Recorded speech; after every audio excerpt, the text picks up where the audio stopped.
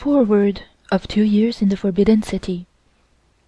The author of the following narrative has peculiar qualifications for her task. She is the daughter of Lord Yukon, a member of the Manchu White Banner Corps, and one of the most advanced and progressive Chinese officials of his generation. Lord Yukon entered the army when very young, and served in the Taiping Rebellion and the Formosan War with France, and as Vice Minister of War during the China-Japan War in 1895. Later he was Minister to Japan, which post he quitted in 1898 to become President of the Zhongli Yamen, Chinese Foreign Office. In 1899 he was appointed Minister to France, where he remained 4 years. At a period when the Chinese government was extremely conservative and reactionary, Lord Yukon labored indefatigably for reform. He was instrumental in reorganizing China's postal service on modern lines, but failed in efforts to revise the revenue system and modernize the army and navy, from being ahead of his times. He died in 1905. The progressive spirit of Lord Yukon was shown in the education of his children. When it became known that his daughters were receiving a foreign education, then an almost unheard of proceeding among high Manchu officials, attempts were made to impeach him as pro-foreign and revolutionary. But he was not deterred. His children got their early education in missionary schools, and the daughters later attended a convent in France, where the author of this work finished her schooling and entered society. On returning to China, she became First Lady-in-Waiting to the Empress Dowager, and while serving at the court in that capacity, she received the impressions which provide the subject matter of this book. Her opportunity to observe and estimate the characteristics of the remarkable woman who ruled China for so long was unique, and her narrative throws a new light on one of the most extraordinary personalities of modern times. While on leave from her duties to attend upon her father, who was fatally ill in Shanghai, Princess Ling took a step which terminated connection with the Chinese court. This was her engagement to Mr. Thaddeus C. White, an American, to whom she was married on May 21st, 1907. Yielding to the urgent solicitation of friends, she consented to put some of her experiences into literary form, and the following chronicle, in which the most famous of Chinese women, the customs and atmosphere of her court, are portrayed by an intimate of the same race, is a result. Chapter 1. Introductory. My father and mother, Lord and Lady Yukon, and family, together with our suite, consisting of the First Secretary, Second Secretary, naval and military attachés, chancellors, their families, servants, etc., altogether 55 people, arrived in Shanghai on January 2nd, 1903, on the SS Annam from Paris, where for 4 years my father had been Chinese Minister. Our arrival was anything but pleasant, as the rain came down in torrents, and we had the greatest difficulty getting our numerous retinue landed and safely housed, not to mention the tons of baggage that had to be looked after. We had found from previous experience that none of our legation people or servants could be depended upon to do anything when traveling, in consequence of which the entire charge devolved upon my mother, who was without doubt the genius of the party in arranging matters and straightening out difficulties. When the launch from the steamer arrived at the jetty off the French Bund, we were met by the Shanghai Taotai, the highest official in the city, the Shanghai magistrate, and numerous other officials, all dressed in their official robes. The Taotai told my father that he had prepared the Tianhou Gong, Temple of the Queen of Heaven, for us to reside in during our stay in Shanghai, but my father refused the offer, saying that he had telegraphed from Hong Kong and made all arrangements to go to the Hôtel des Colonies in the French concession. We had had previous experience staying in this temple while on our way to Japan, where my father went as minister in 1895, and did not care to try it a second time. the building is very old and very much out of repair. It was a beautiful place in its prime, but had been allowed to go to rack and ruin. The custom is that the magistrate has to find a place and supply the food, etc., for high officials when passing through, and it is not exactly the thing to refuse their kind offer, but my father was always very independent and politely declined all proffers of assistance. At last we did safely arrive in the Hôtel des Colonies, where my father found awaiting him 2 telegrams from the Imperial Palace. These telegrams ordered my father to go to Peking at once, but as the river to Tientsin was frozen, it was out of the question for us to go by that route, and as my father was very old and quite ill at that time, in fact constantly under the doctor's care, the only accessible way via Qingwangdao was equally out of the question, as it was a long and most tedious journey and quite beyond his strength.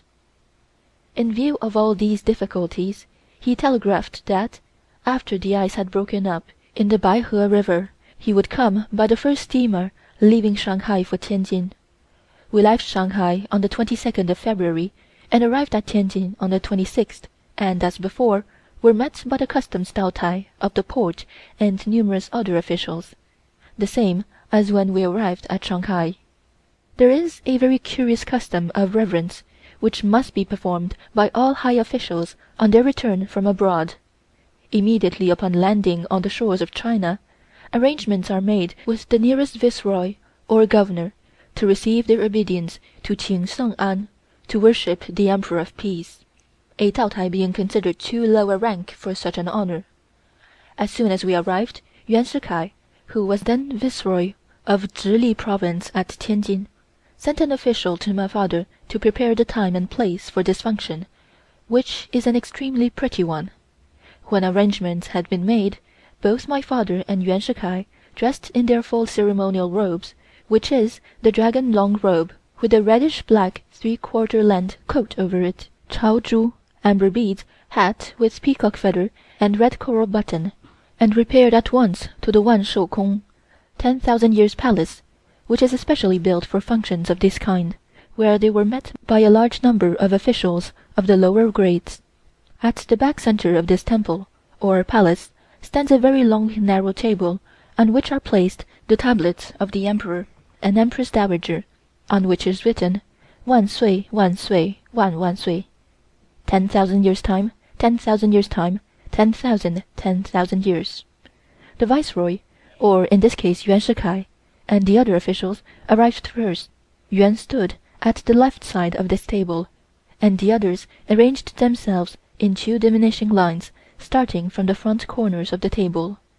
Soon afterward my father came and knelt directly in front of the center of the table and said, "Aha Qing Sheng An, your servant gives you greeting." After this ceremony was over, my father immediately arose and inquired after their Majesties' health, and Yuan replied that they were quite well. This closed the function. We stayed in Tientsin for 3 days, arriving in Peking on the 29th.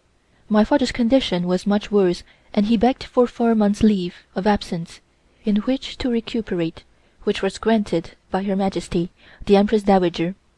As our beautiful mansion, which we had built and furnished just before leaving for Paris, was burned during the Boxer Rising of 1900, entailing a loss of overtails 100,000, we rented and moved into a Chinese house. Our old house was not entirely new. When we bought the place, there was a very fine but old Chinese house, the palace of a duke, standing on the ground, and by some clever rearrangement and building on, it was transformed into a beautiful foreign-style house, with all the fine hardwood carving of the old house worked into it. By using the words foreign style, it is meant that, in so far as the Chinese house could be made to look like a foreign house, without tearing it down entirely, it was changed, that is, the doors and windows, passageways, furnishings, etc., were foreign, but the arrangements of the house itself and courtyard was Chinese. This, like all Chinese houses in Peking, was built in a very rambling fashion, and with the gardens covered about 10 acres of ground. We had just finished furnishing it and moved in only 4 days when we left for Paris, and it has always been a great sorrow for my family that we should lose this magnificent place, after having spent so much time and money in building and beautifying it. However, this is only one of the many trials that a high official in China is called upon to bear. The houses in Peking are built in a very rambling fashion, covering a large amount of ground, and our former house was no exception to this rule. It had 16 small houses, 1 story high, containing about 175 rooms, arranged in quadrangles facing the courtyard, which went to make up the whole, and so placed that without having to actually go out of doors, you could go from one to the other by verandas built along the front and enclosed in glass. My reader will wonder what possible use we could make of all these rooms, but what with our large family, numerous secretaries, Chinese writers, messengers, servants, mafus, coachmen, and chair coolies, it was not a difficult task to use them. The gardens surrounding the houses were arranged in the Chinese way, with small lakes, stocked with goldfish, and in which the beautiful lotus flower grew, crossed by bridges, large weeping willows along the banks, and many different varieties of flowers in prettily arranged flower beds, running along winding paths which wound in and out between the lakes. At the time we left for Paris, in the month of June, 1899, the gardens were a solid mass of flowers and foliage, and much admired by all who saw them. As we now had no place of our own in Peking, we did not know where to go, so while we were at Tientsin, my father telegraphed to one of his friends to find him a house. After some little trouble, one was secured, and it turned out to be a very famous place indeed. It was the house where Li Hongzhang signed the treaties with the foreign powers after the Boxer Rising, and also where he died. We were the first people to live there since the death of Li Hongzhang, as the Chinese people were very superstitious and were afraid that if they went there to live, something dreadful would happen to them. We soon made ourselves very comfortable, and while we lived there, none of the dreadful things happened to us that all our good friends told us would be visited upon us if we dared to take this place. However, in view of our having lost our place by fire, I am inclined to think that their fears were well founded. The loss sustained by having this house burned we never recovered, as my father, being an official of the government, it would have been very bad form to have tried to recover this money, besides a possible loss of standing, as government officials are supposed never to consider themselves or families in the service of their country, and any private losses in the service must be borne without complaint. On the 1st of March, 1903, Prince Ching and his son, Prince Tsai Cheng, came to see us and told us that Her Majesty wished to see my mother, my sister, and myself at once, that we should be at the Summer Palace, Wanshou-shan, at 6 o'clock the following morning. My mother told Prince Ching that we had been wearing foreign clothes all these years while abroad and had no suitable Manchu clothes to wear. He replied that he had told Her Majesty all about us, and also mentioned that he had seen us in European attire, and she had said that it would not be necessary for us to wear Manchu costume to go to the palace, that she would be glad to have us wear foreign clothes, as it would give her an opportunity to study the foreign way of dressing. Both my sister and myself had a very difficult time deciding what we should wear for this occasion. She wished to wear her pale blue velvet gown, and she thought that color suited her the best. My mother had always made us dress exactly alike ever since we were little girls. I said that I preferred to wear my red velvet gown, as I had the idea it might please Her Majesty. After a long discussion, I had my way. We had lovely red hats trimmed with plumes and the same color shoes, and stockings to match. My mother wore a lovely gown of sea green chiffon cloth, embroidered with pale mauve iris and trimmed with mauve velvet. She wore her large black velvet hat with long white plumes. As we lived in the central part of the city, and the only means of travel was by sedan chair, and the distance from our house to the palace was about 36 Chinese li, a 3-hour ride. Note Li is 1/3 mile, or half a kilometer. We had to start at 3 o'clock in the morning, in order to be there at 6. As this was our first visit to the Palace, Prince Ching's message threw us into a great state of excitement, and we were naturally anxious to look our best and to be there on time. It had been the dream of my life to go to the Palace and see what it was like, and up to this time I had never had an opportunity, as most of my life had been spent out of Peking, in fact, out of China. Another reason why this chance had never come before was that my father had never registered our names, my sister and myself, in the government book for the registration of births of Manchu children, in consequence of which the Empress Dowager did not know until we came back from Paris that Lord Yukon had any daughters. My father told me the reason why he did not put our names in this book was that he wished to give us the best education obtainable, and the only way he could do it was not to let the Empress Dowager know. Besides this, according to the Manchu custom, the daughters of all Manchu officials of the second rank and above, after reaching the age of 14 years, should go to the Palace, in order that the Emperor may select them for secondary wives if he so desires, and my father had other plans and ambitions for us. It was in this way that the late Empress Dowager was selected by the Emperor Xianfeng. We started at 3 o'clock that morning in total darkness, riding in 4 coolie sedan chairs, one on each side of the chair. In going such a long distance, it was necessary to have 2 relays of chair coolies. This meant 24 coolies for the 3 chairs, not counting an extra coolie for each chair who acted as a sort of head chair bearer. Besides this, there were 3 military officers on horses, one for each chair, and 2 servants riding at the back of each chair. In addition, there were 3 big Chinese carts following behind for the chair coolies to ride in and rest.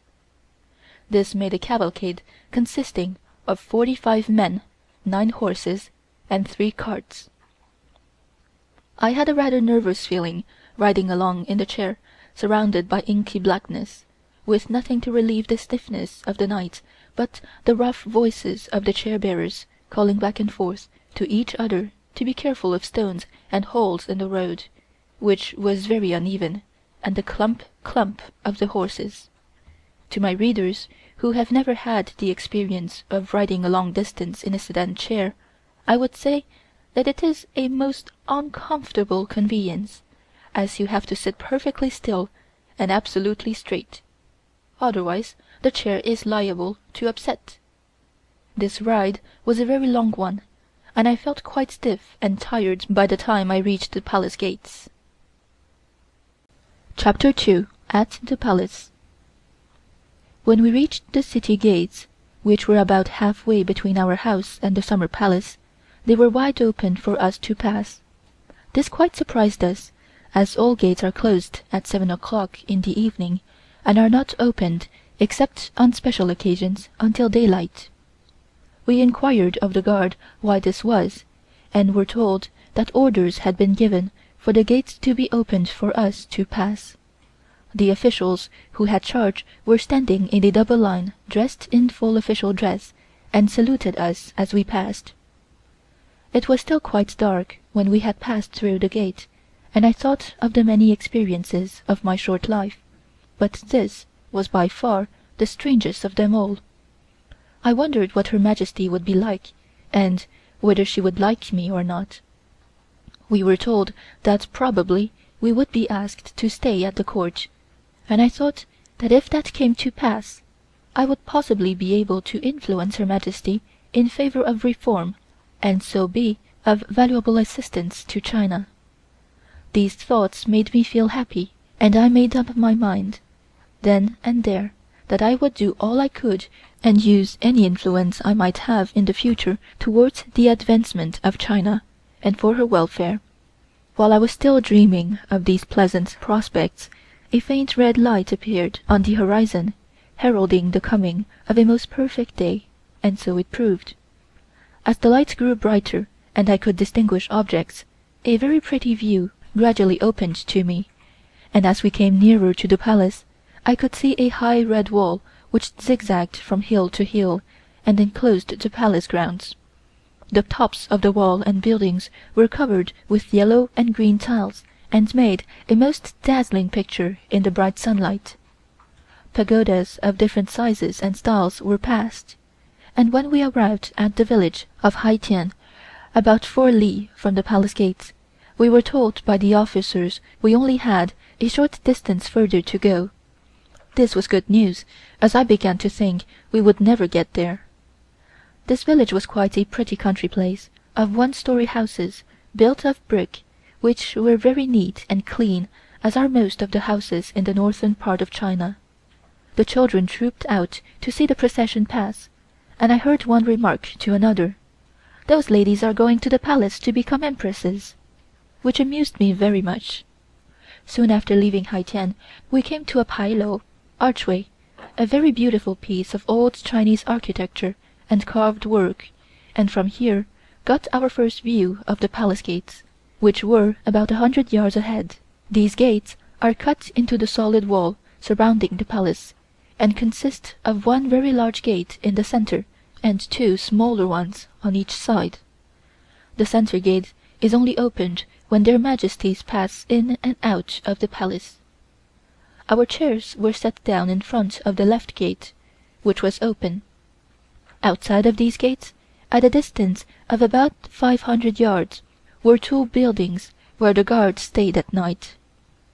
Just as we arrived, I saw a number of officials talking excitedly, and some of them went into the gate, shouting, "Lai la, dao la," have come, have arrived.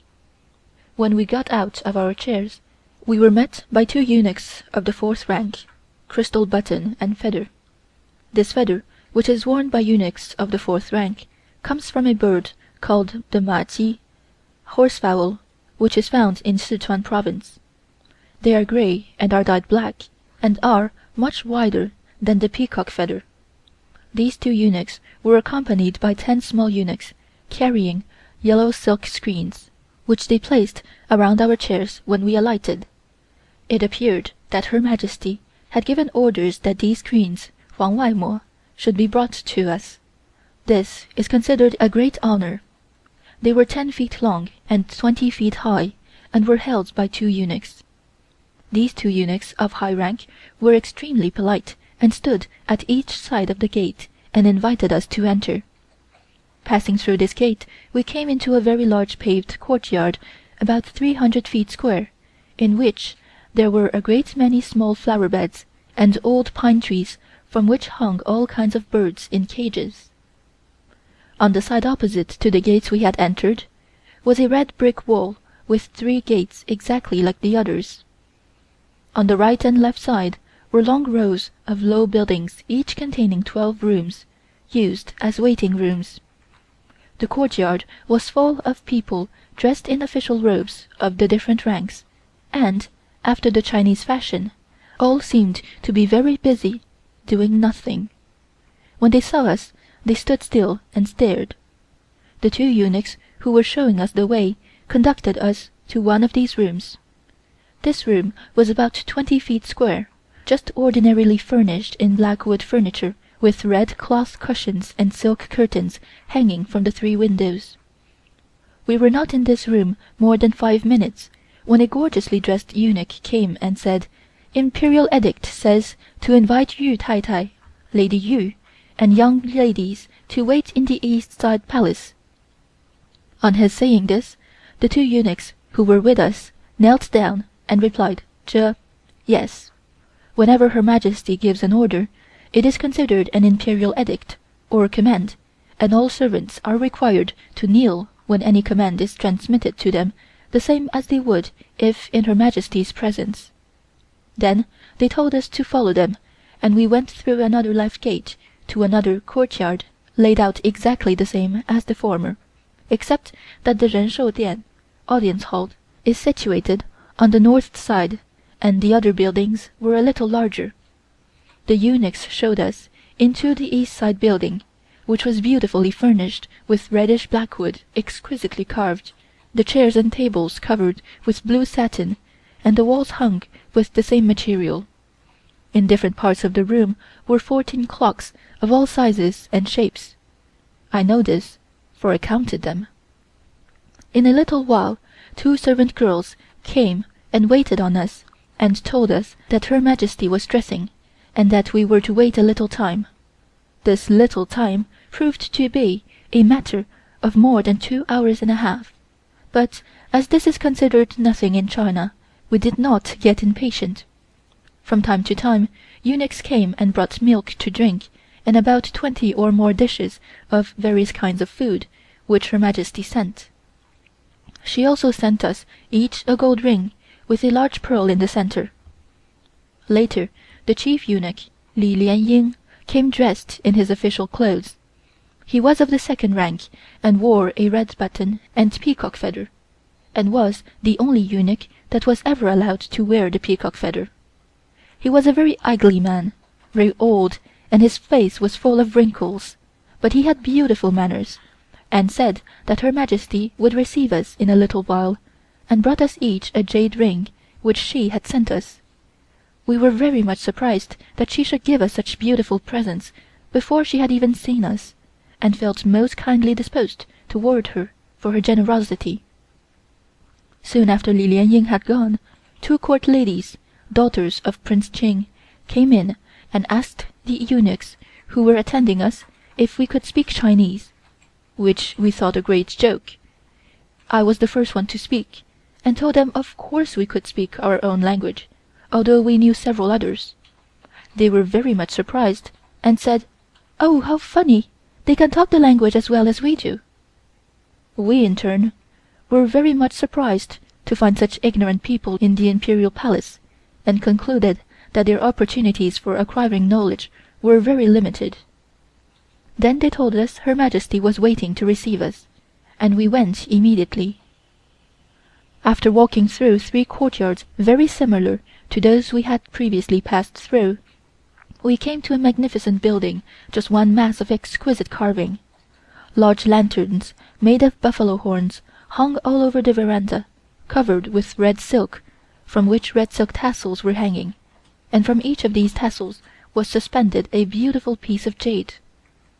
There were 2 smaller buildings flanking this large one, also one mass of carvings, and hung with lanterns. At the door of the large building we met a lady, dressed the same as Prince Ching's daughters, with the exception that she had a phoenix in the center of her headdress, which distinguished her from the others. This lady came out to meet us, smiling, and shook hands with us in the most approved foreign fashion. We were told that this was the young Empress, wife of the Emperor Guangxu. She said, "Her Majesty has sent me to meet you," and was very sweet and polite, and had beautiful manners, but was not very pretty. Then we heard a loud voice from the hall saying, "Tell them to come in at once." We went into this hall immediately, and saw an old lady dressed in a beautiful yellow satin gown, embroidered all over with pink peonies, and wearing the same kind of headdress with flowers on each side made of pearls and jade, a pearl tassel on the left side, and a beautiful phoenix in the center made of purest jade. Over her gown she wore a cape, the most magnificent and costly thing I ever saw. This cape was made of about 3,500 pearls the size of a canary bird's egg, all exactly alike in color and perfectly round. It was made on the fishnet pattern, and had a fringe of jade pendants, and was joined with 2 pure jade clasps. In addition to this, Her Majesty wore 2 pairs of pearl bracelets, 1 pair of jade bracelets, several jade rings, and on her third and little fingers of her right hand she wore gold fingernail protectors about 3 inches long, and on the left hand 2 fingernail protectors made of jade and about the same length. Her shoes were trimmed with small tassels made of pearls and embroidered with tiny pieces of different colored jade. Her Majesty stood up when she saw us and shook hands with us.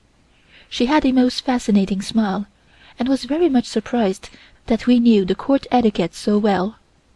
After she had greeted us, she said to my mother, "Yu Tai Tai, Lady Yu, you are a wonder the way you have brought your daughters up. They speak Chinese just as well as I do, although I know they have been abroad for so many years. And how is it that they have such beautiful manners?" "Their father was always very strict with them," my mother replied. "He made them study their own language first, and they had to study very hard." "I am pleased to hear their father has been so careful with them," Her Majesty said, "and given them such a fine education." She shook my hands and looked into my face and smiled and kissed me on both cheeks, and said to my mother, "I wish to have your daughters and hope they will stay with me." We were very much pleased at this and thanked her for her kindness. Her Majesty asked us all sorts of questions about our Paris gowns and said we must wear them all the time, as she had very little chance to see them at the court. She was particularly in love with our Louis XV high-heel shoes. While we were talking to her, we saw a gentleman standing at a little distance, and after a while she said, "Let me introduce you to the Emperor Kwang Hsu, but you must call him Wan Sui Ye, Master of 10,000 years, and call me Lao Zhu Zhong, the Great Ancestor." His Majesty shyly shook hands with us. He was a man about 5 feet 7 inches in height, very thin, but with very strong features, high nose and forehead, large brilliant black eyes, strong mouth, very white, even teeth, altogether good looking. I noticed he had a very sad look, although he was smiling all the time we were there. At this juncture the head eunuch came, knelt down on the marble floor, and announced that Her Majesty's chair was ready, and she asked us to go with her to the audience hall, distant about 2 minutes' walk, where she was going to receive the heads of the different boards. It was a beautiful day, and her open chair was waiting. This chair is carried by 8 eunuchs, all dressed in official robes, a most unusual sight. The head eunuch walked on her left side, and the second eunuch on her right side, each with a steadying hand on the chair pole. 4 eunuchs of the 5th rank in front and 12 eunuchs of the 6th rank walked behind. Each eunuch carried something in his hand, such as Her Majesty's clothes, shoes, handkerchiefs, combs, brushes, powder boxes, looking glasses of different sizes, perfumes, pins, black and red ink, yellow paper, cigarettes, water pipes, and the last one carried her yellow satin-covered stool. Besides this, there were 2 amahs, old women servants, and 4 servant girls all carrying something. This procession was most interesting to see and made one think it a lady's dressing room on legs. The Emperor walked on Her Majesty's right and the young Empress on the left, as did also the court ladies. The audience hall was about 200 feet long, but about 150 feet wide, and at the left side was a long table covered with yellow satin. When Her Majesty came down from the chair, she went into the hall and mounted her throne just behind this table, and His Majesty mounted a smaller one at her left side, the ministers all kneeling on the floor in front of her and on the opposite side of the table. At the back of the hall was a large dais about 20 feet long by about 18 feet wide, enclosed by a magnificently carved railing about 2 feet high, running all the way round, open only in the front in 2 places, just large enough for a person to pass through. These 2 openings were reached by a flight of 6 steps. At the back of this dais was a small screen, and immediately in front of this, in the center, was Her Majesty's throne. Immediately behind was an immense carved wood screen, the most beautiful thing I ever saw, 20 feet long by 10 feet high. In front of Her Majesty's throne was a long narrow table. At the left side was a smaller throne for the Emperor. The theme of the carving and furnishings of this dais was the phoenix and a peony most exquisitely carved in ebony wood. In fact, the theme of the entire room was the same. On each side of Her Majesty's throne were 2 upright ebony poles, on the top of which were peacock feathers made into the shape of a fan. The upholstery was entirely of yellow Chinese velvet. Just before Her Majesty took her seat on her throne, she ordered us to go behind this screen with the young Empress and the court ladies. This we did, and could hear the conversation between Her Majesty and the ministers very plainly, and as my readers will see later, I made good use of this. Chapter 3. A Play at the Court. This day to me was a medley of brilliant impressions. It was a great novelty among these exclusive court ladies, brought up rigidly apart from foreign life and customs, and I was subjected to a rapid fire of questions. I soon found out that these women were the same as others the world over in point of curiosity and love of gossip. The fourth daughter of Prince Ching, Se Gege, a young widow and a strikingly handsome woman, spoke to me. "Were you brought up in Europe and educated?" she asked. "I am told that when people go to that country and drink the water there, they quickly forget their own country. Did you really study to acquire all those languages, or was it drinking the water that gave them to you?" I mentioned that I met her brother, Prince Tsai Chen, in Paris on his way to London for the coronation of King Edward, and that we should have liked to have gone also, as my father had a special invitation, but were prevented from doing so by his urgent duties in Paris in settling the Yunnan question, to which the Princess replied, "Is there a king in England? I had thought that our Empress Dowager was queen of the world." Her sister, wife of the brother of the young Empress, a most intelligent, quiet and dignified lady, stood by smiling and listening to the eager questions. After numerous questions had been asked, the young Empress finally said, "How ignorant you are! I know that each country has its ruler, and that some countries are republics. The United States is a republic, and very friendly toward us, but I am sorry that such a common class of people go there, as they will think we are all the same. What I should like to see is some of our good Manchu people go, as then they would see what we really are." She afterwards told me she had been reading a history of the different countries, which had been translated into Chinese, and she seemed to be very well informed. After the audience was over, Her Majesty called us out from behind the screen and told us to go with her to see the theater. She said, as it was such a beautiful day, she preferred to walk, so we started, walking a little behind her, as is the custom. Along the way, she pointed out from time to time different places and things that were her particular favorites, and as she had to keep turning around all the time, she finally told us to come and walk alongside of her. This, as I afterwards found out, was a great condescension on her part, and a thing that she very seldom ever did. She, like everybody else, had her pets and hobbies, such as flowers, trees, plants, dogs, horses, etc., and there was one dog in particular that was her favorite. This dog was with Her Majesty always, and followed her wherever she went, and a more homely dog I never saw. It had absolutely nothing to recommend it in any way. Her Majesty thought it beautiful, and called it Shui Ta, sea otter. A short distance from the audience hall, we came to a large courtyard. On each side of this courtyard were two immense baskets, 15 feet in height, built of natural logs and literally covered with purple wisteria. They were simply gorgeous, and great favorites of Her Majesty.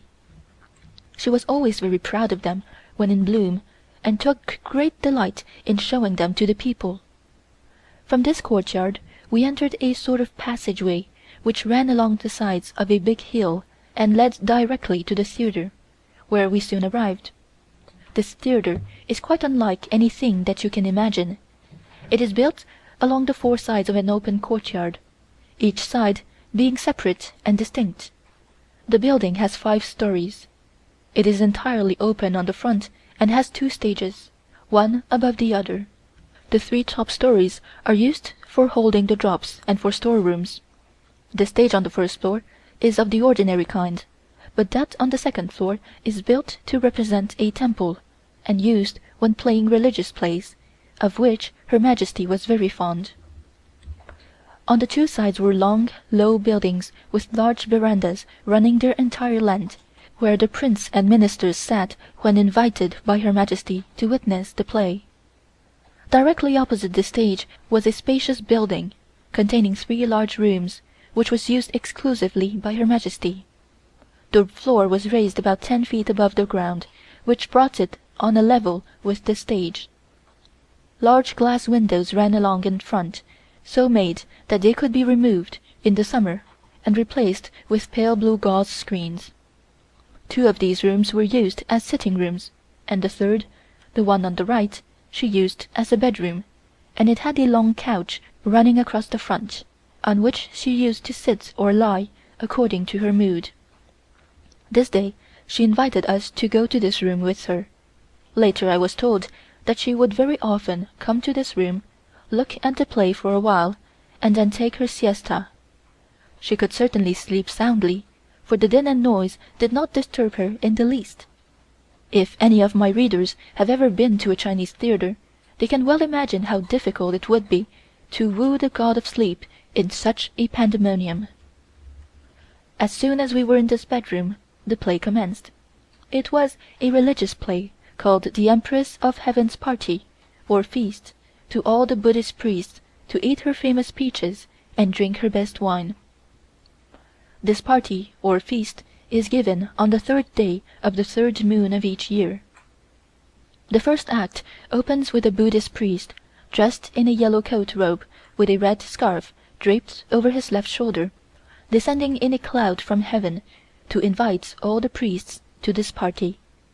I was very much surprised to see this actor apparently suspended in the air and actually floating on this cloud, which was made of cotton. The clever way in which they moved the scenery, etc., was most interesting, and before the play was finished I concluded that any theater manager could well take lessons from these people, as it was all done without the slightest bit of machinery. As this Buddhist priest was descending, a large pagoda began to slowly rise from the center of the stage, in which was a Buddha singing and holding an incense burner in front of him. Then 4 other smaller pagodas slowly rose from the 4 corners of the stage, each containing a Buddha the same as the first. When the first Buddhist priest had descended, the 5 Buddhas came out of the pagodas, which immediately disappeared, and walked about the stage, still singing. Gradually from the wing came numbers of Buddhas singing until the stage was full, and they all formed into a ring. Then I saw a large lotus flower made of pink silk, and 2 large green leaves appearing from the bottom of the stage, and as it rose the petals and leaves gradually opened, and I saw a beautiful Lady Buddha, Goddess of Mercy, dressed all in white silk, with a white hood on her head, standing in the center of this flower. As the leaves opened, I saw a girl and a boy in the center of them. When the petals of the lotus flower were wide open, this Lady Buddha began to gradually ascend herself, and as she ascended, the petals closed until she seemed to be standing on a lotus bud. The girl standing in the leaf on the goddess' right side held a bottle made of jade and a willow branch. The legend of this is that if the goddess dips the willow branch into the jade bottle and spreads it over a dead person, it will bring the person to life. The boy and the girl are the 2 attendants of the Buddha. Finally, the 3 came down from the flower and leaves and joined the rest of the Buddhas.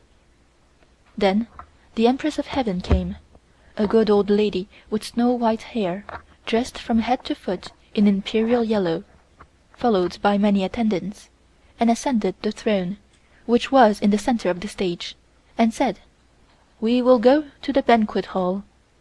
This ended the first scene. The second scene opened with tables set for the feast to be given by the Empress of Heaven. These tables were loaded down with peaches and wine, and 4 attendants guarding them. Suddenly a bee came buzzing near and scattered a powder under the nostrils of the attendants, which made them sleepy. When they had fallen asleep, this bee transformed itself into a big monkey, and this monkey ate all the peaches and drank all the wine. As soon as he had finished, he disappeared.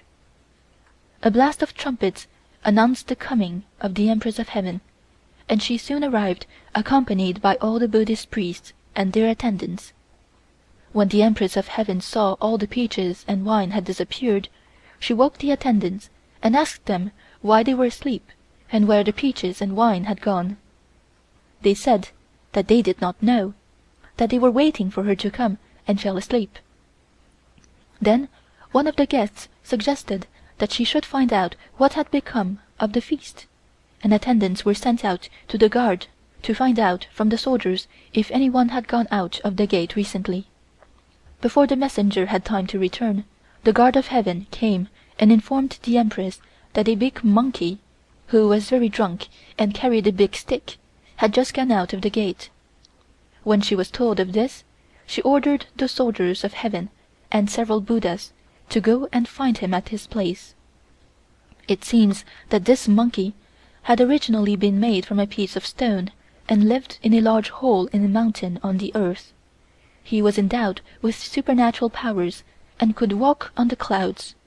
He was allowed to come to heaven, and the Empress of Heaven gave him a position looking after the imperial orchards. When they got to his place on the earth, they found that he had taken some of the peaches with him, and he, with other monkeys, was having a feast. The soldiers challenged him to come out and fight. He immediately accepted this challenge, but the soldiers could do nothing with him. He pulled the hair out of his coat and transformed each hair into a little monkey, and each monkey had an iron rod in his hand. He himself had a special iron rod, which had been given to him by the King of Sea Dragons. This rod he could make any size he wanted, from a needle to a crowbar. Among the Buddhas who had gone with the soldiers was one named Ye, who was the most powerful of them all and had 3 eyes. This Buddha had a dog which was very powerful, and he told the dog to bite this monkey, which he did, and the monkey fell down, and they caught him and brought him up to heaven. When they got there, the Empress of Heaven ordered that he should be handed to Luncheon, an old Taoist god, and that he should burn him in his incense burner. The incense burner was very large, and when they took the monkey to him, he placed him inside this burner and watched him very carefully to see that he did not get out. After he had watched for a long time, he thought the monkey must be dead and went out for a few minutes. The monkey, however, was not dead, and as soon as Luncheon went out, he escaped and stole some golden pills which Luncheon kept in a gourd and went back to his hole in the mountains. The pills were very powerful, and if one of them were eaten, it would give eternal life, and the monkey knew this. The monkey ate one, and it tasted good, and he gave the little monkey some.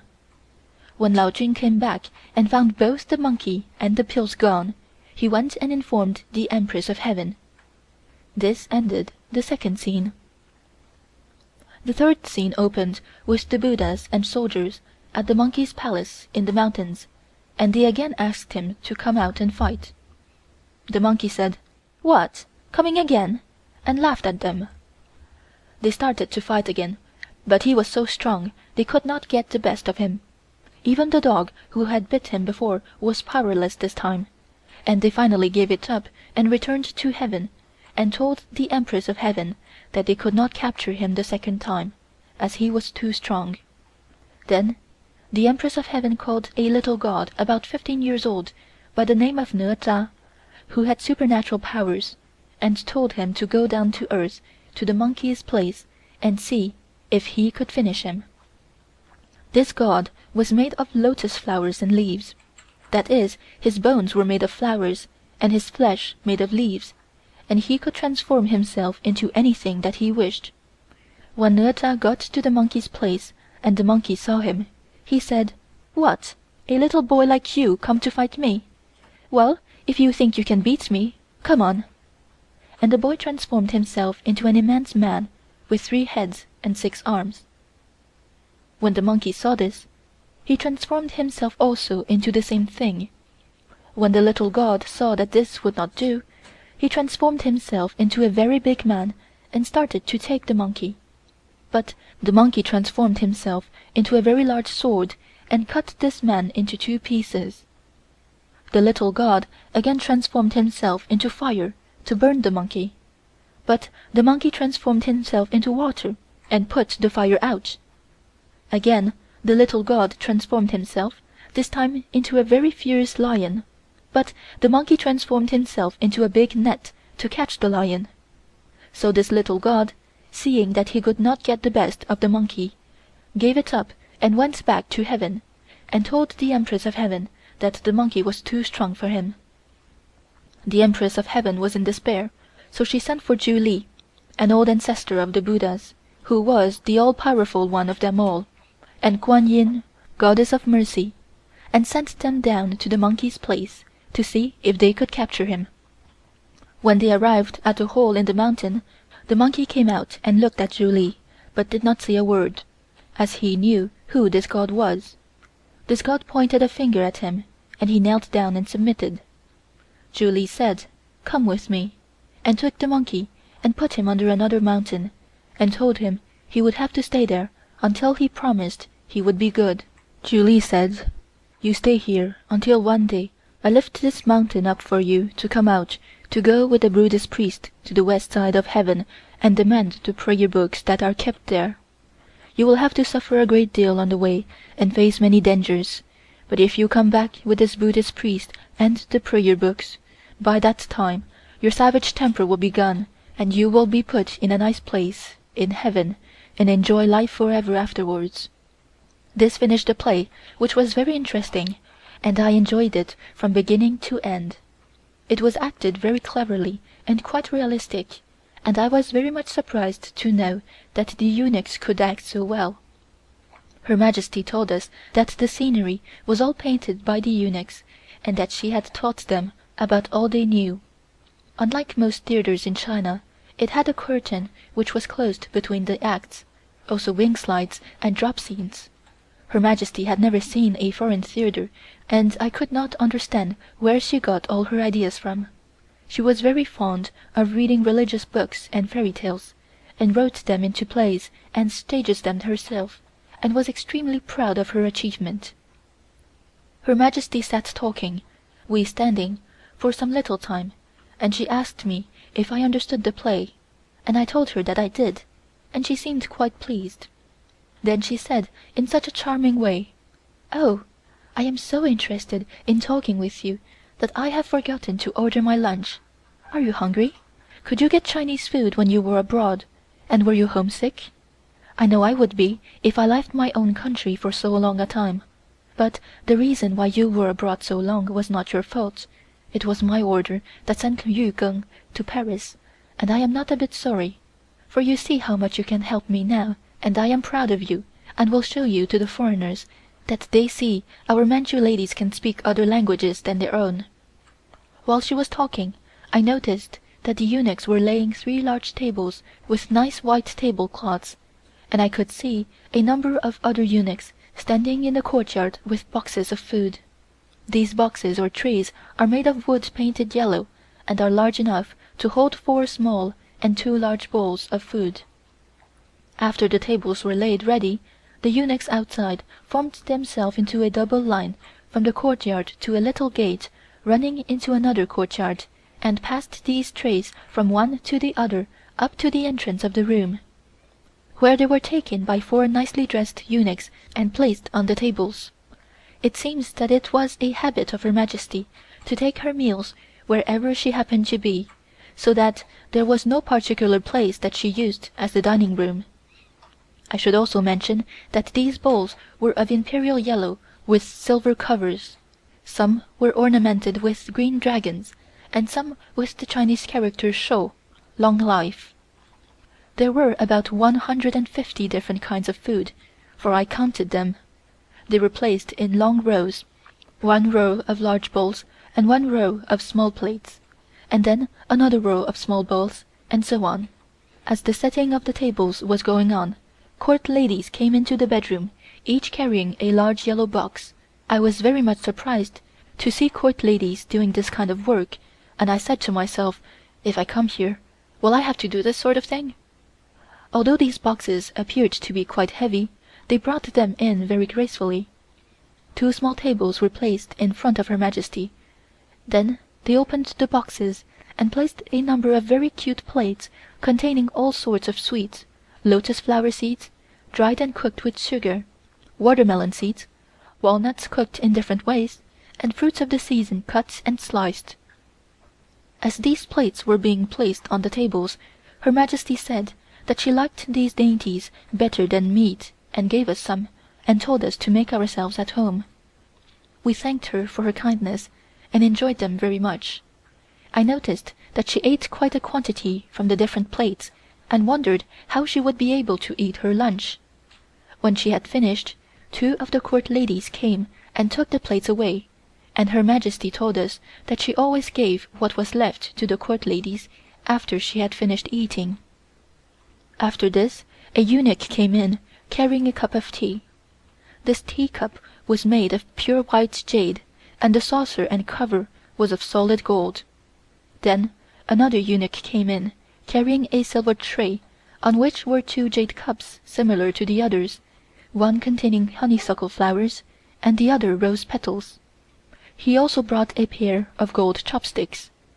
They both knelt on the floor in front of Her Majesty and held their trays up so that she could reach them. She took the golden cover off the cup containing tea and took some of the honeysuckle flowers and placed them in the tea. While she was doing this and sipping the tea, she was telling how fond she was of flowers and what a delicate flavor they gave to the tea. Then she said, "I will let you taste some of my tea and see if you like it," and ordered one of the eunuchs to bring us some tea, the same as she was drinking. When it came, she put some of the honeysuckle flowers in the cup for us and watched us drink it. It was the most delicious tea I had ever tasted, and the putting of flowers in it gave it an extremely delicate flavor.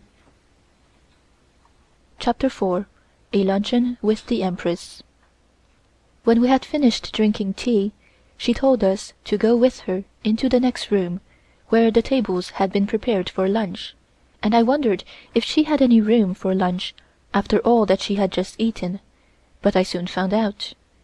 As soon as she was inside the room, she ordered the covers to be removed, and they were all taken off at one time.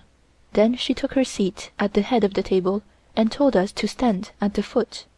She then said, "Generally, the Emperor takes lunch with me when we have the theater, but he is shy today, as you are all new to him. I hope he will get over it and not be so bashful. You 3 had better eat with me today." Of course, we knew that this was an especial favor, and thanked her by kowtowing before we commenced to eat. This kowtowing, or bowing our heads to the ground, was very tiring at first, and made us dizzy until we got used to it. When we commenced to eat, Her Majesty ordered the eunuchs to place plates for us, and give us silver chopsticks, spoons, etc., and said, "I am sorry you have to eat standing, but I cannot break the law of our great ancestors. Even the young Empress cannot sit in my presence. I am sure the foreigners must think we are barbarians to treat our court ladies in this way, and I don't wish them to know anything about our customs. You will see how differently I act in their presence, so that they cannot see my true self." I was watching her while she was talking to my mother and marveled to see how she could eat, after having eaten such a quantity of candy, walnuts, etc., while in her bedroom. Beef was a thing that was tabooed within the precincts of the palace, as it was considered a great sin to kill and eat animals that were used as beasts of burden. The food consisted mostly of pork, mutton and game, fowls and vegetables. This day we had pork cooked in 10 different ways, such as meatballs sliced cold in 2 different ways, red and white, the red being cooked with a special kind of sauce made of beans which gives it the red color and has a delicious taste. Chopped pork with chopped bamboo shoots, pork cut in cubes and cooked with cherries, and pork cooked with onions and sliced thin. This last dish was Her Majesty's favorite, and I must say it was good. Then there was a sort of pancake made of eggs, pork and mushrooms chopped fine and fried, also pork cooked with cabbage, and another dish cooked with turnips. The fowl and mutton was cooked in several different ways. In the center of the table was a very large bowl, about 2 feet in diameter, of the same yellow porcelain, in which there was a chicken, a duck, and some shark fins in a clear soup. Shark fins are considered a great delicacy in China. Besides this, there was roast chicken, boneless chicken, and roast duck. Ducks and chicken are stuffed with little pine needles to give them a fine flavor and roasted in open-air ovens. There was another dish that Her Majesty was very fond of, and that was the skin of roast pork cut into very small slices and fried until it curls up like a rasher of bacon.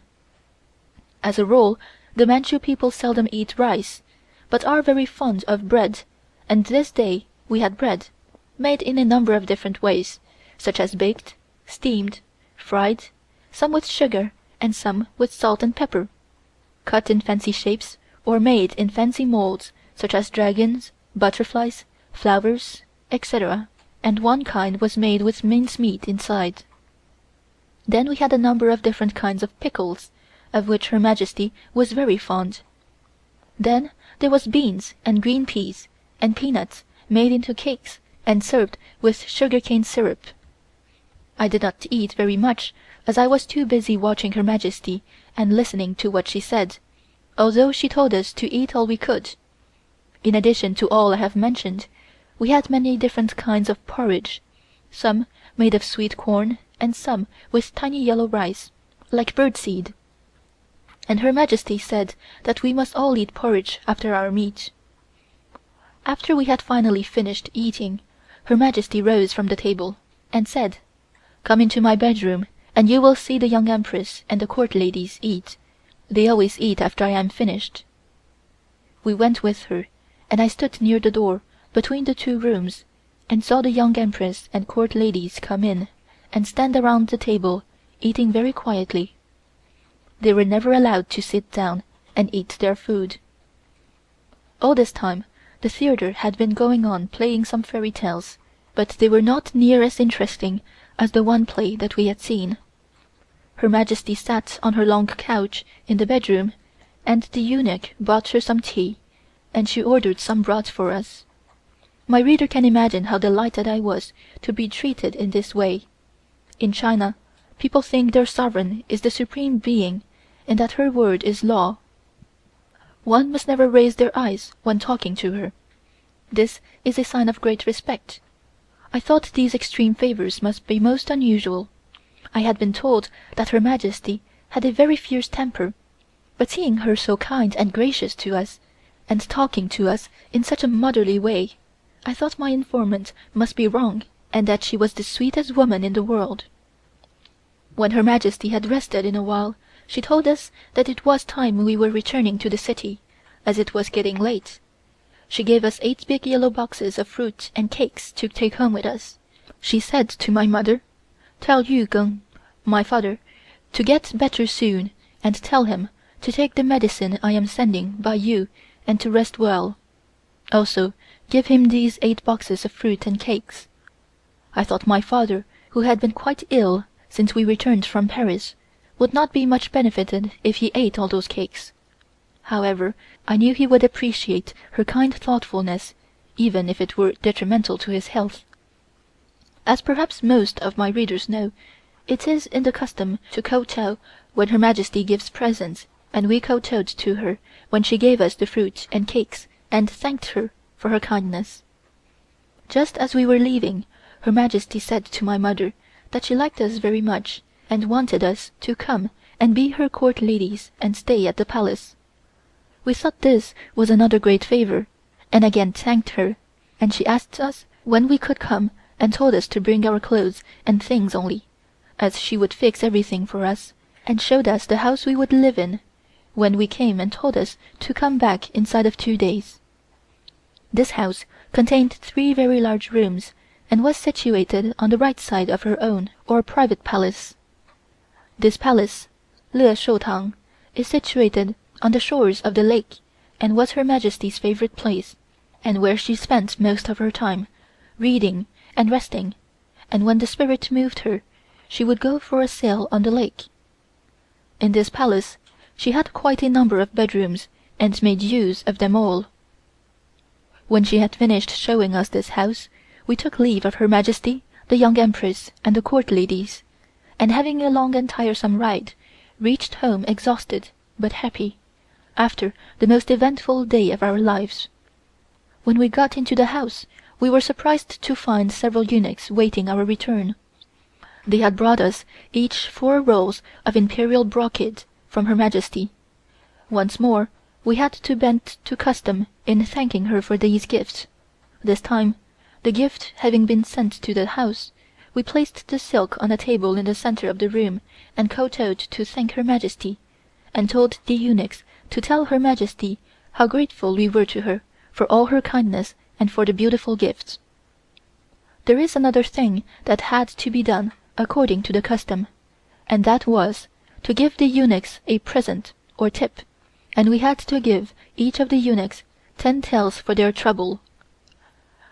We afterwards found out that when eunuchs went anywhere to take presents for Her Majesty, they were required to report to her when they returned how the recipient had thanked her and what had been given them, which she allowed them to keep.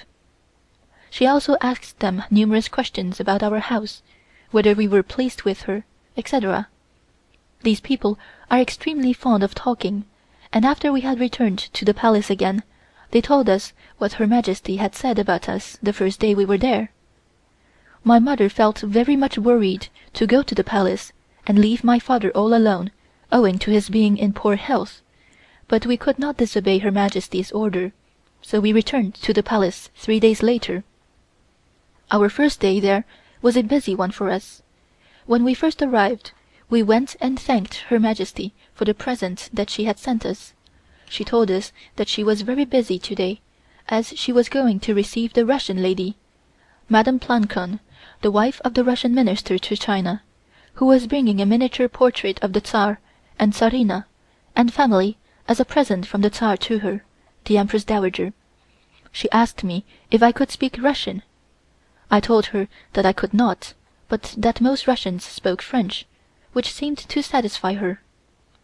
She, however, said, "Why don't you tell me you speak Russian? I won't know or be able to find out," and at the same time was looking at one of the court ladies. I concluded that someone must be fooling her, for she seemed to appreciate the fact that I had told her the truth. This afterwards proved to be true, and one of the court ladies was dismissed for pretending she could talk foreign languages when she could not speak a word. Besides this audience, there was the theater and the engagement ceremony of Her Majesty's nephew, Te-Chu. The engagement ceremony, according to the Manchu custom, is performed by 2 of the princesses of the royal family going to the house of the prospective bride, who sits on her bed cross-legged, her eyes closed, and awaits their coming. When they arrive at the house, they go to her bedroom and place a symbol called Ruyi, made of pure jade, about 1½ feet long, in her lap, and suspend 2 small bags made of silk and beautifully embroidered, each containing a gold coin, from the buttons of her gown, and place 2 gold rings on her fingers, on which is carved the character Da Xi, great happiness. The meaning of the symbol, or scepter Ruyi, is "May all joy be yours." During this entire ceremony, absolute silence is maintained, and immediately they have finished, they return to the Palace and inform Her Majesty that the ceremony has been completed. Chapter 5. An Audience with the Empress. No one informed us the day before that there was to be an audience to receive the Russian minister's wife on that very day. We told Her Majesty that we must go and change our clothes in order to receive this lady. The dresses we wore that day were very simply made and short. The reason we wore this kind of costume was that there was no carpet, and the bare brick floor had ruined our beautiful red velvet gowns. Also, the clumsy eunuchs had kept stepping on our trains all the time. We had made up our minds that short dresses for general wear every day would be more practical. Her Majesty said, "Why must you change your clothes? I see you look much better without that tail dragging behind you on the floor." I laughed at the idea of having a tail on one's dresses. I noticed that the first day when you came to the court. Before we had time to explain to her, she said, 'I see. Dresses with tails behind must be more dignified than short ones. Am I right?' We told her it was so. Then she said, 'Go and put on your most beautiful gowns at once.' We immediately went and changed. My sister and myself wore our pink crêpe de chine gowns, trimmed with Brussels lace and transparent yokes of the same color chiffon. My mother wore her grey crêpe de chine embroidered with black roses and a little touch of pale blue satin on her collar and belt. We dressed in a great hurry, as Her Majesty had sent eunuchs to see if we were ready. When she saw us, she exclaimed, 'Here are 3 fairies with long tails.' Then she asked us, 'Is it very tiring to hold half of your dress in your hand when you are walking? The costume is pretty, but I do dislike the tail. There is no sense having a thing like that. I wonder what these foreigners will think of me having you dressed in their costume. I am sure they won't like the idea. My reason is this: I want them to see you in foreign clothes, in order to let them understand I know something about the way they dress. I must say that no foreign ladies have yet been presented to me dressed in such lovely gowns as you 3 have. I don't believe foreigners are as wealthy as the Chinese. I also notice they wear very little jewelry. I was told that I have more jewelry than any sovereign in the world, and yet I am getting more all the time." We were very busy getting ready to receive Madame Plancon, who arrived about 11 o'clock, and was received in the waiting room of the first courtyard by my sister, and from there conducted to the audience hall, Ren Shou Dian, where she was received by Her Majesty, who was sitting on her big throne on the raised dais. The Emperor was present, sitting on Her Majesty's left hand, and I stood on her right to interpret for her. Her Majesty was dressed in a yellow transparent satin brocade gown, embroidered with hollyhocks and the Chinese character Shou, long life, and trimmed with gold braid. She wore her big pearl, which is about the size and shape of an egg, suspended from the button of her dress. Also numerous bracelets and rings and golden fingernail protectors. Her hair was dressed in the same style as usual. When Madame Plancon entered the hall, my sister brought her to the steps of the dais, and she curtsied to Her Majesty. I then went forward and brought her up onto the dais, and Her Majesty shook hands with her, and she presented the photograph which she had brought to Her Majesty. Her Majesty made a very pretty speech of acceptance, expressing her appreciation of the gift of their Majesties, the Tsar and Tsarina. I interpreted this speech in French to Madame Plancon, as she could not speak English. After this, Her Majesty told me to take Madame Plancon to the Emperor, which I did. He stood up when she came near and shook hands with her, and asked after their Majesties' health. This over, Her Majesty stepped down from her throne and took Madame Plancon to her own palace, the one with so many bedrooms, and when they arrived, Her Majesty asked her to sit down, and they talked together for about 10 minutes, I interpreting for them, after which I took her to see the young Empress. The Manchu law is very strict as regards the mother-in-law and the daughter-in-law, and the young Empress had been sitting behind the screen at the back of the throne during the audience, and it was there that I found her. From there we went to the banquet hall, where luncheon was served in Manchu style. Here I must explain the difference between the Chinese way of eating and the Manchu. The Chinese place bowls of food, one at a time, in the center of the table, and everyone eats out of these bowls, sticking their chopsticks in and helping themselves to what they want. The Manchus eat quite differently, and are served with individual bowls and dishes, the same as in any other country. Her Majesty was very proud of this, and said that it saved time, not to mention being cleaner. The food in the palace was always very good and clean, especially when we had foreign guests, and of course we had a variety of dishes for such occasions, such as shark fins, bird's nest pudding, not to mention a great quantity of other things. Her Majesty had given me the order that morning to have the tables nicely decorated, and they did look very nice when we sat down. Besides the usual tableware, we had gold dragon menu holders, little peach-shaped silver saucers filled with almonds and dried watermelon seeds, and knives and forks in addition to chopsticks. Her Majesty and the Emperor never ate with guests, so Madame Plancon was entertained by the Imperial Princess and the court ladies. When luncheon was half over, a eunuch came and told me that Her Majesty wanted to see me at once. The thought flashed through my head that something had gone wrong, or that some of the eunuchs had been making false reports, a bad habit of the court, and I was much surprised to find her all smiles. She told me what a nice, polite lady Madame Plancon was, and that she had seen many ladies who had come to the court, but none with manners like this one, that she was sorry to say that some of the ladies who came did not behave very well. She said, "They seem to think we are only Chinese and do not know anything, and look down upon us." I noticed these things very quickly, and am surprised to see people who claim to be well educated and civilized acting the way they do. I think we, whom they call barbarians, are much more civilized and have better manners. She was always very polite to the foreign ladies, no matter how badly they behaved, but after they had gone she would tell us who was nice and who was not. After she had finished saying this, she gave me a beautiful piece of green jade to give to Madame Plancon. When I gave it to her, she had said she wished to thank Her Majesty, and I took her to the palace again. When we had finished luncheon, she told me how pleased she was with her reception and the kindness that Her Majesty had shown her, and took her departure, we accompanying her to the courtyard of the audience hall, where her chair was waiting. Her Majesty had made a rule or custom that after all guests had departed we must go to her and report everything. I suppose she was like all women, a bit of a gossip as well as the rest.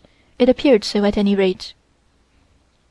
She wanted to know what Madame Plancon said, whether she liked the jade, and whether she enjoyed her luncheon, etc. Her Majesty was very pleased that I had interpreted so well for her, and said, "I have never had anyone to interpret for me this way before. Although I don't understand the language, I can see that you speak it fluently. How did you learn? I will never let you go away from me any more. Sometimes the foreign ladies bring their own interpreters, but I can't understand their Chinese, and have to guess at what they are saying, especially some of the missionaries Mrs. Conger brings with her. I am very happy to have you, and want you to stay with me as long as I live, and I will arrange a marriage for you, but won't tell you just now." I felt very happy at what Her Majesty had said, and thought I had made my debut under very favorable auspices, and was very glad that Her Majesty liked me. But the marriage question worried me, for nothing was further from my mind than this. I afterwards told my mother about it, and she told me not to worry, as I could always refuse when the time came.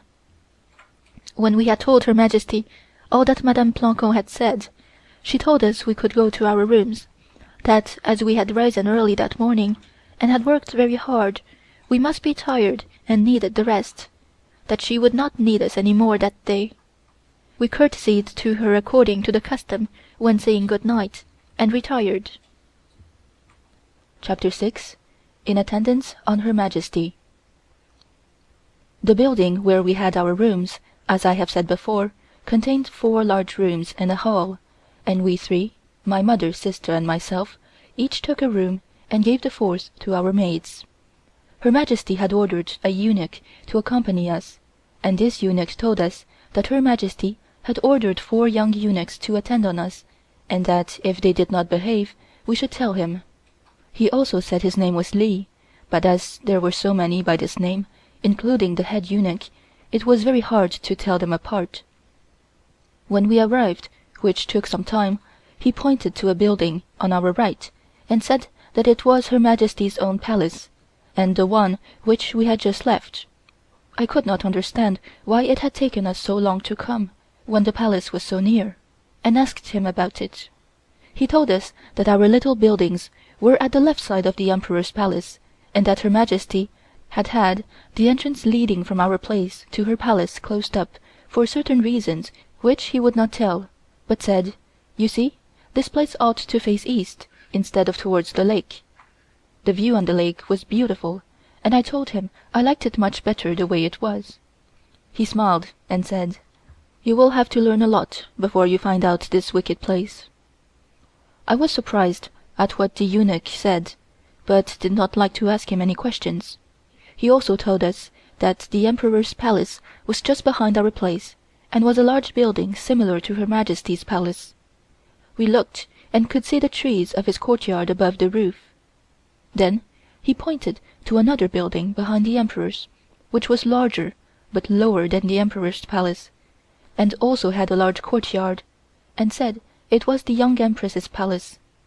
It had 2 buildings flanking it on each side, and the eunuch told us that the one on the left was the secondary wife's bedroom. That there had been an entrance between the 2 palaces, but that Lao Fo Ye, the great old Buddha, as the eunuch called Her Majesty, had blocked it up so that the Emperor and Empress could not communicate with each other except through Her Majesty's own palace. I suppose this was the way she kept watch over them and knew at all times what they were doing. This was old news to me, and I did not know what to think of it.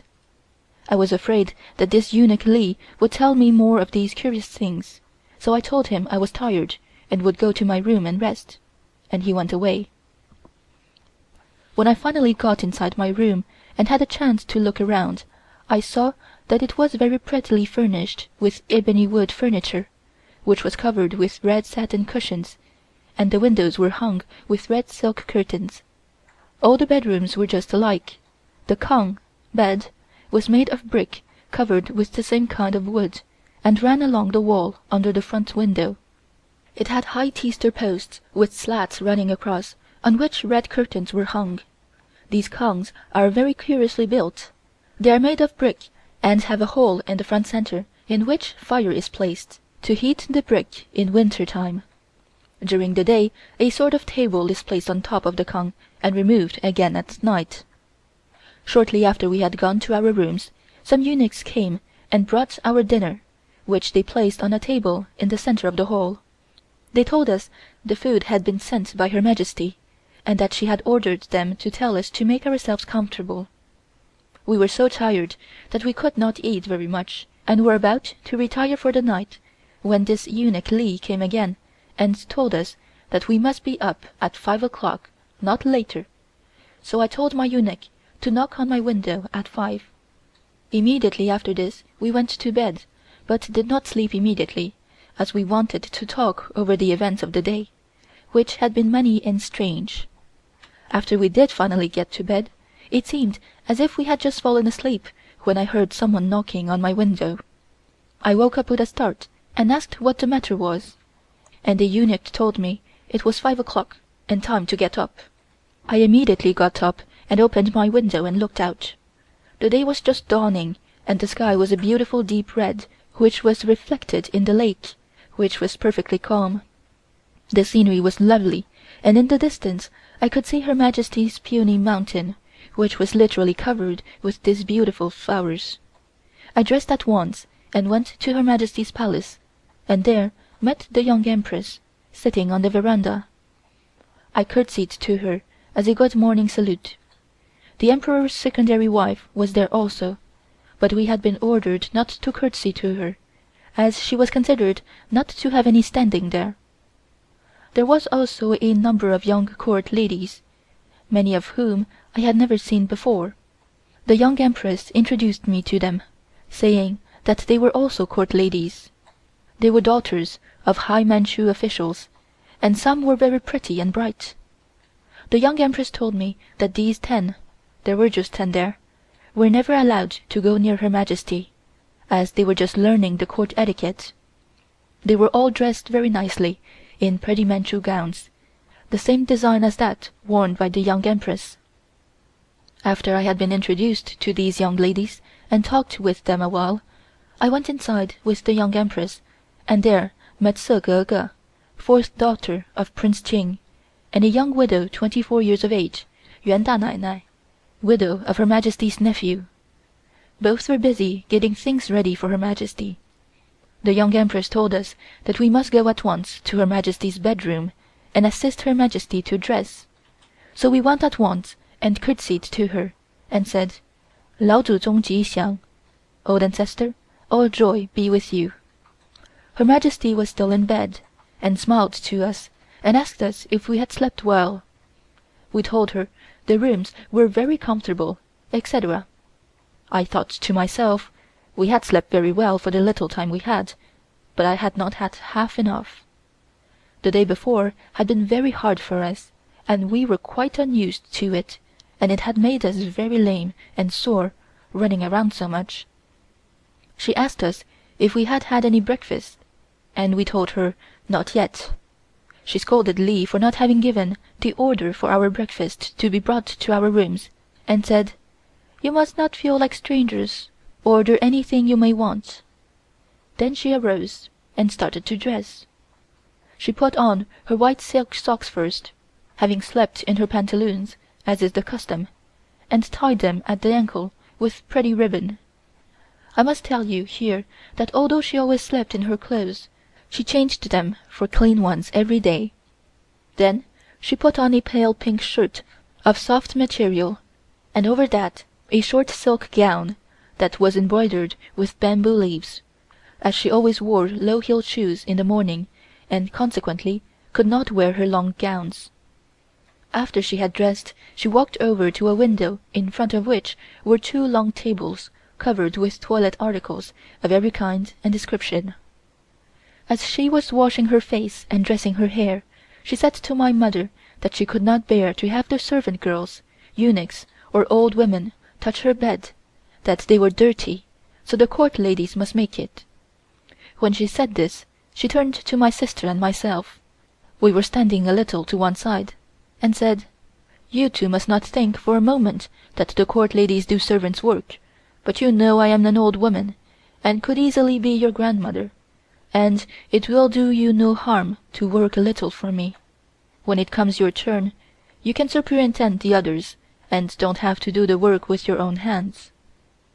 Then Her Majesty said to me, "Dear Ling, you are a great help to me in every way, and I make you my first lady in waiting. You must not work too much, for you will have to make all the arrangements for the audiences for foreigners, and you will have to interpret for me.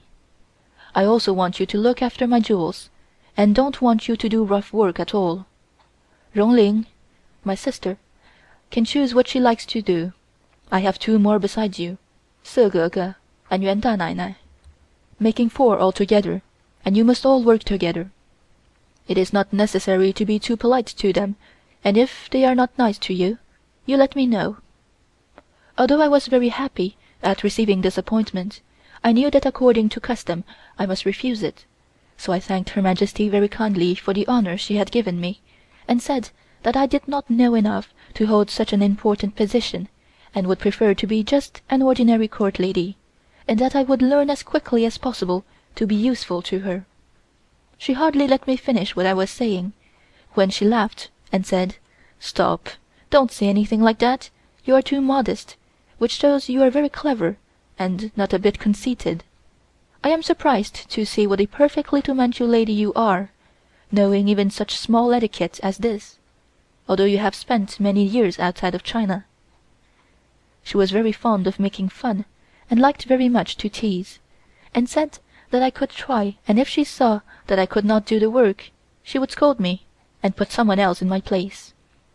After all this that she had said, I accepted the appointment and went over to her bed to see how it was made, and I found that it was very easy work to do. As this would be one of my duties, I watched while the bed was being fixed. First of all, after Her Majesty had risen, the bedclothes were taken out into the courtyard by the eunuchs and aired. Then the bed, which was made of beautifully carved wood, was brushed off with a sort of whisk broom, and a piece of felt placed over it. Then 3 thick mattresses made of yellow brocade was placed over the felt. After this came the sheets, made of different colored soft silk, and over the whole thing was placed a covering of plain yellow satin, embroidered with gold dragons and blue clouds. She had a great many pillows, all beautifully embroidered, which were placed on the bed during the daytime, but had a particular one stuffed with tea leaves, on which she slept. It is said that stuffing the pillow on which you sleep with tea leaves is good for the eyes. In addition to all this, she had another very curiously shaped pillow, about 12 inches long, in the middle of which was a hole about 3 inches square. It was stuffed with dried flowers, and the idea of the hole was that when she laid on it, she could place her ear in this hole and in this way hear any and every sound. I suppose in that way no one could come on her unawares. Besides this last yellow embroidered cover, there were 6 covers of different colors, pale mauve, blue, pink, green and violet, and were placed one on top of the other. Over the top of the bed was a frame of wood, handsomely carved, and from this frame white crepe curtains, beautifully embroidered, hung, and numerous little gauze silk bags filled with scent were suspended from the carved work of the frame. The odor from these bags was very strong and made one feel sick until they became used to it. Her Majesty was also very fond of musk and used it on all occasions. It took us about 15 minutes to make the bed, and when I had finished, I turned around and saw that Her Majesty was dressing her hair. I stood beside Her Majesty while the eunuch was dressing it, and saw that as old as she was, she still had beautiful long hair which was as soft as velvet and raven black. She parted it in the center and brought it low at the back of her ears, and the back braid was brushed up on the top of her head and made it into a tight knot. When she had finished doing this, she was ready to have the gongzan (Manchu headdress) placed on and pinned through the knot with 2 large pins. Her Majesty always dressed her hair first and then washed her face. She was as fussy and particular as a young girl, and would give it to the eunuch if he did not get it to suit her. She had dozens of bottles of all kinds of perfume, also perfumed soap. When she had finished washing her face, she dried it on a soft towel and sprayed it with a kind of glycerine made of honey and flower petals. After that she put some kind of strong scented pink powder on her face. When she had completed her toilet, she turned to me and said, "It must seem to you quite funny to see an old lady like me taking so much care and pains in dressing and fixing up. Well, I like to dress myself up and to see others dress nicely. It always gives me pleasure to see pretty girls dressed nicely. It makes you want to be young again yourself." I told her that she looked quite young and was still beautiful, and that although we were young we would never dare compare ourselves with her. This pleased her very much, as she was very fond of compliments, and I took great pains that morning to study her, and to find out what she liked and what she didn't. After this, Her Majesty took me into another room and showed me where her jewels were kept. This room was covered with shelves on 3 sides of the room from top to bottom, on which were placed piles of ebony boxes all containing jewels. Small yellow strips were pasted on some of the boxes on which was written the contents. Her Majesty pointed to a row of boxes on the right side of the room and said, "Here is where I keep my favorite everyday jewels, and some day you must go over them to see that they are all there. The rest are all jewels which I wear on special occasions. There are about 3,000 boxes in this room, and I have a lot more locked up in my safety room, which I will show you when I am not busy." Then she said, "I am sorry you cannot read and write Chinese. Otherwise I would give you a list of these things, and you could keep a check on them." I was very much surprised at this, and wondered who had told her I couldn't. I was anxious to know, but did not dare to ask her, so I told her that although I was not a scholar, I had studied Chinese for some time and could read and write a little, that if she would give me a list I would try and read it. She said, "That is funny. Someone told me the first day you were here, I forget now who it was, that you could not read or write your own language at all." While she was saying this, she was looking all around the room, and I was sure she knew who it was that had told her, but she would not tell me. Then she said, "When we have time this afternoon, I will go over this list with you. Bring me those 5 boxes on the first row of shelves." I brought the boxes to her room and placed them on the table. She opened the first one, and it contained a most beautiful peony, made of coral and jade, and each petal trembled like a real flower. This flower was made by stringing the petals, which were made of coral, on very fine brass wire, also the leaves, which were made of pure jade. She took this flower and placed it on the right side of her headdress. Then she opened another box and took from it a magnificent jade butterfly made in the same way. This was an invention of her own, and it was done by carving the coral and jade into petals and leaves and boring holes in the lower ends, through which brass wire was run. The other 2 boxes contained bracelets and rings of different patterns. There was a pair of gold bracelets set with pearls, another pair set with jade, with a piece of jade hanging from the end of a small gold chain, etc. The last 2 contained chains of pearls, the like of which I never saw before, and I fell in love with them at once. Her Majesty took one which was made into a plum blossom string, by winding a circle of 5 pearls around a larger one, then one single pearl, then another circle of 5 pearls around a large one, and so on, making quite a long chain, which she suspended from one of the buttons of her gown. At this juncture, one of the court ladies came in, carrying several gowns for Her Majesty to select from. She looked at them and said that none of them suited her, to take them back and bring more. I had a look at them and thought they were perfectly lovely, such pretty colors and so beautifully embroidered. In a short while the same court lady came back, carrying more, and from these Her Majesty selected a sea green one, embroidered all over with white storks. She put this gown on, and looked at herself in the mirror for a while, then took off her jade butterfly. She said, "You see, I am very particular about little details. The jade butterfly is too green, and it kills my gown. Put it back in the box, and bring me a pearl stork in number 35 box." I went back to the jewel room, and fortunately found number 35 box, and brought it to her. She opened the box and took from it a stork made entirely of pearls set in silver, the bird's bill being made of coral. The pearls making the body of the bird were so cleverly set that the silver could not be seen at all unless one looked at it very closely. It was a most magnificent piece of workmanship, and the pearls were of perfect color and shape. Her Majesty took it and placed it in her hair, and did look very graceful and pretty. Then she picked out a mauve-colored short jacket, also embroidered with storks, which she put on over her gown.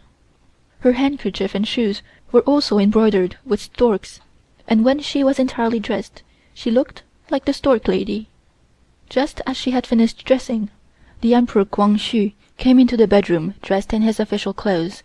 These clothes were exactly like other official clothes, except that he had no button on his hat, and did not wear the peacock feather.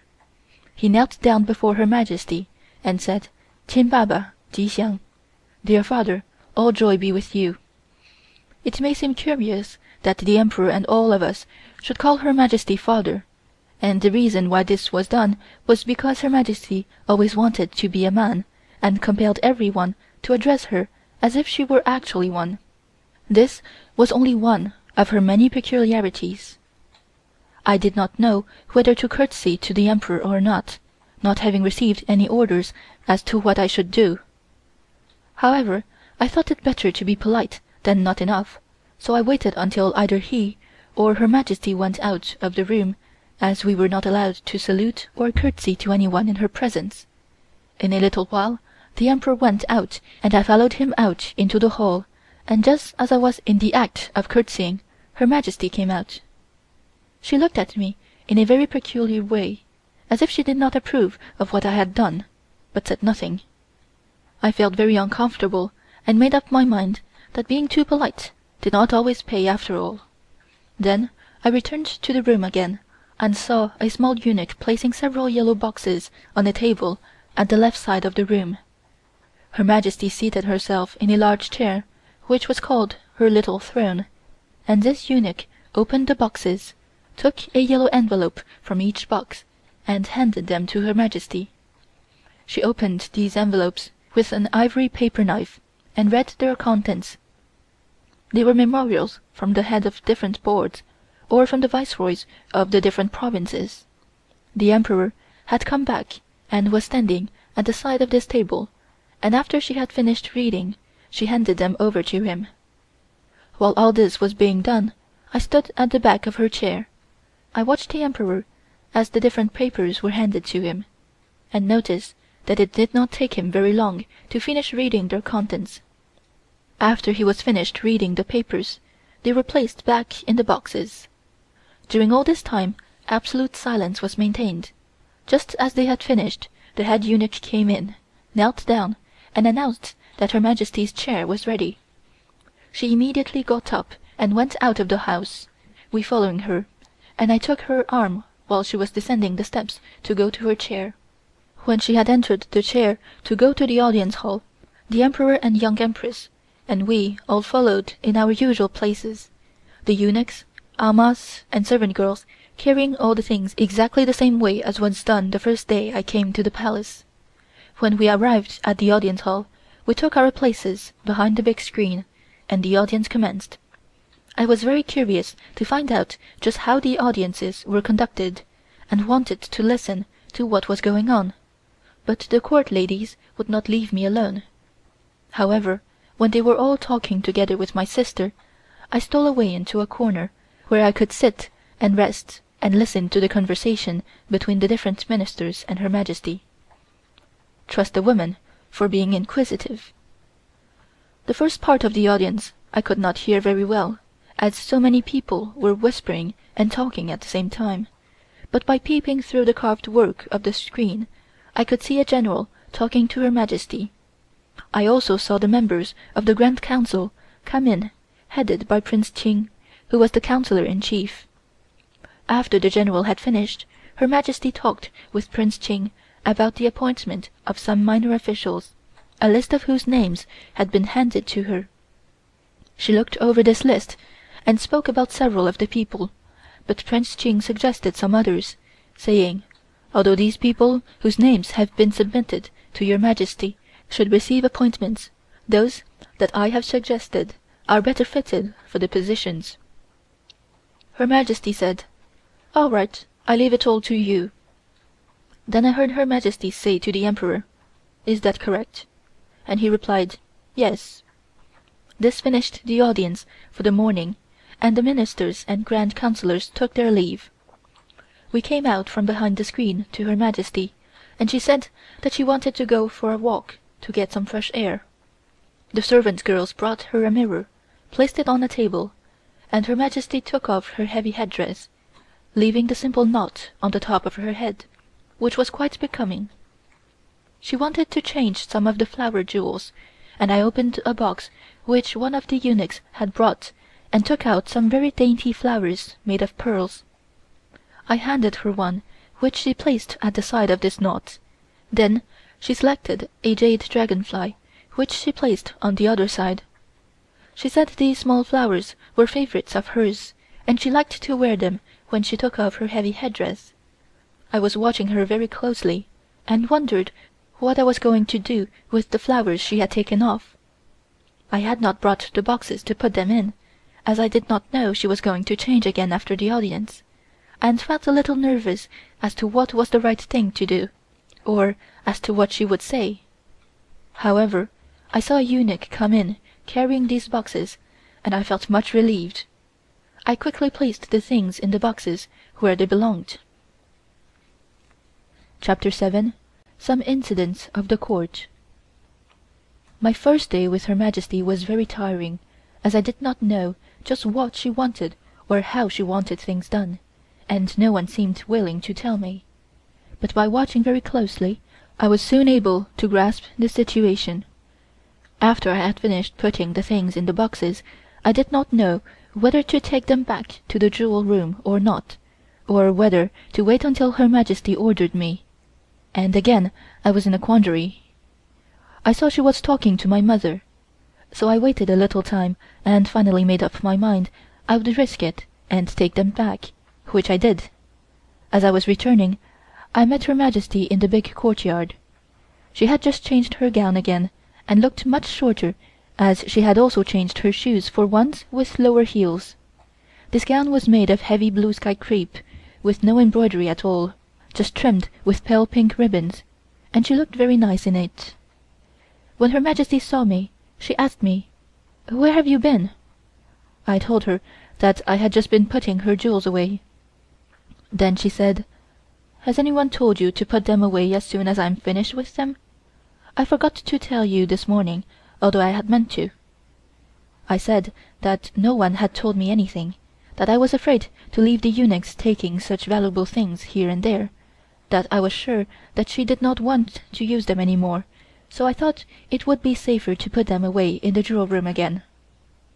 Her Majesty looked at me and said, "I can see that these girls don't tell you anything, and I am very glad to see that you have done just the right thing.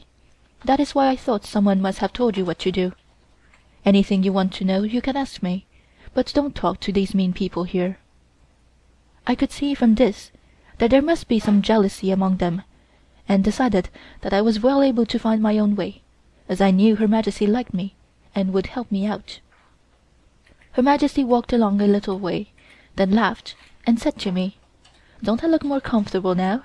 I am going for a long walk and take lunch on top of the hill. There is a nice place up there, and I am sure you will like it. Come, let us go." The Emperor had gone back to his own palace, and the head eunuch had also disappeared.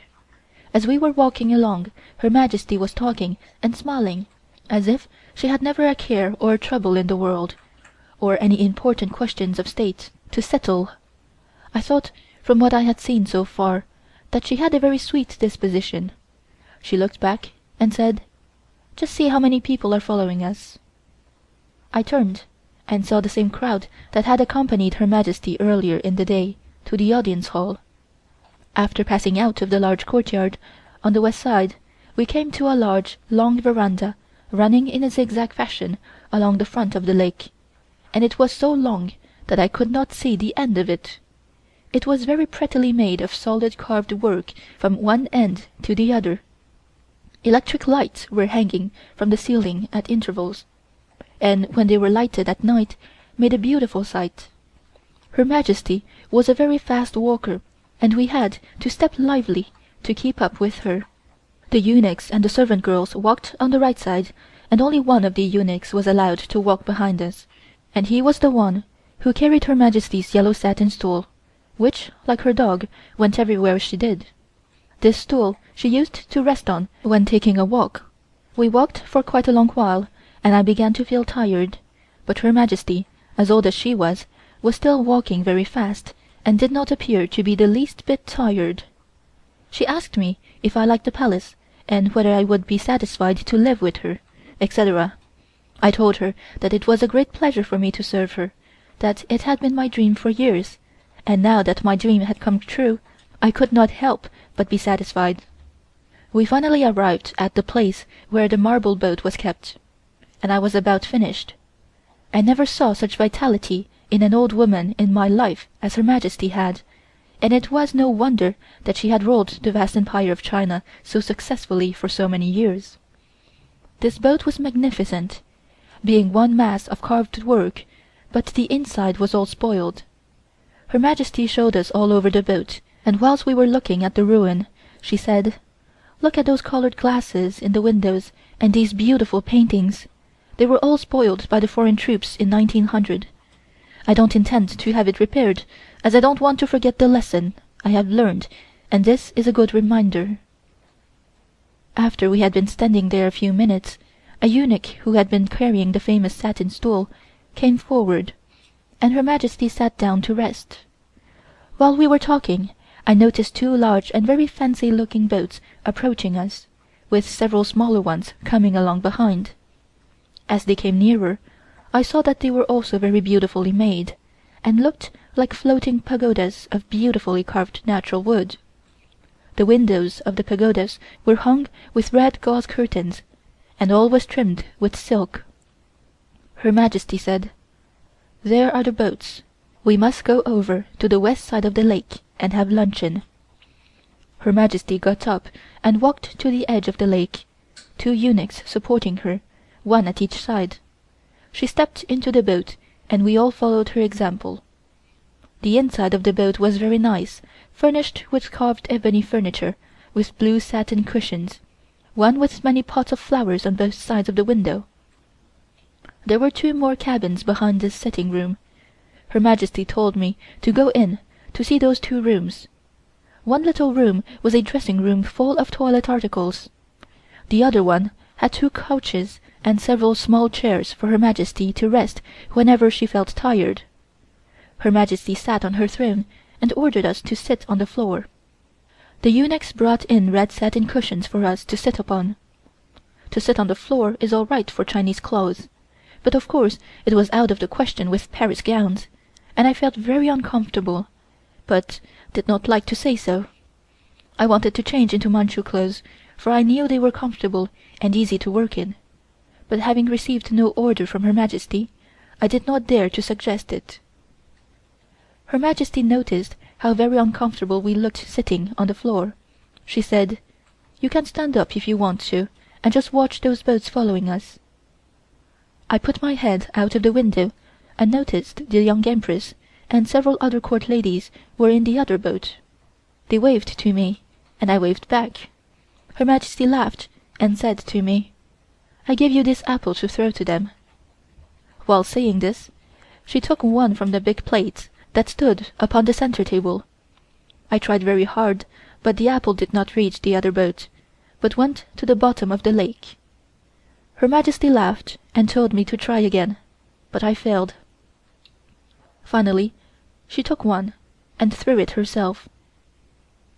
It went straight to the other boat and hit one of the ladies' head. We all laughed quite heartily. Then I began to enjoy myself. There were several open boats full of eunuchs, and another one of servant girls, amas, and the rest with Her Majesty's luncheon. The lake was beautiful and looked so green in the sun. I told Her Majesty that this color reminded me of the sea. She said, "You have traveled so much, and yet you have not had enough, but are still thinking of the sea. You must not go abroad any more, but stay with me. I want you to enjoy the sailing on this lake instead of the rough sea." I promised her that I would be only too happy to stay with her. I must say the truth, I did enjoy the lovely scenery, the beautiful weather, superb sunshine, with Her Majesty so kind to me, and talking to me in such a motherly way made me love her more and more every minute I was there. I was so extremely happy there that even Paris pleasures had gone out of my memory entirely. At last we arrived at another part of the lake. This was more of a stream, very narrow, just wide enough for one boat to pass. On both sides of the bank were planted drooping willow trees that reminded me of the Chinese fairy tales I have read. This time I saw the servant girls, amas, and also eunuchs carrying boxes, walking on both sides of the shore. Only 2 boats were going then, the young Empress's and ours. Her Majesty said, "We will arrive at the bottom of the hill in a few minutes." When we came near the shore, I saw her yellow chair and several red chairs waiting. We landed and walked to the chairs. I watched Her Majesty get into hers and noticed this was not the same chair she used this morning. This little one was, of course, of yellow, with yellow poles, and 2 eunuchs carried it across their shoulders, and 4 eunuchs supported the poles, one on each corner of the chair. They were just going to raise her chair up when she said, "Yu Tai Tai, Lady Yu, I give you and your daughters special favor and give you a red chair with red cord that I have given to only a few people." The young Empress looked at us, which I understood at once meant for us to kowtow to her, which we did, and waited until the Empress got into hers. Then we went to search for ours. To my surprise, our own eunuchs were standing waiting beside our chairs. On the poles I noticed that my name was written, and I asked our eunuch the reason. He said that Her Majesty gave the order the night before. It was a lovely ride going to the top of the hill. I saw Her Majesty's chair in front, and the young Empresses. They looked to me quite dangerous in ascending that way, and the men at the back of the chair had to raise the poles above their heads so as to make the chair the same level in ascending. I was quite nervous, and was very much afraid that they might fall off and injure me. Our eunuchs were walking beside our chairs. I said to one of them that I was afraid the chair-bearers might slip. He told me to look back of my chair, which I did, and to my surprise they had the poles raised up also above their heads, and I did not feel it at all. He told me that these chair-bearers practice for such purposes, and that there was no danger at all. It made my heart stop beating looking back and seeing the other court ladies in their chairs way below mine, the eunuchs and servant girls walking, for fear I might fall off at any time. At last we arrived at the top of the hill. We helped Her Majesty to alight, and followed her into the most lovely building I ever saw, the best one in the summer palace to my idea. Name of this pavilion, Qingfo. This palace had only 2 rooms, with windows on every side. One could see everywhere. Her Majesty used one large one to take her luncheon in, and the other as a toilet room. I noticed that wherever we went, we found Her Majesty's toilet room. Her Majesty took us around the compound and showed us the lovely flowers planted everywhere. One of the young eunuchs told me that Her Majesty's dainties were ready. That was my first day of real work. I went out and found 2 large yellow boxes of different kinds of candies and fruits, as I have before mentioned. I carried 2 plates at a time and finished in 9 times, placing them on a square table near her. She was talking to my mother then about flowers. I noticed that although she was talking, she was watching me at the same time. I placed the plates upon the table very carefully, and already having noticed the day before what were her favorite dishes, and placed these near her, she smiled at me and said, "You have done it very nicely, and how do you know that these are my favorites and have placed them near me? Who told you?" I replied that no one had told me anything, and that I had noticed the day before what Lao Tzu Zong liked. According to the Manchu custom, one must address a superior, or one's parents, in the 3rd person. Her Majesty said, "I can see you use your heart in everything." In China, people say heart instead of head, and are not like the crowd I have here. They haven't the brains of a bird. She was soon busy eating, and gave me some candies, and told me to eat right there in her presence. Of course, I never forgot to thank her, for I thought I had rather thank her too much than too little. She told me, "Whenever I give you small things, you need not kowtow. Just say 谢老祖宗赏, thank the old ancestor. That is enough." After a little while she finished eating, and told me to take the dishes away. She said, "Today is your day, so these things are yours. Take them out and sit down on the veranda and enjoy yourself. You see I could not eat all. There are lots of things left. If you like, you can tell your own eunuch to send them to your room." I placed the little dishes back in the boxes and took them to the veranda. There I placed them upon the table and told the young Empress to eat some. I did not know whether it was right to offer them to her or not, and thought I could not do her any harm even if I tried. She said all right, that she would eat some. I took a piece of candy and had just put it into my mouth when I heard Her Majesty calling my name. I hurried in and found her sitting at her table ready to take her lunch. She said, "What else did Madame Plancon say yesterday? Was she really pleased? Do you think they, the foreigners, really like me? I don't think so. On the contrary, I know they haven't forgotten the Boxer Rising, in Kwang Xu's 26th year. I don't mind owning up that I like our old ways the best, and I don't see any reason why we should adopt a foreign style. Did any of the foreign ladies ever tell you that I am a fierce-looking old woman?" I was very much surprised that she should call me in and ask me such questions during her meal. She looked quite serious, and it seemed to me she was quite annoyed. I assured her that no one ever said anything about Her Majesty but nice things. The foreigners told me how nice she was, and how graceful, etc. This seemed to please her, and she smiled and said, "Of course they have to tell you that, just to make you feel happy by saying that your sovereign is perfect. But I know better. I can't worry too much, but I hate to see China in such a poor condition. Although the people around me seem to comfort me by telling that almost every nation feels very friendly towards China, I don't think that is true. I hope we will be strong some day." While she was saying this, I noticed her worried expression. I did not know what to say, but tried to comfort her by saying that time will come, and we all are looking forward to it. I wanted to advise her on some points, but seeing that she was angry, I thought I had better not make any suggestions that day, but wait until I had another opportunity.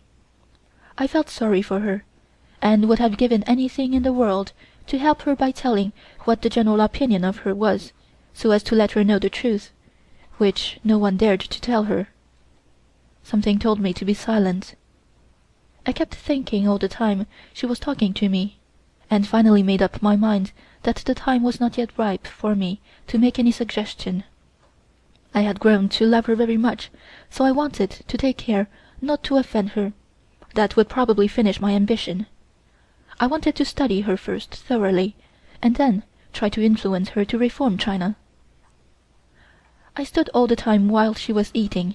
She got up from the table and handed me her napkin. This napkin was made of a piece of silk a yard square, woven in many colors.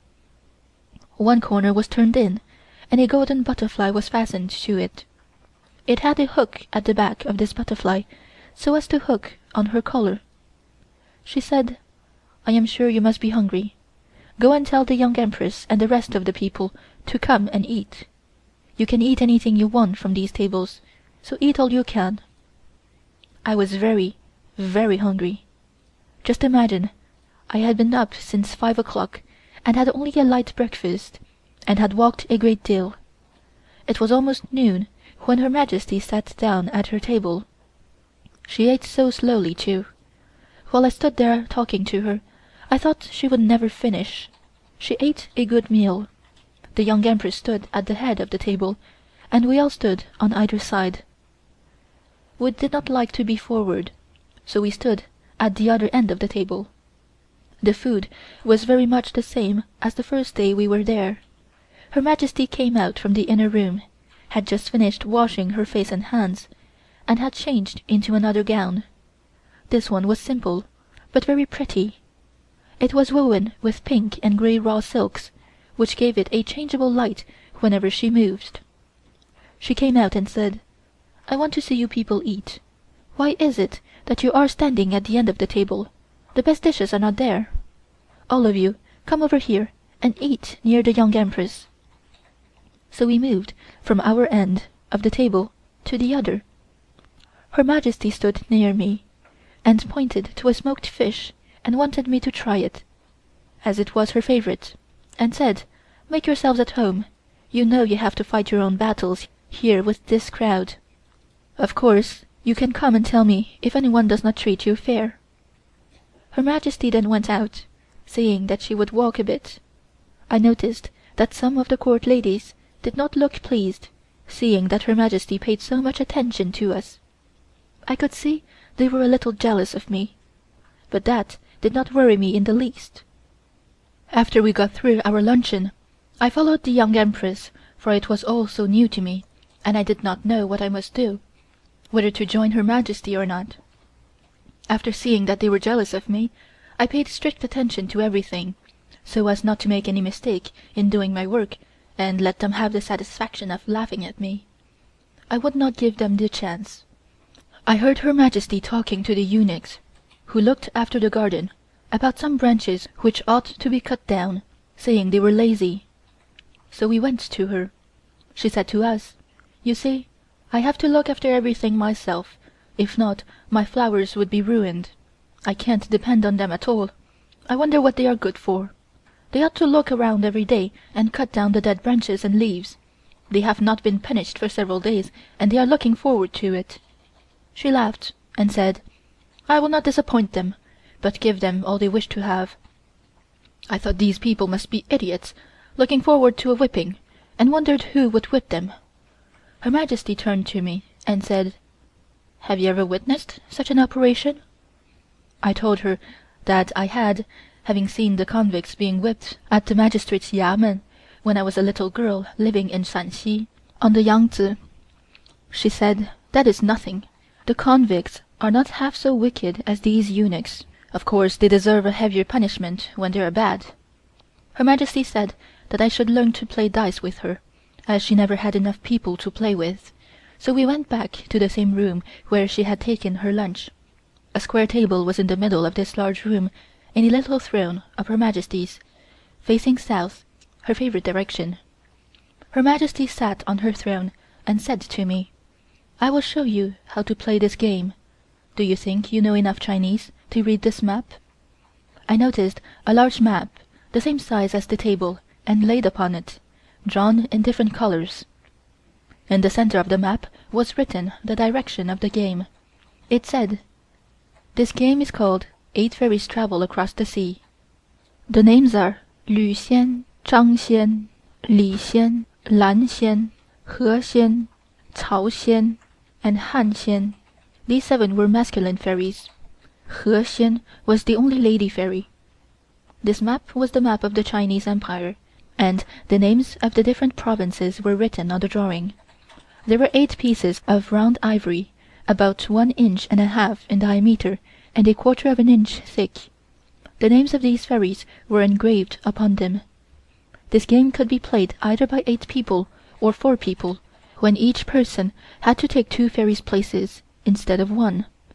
A porcelain bowl was placed in the center of the map, to compare the point by throwing 6 dice into the bowl.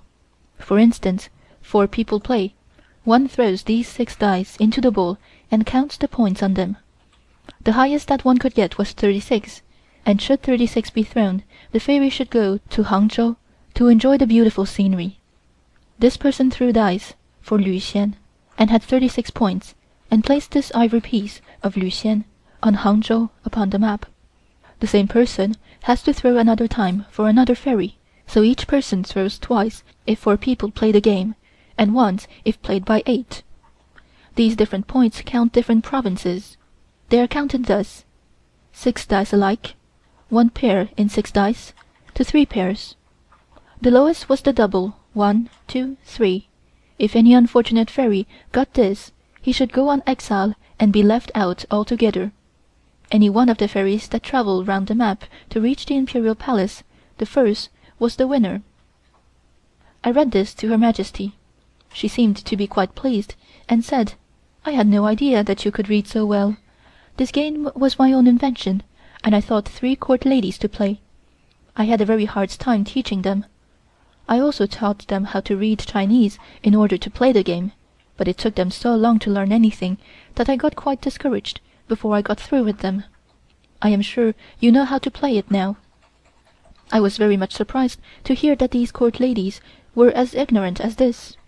I thought they must be excellent scholars, so did not dare to show my knowledge of Chinese literature. We began to play the game. Her Majesty was lucky. The 2 fairies held by her were way ahead of ours. One of the court ladies said to me, "You will be surprised to see that Lao Zuzong is always the winner." Her Majesty smiled and said to me, "You will never be able to catch my fairies." She said, "You are the first day here to play this game, and if any of your fairies beat any of mine, I will give you a nice present, so hurry up." I thought I could never get ahead of her fairies, for they were so far ahead of mine, but I tried hard. Her Majesty told me to call out for the points I wanted. I did, but it came out something so different that it amused her a great deal. I had no idea how long we were playing this game. We counted who came next, and that was one of my fairies, so Her Majesty said to me, "I was sure you could not beat me, as no one could. Seeing that yours are next to mine, I will give you the present just the same." While she was saying this, she told a servant girl to bring her some embroidered handkerchiefs. This girl brought several colored ones to her, and she asked me what color I preferred.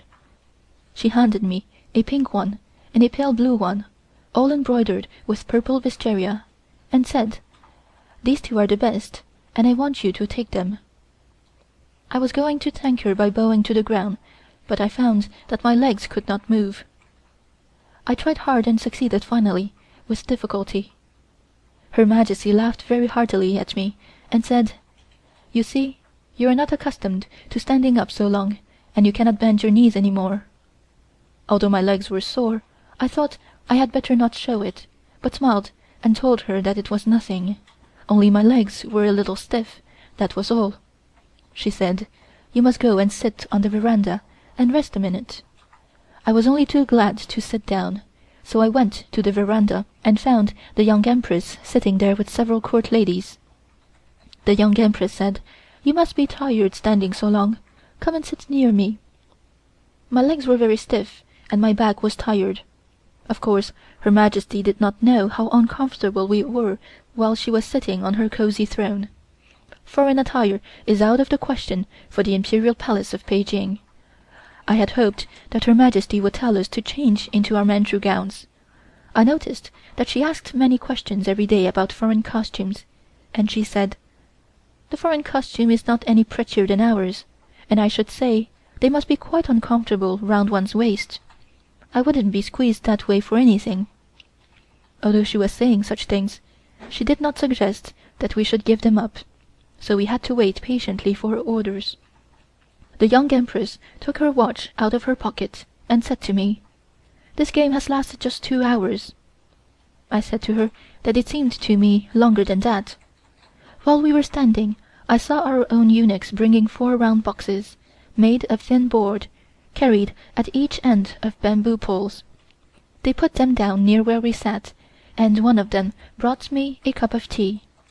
When my mother and sister came, the same eunuch brought another 2 cups, and there were several court ladies talking with us. This eunuch did not give them any. I noticed at the other end of this long veranda there were another 2 boxes, exactly the same as these, and a big tall eunuch made tea and brought it to the young Empress in a yellow porcelain cup, with a silver saucer and a silver top cover. He did not give any to the others. I was puzzled when one of the court ladies sitting next to me said, "Would you mind telling Wang, our head eunuch, to give me a cup of your tea, just to save me the trouble to go and get it from the small room at the end of this long veranda?" I gave her such a surprised look, for I did not know that this was our tea, but I thought I'd just tell Wang to bring her a cup, and find out afterwards the reason, for I would give anything in the world rather than appear ignorant before those people. While we were talking, Her Majesty came out. Before she reached the veranda, I got up and told the young Empress that Her Majesty was coming. I saw her first because I sat facing her back hole. Her Majesty said to us all, "It is almost 3 o'clock now, and I am going to rest a while. Let us leave here." We all stood in a line for her to enter her chair, and then we went to ours.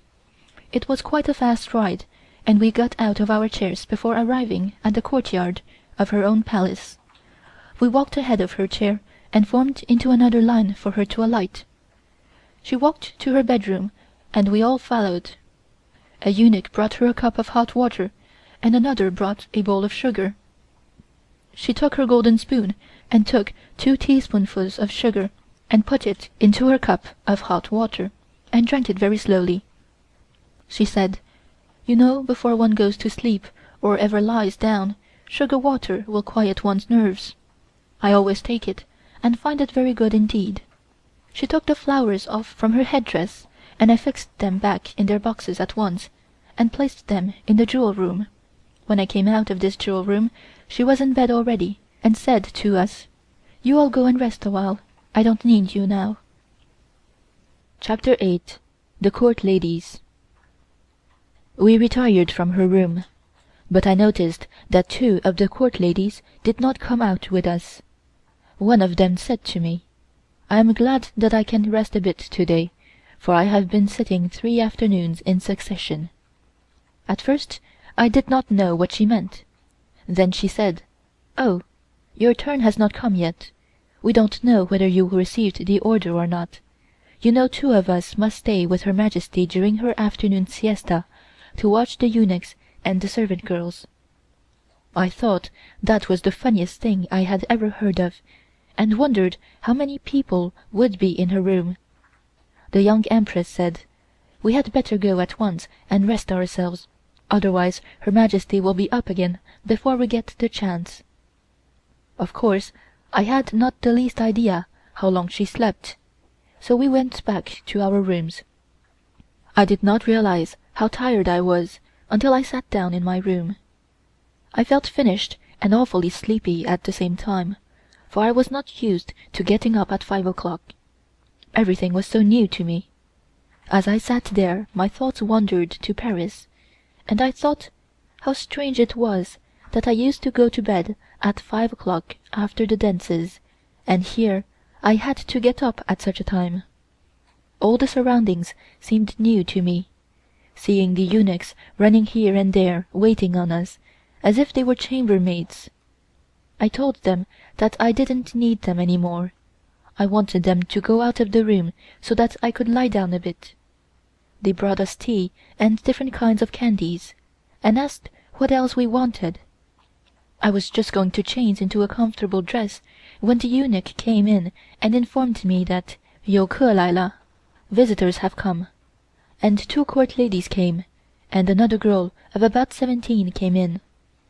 I had seen her that very morning when I came to the palace, busy working, but I was not introduced to her.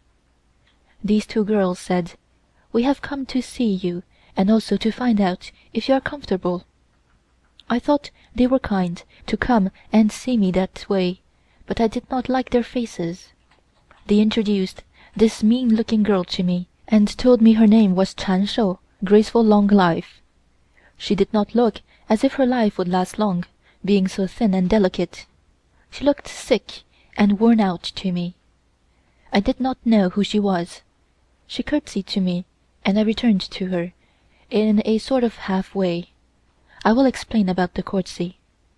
To Her Majesty, the Emperor and the young Empress, we went down and bent our knees, while we stood upright to the people of lower rank than ourselves. In this case, one must always wait while the inferior courtesies first, and bend the knees a little bit in return.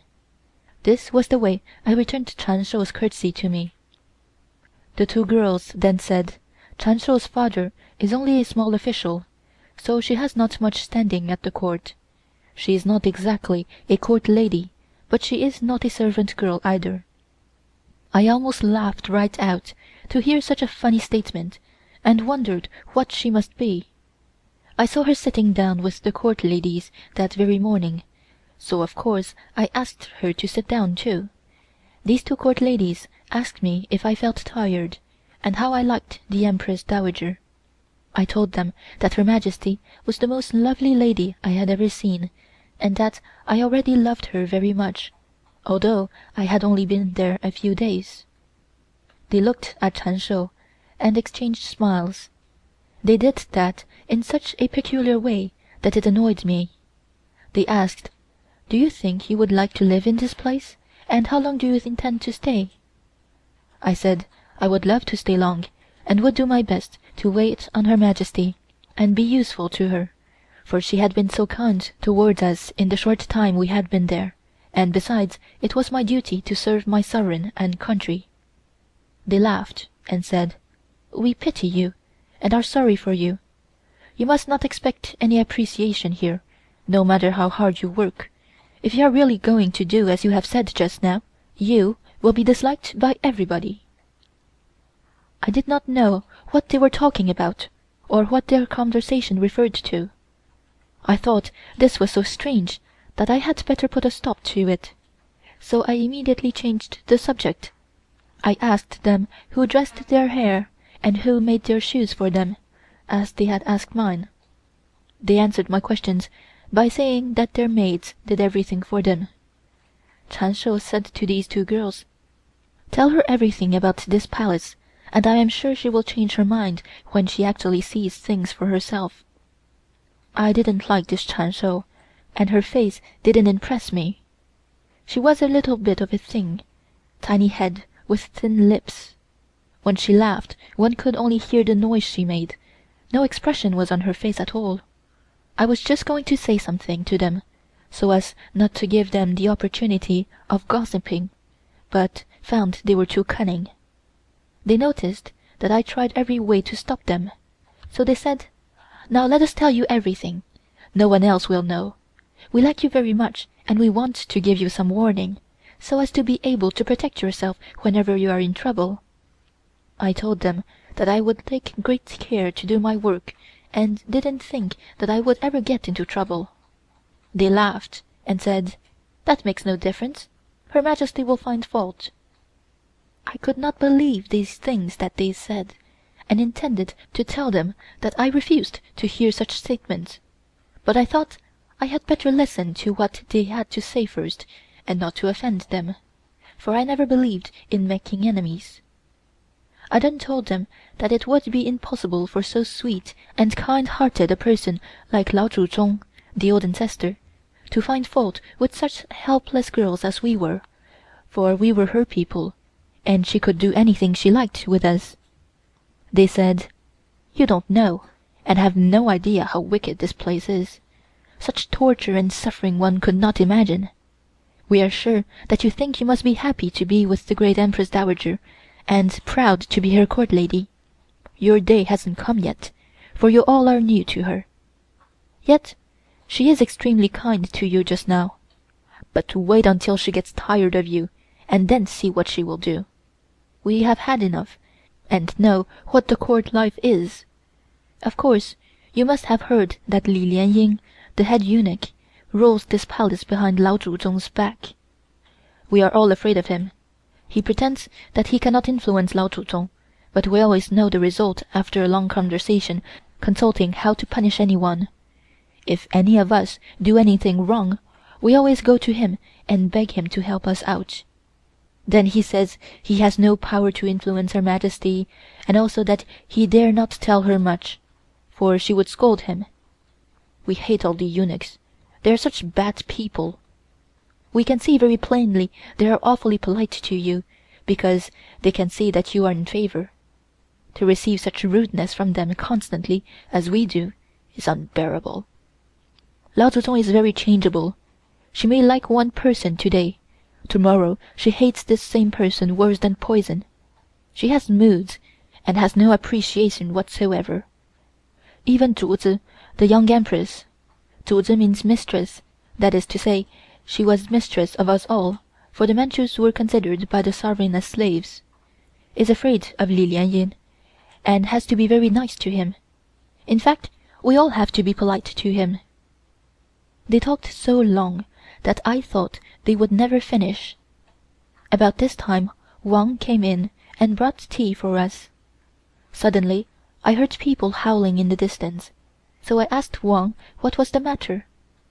The girls were listening also, and the eunuch came flying in and told us "Lao Fo ye qi le," the great Buddha wakes up. The girls got up and said we must all go to see her, so they went.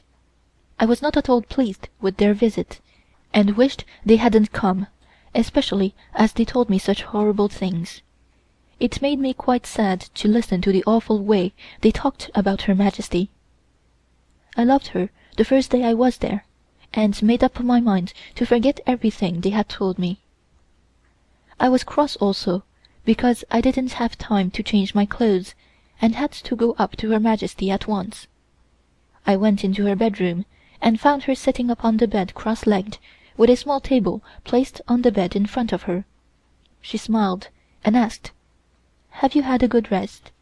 Did you sleep at all?"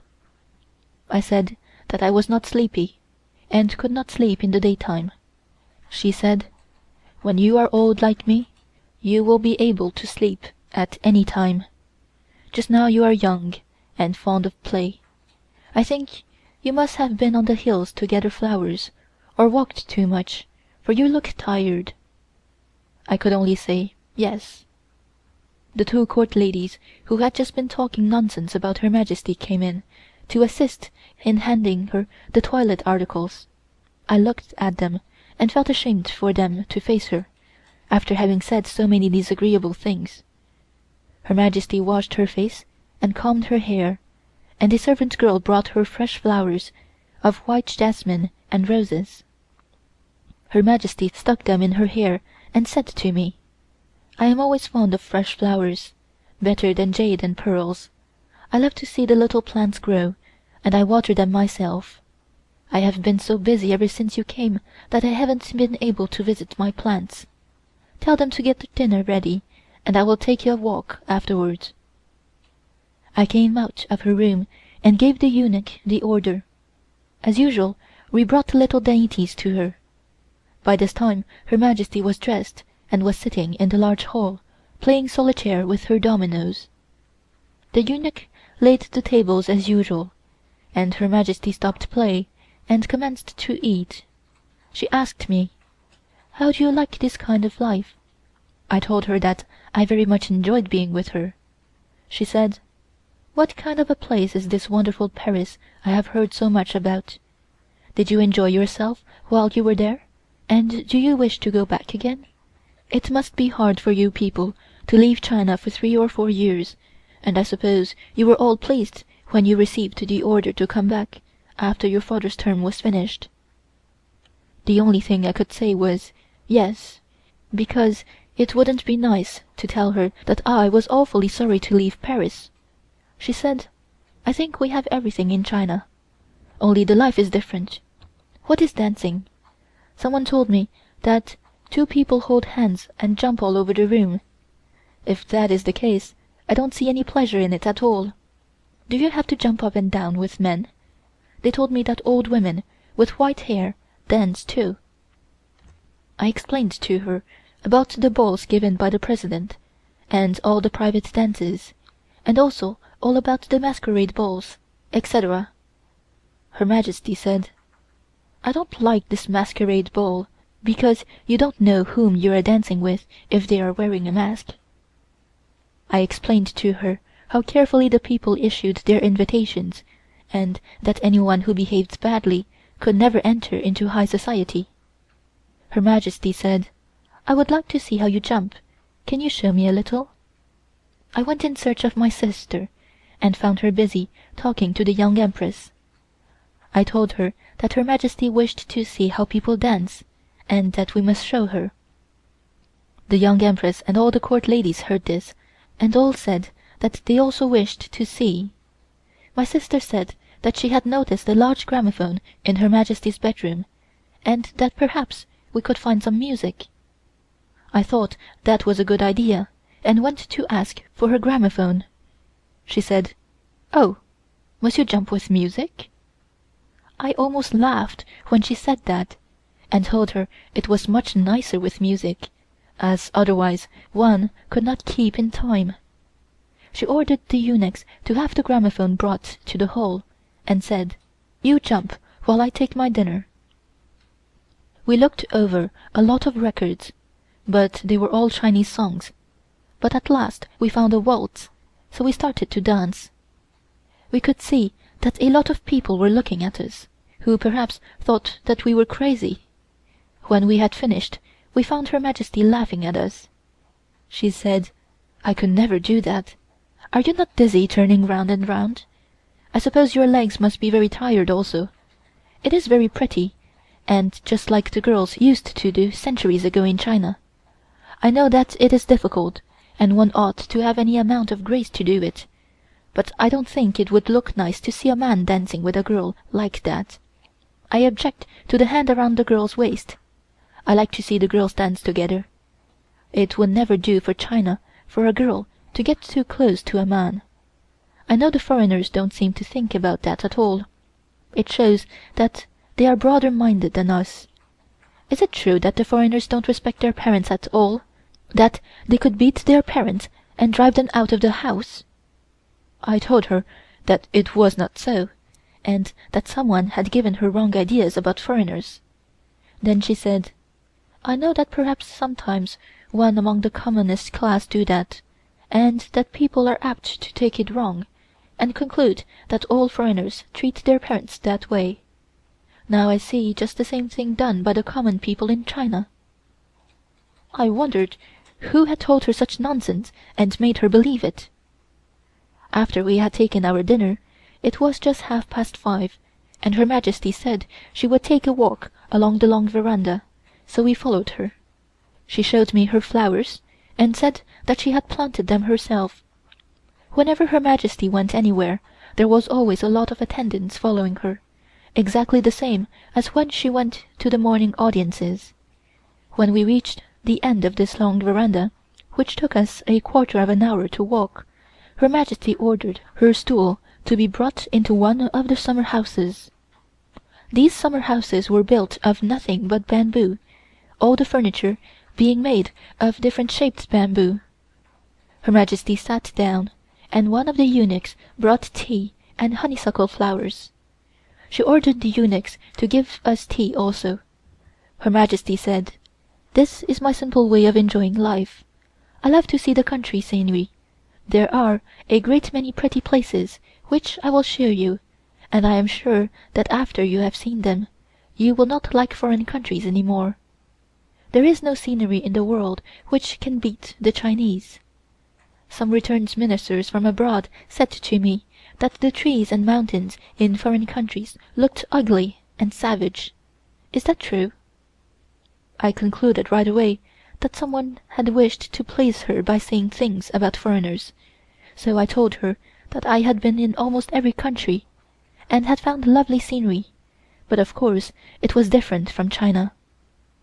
While we were talking, Her Majesty said that she felt chilly, and asked, "Are you cold? You see, you have your own eunuchs. They are all standing around and have nothing to do. Next time, tell them to carry your wraps along with you. I think that foreign clothes must be quite uncomfortable, either too warm or too cold. I don't see how you can eat, having your waist squeezed that way."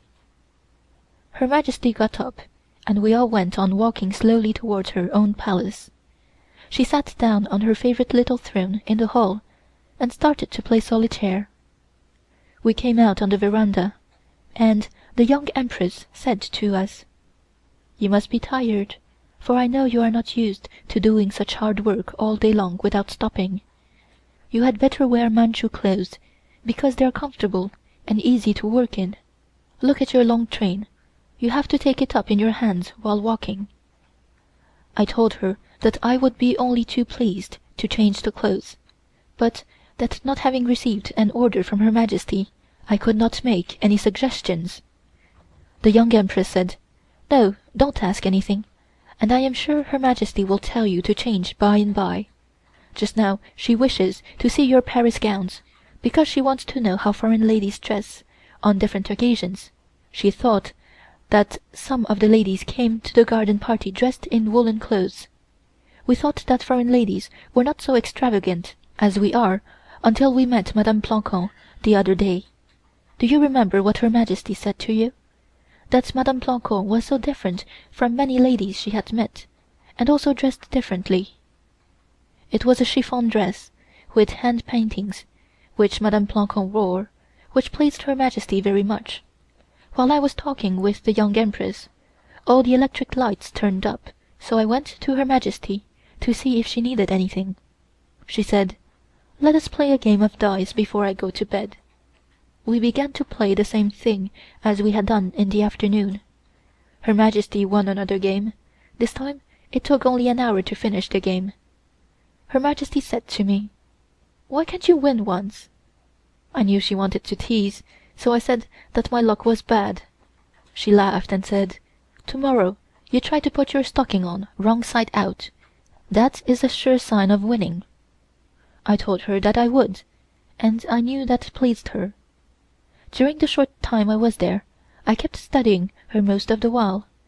I would see nothing would make her happier than for me to obey her orders. Her Majesty said that she felt tired, and that we must bring her milk. She said to me, "I want you to burn incense sticks and bow to the ground every night to the Buddha in the next room before I go to bed. I hope you are not a Christian, for if you are, I can never feel as if you are mine at all. Do tell me that you are not." I did not expect that question at all, and I must say that it was a very difficult question to answer. For my own protection, I had to say that I had nothing to do with the Christians.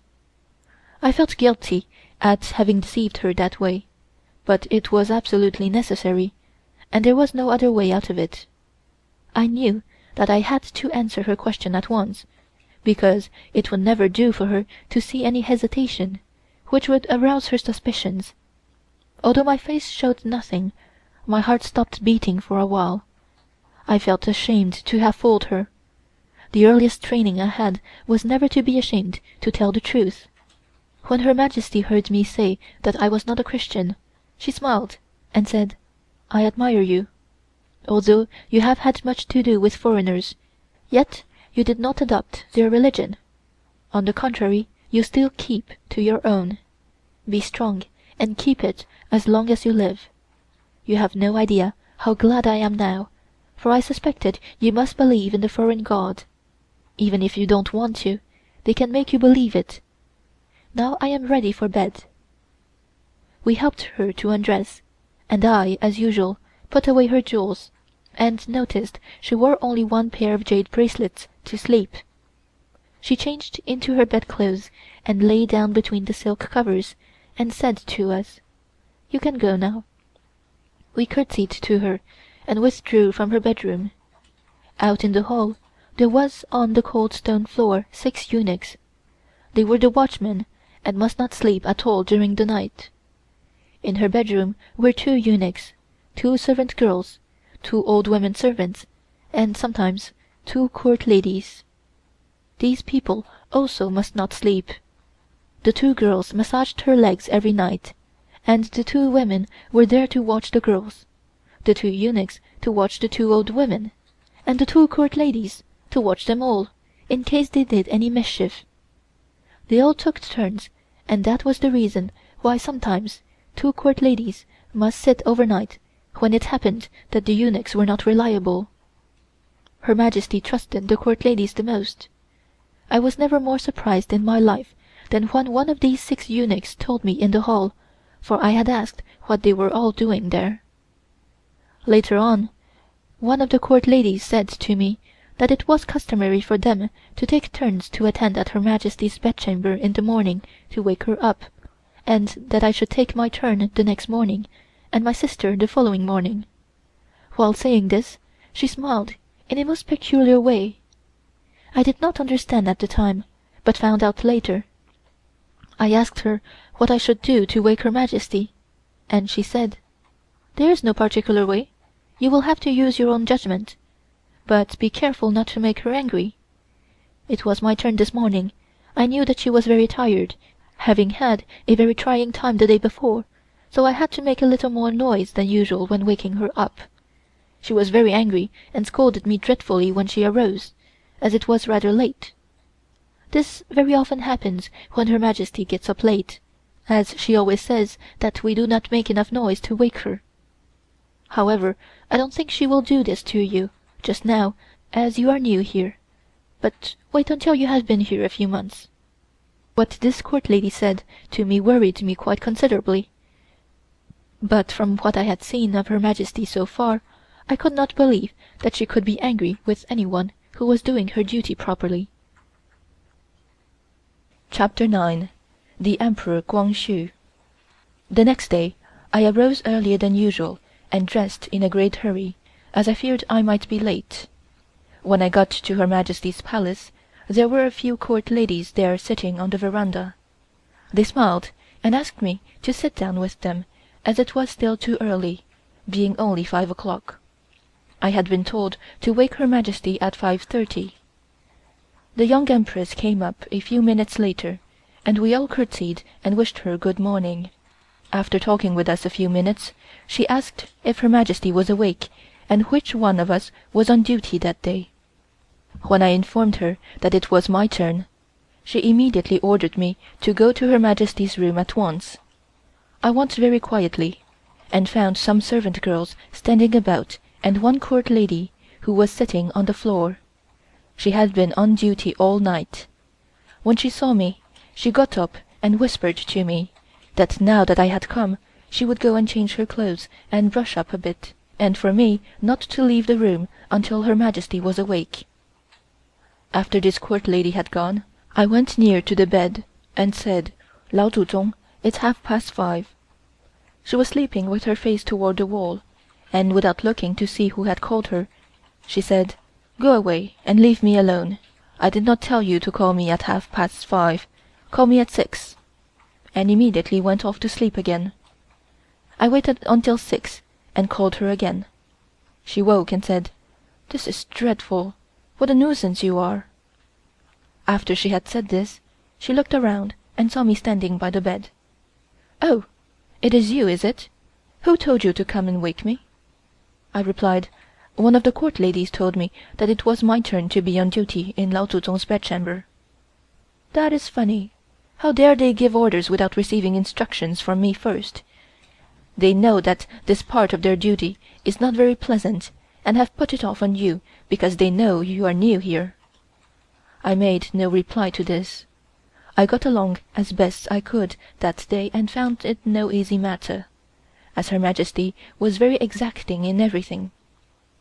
However, the next time I managed to divert her attention to things new or interesting in order to take her mind off of what she was doing, and in this way had much less trouble getting her out of bed. My reader can't imagine how very glad we were to get back to our rooms, and it was just 10:30 p.m. I was very tired and sleepy, so I undressed and went to bed at once. I think that as soon as my head touched the pillow I was asleep. The following day there was the same thing, the usual audience in the morning, of course busy all the time, which went on for 15 days before I realized it. I began to take great interest in the court life, and liked it better every day. Her Majesty was very sweet and kind to us all, and took us to see the different places in the Summer Palace. We went to see Her Majesty's farm, situated on the west side of the lake, and had to cross over a high bridge to get there. This bridge is called Yudaiqiao, Jade Girdle Bridge. Her Majesty often took us under this bridge in a boat, or we walked round on the border. She seemed very fond of sitting on the top of this bridge on her stool and taking her tea. In fact, this was one of her favorite places. She used to go and see her farm once every 4 or 5 days, and it always pleased her if she could take some vegetable and rice or corn from her own farm. She cooked these things herself in one of the courtyards. I thought that was good fun, and also turned up my sleeves to help her cook. We brought fresh eggs also from the farm, and Her Majesty taught us how to cook them with black tea leaves. Her Majesty's cooking stoves were very peculiar. They were made of brass, lined with bricks. They could be moved anywhere, for they had no chimneys. Her Majesty told me to boil the eggs first until they were hard, and to crack them, but to keep the shells on, and add half a cup of black tea, salt and spices. Her Majesty said, "I like the country life. It seems more natural than the court life. I am always glad to see young people having fun, and not such grand dames when we are by ourselves. Although I am not young any more, I am still very fond of play." Her Majesty would taste first what we had been cooking, and would give us all to taste. She said, "Do you not think this food has more flavor than that prepared by the cooks?" We all said it was fine. So we spent the long days at the court having good fun.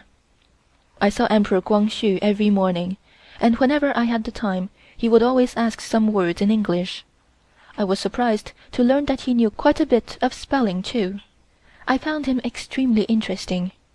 He had very expressive eyes. He was entirely a different person when he was alone with us. He would laugh and tease, but as soon as he was in the presence of Her Majesty, he would look serious, and as if he were worried to death. At times he looked stupid. I was told by a great many people who were presented to him at the different audiences that he did not look intelligent, and that he would never talk. I knew better, for I used to see him every day. I was at the court long enough to study him, and found him to be one of the most intelligent men in China. He was a capital diplomat and had wonderful brains. Only he had no opportunities. Now a great many people have asked me the same question, if our Emperor Kwang-hsu had any courage or brains. Of course, outsiders have no idea how strict the law is, and the way we have to respect our parents. He was compelled to give up a great many things on account of the law. I have had many long talks with him and found him a wise man, with any amount of patience. His life was not a happy one. Ever since his childhood, his health was poor. He told me that he never had studied literature very much, but it came natural to him. He was a born musician, and could play any instrument without studying. He loved the piano, and was always after me to teach him. There were several beautiful grand pianos at the audience hall. He had very good taste for foreign music too.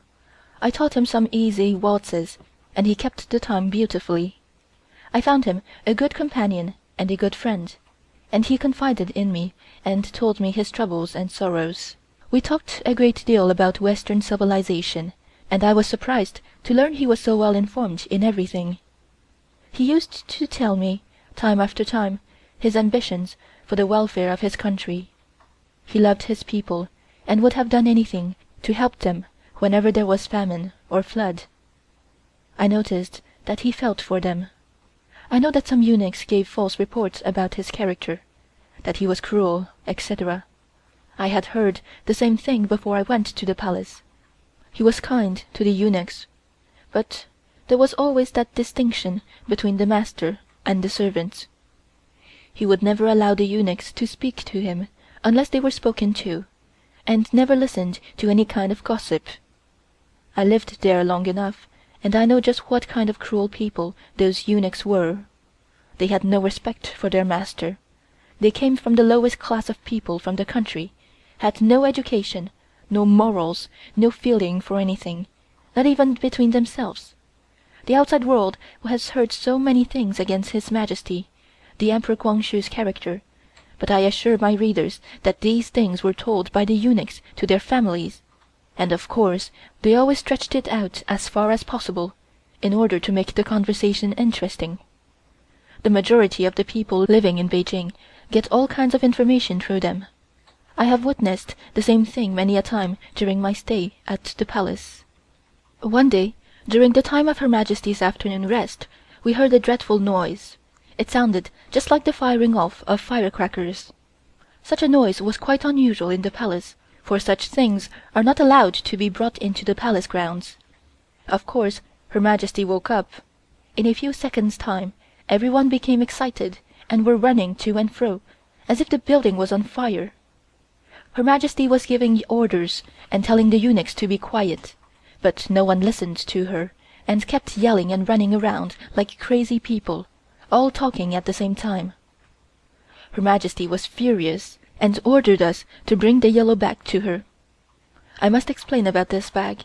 It was made of ordinary yellow cloth, and contains bamboo sticks of all sorts and sizes, and are made to beat the eunuchs, servant girls, and old women servants with. This bag was carried everywhere Her Majesty went, to be handy in case of emergency. Every one of us knew where this bag was kept. We took all the sticks from the bag, and Her Majesty ordered us to go to the courtyard and beat the eunuchs. It was such a funny sight to see all the court ladies and servant girls, each with a stick, trying to separate the excited crowd. On my part, I thought I was having good fun, so I laughed, and found the rest were laughing too.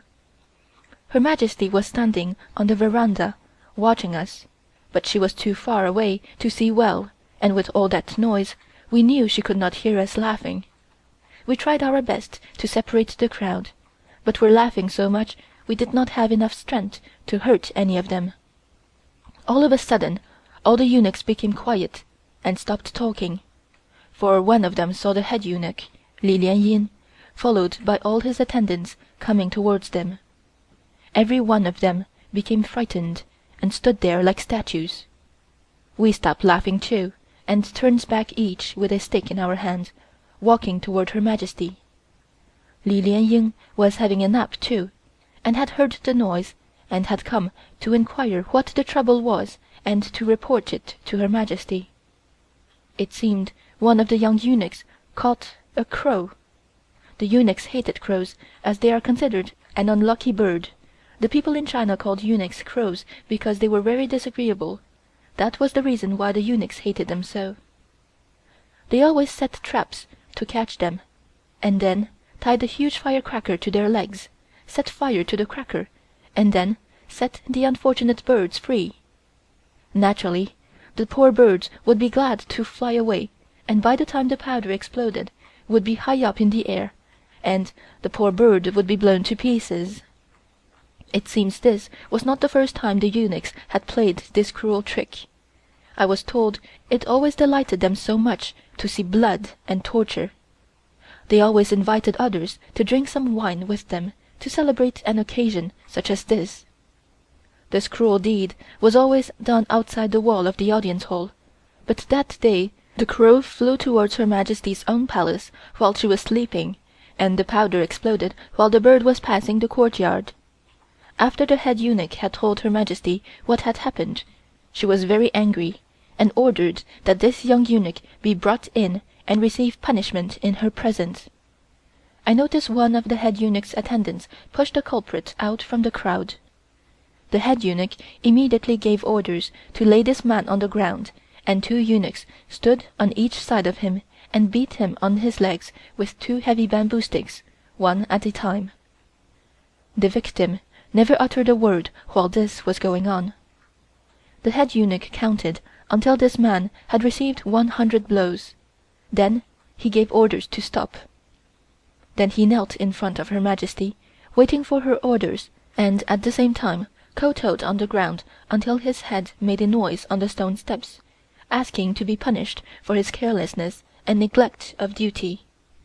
Her Majesty said that it was not his fault, and ordered him to take the offender away. During this time the offender was still on the ground, and did not dare to move. 2 eunuchs each took hold of a foot and dragged him out of the courtyard. We were all afraid even to breathe aloud for fear Her Majesty would say we were pretending to be frightened at witnessing this punishment. At the same time, when it was over, we would go and gossip about how cruel she was. No one was surprised at what had happened, as we were accustomed to seeing it almost every day and were quite used to it. I used to pity them, but I changed my mind very soon after I had arrived. The first person I saw punished was a servant girl. She had made a mistake about Her Majesty's socks, and had brought 2 which were not mates. Her Majesty, finding that out, ordered another servant girl to slap her face 10 times on each cheek. This girl did not slap hard enough, so Her Majesty said they were all good friends and would not obey her orders, so they told the one who had been slapped to slap the other. I thought that was too funny for anything, and wanted to laugh the worst way, but of course did not dare. That night I asked those 2 girls how they felt slapping each other that way. The reason why I asked them was because they were laughing and joking, as usual, immediately they were out of Her Majesty's bedchamber. They told me that was nothing, that they were quite used to it, and never bothered themselves about such small things. I, in turn, soon became used to it, and was as callous as they were.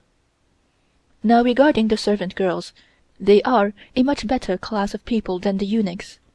They are the daughters of Manchu soldiers, and must stay 10 years at the palace to wait upon Her Majesty, and then they are free to marry. One got married after my first month at the court. Her Majesty gave her a small sum of money, 500 taels. This girl was so attached to Her Majesty that it was very hard for her to leave the court. She was an extremely clever girl. Her name was Chiu Yun, Autumn's Cloud. Her Majesty named her that because she was so very delicate looking and slight. I liked her very much during the short time that we were together. She told me not to listen to anyone's gossip at the court, also that Her Majesty had told her she was very fond of me. On the 22nd day of the 3rd moon she left the palace, and we were all sorry to lose her. Her Majesty did not realize how much she missed her until after she had gone. For a few days we had nothing but troubles. It seemed as if everything went wrong. Her Majesty was not at all satisfied without Chiu Yun. The rest of the servant girls were scared and tried their best to please Her Majesty, but they had not the ability, so we had to help and do a part of their work so as not to make Her Majesty nervous. Unfortunately, she stopped us and said, "You have enough to do of your own work, and I do not want you to help the servants. You don't please me a bit that way." She could see that I was not accustomed to her ways, for she had spoken severely, so she smiled and said to me, "I know you are good to help them so as not to make me angry, but these servants are very cunning. It isn't that they cannot do their work. They know very well that I always select the clever ones to wait on me in my bedroom, and they don't like that, so they pretend to be stupid and make me angry so that I will send them to do the common work. The eunuchs are worse. They are all afraid to take Chiu Yun's place. Now I have found them out, and I will only keep the stupid ones to wait on me from now." I almost laughed when I noticed that they all looked serious for a moment. I thought these people must be really stupid, and not lazy, but I had dealings with them every day, and found them out all right. The eunuchs don't seem to have any brains at all. They are such queer people and have no feelings. They have the same mood all day long. I should say they are in a cruel mood. Whenever Her Majesty gave an order, they always said "Zhe," yes, and as soon as they got out to our waiting room, they would say to each other, "What was the order? I have forgotten all about it." Then they used to come to one of us who had happened to be present when the order was given. "Please tell us what the order was. I did not listen while Her Majesty was talking." We used to laugh and make fun of them. We knew they were afraid to ask Her Majesty, and of course we had to tell them. One of the eunuch writers had to keep writing down the orders that had been given during the day, for Her Majesty wanted to keep records of everything. There were 20 eunuchs who were educated, and they were excellent scholars. These had to answer any questions which Her Majesty happened to ask them about Chinese literature, while she had a good knowledge of it herself. I noticed that it pleased her a great deal if anyone could not answer a question, or knew less than she did. She took delight at laughing at them. Her Majesty was also very fond of teasing. She knew that the court ladies did not know very much about literature, so she used to try it on us. We had to say something, whether it was appropriate to her questions or not, and that would make her laugh.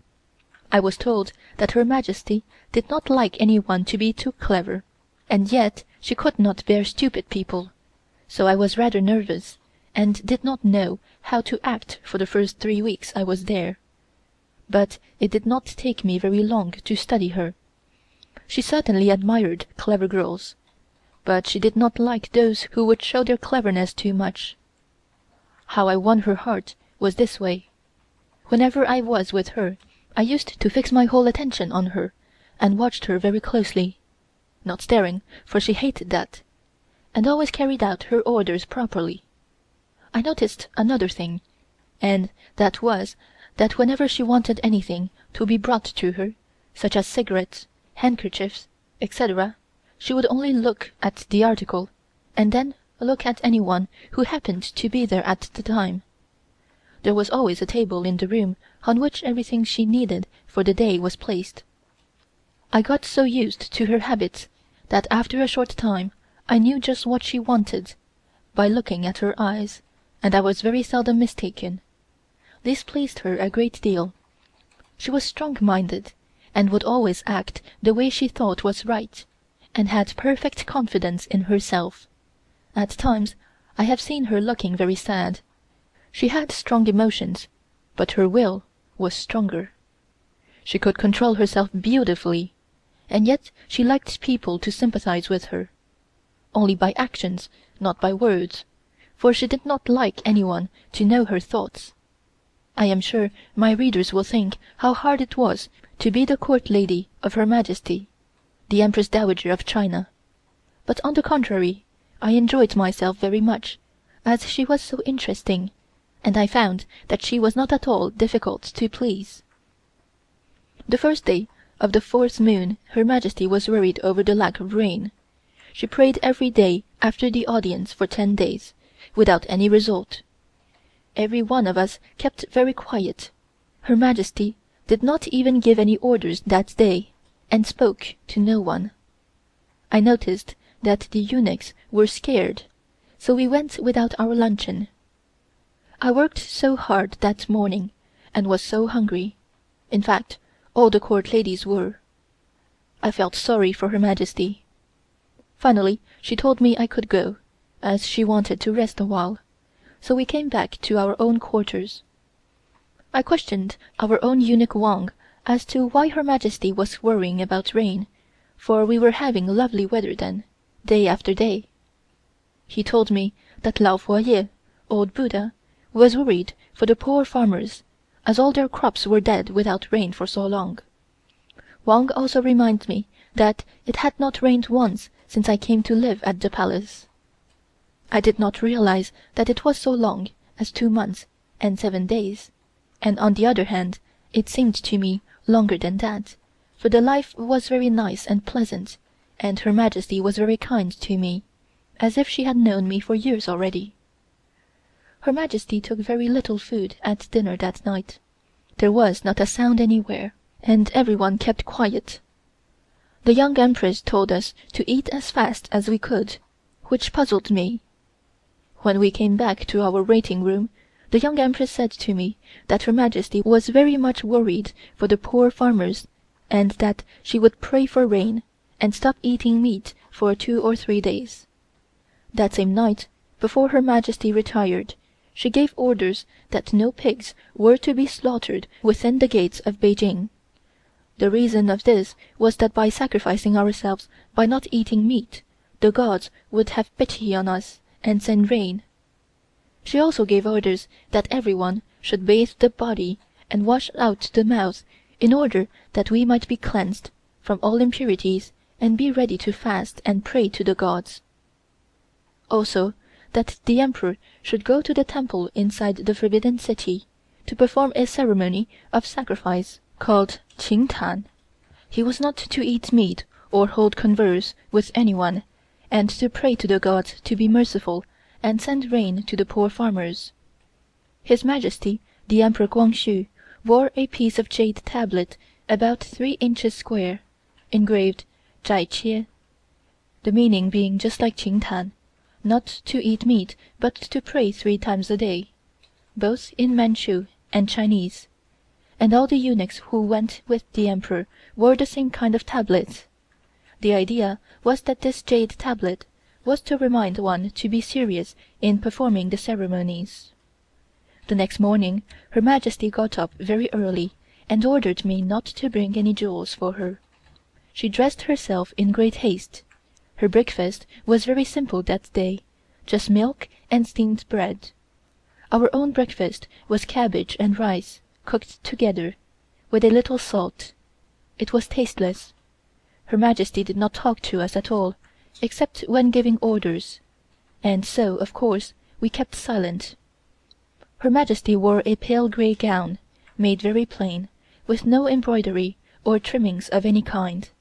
She wore grey shoes to match, not to mention her grey handkerchief. We followed her into the hall, where a eunuch knelt with a large branch of willow tree. Her Majesty picked a little bunch of leaves and stuck it on her head. The young Empress did the same, and told us to follow her example. Emperor Guangxu took a branch and stuck it on his hat. After that, Her Majesty ordered the eunuchs and servant girls to do the same. It was a funny sight, and everyone did look queer with a bunch of leaves on the head. The head eunuch came and knelt in front of Her Majesty, and said that everything was prepared for the ceremony in the little pavilion in front of her own palace. She told us that she preferred to walk, as she was going to pray. It took only a few minutes to cross the courtyard. When we arrived at this pavilion, I noticed a large square table was placed in the center of the room. A few large sheets of yellow paper and a jade slab containing some vermilion powder instead of ink, with 2 little brushes to write with. At each side of the table stood a pair of large porcelain vases, with 2 large branches of willow. Of course, no one was allowed to speak, but I was curious and wanted to find out why everyone had to wear the willow leaves on the head. Her Majesty's yellow satin cushion was placed in front of this table.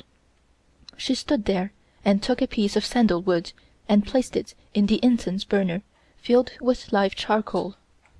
The Young Empress whispered to me to go over and help Her Majesty to burn them. I placed several pieces in until she told me that was enough. Then Her Majesty knelt on her cushion. The Young Empress knelt behind her, and we all knelt in a row behind the Young Empress and commenced to pray. The Young Empress taught us that very morning how to say the prayer.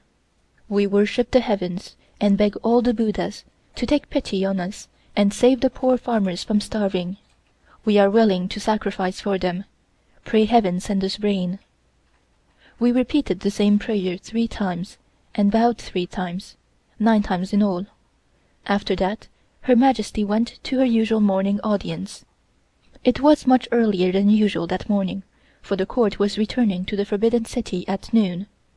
His Majesty, the Emperor Kwang-hsu, was to pray at the Forbidden City, and Her Majesty always wanted to accompany him whenever he went. It was 9 o'clock in the morning when the audience was over. She ordered me not to bring any jewels for her to the Forbidden City this time, for she would not need them at all. I went to the jewel room and locked everything up, and placed the keys in a yellow envelope, sealed it, and placed the envelope among the others, and gave them to a eunuch who takes care of these things. We packed all her favorite things. Her gowns were the most important things to pack. She had so many, and it was impossible to take all. I noticed that the court lady who was looking after her gowns was the busiest amongst us. She had to select gowns enough to last 4 or 5 days. She told me that she had selected about 50 different ones. I told her that Lao Tzu might stay at the Forbidden City 4 or 5 days, and that she would not need so many gowns. She said it was safer to bring many, for one was not sure what would be Her Majesty's idea for the day. Packing at the court was very simple. Eunuchs brought many yellow trays, which are made of wood, painted yellow, about 5 feet by 4 feet and 1 foot deep. We placed a large yellow silk scarf in the tray, then the gowns, and covered them with a thick yellow cloth. Everything was packed the same way. It took us about 2 hours to pack 56 trays. These things always started off first, carried by the eunuchs. His Majesty, the Emperor Kwang-hsu, the Young Empress, and all the court ladies had to kneel on the ground for Her Majesty's sedan chair to pass the palace gate. Then we went in search of our own chairs. The procession, as usual, was pretty. Soldiers marching in front of her chair, 4 young princes riding on horseback on each side of her, and from 40 to 50 eunuchs also on horseback behind her, all dressed in their official robes. The Emperor's chair and the Young Empress' chair were of the same color as Her Majesty's. The secondary wife of the Emperor had a deep yellow chair. The chairs of the court ladies were red and were carried by 4 chair-bearers instead of 8 like their Majesties. Our own eunuchs also rode on horseback behind us. We rode a long time, it seemed to me, before I noticed the Emperor's chair begin to descend from the stone-paved road, and we all followed him. I could see that Her Majesty's chair was still going straight on, and we took a nearer route to reach Wanshou-si, the Long-Life Temple, to await Her Majesty's arrival. We alighted from our chairs and started at once to prepare Her Majesty's tea and her little dishes. I went to help her to alight, and supported her right arm to mount the steps.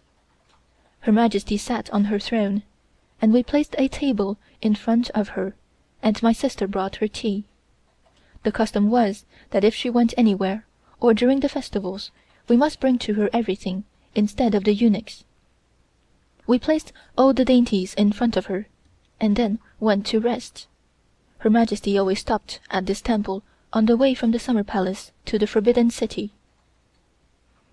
Chapter 10. The Young Empress.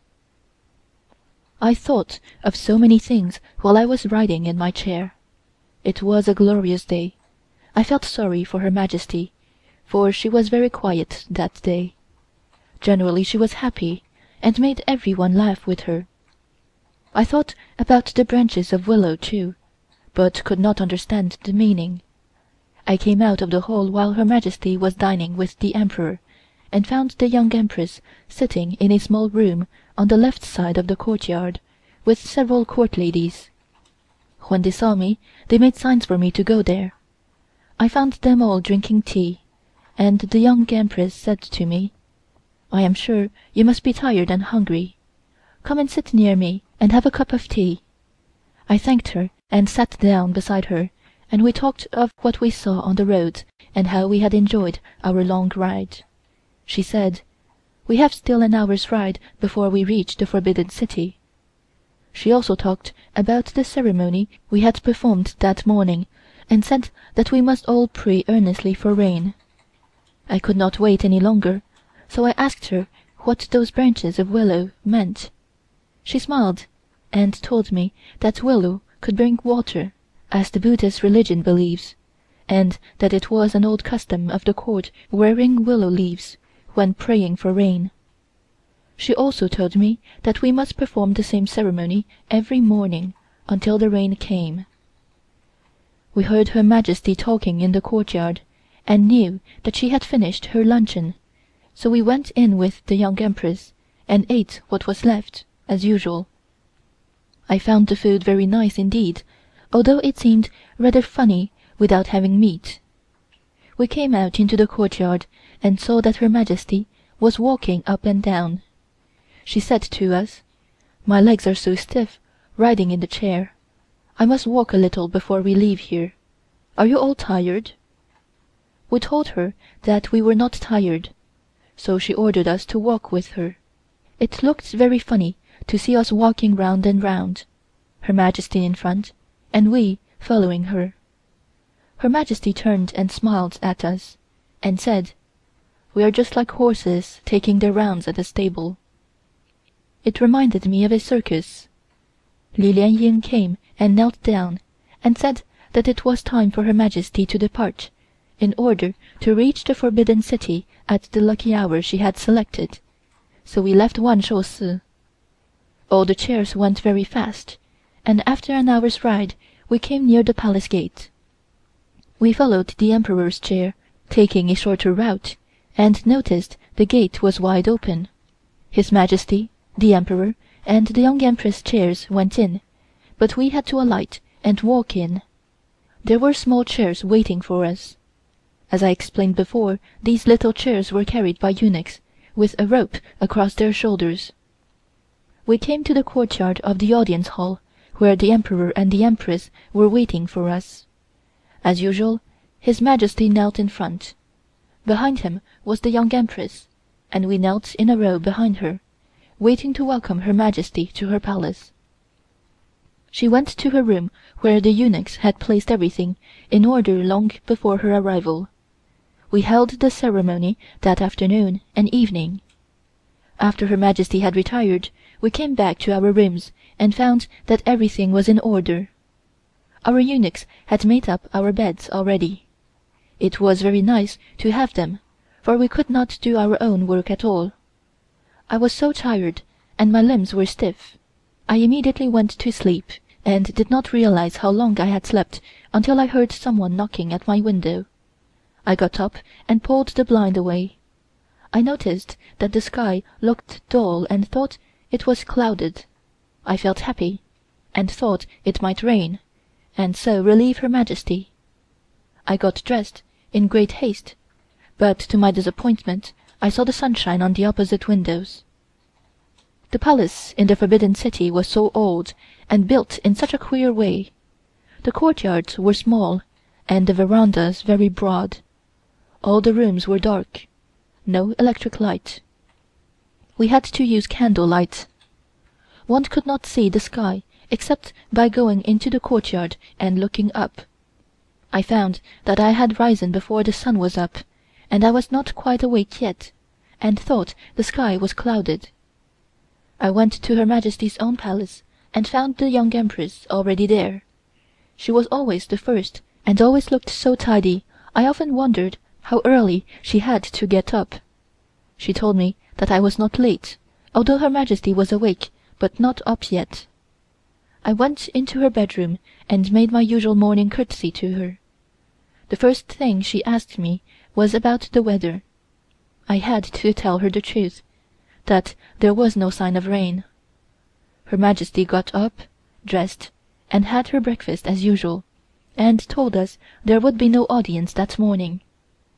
The Emperor went to the temple, sacrificing, and there was nothing important to attend to. We prayed for 3 days in succession, but no rain came. I found that Her Majesty was truly discouraged, and ordered each of us to pray 20 times a day. We marked a spot with vermilion powder and a little water on big yellow sheets of paper each time we prayed. On the 6th day of the 4th month the sky was clouded. I ran to Her Majesty's bedroom that morning to tell her the news, but found that someone had told her already.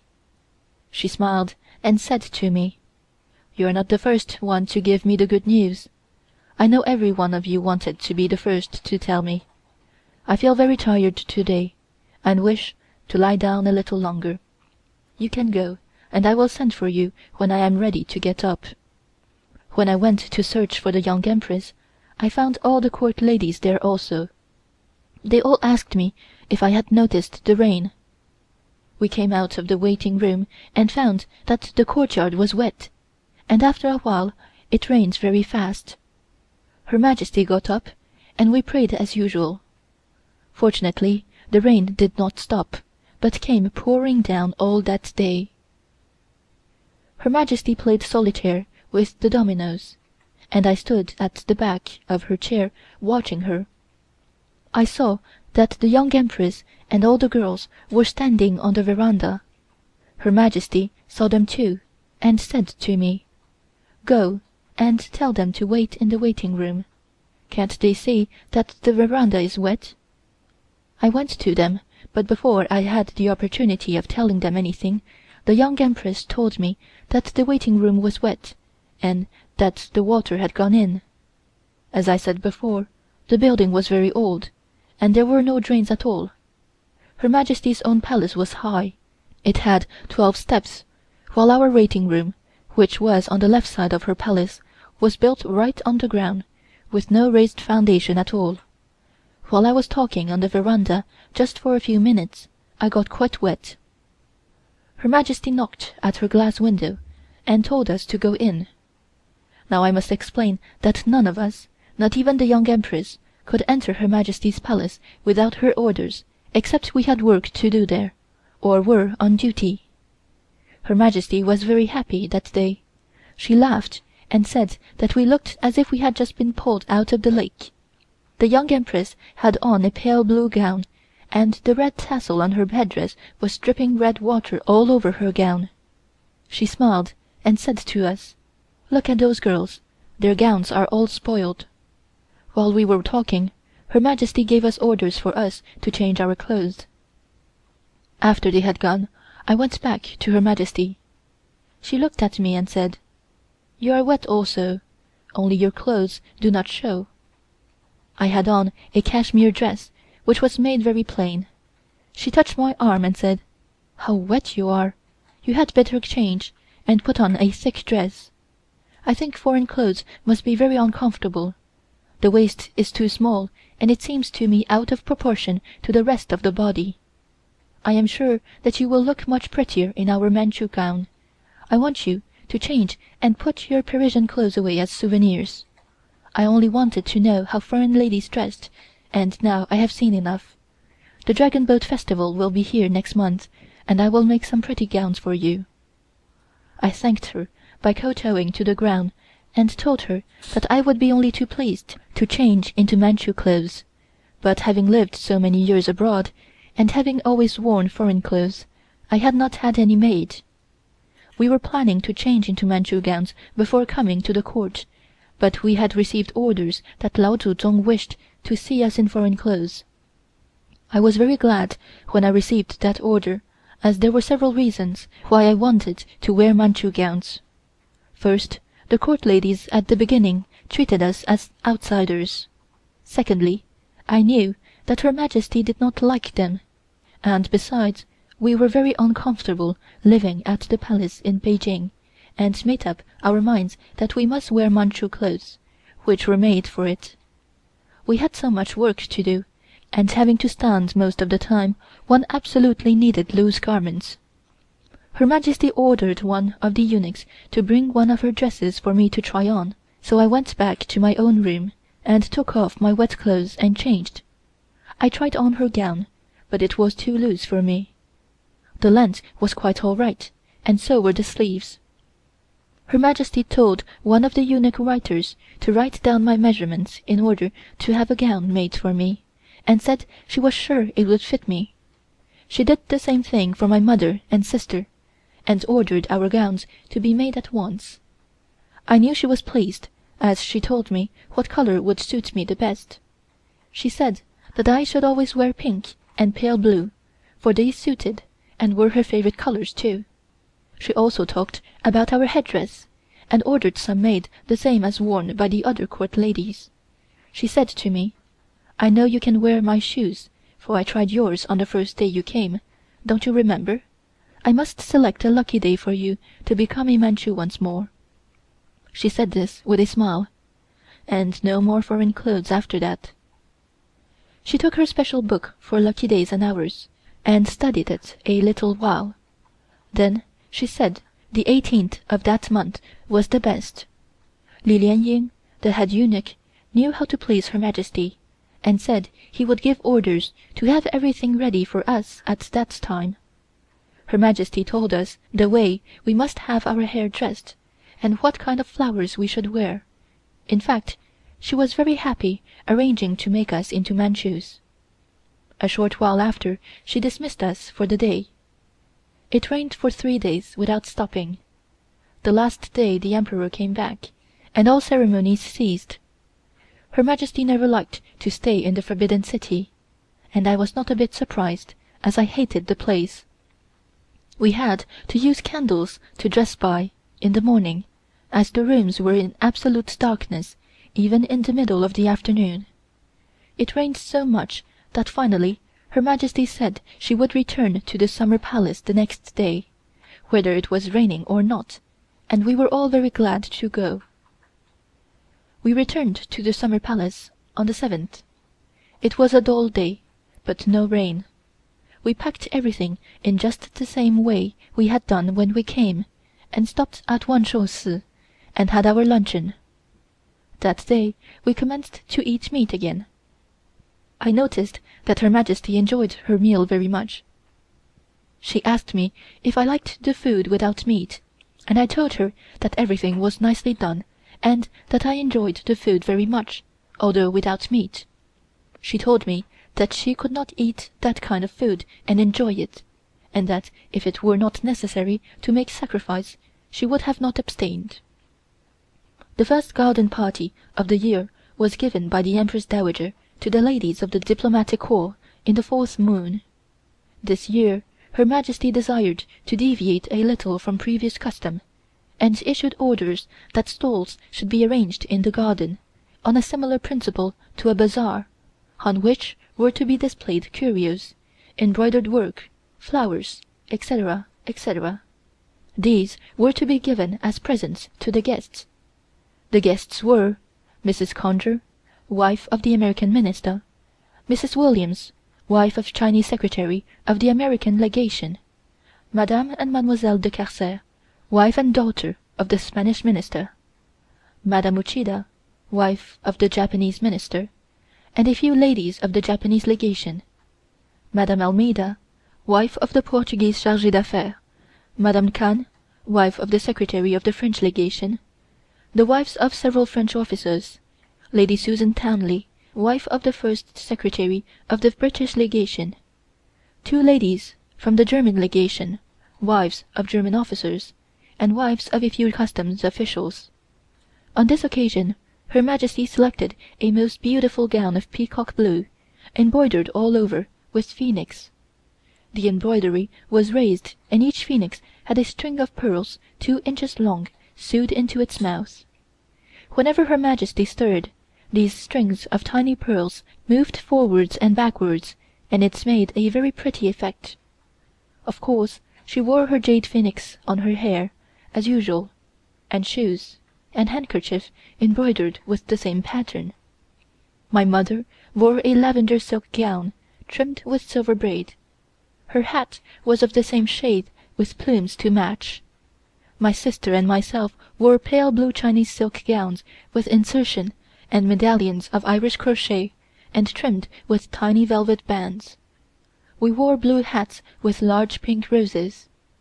All the court ladies dressed in their most picturesque gowns, and it was a very pretty sight to see the procession walking to the audience hall. Her Majesty was in her happiest mood that morning, and said to us, "I wonder how I would look in foreign clothes. My waist is very small, but wearing this kind of loose gown it would not show. I don't think I would need to squeeze myself so tight either, but I don't think there is anything in the world prettier than our Manchu gowns." First, the guests were received in audience by their Majesties. They were accompanied by the Doyen, Baron Yukon, Minister for Austria, and an interpreter from each legation. On entering the audience hall, all the guests stood in line, and the Doyen presented a short address to their Majesties.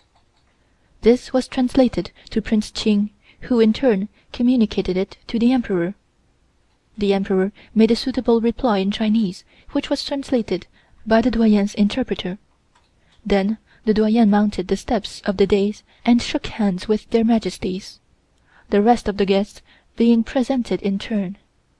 I was standing at the right hand of the Empress Dowager, and as each guest came forward, called out their names and the legation which they represented, Her Majesty had a few words with everyone, and when she saw a new face she would ask how long they had been in China, whether they liked it, etc., etc. All these conversations I interpreted for Her Majesty. As the guests finished paying their respects, they passed along and remained standing in the hall until everybody had been presented. The interpreters, who did not take part in this ceremony, but had remained standing in the hall until it was over, were then conducted by Prince Ching to another part of the palace, where refreshments were provided for them. After they had gone out, their Majesties descended from the dais and mixed with the guests. The formal ceremony now being concluded, chairs were brought in and everybody made themselves comfortable. Tea was brought in by the eunuchs, and after a few minutes' conversation, we all adjourned to the refreshment room, with the exception of the Empress Dowager, the Emperor, the young Empress, and the secondary wife. In the absence of Her Majesty, the Imperial Princess, the Princess Dowager's adopted daughter, officiated as hostess, Mrs. Conger sitting at her right, and Madame de Carcer, wife of the Spanish Minister, on her left. The food was all Chinese, but knives and forks were provided for the use of the guests. During the luncheon, the Imperial Princess stood up and spoke a few words of welcome, which I translated into English and French. After the luncheon was over, we adjourned to the garden, where their Majesties were awaiting us. A brass band was playing European airs. Her Majesty led the way around the gardens, passing the various stalls on the way, where the ladies would stop and admire the different articles, which were later presented to them as souvenirs of the occasion. On arriving at a tea-house which had been erected in the gardens, everybody rested and partook of tea. Their Majesties then wished everybody good-bye, and the guests were then conducted to their chairs and took their departure. As usual, we reported to Her Majesty everything that had taken place and how the guests had enjoyed themselves. She said, "How is it that these foreign ladies have such large feet? Their shoes are like boats, and the funny way they walk I cannot say I admire. I haven't yet seen one foreigner with pretty hands. Although they have white skins, their faces are covered with white hair. Do you think they are beautiful?" I replied that I had seen some American beauties when I was abroad. Her Majesty said, "No matter how beautiful they are, they have ugly eyes. I can't bear that blue color. They remind me of a cat." After a few more remarks, she ordered us to retire, saying that we must be tired. We were rather used up and glad of an opportunity to rest, so made our curtsies and retired. We had been at the Palace more than 2 months, and I had had no opportunity to see my father at all, who was quite ill at that time. We did not know whether we could ask leave of absence from the court. I received letters from my father every day, telling me to have courage, and to do my duty. My mother asked the Young Empress if it would be correct to ask Her Majesty for permission to go home for a day or 2. The Young Empress told us that it would be quite all right to do that, but she thought it would be better if we could wait until after the 8th, for there would be a feast on that day. The 8th day of the 4th moon every year is the ceremony of eating green peas. According to the Buddhist religion, there is a hereafter which divides or grades according to the life that is lived on earth, that is to say, those who live good lives go to heaven when they die, and those who are bad go to a bad place to suffer. On this occasion, Her Majesty sent to the people she liked, each a plate containing 8 peas, and we had to eat them. The Young Empress told me that if I presented a plate of peas to Her Majesty, it would please her, which I did. This meant, "May we meet in the hereafter." 吃元豆. Her Majesty was very happy that day. We went to the west side of the lake and had our luncheon there. Her Majesty talked to us about the first day we came to the court, and then said to my mother, "I wonder if Yukon is any better. When will he be able to come to the court? I haven't seen him since he returned from France." My father had asked 3 months' leave of absence from the court on account of his poor health. My mother answered and said that he was feeling better, but that his legs were still very weak, and he could not walk much. Her Majesty then said to us, "Oh, I have forgotten to tell you that if you wish to go home, you can ask permission. I have been so busy lately and forgot to remind you." We thanked her and told her that we would like to go home and see how my father was, so she gave orders that we should leave the court the next day. Then she asked me how long I would like to stay at home, and of course I knew the custom, and told her that I was waiting for her orders. Would 2 or 3 days be enough? We told her that it suited us beautifully. I was so surprised when she mentioned it to us, and wondered if anyone had told her of our intentions, or if Her Majesty was a mind reader. When she retired that afternoon, I went to see the Young Empress, who was always very nice and kind, and asked me to sit near her. Her eunuch brought me a cup of tea. Her rooms were furnished exactly the same as Her Majesty's, but everything looked extremely dainty, and showed a very good taste. We talked about the life of the Palace for a long time, and she told me that she was very fond of us, and so was Her Majesty. I told her that Her Majesty had mentioned to us about going home for 2 or 3 days, and that I was surprised to see how thoughtful she was.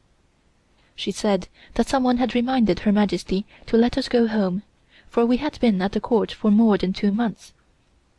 I found out afterwards that it was the head eunuch Li, who had heard that we were anxious to go.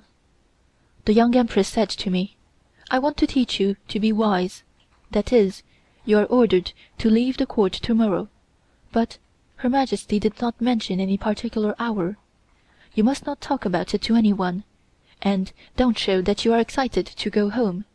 Don't dress as if you are going out tomorrow, but be natural, and do your work as if you don't care about going at all. Don't you remind her, in case she forgets to tell you to go, and come back on the second day, which is the custom. It will show that you are anxious to see Her Majesty, so you come back one day earlier than the appointed time." I was so happy to get this information, and asked her if it would be all right to bring Her Majesty some presents when we returned to the court. She said that was just the proper thing to do. The next day we did the same work, and went to the audience hall with Her Majesty as usual. After the audience was over, Her Majesty ordered her luncheon to be served at the country tea house. This tea house was built in country style, and right on top of her puny mountain, with bamboo and straw, and all the furniture was made of bamboo also. They were beautifully made, and all the frames of the windows were carved into a line of characters: "Shou," "Long Life," and butterflies, with pink silk curtain hangings. At the rear of this exquisite little building was a bamboo shade, with railings all around, hung with red silk lanterns. The seats were built against the railings, so that one could sit on them comfortably. This was supposed to be used by the court ladies as their waiting room. We played dice with Her Majesty when luncheon was over. We played a very long time, and I won the game that day. Her Majesty laughed and said to me, "You have luck today. I think you are so happy to go home that your fairies have helped you to win the game." As I mentioned before, this game was called 8 Fairies Going Across the Sea. "I think it is time for you to go now." While saying this, she turned and asked one of the eunuchs what the time was, and he answered that it was 2:30. We kowtowed to Her Majesty, and stood waiting for more orders. Then she said, "I am sorry to see you go, although I know you are coming back within 2 or 3 days. I know I shall miss you." To my mother she said, "Tell Yukon to take care of his health and get well soon. I have ordered 4 eunuchs to accompany you, and am sending some of my own rice for him." We had to kowtow again in thanking Her Majesty for her kindness, and finally she said, "你们走吧, you can go now." We withdrew, and found the young Empress on the veranda. We curtsied to her and said good-bye to the court ladies, and came to our rooms to get ready to start. Our eunuchs were very good, and had everything packed up ready for us. We gave 10 taels to each of our eunuchs, for that was the custom, and gave 4 taels to each chair-bearer of the palace. When we arrived at the palace gate, our own chairs were waiting for us. We said good-bye to our eunuchs. Strange to say, they seemed attached to us, and told us to come back soon.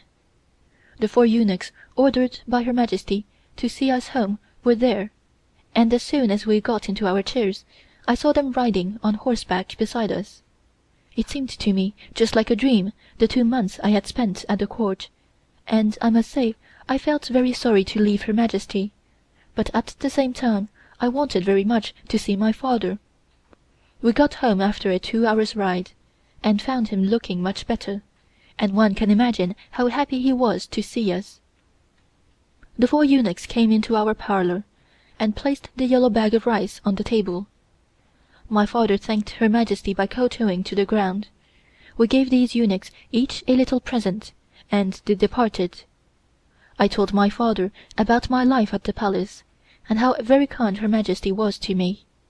He asked me if I could influence Her Majesty to reform some day, and hoped he would live to see it. Somehow or other I had the idea that I could, and promised him that I would try my best. Her Majesty sent 2 eunuchs to see us the next morning, and also sent us food and fruits. They told us that Her Majesty missed us, and had told them to ask if we missed her. We told these eunuchs that we were returning to the court the next day. We stayed at home only 2 days, and a great many people came to see us, and kept us busy all the time. My father suggested that we should start from the house at about 3 a.m. so as to get to the summer palace before Her Majesty was up. We left our house at 3 a.m. in total darkness, just like we had 2 months before. What a change! I thought I was the happiest girl in the world. I was told by many people, especially by the young Empress, that Her Majesty was extremely fond of me. I had also heard that she did not care for young people at all. Although I was happy, I noticed that some of the court ladies did not like me, and they made me uncomfortable on many occasions by not telling me just the way Her Majesty wanted the work to be done. They smiled at each other whenever Her Majesty was saying to my mother that she liked me, and that I was always careful in doing anything that pleased her. I knew I was going to see those people again. However, I made up my mind to fight my battles alone. I only wished to be useful to Her Majesty, and would not take any notice of them. It was a little after 5 o'clock when we reached the Summer Palace. Our own eunuchs were very happy to see us again, and told us that Her Majesty was not up yet, and that we had time to go to our rooms, where they had some breakfast prepared for us. We went to see the young Empress first, and found she was ready to go to Her Majesty's palace. She was also very glad to see us, and told us that our Manchu costumes were all ready, and that she had seen them and they were perfectly lovely. We were very hungry and enjoyed our breakfast immensely. After that we went to see Her Majesty. She was awake, so we went into her bedroom. We greeted her the same way that we did every morning, and kowtowed to her and thanked her for all the things she had sent us while we were at home. She sat up on the bed, smiled, and said, "Are you glad to come back? I know everyone who comes to me and stays for a while does not like to go away from here any more. I am glad to see you." To my mother, "How is Yukon?" My mother told her that my father was much better. She asked us what we did for those 2 days, staying at home. She also wanted to know whether we still remembered which day she had chosen for us to change into our Manchu costume. We told her we knew the date and were looking forward to it. The eunuchs brought in 3 large yellow trays, full of beautiful gowns, shoes, white silk socks, handkerchiefs, bags for nuts, in fact the whole set, including the gongzan, Manchu headdress. We kowtowed to her and told her we were very much pleased with everything she had given us. Her Majesty told the eunuchs to bring everything out for us to see. She said to us, "You see, I give you 1 full official dress, 1 set of chaozhu, amber beads, 2 embroidered gowns, 4 ordinary gowns for everyday wear, and 2 gowns for Chichen wear, the anniversary of the death of an emperor or empress, 1 sky blue, the other mauve, with very little trimming. I also have a lot of underwear for you." I was excited and told Her Majesty that I would like to commence to dress up at once. She smiled and said, "You must wait until the day comes, the lucky day I have selected for you. You must try to fix your hair first, which is the most difficult thing to do. Ask the young Empress to teach you." Although she told me to wait, I knew she was pleased to see that I showed so much enthusiasm. She asked me the first day when we came to the court why my hair was so curly. I showed her that I curled it with paper. She teased me ever afterwards. She also said that I could not pull my hair straight in time to wear Manchu clothes, that everyone would laugh at me, and how ugly I would look. That night one court lady came over to me while I was sitting on the veranda and said, "I wonder if you will look nice in Manchu dress." I told her I only wanted to look natural. "You have lived so many years abroad, we consider you are a foreigner to us." I told her that as long as Her Majesty considered I was one of her own, I would be satisfied, and that she need not worry herself about me. I knew they were jealous of us, so I went in search of the young Empress, and left this girl alone. We were talking with the young Empress in the waiting room, and this girl came in and sat near me, smiling to herself most of the time.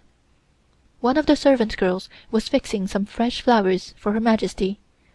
She looked at her and asked her why she was smiling. The young Empress saw and asked her the same question. She would not answer, but kept on smiling all the time. At this moment a eunuch came and said that Her Majesty wanted me. I afterwards tried to find out what she had told the young Empress, but could not. Several days passed very quickly. Her Majesty was happy, and so was I. One day the young Empress reminded us that we should make all preparations in order to be able to dress ourselves properly on the 18th, as the time was getting short, only 2 days left. That night, after Her Majesty had retired, I went to my own room and fixed my headdress on and went to see the young Empress. She said that I looked very nice, and that she was sure Her Majesty would like me better in Manchu costume. I told her that I used to wear Manchu dress when I was a little girl, before we went to Europe, and of course I knew how to put it on. I also told her that I could not understand why these girls looked upon me as a foreigner. She said that they only showed their ignorance, and that they were jealous of me, and that I should not pay any attention to them at all. Chapter 11. Our Costumes. The next day we got up earlier than usual and dressed ourselves in our new gowns. I could not believe my own eyes, and asked several times whether that was myself or not. I found that I looked all right, although I hadn't been wearing this sort of costume for so long. They seemed to think that we would look awkward. Our own eunuchs were delighted to see us dressed that way. The young Empress came in while passing our rooms on her way to the Empress Dowager's place, and waited for us to go with her. When we arrived at the waiting room, a lot of people came in and looked at us, and talked so much about us that it made me feel rather shy. Everyone told us that we looked much better that way than in foreign clothes, except the Emperor Kwangshu. He said to me, "I think your Parisian gowns are far prettier than this." I smiled and said nothing. He shook his head at me, and went into Her Majesty's bedroom. Li Lianying came and saw us, and was very much excited, and told me to go and see Her Majesty at once. I told him that everyone was looking at us, as if we were curios. He said, "You don't know how nice you look now, and I wish that you would not wear foreign clothes at all." Her Majesty laughed so loud when she saw us that it made me uncomfortable, for I was afraid we looked unnatural to her. She said, "I cannot believe you are the same girls. Just look at yourselves in this looking-glass." She pointed to a large mirror in her room. "See how you have changed. I feel that you belong to me now. I must have some more gowns made for you." Then Li Lianying said that the 24th would be the first day of the summer. On that day everyone would begin to wear jade hairpins instead of gold, and we had none. Her Majesty said to Li, "I am very glad you told me that. I must give them each a jade hairpin, after having asked them to change into Manchu clothes." Li went away and came back with a box of hairpins of pure green jade. Her Majesty took a beautiful one and handed it to my mother, and told her that that pin had been worn by 3 empresses.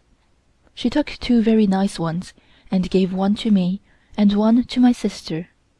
She told us that these 2 were a pair, and that the other Empress Dowager, the East Empress Dowager, used to wear one, and that the other was worn by herself when she was young.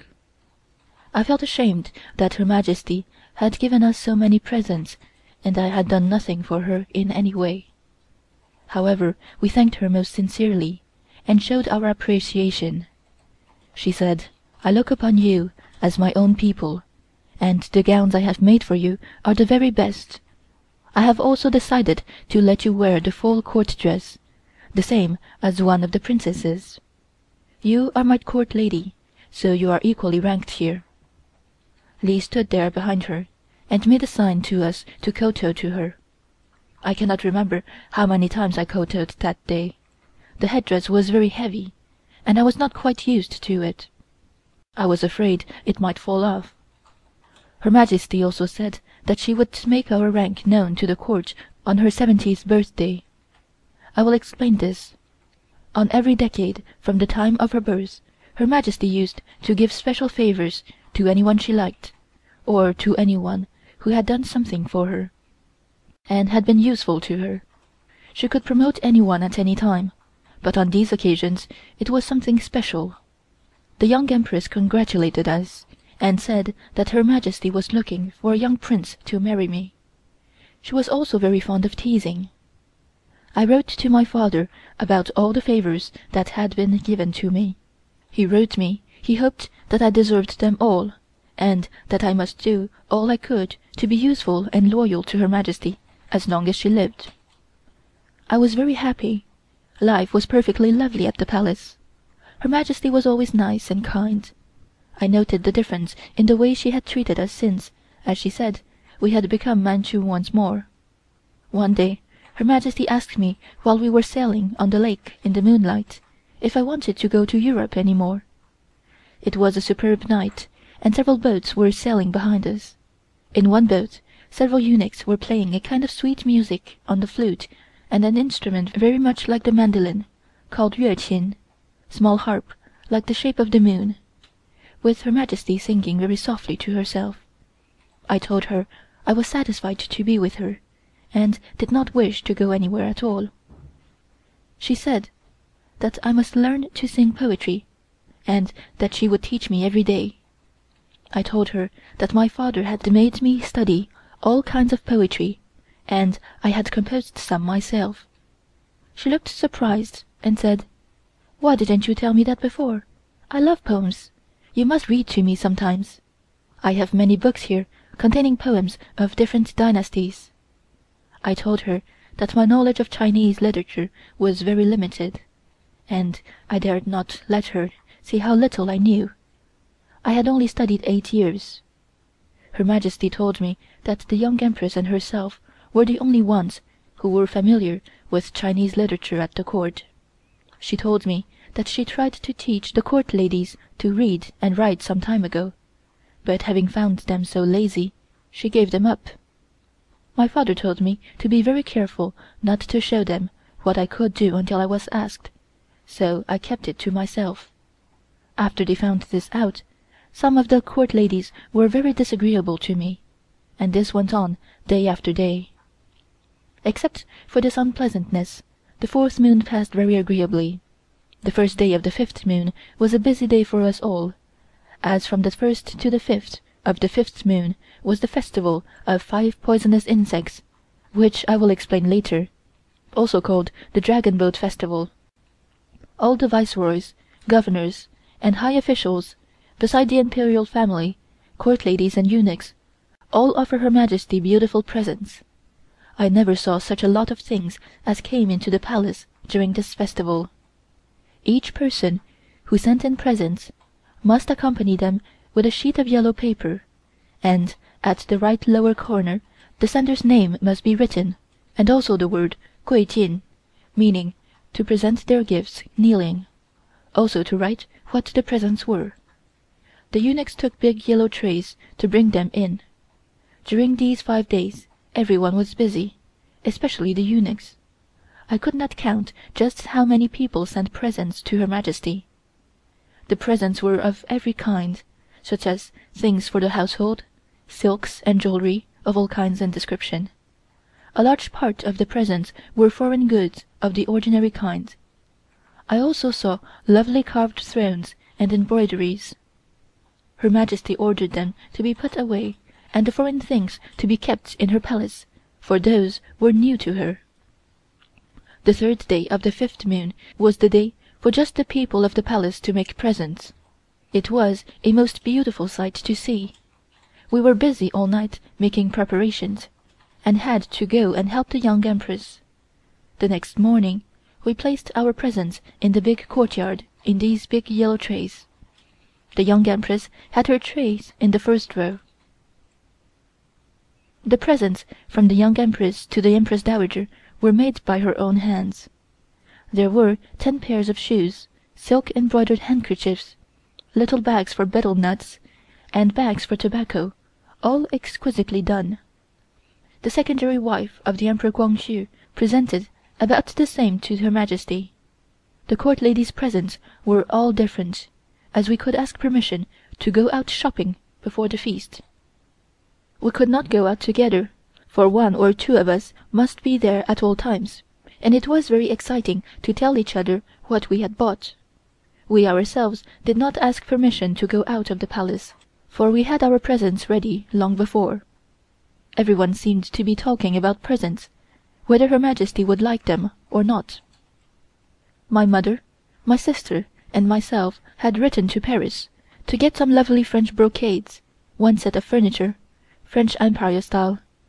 We had learned Her Majesty's taste already during our short stay there, so, including those presents, we also gave her fans, perfumes, soaps, and some other French novelties. Her Majesty always looked over everything, and noticed some of the presents were of very poor quality, and wanted to know the sender's name. The eunuchs and servant girls also made her good and useful presents. Her Majesty would select the articles she liked the best, and order the rest to be put away, and she might never see them again. I must say that Her Majesty liked and admired some foreign things very much. She especially loved the French fancy brocades, for she was making new gowns almost every day. She was also pleased with soaps and powder that would beautify the skin. She always thanked us in a very nice way, and said how very thoughtful we were in selecting beautiful articles for her. Her Majesty would also say something nice to the eunuchs and girls, and that made everyone feel pleased.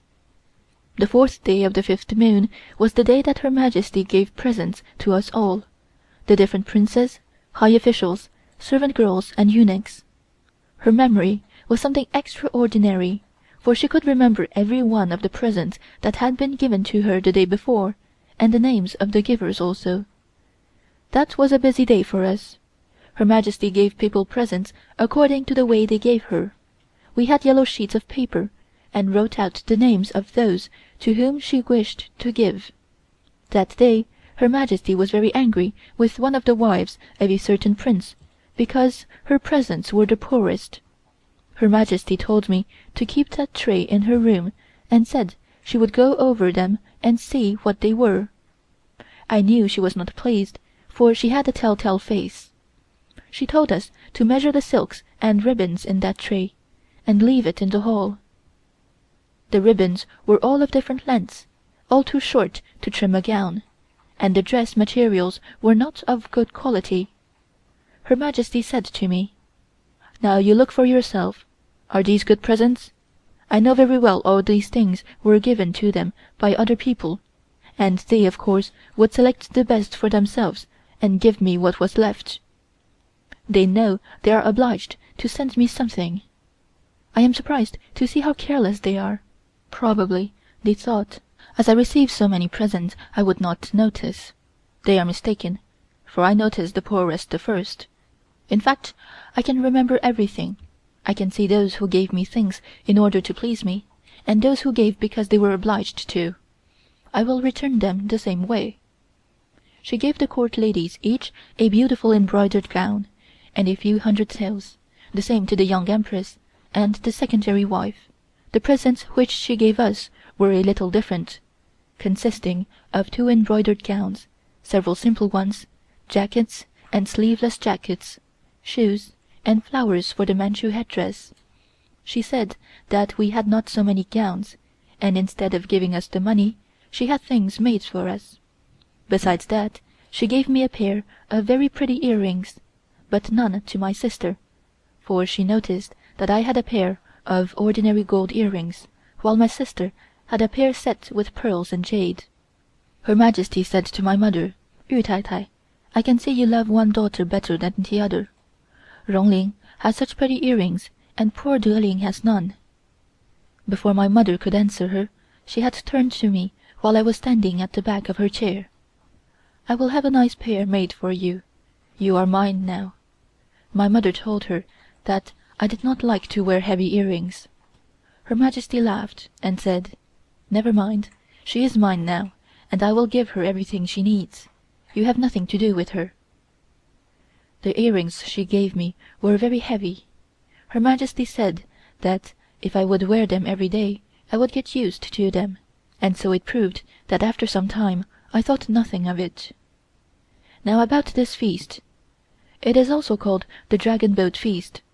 The 5th of the 5th moon at noon was the most poisonous hour, for the poisonous insects and reptiles such as frogs, lizards, snakes hide themselves in the mud. For that hour they are paralyzed. Some medical men search for them at that hour and place them in jars, and when they are dried, sometimes use them as medicine. Her Majesty told me this, so that day I went all over everywhere and dug into the ground, but found nothing. The usual custom was that at noon Her Majesty took a small cup filled with spirits of wine, and added a kind of yellow powder, something like sulphur. She took a small brush and dipped it into the cup, and made a few spots of this yellow paint under our nostrils and ears. This was to prevent any insects from crawling on us during the coming summer. The reason why it was also called the Dragon Boat Festival was because at the time of the Zhou dynasty, the country was divided into several parts. Each place had a ruler. The Emperor Zhou had a prime minister named Qu Yuan, who advised him to make alliance with the other 6 countries, but the Emperor refused, and Qu Yuan thought that the country would be taken by others in the near future. He could not influence the Emperor, so he made up his mind to commit suicide and jumped into the river, taking a large piece of stone with him. This happened on the 5th day of the 5th moon, so the year afterwards the Emperor got into a dragon boat to worship his soul, and threw rice cakes, called zongzi, into the river. On that day the people have celebrated this feast ever since. At the palace the theater played first this history, which was very interesting, and also played the insects trying to hide themselves before the most poisonous hour arrived. On that day we all wore tiger shoes, the front part of which was made of a tiger's head, with little tigers made of yellow silk to wear on the headdress. These tigers were only for the children to wear, and signified that they would be as strong as a tiger, but Her Majesty wanted us to wear them also. The wives of the Manchu officials came to the court, and when they saw us they laughed at us. We told them it was by Her Majesty's orders. A register recording the birthdays of all the court ladies was kept by the head eunuch, and a few days before my own birthday came around, the 10th day of the 5th moon, he informed me that the custom of the court was to make a present to Her Majesty, and said that the present should take the form of fruit, cakes, etc. So I ordered 8 boxes of different kinds. Early in the morning I put on full court dress and made myself look as nice as possible, and went to wish Her Majesty good morning. When she had finished dressing, the eunuchs brought in the presents, and kneeling, I presented them to Her Majesty, bowing to the ground 9 times. She thanked me and wished me a happy birthday. She then made me a present of a pair of sandalwood bracelets, beautifully carved, also a few rolls of brocade silk. She also informed me that she had ordered some macaroni in honor of my birthday. This macaroni is called Changshou Mian, the long life macaroni. This was the custom. I again bowed and thanked her for her kindness and thoughtfulness. After bowing to the young Empress, and receiving in return 2 pairs of shoes and several embroidered neckties, I returned to my room, where I found presents from all the court ladies. Altogether I had a very happy birthday. I can never forget the 15th day of the 5th moon as long as I live, for that was a bad day for everyone. As usual, we went to Her Majesty's bedroom quite early that morning. She could not get up and complained that her back ached so much.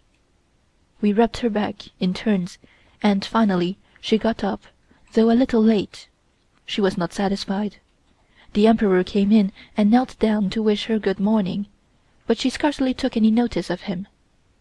I noticed that when the Emperor saw that Her Majesty was not well, he said very little to her. The eunuch who dressed her hair every morning was ill, and had ordered another one to help her. Her Majesty told us to watch him very closely, to say that he did not pull her hair off. She could not bear to see even 1 or 2 hairs fall out.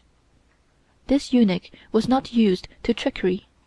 For instance, in case the hair was falling off, he could not hide it like the other one did. This poor man did not know what to do with any that came out. He was frightened, and Her Majesty, seeing him through the mirror, asked him whether he had pulled her hair out. He said that he had. This made her furious, and she told him to replace it. I almost laughed, but the eunuch was very much frightened and started to cry. Her Majesty ordered him to leave the room, and said she would punish him later. We helped her to fix up her hair. I must say it was not an easy job, for she had very long hair, and it was difficult to comb. She went to the morning audience as usual, and after that she told the head eunuch what had happened. This Li was indeed a bad and cruel man, and said, "Why not beat him to death?" Immediately she ordered Li to take this man to his own quarters to receive punishment. Then Her Majesty said the food was bad, and ordered the cooks to be punished also. They told me that whenever Her Majesty was angry, everything went wrong, so I was not surprised that so many things happened that day. Her Majesty said that we all looked too vain with our hair too low down at the back of the head. This Manchu headdress is placed right in the center of one's head, and the back part is called the swallow's tail, and must reach the bottom of one's collar. We had our hair done up the same way every day, and she had previously never said a word about it. She looked at us and said, "Now I am going to the audience, and don't need you all here. Go back to your rooms and fix your hair all over again. If I ever see you all like that again, I am going to cut your hair off." I was never more surprised in my life when I heard her speak so sharply to us. I don't know whether I was spoken to or not, but I thought it well to be wise, and I answered I would. We were all ready to go, and Her Majesty stood there watching us. When we were about 5 or 6 feet away, we heard her scolding Chun-Shou, the girl who was neither a court lady nor a servant. Her Majesty said she was pretending she was all right, and Her Majesty ordered her to go also. When we were all walking towards our own place, some of them laughed at Chun-Shou, which made her angry. When Her Majesty was angry with anyone, she would say that we were all doing something on purpose to make her angry. I must say that every one of us was scared, and wondered who would have dared to do that. On the contrary, we tried our best to please her in every way.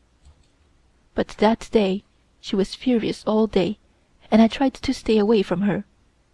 I noticed some of the eunuchs went to her to ask questions concerning important matters, but she would not look at them, but kept on reading her book.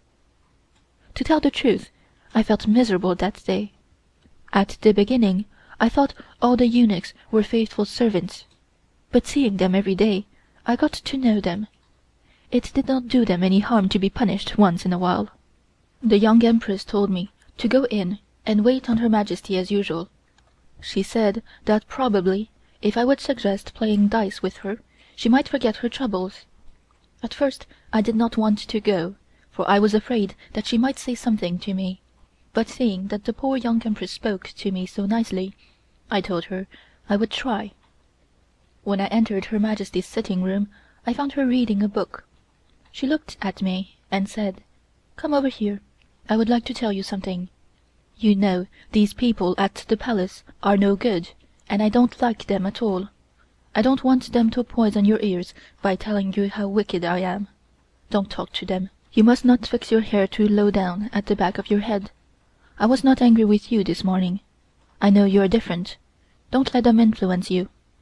I want you to be on my side, and do as I tell you." Her Majesty spoke very kindly to me, and her face changed also. Not at all the same face she had that morning. Of course I promised her that I would be only too happy to do all I could to please her. She spoke to me just like a good mother would speak to a dear child.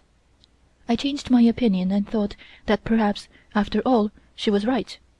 But I had often heard from the officials that one cannot be good to a eunuch. as he would do all he could to injure you without any reason whatsoever.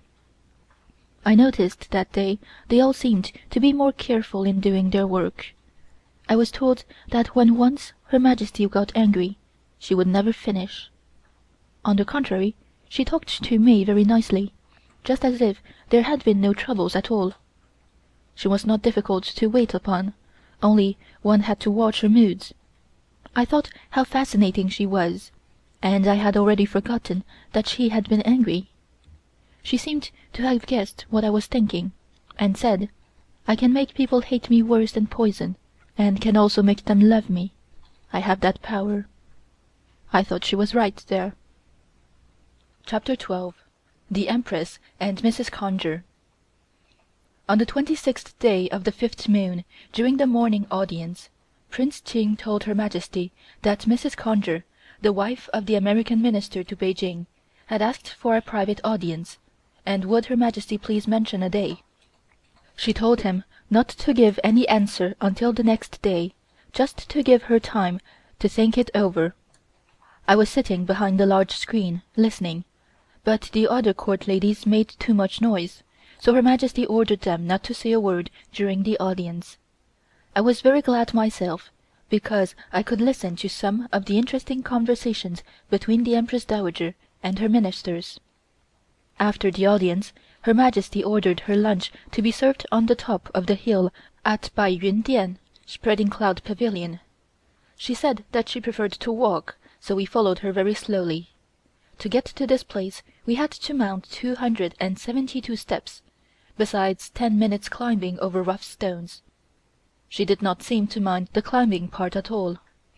It was the funniest thing to see two little eunuchs on either side to support her arms, trying to keep pace with her.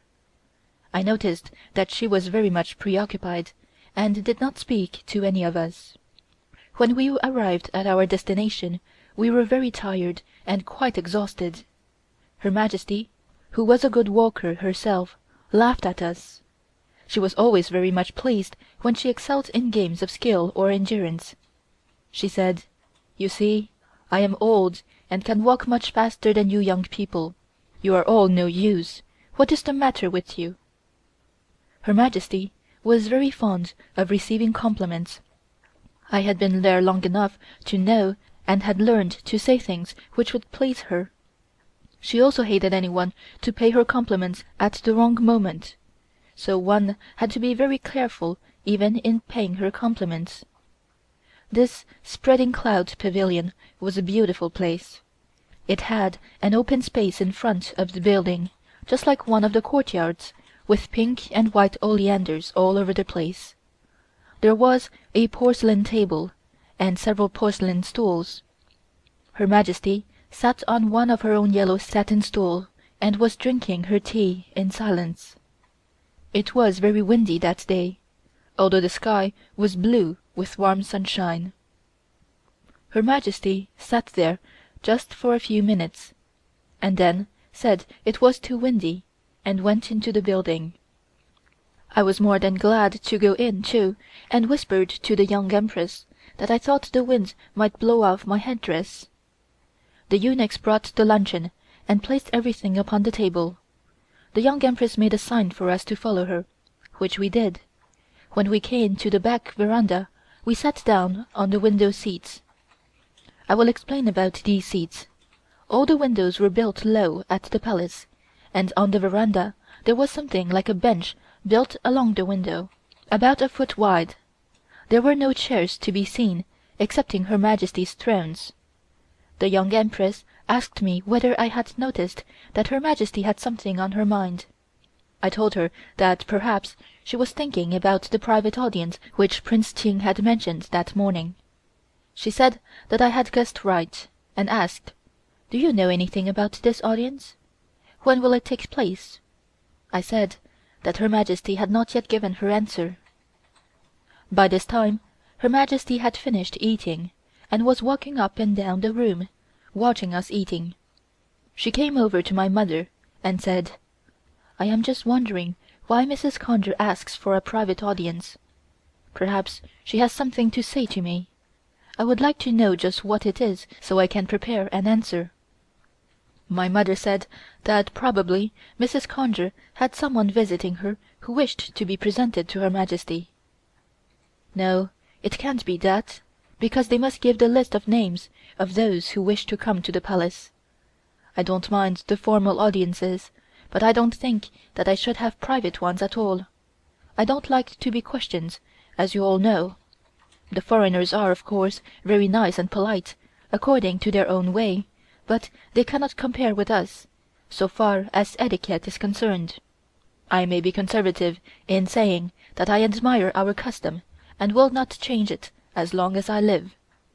You see, our people are taught to be polite from their earliest childhood, and look back at the oldest teachings and compare them with the new. People seem to like the latter the best. I mean that the new idea is to be Christians, to chop up their ancestral tablets and burn them.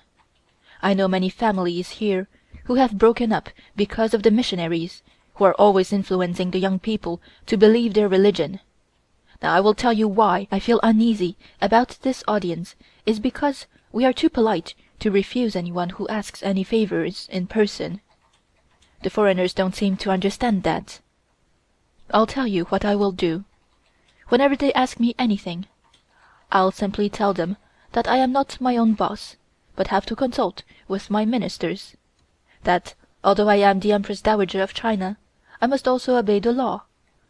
To tell the truth, I like Madame Uchida, wife of the Japanese minister to Beijing, very much. She is always very nice, and doesn't ask any silly questions.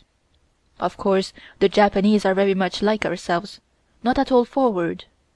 Last year, before you came to the court, a missionary lady came with Mrs. Conger, and suggested that I should establish a school for girls at the Palace.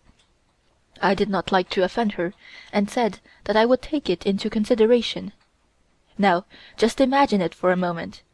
Wouldn't it be foolish to have a school at the Palace? Besides, where am I going to get so many girls to study? I have enough to do as it is.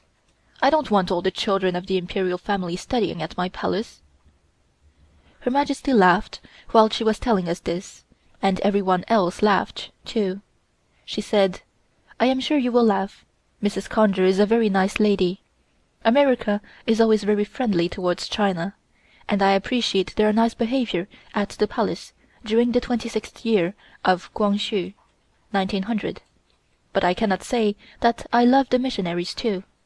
Li Lianying told me that these missionaries here give the Chinese a certain medicine, and that after that they wish to become Christians, and then they would pretend to tell the Chinese to think it over very carefully, for they would never force anyone to believe their religion against their own will.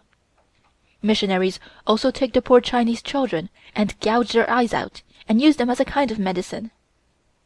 I told her that that was not true, that I had met a great many missionaries, and that they were very kind-hearted and willing to do anything to help the poor Chinese. I also told her what they had done for the poor orphans, given them a home, food and clothing, that sometimes they went into the interior and found the blind children who might be useless to their parents, and when they get them, they have to support them. I know several cases like that.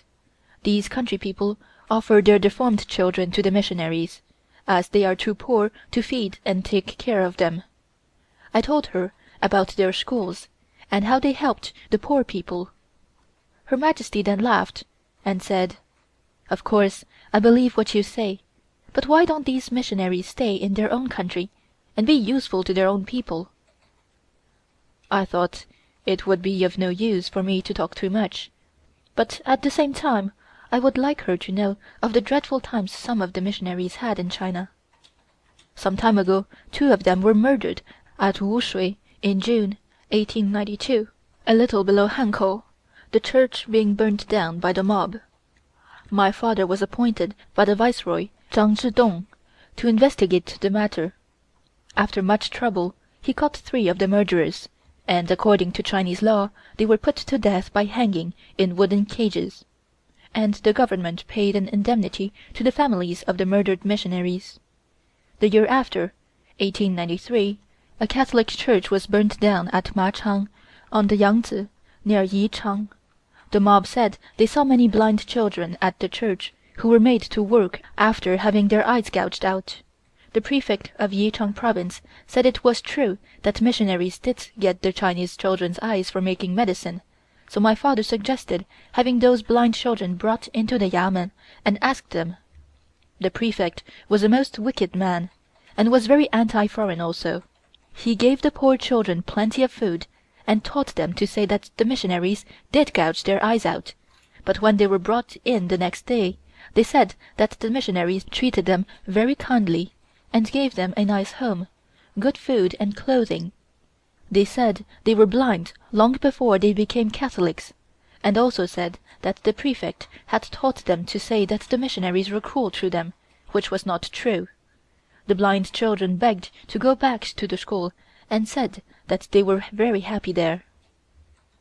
Her Majesty said, "That may be all right for them to help the poor and relieve their suffering. For instance, like our great Buddha如来, who fed the hungry birds with his own flesh. I would love them if they would leave my people alone. Let us believe our own religion. Do you know how the Boxer rising began? Why, the Chinese Christians were to blame. The Boxers were treated badly by them, and wanted revenge. Of course, that is always the trouble with the low class of people. They went too far, and at the same time thought to make themselves rich by setting fire to every house in Beijing. It made no difference whose house. They wanted to burn so long as they could get money. These Chinese Christians are the worst people in China. They rob the poor country people of their land and property, and the missionaries, of course, always protect them, in order to get a share themselves. Whenever a Chinese Christian is taken to the magistrate's yamen, he is not supposed to kneel down on the ground and obey the Chinese law, as others do, and is always very rude to his own government officials. Then these missionaries do the best they can to protect them, whether he is wrong or not, and believe everything he says, and make the magistrate set the prisoner free. Do you remember that your father established rules in the 24th year of Guangxu, how the Chinese officials should treat the bishops whenever they had dealings with each other? I know the common class of people become Christians, also those who are in trouble, but I don't believe that any of the high officials are Christians." Her Majesty looked around and whispered. Kang You-wei, the reformer of 1898, tried to make the Emperor believe that religion. No one shall believe as long as I live. I must say that I admire the foreigners in some way. For instance, their navies and armies and engineers, but as regards civilization, I should say that China is the first country by all means. I know that many people believe that the government had connections with the Boxers, but that is not true. As soon as we found out the trouble, we issued several edicts and ordered the soldiers to drive them out. But they had gone too far already. I made up my mind not to go out of the palace at all. I am an old woman, and did not care whenever I died or not. But Prince Tuang and Duke Lan suggested that we should go at once. They also suggested that we should go in disguise, which made me very angry, and I refused. After the return of the court to Beijing, I was told that many people believed that I did go in disguise, and said that I was dressed in one of my servant's clothes, and rode in a broken cart drawn by a mule, and that this old woman servant of mine was dressed as the Empress Dowager, and rode in my sedan chair. I wonder who made that story up. Of course everyone believed it, and such a story would get to the foreigners in Beijing without any trouble. Now to come back to the question of the Boxer rising. How badly I was treated by my own servants. No one seemed anxious to go with me, and a great many ran away before the court had any idea of leaving the capital at all, and those who stayed would not work, but stood around and waited to see what was going to happen. I made up my mind to ask and see how many would be willing to go, so I said to everyone, "If you servants are willing to go with me, you can do so, and those who are not willing can leave me." I was very much surprised to find that there were very few standing around listening. Only 17 eunuchs, 2 old women servants and 1 servant girl, that was Shou-Chu. Those people said they would go with me, no matter what happened. I had 3,000 eunuchs, but they were nearly all gone before I had the chance of counting them. Some of the wicked ones were even rude to me, and threw my valuable vases on the stone floor, and smashed them. They knew that I could not punish them at that important moment, for we were leaving. I cried very much, and prayed for our great ancestors' souls to protect us. Everyone knelt with me and prayed. The young Empress was the only one of my family who went with me. A certain relative of mine, whom I was very fond of, and gave her everything she asked, refused to go with me. I knew that the reason she would not go was because she thought the foreign soldiers would catch up the runaway court, and kill everyone. After we had been gone about 7 days, I sent 1 eunuch back, to find out who was still in Beijing. She asked this eunuch whether there were any foreign soldiers chasing us, and whether I was killed.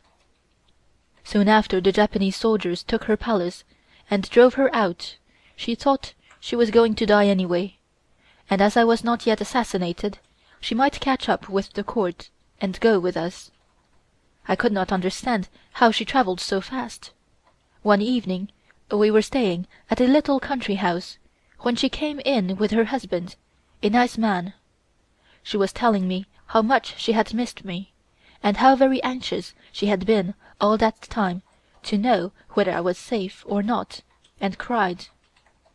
I refused to listen to what she was saying, and told her plainly that I did not believe a word. From that time she was finished for me. I had a very hard time, travelling in a sedan chair from early morning, before the sun rose, until dark, and in the evening had to stop at some country place. I am sure you would pity me, old as I am, that I should have had to suffer in that way. The Emperor went all the way in a cart, drawn by a mule, also the Empress. I went along and was praying to our great ancestors for protection, but the Emperor was very quiet, and never opened his mouth. One day something happened. It rained so much, and some of the chair carriers ran away. Some of the mules died suddenly. It was very hot, and the rain was pouring down on our heads.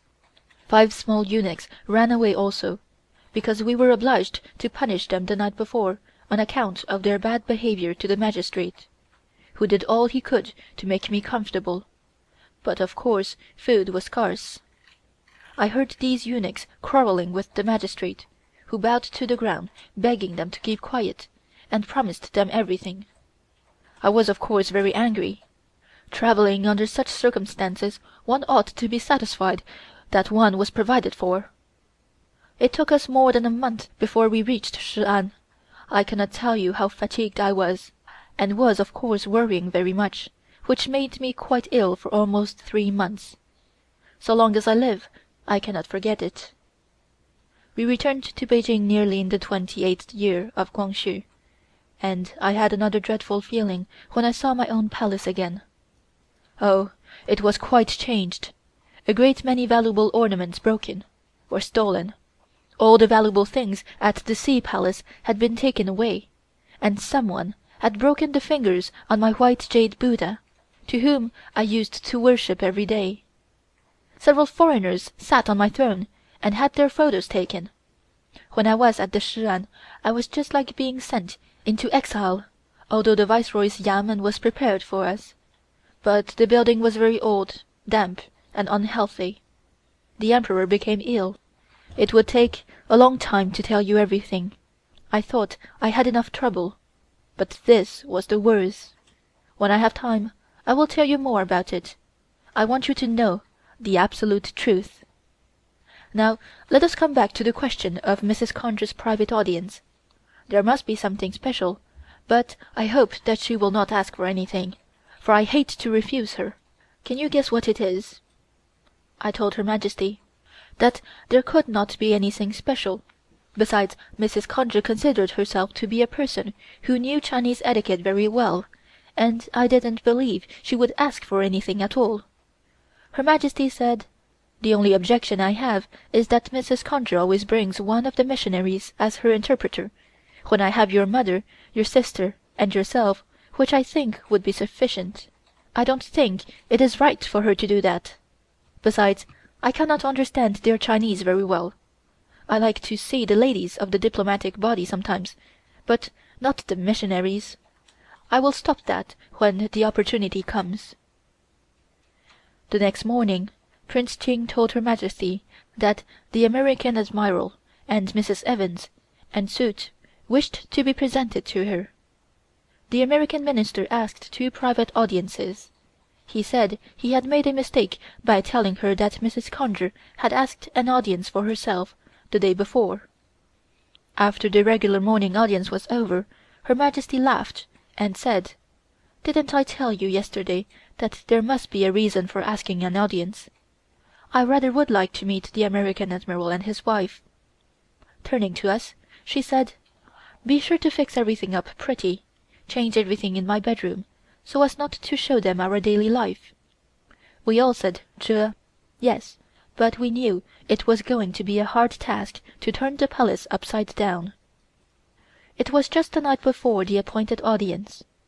We started to work taking off the pink silk curtains from every window, and changing them for sky blue, the color she hated. Then we changed the cushions on the chairs to the same color. While we were watching the eunuchs doing the work, several of them came into the room, carrying a large tray full of clocks. By this time Her Majesty had come into the room, and ordered us to remove all her white and green jade Buddhas, and take some of the jade ornaments away, for those things were sacred, and no foreigners should see them. So we replaced them with these clocks instead. We also took away the 3 embroidered door curtains, and changed them for ordinary blue satin ones. I must explain that these 3 curtains were sacred too. They were embroidered to represent 500 Buddhist deities, on old gold satin, and had been used by Emperor Toguang. Her Majesty believed that by hanging these curtains at her door they would guard against evil spirits entering her room. The order was that one of us should remember to place them back again when the audience was over. We fixed every piece of furniture in her bedroom. Her toilet table was the most important thing. She would not let anyone see it, not even the wives of the officials who came in, so of course we had to put it in a safe place and lock it up. We changed her bed from pink color into blue. All her furniture was made of sandalwood, also carvings on her bed. This sandalwood, before it was made into furniture, was placed in different temples to be sanctified, so of course no foreigner could see it. As we could not take this carving from her bed, we covered it up with embroidered hangings. While we were working, Her Majesty came in and told us not to hurry in her bedroom, because the audience the next day would only be for Admiral Robley Evans and his staff, and they would not visit the private rooms. The audience for Mrs. Evans and the other ladies would be the day after. She said it was important to see that the audience hall was fixed up properly. She said, "Place the only carpet we have here in the hall. I don't like carpets anyway, but it cannot be helped." After we had finished, Her Majesty started to tell us what to wear for the ladies' audience. She said to me, "You need not come to the throne tomorrow. There will be only gentlemen. I will get one of the ministers from Waiwupu, Bureau of Foreign Affairs. I don't want you to talk to so many strange men. It is not the Manchu custom. These people are all strangers. They might go back to America and tell everybody what you look like." At the same time, Her Majesty gave orders for the imperial yellow gown to be brought in the next day, for the gentlemen's audience. She said that she must dress in her official robe for this occasion. This robe was made of yellow satin, embroidered with gold dragons. She wore a necklace composed of 108 pearls, which formed part of this official dress.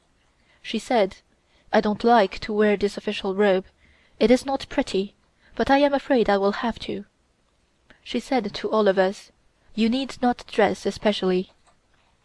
The next morning Her Majesty got up early, and was busier than ever. It seemed to me that whenever we had an audience we always had so much trouble. Something was sure to go wrong and make Her Majesty angry. She said, "I want to look nice and be amiable, but these people always make me angry. I know the American Admiral will go home and tell his people about me, and I don't want him to have a wrong impression." It took her almost 2 hours to dress her hair, and by that time it was too late for her usual morning audience, so she proposed holding that after the foreigners had gone away.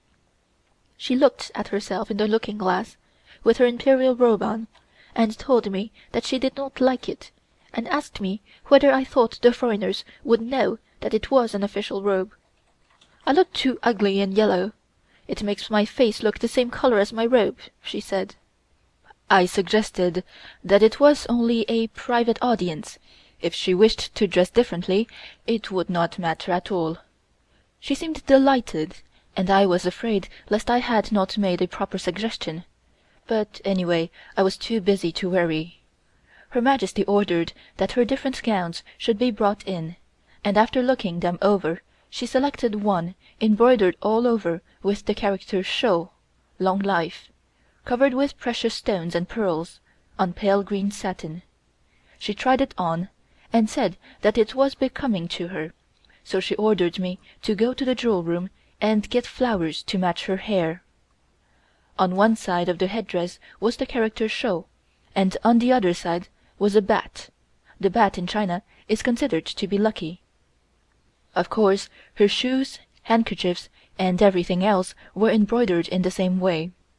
After she was dressed, she smiled and said, "I look all right now. We had better go to the audience hall and wait for them, and at the same time we can play a game of dice."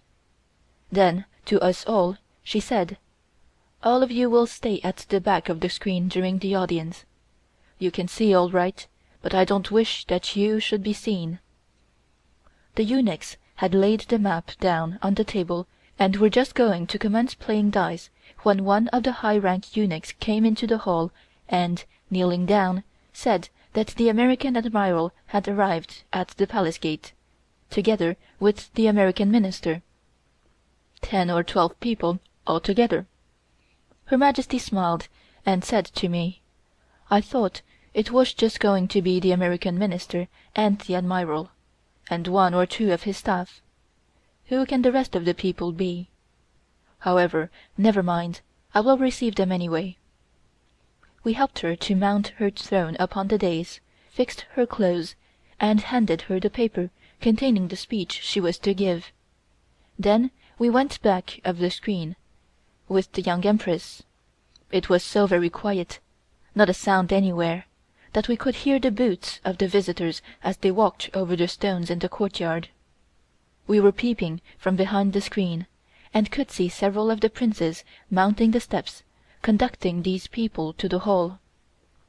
The Admiral and the American Minister came in and stood in a line.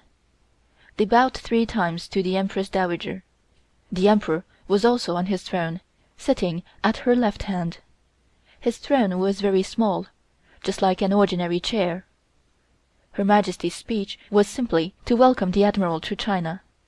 They then came up to the dais and shook hands with their Majesties, ascending on one side and retiring down the other. Prince Ching took them into another palace building, where they had lunch, and the audience was over. It was very simple and formal. After the audience was over, Her Majesty said that she could hear us laughing behind the screen, and that maybe the people would talk about it, and did not like it at all. I told her that it was not myself who laughed. She said, "The next time when I have men in audience, you need not come into the audience hall at all. Of course, it is different when I have my own people at the morning audiences." Her Majesty did not go to her bedroom that afternoon. She said she wanted to wait until these people had gone and hear what they had to say. After a couple of hours Prince Ching came in and reported that they had lunched, and that they were very pleased to have seen Her Majesty, and had gone away. I must here explain that the Admiral had entered by the left gate of the Palace. The middle gate was only used for their Majesties, with one exception, viz., in the case of anyone presenting credentials. Then they entered by the center gate.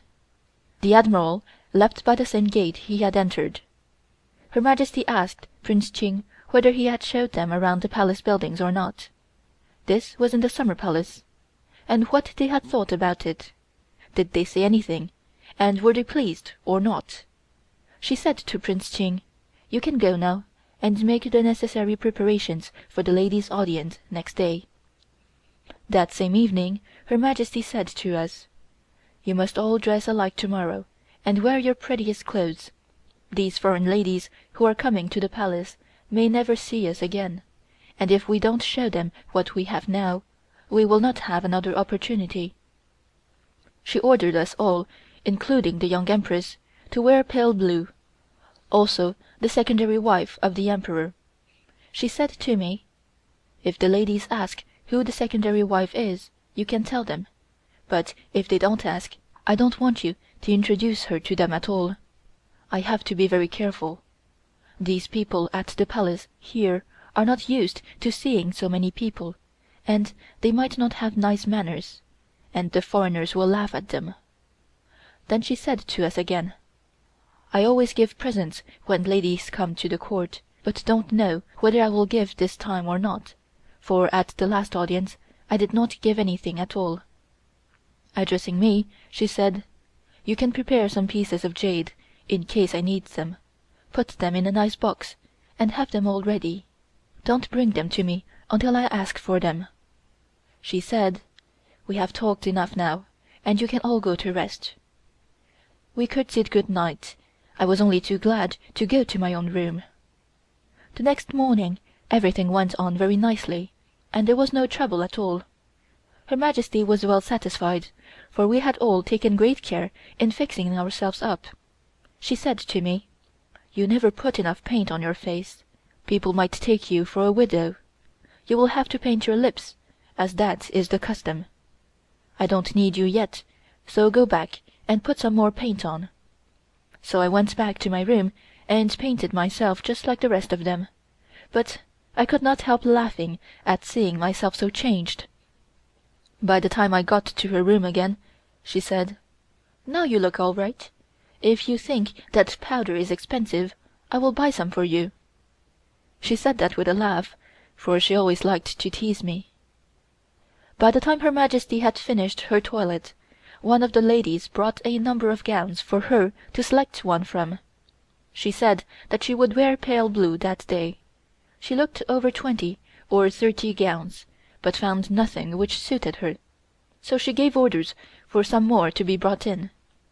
Finally she chose a blue gown embroidered with 100 butterflies, and wore a purple sleeveless jacket, which was also embroidered with butterflies. At the bottom of this gown were pearl tassels. She wore her largest pearls, one of which was almost as large as an egg, and was her favorite jewel. She only wore this on special occasions. She wore 2 jade butterflies on each side of her headdress. Her bracelets and rings were also all designed in butterflies. In fact, everything matched. Among her beautiful jewels she always wore some kind of fresh flowers. White jessamine was her favorite flower. The Young Empress and the court ladies were not allowed to wear fresh flowers at all unless given to them by Her Majesty as a special favor. We could wear pearls and jade, etc., but she said that the fresh flowers were for her idea being that we were too young, and might spoil fresh flowers if we wore them. After she was dressed, we went into the audience hall. She ordered her cards to be brought in, as she wanted to play solitaire. She talked all the time she was playing, and said that we must all be very nice and polite to the American ladies, and show them everywhere. She said, "It doesn't matter now, for we have everything changed." She said, "I want to laugh myself. What is the use of changing everything? They will imagine we are always like this. By and by, if they question you about anything, just tell them that it is not so, and that we change everything at each audience, just to give them a bit of surprise. You must tell it some day, otherwise no one will know it at all, and the trouble will not be worth the while." It was a private audience for ladies, and Her Majesty did not use the big throne, but was sitting on her little throne at the left side of the audience hall, where she received her own ministers every morning. The Emperor was standing. A eunuch came in, the same as the day before, and announced that the ladies had arrived at the palace gate, 9 in all. Her Majesty sent some of the court ladies to meet them in the courtyard, and bring them to the audience hall, which they did. I was standing at the right side of Her Majesty's chair, and could see them mounting the steps. Her Majesty whispered to me, and asked, "Which one is Mrs. Evans?" As I had never seen the lady, I answered that I could not tell, but when they got nearer, I saw a lady walking with the American minister's wife, and concluded that she must be Mrs. Evans, and told Her Majesty. As they got nearer, Her Majesty said, "Again that missionary lady with Mrs. Conger. I think she must like to see me. She comes every time. I will tell her I am very glad to see her always, and if she understands what I mean." Mrs. Conger shook hands with Her Majesty, and presented Mrs. Evans, and also the wives of the American officers. I was watching Her Majesty, and saw that she was very nice and amiable, with such a pleasant smile, so different from her everyday manner. She told them she was delighted to see them. Her Majesty ordered the eunuchs to have chairs brought in for the ladies, and at the same time other eunuchs brought in tea. Her Majesty asked Mrs. Evans whether she liked China, what she thought of Peking, how long she had been there, how long she was going to stay, and where she was staying. I was so accustomed to Her Majesty's questions that I knew exactly what she would ask.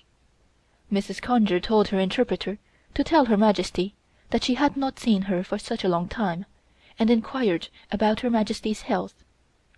Her Majesty said to me, "You tell Mrs. Conger that I am in good health, and that I am delighted to see her. It is a pity that I cannot hold an audience more frequently, otherwise I could see more of her." She continued, "The Imperial Princess, her adopted daughter of Prince Kung, will accompany them to lunch." This ended the audience. Lunch was served at the back of her own palace building, Yang Yun Xuan, the place where the clouds gather to rest. This room was specially furnished as a banqueting room where refreshments could be served. All the court ladies went to the lunch, except Her Majesty, the Young Empress, and the secondary wife. It had taken me 2 hours to fix the table for the luncheon. Her Majesty ordered that a white foreign tablecloth should be used, as it looked cleaner. The eunuchs gardeners had decorated the table with fresh flowers, and Her Majesty gave instructions as to how the seats were to be placed. She said, "Mrs. Evans is the guest of honor. Although Mrs. Conger is the wife of the American minister, she is more of a resident, so Mrs. Evans must have the principal seat." She also told me to arrange to seat everybody according to their respective ranks. The Imperial Princess and Princess Shun, Her Majesty's niece, sister of the Young Empress, were hostesses, and were to sit opposite each other. We placed golden menu holders and little gold plates for almonds and watermelon seeds. The rest all silverware, including chopsticks. Her Majesty ordered that foreign knives and forks should be provided also. The food was served in Manchu style, and was composed of 24 courses, besides sweetmeats, candies, and fruits. Her Majesty instructed us that only the best champagne was to be served. She said, "I know that foreign ladies love to drink." I think I was the only one who was really happy to meet these ladies, more so than the rest of the court ladies, the reason being that Her Majesty lectured them too severely, telling them how to behave, so that they had grown to hate the very mention of a foreign audience. While we were eating, a eunuch came in and told me that Her Majesty was waiting at her private palace, and that I should bring these ladies there after the lunch was over. So when we had finished, we entered her own palace, and found her waiting there for us. She got up and told me to ask Mrs. Evans whether she had had anything to eat, that the food was not very good. This is a custom with the Chinese when entertaining, always to underrate the food. She said that she would like to show Mrs. Evans her private apartments, so that she could form some idea of the way we lived, so she took Mrs. Evans to one of her bedrooms. She invited Mrs. Evans and Mrs. Conger to sit down, and the eunuchs brought in tea, as usual. Her Majesty asked Mrs. Evans to stay a little while in Beijing, and to visit the different temples. She said, "Our country, although very old, has not much fine buildings as they are in America. I suppose you will find everything very strange. I am rather too old now, otherwise I would like to travel around the world. I have read much about different countries, but of course there is nothing like visiting the different places and seeing them for yourself. However, one cannot tell. I may be able to go after all, by and by, but I am afraid to leave my own country. By the time I returned, I should not know the place any more, I'm afraid. Here everything seems to depend on me. Our Emperor is quite young." She then turned and crossed us to take these ladies to visit the different buildings of the palace, also the famous temple of the King of Dragons.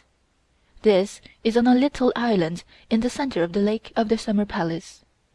Mrs. Conger said that she had something to ask Her Majesty, and told the missionary lady to proceed. While Mrs. Conger was speaking to this lady, Her Majesty became rather impatient, as she wanted to know what they were talking about, so she asked me. It was very hard for me to listen to both of the ladies and to Her Majesty at the same time. The only words I heard were the portrait, so I guessed the rest. Before I had a chance to tell Her Majesty, this missionary lady said, "Mrs. Conger has come with the special object of asking permission to have Her Majesty's portrait painted by an American lady artist, Miss Carl, as she is desirous of sending it to the St. Louis exhibition, in order that the American people may form some idea of what a beautiful lady the Empress Dowager of China is. Miss Carl is the sister of Mr. F. Carl, who was for so many years Commissioner of Customs in Chefoo." Her Majesty looked surprised, for she had been listening very carefully whilst this lady was talking. She did not like to say that she did not quite understand, so she turned to me, as had been previously arranged, a sign for me to interpret. I did not, however, do so immediately, so Mrs. Conger told her missionary friend to repeat the request in case Her Majesty had not quite understood it. Her Majesty then said to me, "I cannot quite understand what this lady says. I think perhaps you can tell me better." So I explained everything, but I knew that Her Majesty did not know what a portrait was like, as up to that time she had never even had a photograph taken of herself. I must here explain that in China a portrait is only painted after death, in memoriam of the deceased, in order that the following generations may worship the deceased. I noticed that Her Majesty was somewhat shocked when the request was made known to her. I did not want Her Majesty to appear ignorant before these foreign ladies, so I pulled her sleeve and told her that I would explain everything to her later. She replied, "Explain a little to me now." This was spoken in the court language, which the visitors were unable to understand, it being somewhat different from the ordinary Chinese language. This enabled Her Majesty to form some idea of the conversation, so she thanked Mrs. Conger for her kind thought, and promised to give her answer later. She said to me, "Tell Mrs. Conger that I cannot decide anything alone, as she is probably aware that I have to consult with my ministers before deciding anything of an important character. Tell her that I have to be very careful not to do anything which would give my people an opportunity to criticize my actions. I have to adhere to the rules and customs of my ancestors." I noticed that Her Majesty did not seem inclined to discuss the subject further at the moment. Just then the head eunuch came in, and, kneeling down, informed Her Majesty that the boats for the ladies were ready to take them across the lake to see the temple. This action on the part of the eunuch was owing to his having received a signal from one of the court ladies, which implied that Her Majesty was getting tired of the conversation and wished to change the subject.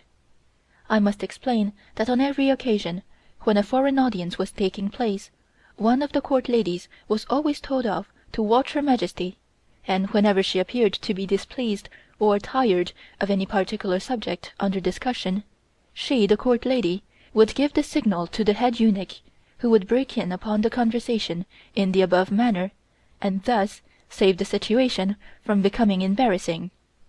So Her Majesty said good-bye to the ladies, as she thought it would be too late for them to have to return to say good-bye, besides which it would give them more time to see the various sights.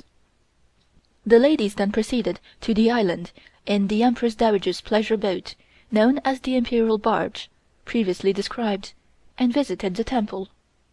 This temple is built on top of a small rock, in the center of which is a natural cave, and it was generally supposed that no human being had ever been inside of this cave. The Empress Dowager believed the popular superstition that this hole was the home of the King of Dragons, from which the temple derives its name. Chapter 13. The Empress's Portrait. After staying a little while at the temple, we returned to the palace, and the ladies said good-bye and took chairs to the palace gate, where their own chairs were waiting for them. I then went to report to Her Majesty in the usual way what had been said by the visitors, whether they had expressed themselves as being pleased with the reception they had received. Her Majesty said, "I like Mrs. Evans. I think she is a very good woman. It seems to me that her manners are quite different from those of the other American ladies whom I have met. I like to meet people who are polite." Then, referring to the subject of the portrait, Her Majesty said, "I wonder why Mrs. Conger has this idea. Now please explain to me what painting a portrait really is." When I explained that it would be necessary for her to sit for several hours each day, she was excited, and afraid she would never have the patience to see it through. She asked me what she must do during the sitting, so I explained that she would simply have to pose for the portrait, sitting in one position all the time. She said, "I shall be an old woman by the time the portrait is finished." I told her that I had had my own portrait painted during my stay in Paris, by the same artist Mrs. Conger had proposed should paint her own portrait, Mrs. Carl. She immediately told me to fetch the portrait of myself, so that she could examine it and see what it was like, so I gave the order right away to a eunuch who was standing by to go to my house and bring it. Her Majesty said, "I do not understand why I must sit for the portrait. Couldn't someone else do it for me?" I explained to her that as it was her own portrait, and not that of somebody else, they wished to paint, it would be necessary for her to sit herself. She then inquired whether it would be necessary for her to wear the same dress at each sitting, also the same jewels and ornaments. I replied that it would be necessary to do so on each occasion. Her Majesty then explained that in China it was only necessary for an artist to see his subject once, after which he could start right away and finish the portrait in a very short time, and thought that a really first-class foreign artist should be able to do the same. Of course, I explained the difference between foreign portrait painting and Chinese, and told her that when she had seen it she would see the difference and understand the reason for so many sittings. She said, "I wonder what kind of a person this lady artist is. Does she speak Chinese?" I said that I knew Miss Carl very well, and that she was a very nice lady, but that she didn't speak Chinese. She said, "If her brother has been in the customs service for so long, how is it that she doesn't speak Chinese also?" I told her that Miss Carl had been away from China for a long time, that in fact she had only been in China for a very short time altogether, most of her work being in Europe and America. Her Majesty said, "I am glad she doesn't understand Chinese. The only objection about this portrait painting is that I have to have a foreigner at the Palace all the time. With my own people gossiping, they might tell her things which I don't want anyone to know." I told her that would be impossible, as Miss Carl did not understand Chinese at all, neither did any of the people at court understand English, with the exception of ourselves, my mother, sister, and myself. Her Majesty answered, "You must not rely too much on that, as after spending a short time at the court they will soon learn to understand each other." Continuing, she said, "By the way, how long will it take before this portrait is finished?" I told her that it depended entirely upon how often she sat, and how long each time. I didn't like to tell her exactly how long it would take, as I was afraid she might consider it too much bother, so I said that when the artist arrived I would tell her to get along and finish the portrait as quickly as possible. Her Majesty said, "I don't see how I can very well refuse Mrs. Conger's request. Of course I told her, as you know, that I would have to consult with my ministers, just to give me time to think the matter over. If you know all about this artist lady, and think she is quite all right to come here to the Palace, of course she may come, and I will tell Prince Ching to reply to Mrs. Conger to that effect. First of all, we must talk over what we are going to do, for to have a foreign lady staying in the Palace is out of the question altogether. As a rule, I always spend the summer at my summer palace, and it is so far from the city that I don't think she will be able to go to and from the Palace every day, on account of the distance. Now, where can we put her? Someone will have to watch her all the time. This is such a difficult matter that I hardly know what to decide upon. How would you like to look after her? Do you think you could manage it in such a way that no one at the Palace will have a chance to talk with her during the daytime, but who is going to stay and watch her during the night?" Her Majesty walked up and down the room, thinking it over for quite a while. Finally she smiled and said, "I have it. We can treat her as a prisoner without her knowing it, but it will all depend on your mother, your sister, and yourself to act for me in this matter. Each of you will have to play your part very carefully, and mine also. I will give orders to have the palace garden of Prince Chung, the Emperor Kwang Hsu's father, fixed up for Miss Carl during her stay here. This palace garden is quite close to Her Majesty's own palace, about 10 minutes' drive. It is not in the palace ground, but is quite a separate palace outside the summer palace." Continuing, Her Majesty said, "Now, you will have to come with her every morning, and return to stay with her every night. I think this is the safest way out of the difficulty, but be careful with regard to all correspondence which she may either receive or send away. The only thing about it is that it will give you a lot of extra work, but you know how particular I am over things of this kind, and it will save a lot of trouble in the end. There is another thing you will have to be very careful about, and that is to watch that Miss Carl has no chance to talk with the Emperor. The reason why I say this is because, as you know, the Emperor is of a shy disposition, and might say something which would offend her. I will appoint 4 extra eunuchs to be in attendance during the settings for the portrait, so that they will be on hand in case anything is wanted." Her Majesty then said, "I noticed that Mrs. Conger was watching you when you pulled my sleeve. I wonder what she thought of it. You needn't care anyway. Let her think anything she likes. I understood what you meant if Mrs. Conger didn't, and that is all that is necessary." I told her that perhaps Mrs. Conger thought I wanted to advise her to refuse this request, but Her Majesty said, "What does that matter? If it hadn't been that you knew the artist yourself, I would not have consented in any case. It is not the painting of the portrait that I mind, but it might give rise to serious results." The next morning I received a letter from Mrs. Conger, begging me not to prejudice Her Majesty against Miss Carl in any way. I translated this to Her Majesty, and it made her furious.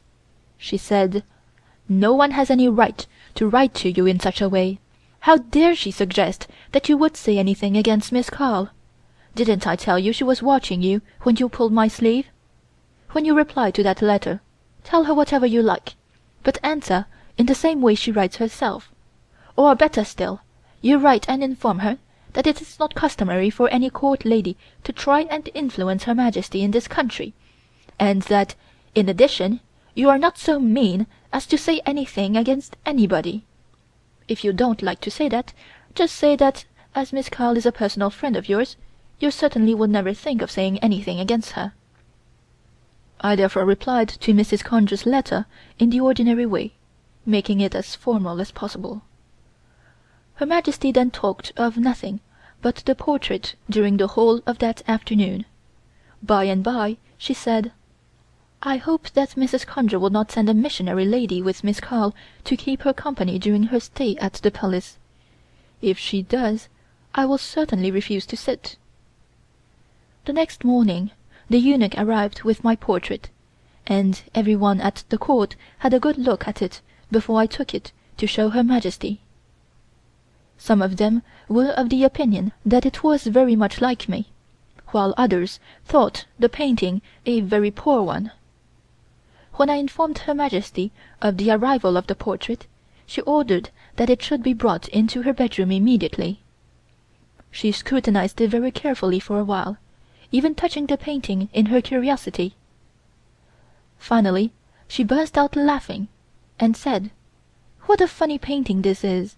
It looks as though it had been painted with oil." Of course it was an oil painting. Such rough work I never saw in all my life. The picture itself is marvelously like you, and I do not hesitate to say that none of our Chinese painters could get the expression which appears in this picture. What a funny dress you are wearing in this picture! Why are your arms and neck all bare? I have heard that foreign ladies wear their dresses without sleeves and without collars, but I had no idea that it was so bad and ugly as the dress you are wearing here. I cannot imagine how you could do it. I should have thought you would have been ashamed to expose yourself in that matter. Don't wear any more such dresses, please. It has quite shocked me.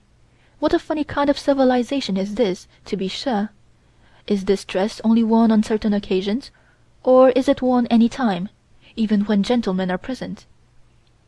I explained to her that it was the usual evening dress for ladies, and was worn at dinners, balls, receptions, etc. Her Majesty laughed and exclaimed, "This is getting worse and worse. Everything seems to go backwards in foreign countries.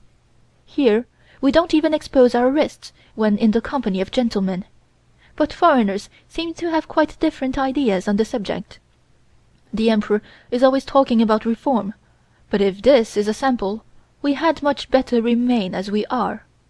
Tell me, have you yet changed your opinion with regard to foreign customs? Don't you think that our own customs are much nicer?" Of course I was obliged to say yes, seeing that herself was so prejudiced. She again examined the portrait and said, "Why is it that one side of your face is painted white and the other black? This is not natural. Your face is not black. Half of your neck is painted black too. How is it?" I explained that it was simply the shading, and was painted exactly as the artist saw me from the position in which she was sitting. Her Majesty then inquired, "Do you think that this artist lady will paint my picture to look black also? It is going to America, and I don't want the people over there to imagine that half of my face is white and half black." I didn't like to tell her the truth, that her portrait would in all probability be painted the same as mine, so I promised Her Majesty that I would tell the artist exactly how she wished to be painted. She then asked me if I knew when the artist proposed commencing the portrait. I told her that the artist was still in Shanghai, but that Mrs. Conger had already written to her to come up to Peking, to make the necessary preparations. 1 week later I received a letter from Miss Carl informing me that she proposed coming up to Peking at once, and that she would be delighted if Her Majesty would allow her to paint this portrait. I translated the letter to Her Majesty, who said, "I am very glad that you know this lady personally. It will make it much easier for me. You know there may be some things which I may want to tell Miss Carl, but which I don't want Mrs. Conger to know. I mean that there might be certain things which I shall have to say to Miss Carl, which, if Mrs. Conger heard of them, would give her the impression that I was very difficult to please. You understand what I mean. As this lady is a friend of yours, you will of course be able to tell her things in such a manner as not to offend her, and I may tell you again that if it were not that she is a personal friend of your own, I would not have her here at all, as it is quite contrary to our custom." On the 3rd day of the 2nd 5th moon, Prince Ching informed Her Majesty that the artist had arrived at Peking and was staying with Mrs. Conger, and wished to know Her Majesty's pleasure in regard to commencing the portrait. Now I must explain that the Chinese year varies as to the number of moons it contains. For example, one year contains the ordinary 12 months or moons. The following year may contain 13 moons. Then the 2 years following that may contain 12 moons only, and 13 moons the next year, and so on. At the time of the proposed visit of the artist, the Chinese year contained 13 moons, there being only 2/5 moons in that year. When Prince Ching asked Her Majesty to name the day on which Miss Carl should commence her work, she replied, "I will give her my answer tomorrow. I must first consult my book, as I don't want to start this portrait on any unlucky day." So the next day, after her usual morning audience, Her Majesty consulted this book for quite a time. Finally she said to me, "According to my book, the next lucky day will not occur for another 10 days or so," and handed me the book to look myself. Eventually she picked out the 20th day of the 2nd 5th moon as the most lucky day for beginning the work. Next day she had to consult the book again in order to fix the exact hour, finally fixing it on 7 o'clock in the evening. I was very much worried when she told me that, as by that time it would be quite dark, so I explained to Her Majesty as nicely as I could that it would be impossible for Miss Carl to work at that hour of the day. Her Majesty replied, "Well, we have electric lights here. Surely that would be sufficient light for her." Then I had to explain that it would not be possible to get such good results by means of artificial light, as if it were painted during the daytime. You see, I was anxious to get her to change the hour, as I was sure that Miss Carl would refuse to paint by means of electric light. Her Majesty replied, "What a bother! I can't paint pictures myself in any kind of light, and she ought to be able to do the same." After much discussion, it was finally settled that 10 o'clock on the morning of the 20th day of the 2nd 5th moon should be the time for Miss Carl to commence to paint this portrait, and I can assure you that I felt very much relieved when it was all settled. When the eunuch brought in my portrait, he also brought in several photographs which I had taken during my stay in Paris, but I decided not to show them to Her Majesty in case she should decide to have a photograph taken instead of having this portrait painted, as it would be much quicker and save her the trouble of sitting each day. However, as Her Majesty was passing on the veranda in front of my bedroom the next morning, she stepped into my room just to have a look around, and, as she put it, to see whether I kept everything clean and in good order This was the first time she had visited me in my own room, and I was naturally very much embarrassed, as she very rarely visited the rooms of her court ladies. I could not keep her standing, and I could not ask her to sit down in any of my own chairs, as it is the Chinese custom that the Emperor and Empress should only sit down in their own special chairs, which are usually carried by an attendant wherever they go. I therefore was on the point of giving an order for her own stool to be brought in, when Her Majesty stopped me and said that she would sit on one of the chairs in the room, and so bring me good luck. So she sat down in an easy chair. A eunuch brought in her tea, which I handed to her myself instead of letting the eunuch wait upon her. This, of course, was court etiquette, and was also a sign of respect. After she had finished her tea, she got up and went around the room, examining everything, opening up all my bureau drawers and boxes in order to see whether I kept my things in proper order. Happening to glance into one corner of the room, she exclaimed, "What are those pictures on the table over there?" and walked across to examine them. As soon as she picked them up, she exclaimed in much surprise, "Why, they are all photographs of yourself, and are very much better than the picture you had painted. They are more like you. Why didn't you show them to me before?" I hardly knew what to answer, and when she saw that I was very much embarrassed by her question, she immediately started talking about something else. She often acted in this manner when she saw that any of us were not quite prepared for any of her questions, but she would be sure to reopen the subject at some future time, when we were expected to give a direct answer. After examining the photographs for some time, which, by the way, were all taken in European dress, Her Majesty said, "Now these are good photographs, much better than the portrait you had painted. Still, I have given my promise, and I suppose I shall have to keep it. However, if I do have my photograph taken, it will not interfere at all with the painting of the portrait. The only trouble is I cannot ask an ordinary professional photographer to the Palace. It would hardly be the thing."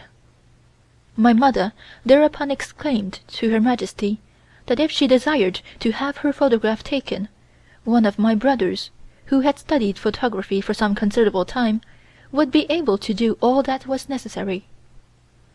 I would like to explain that I had two brothers at court at that time who held appointments under the Empress Dowager.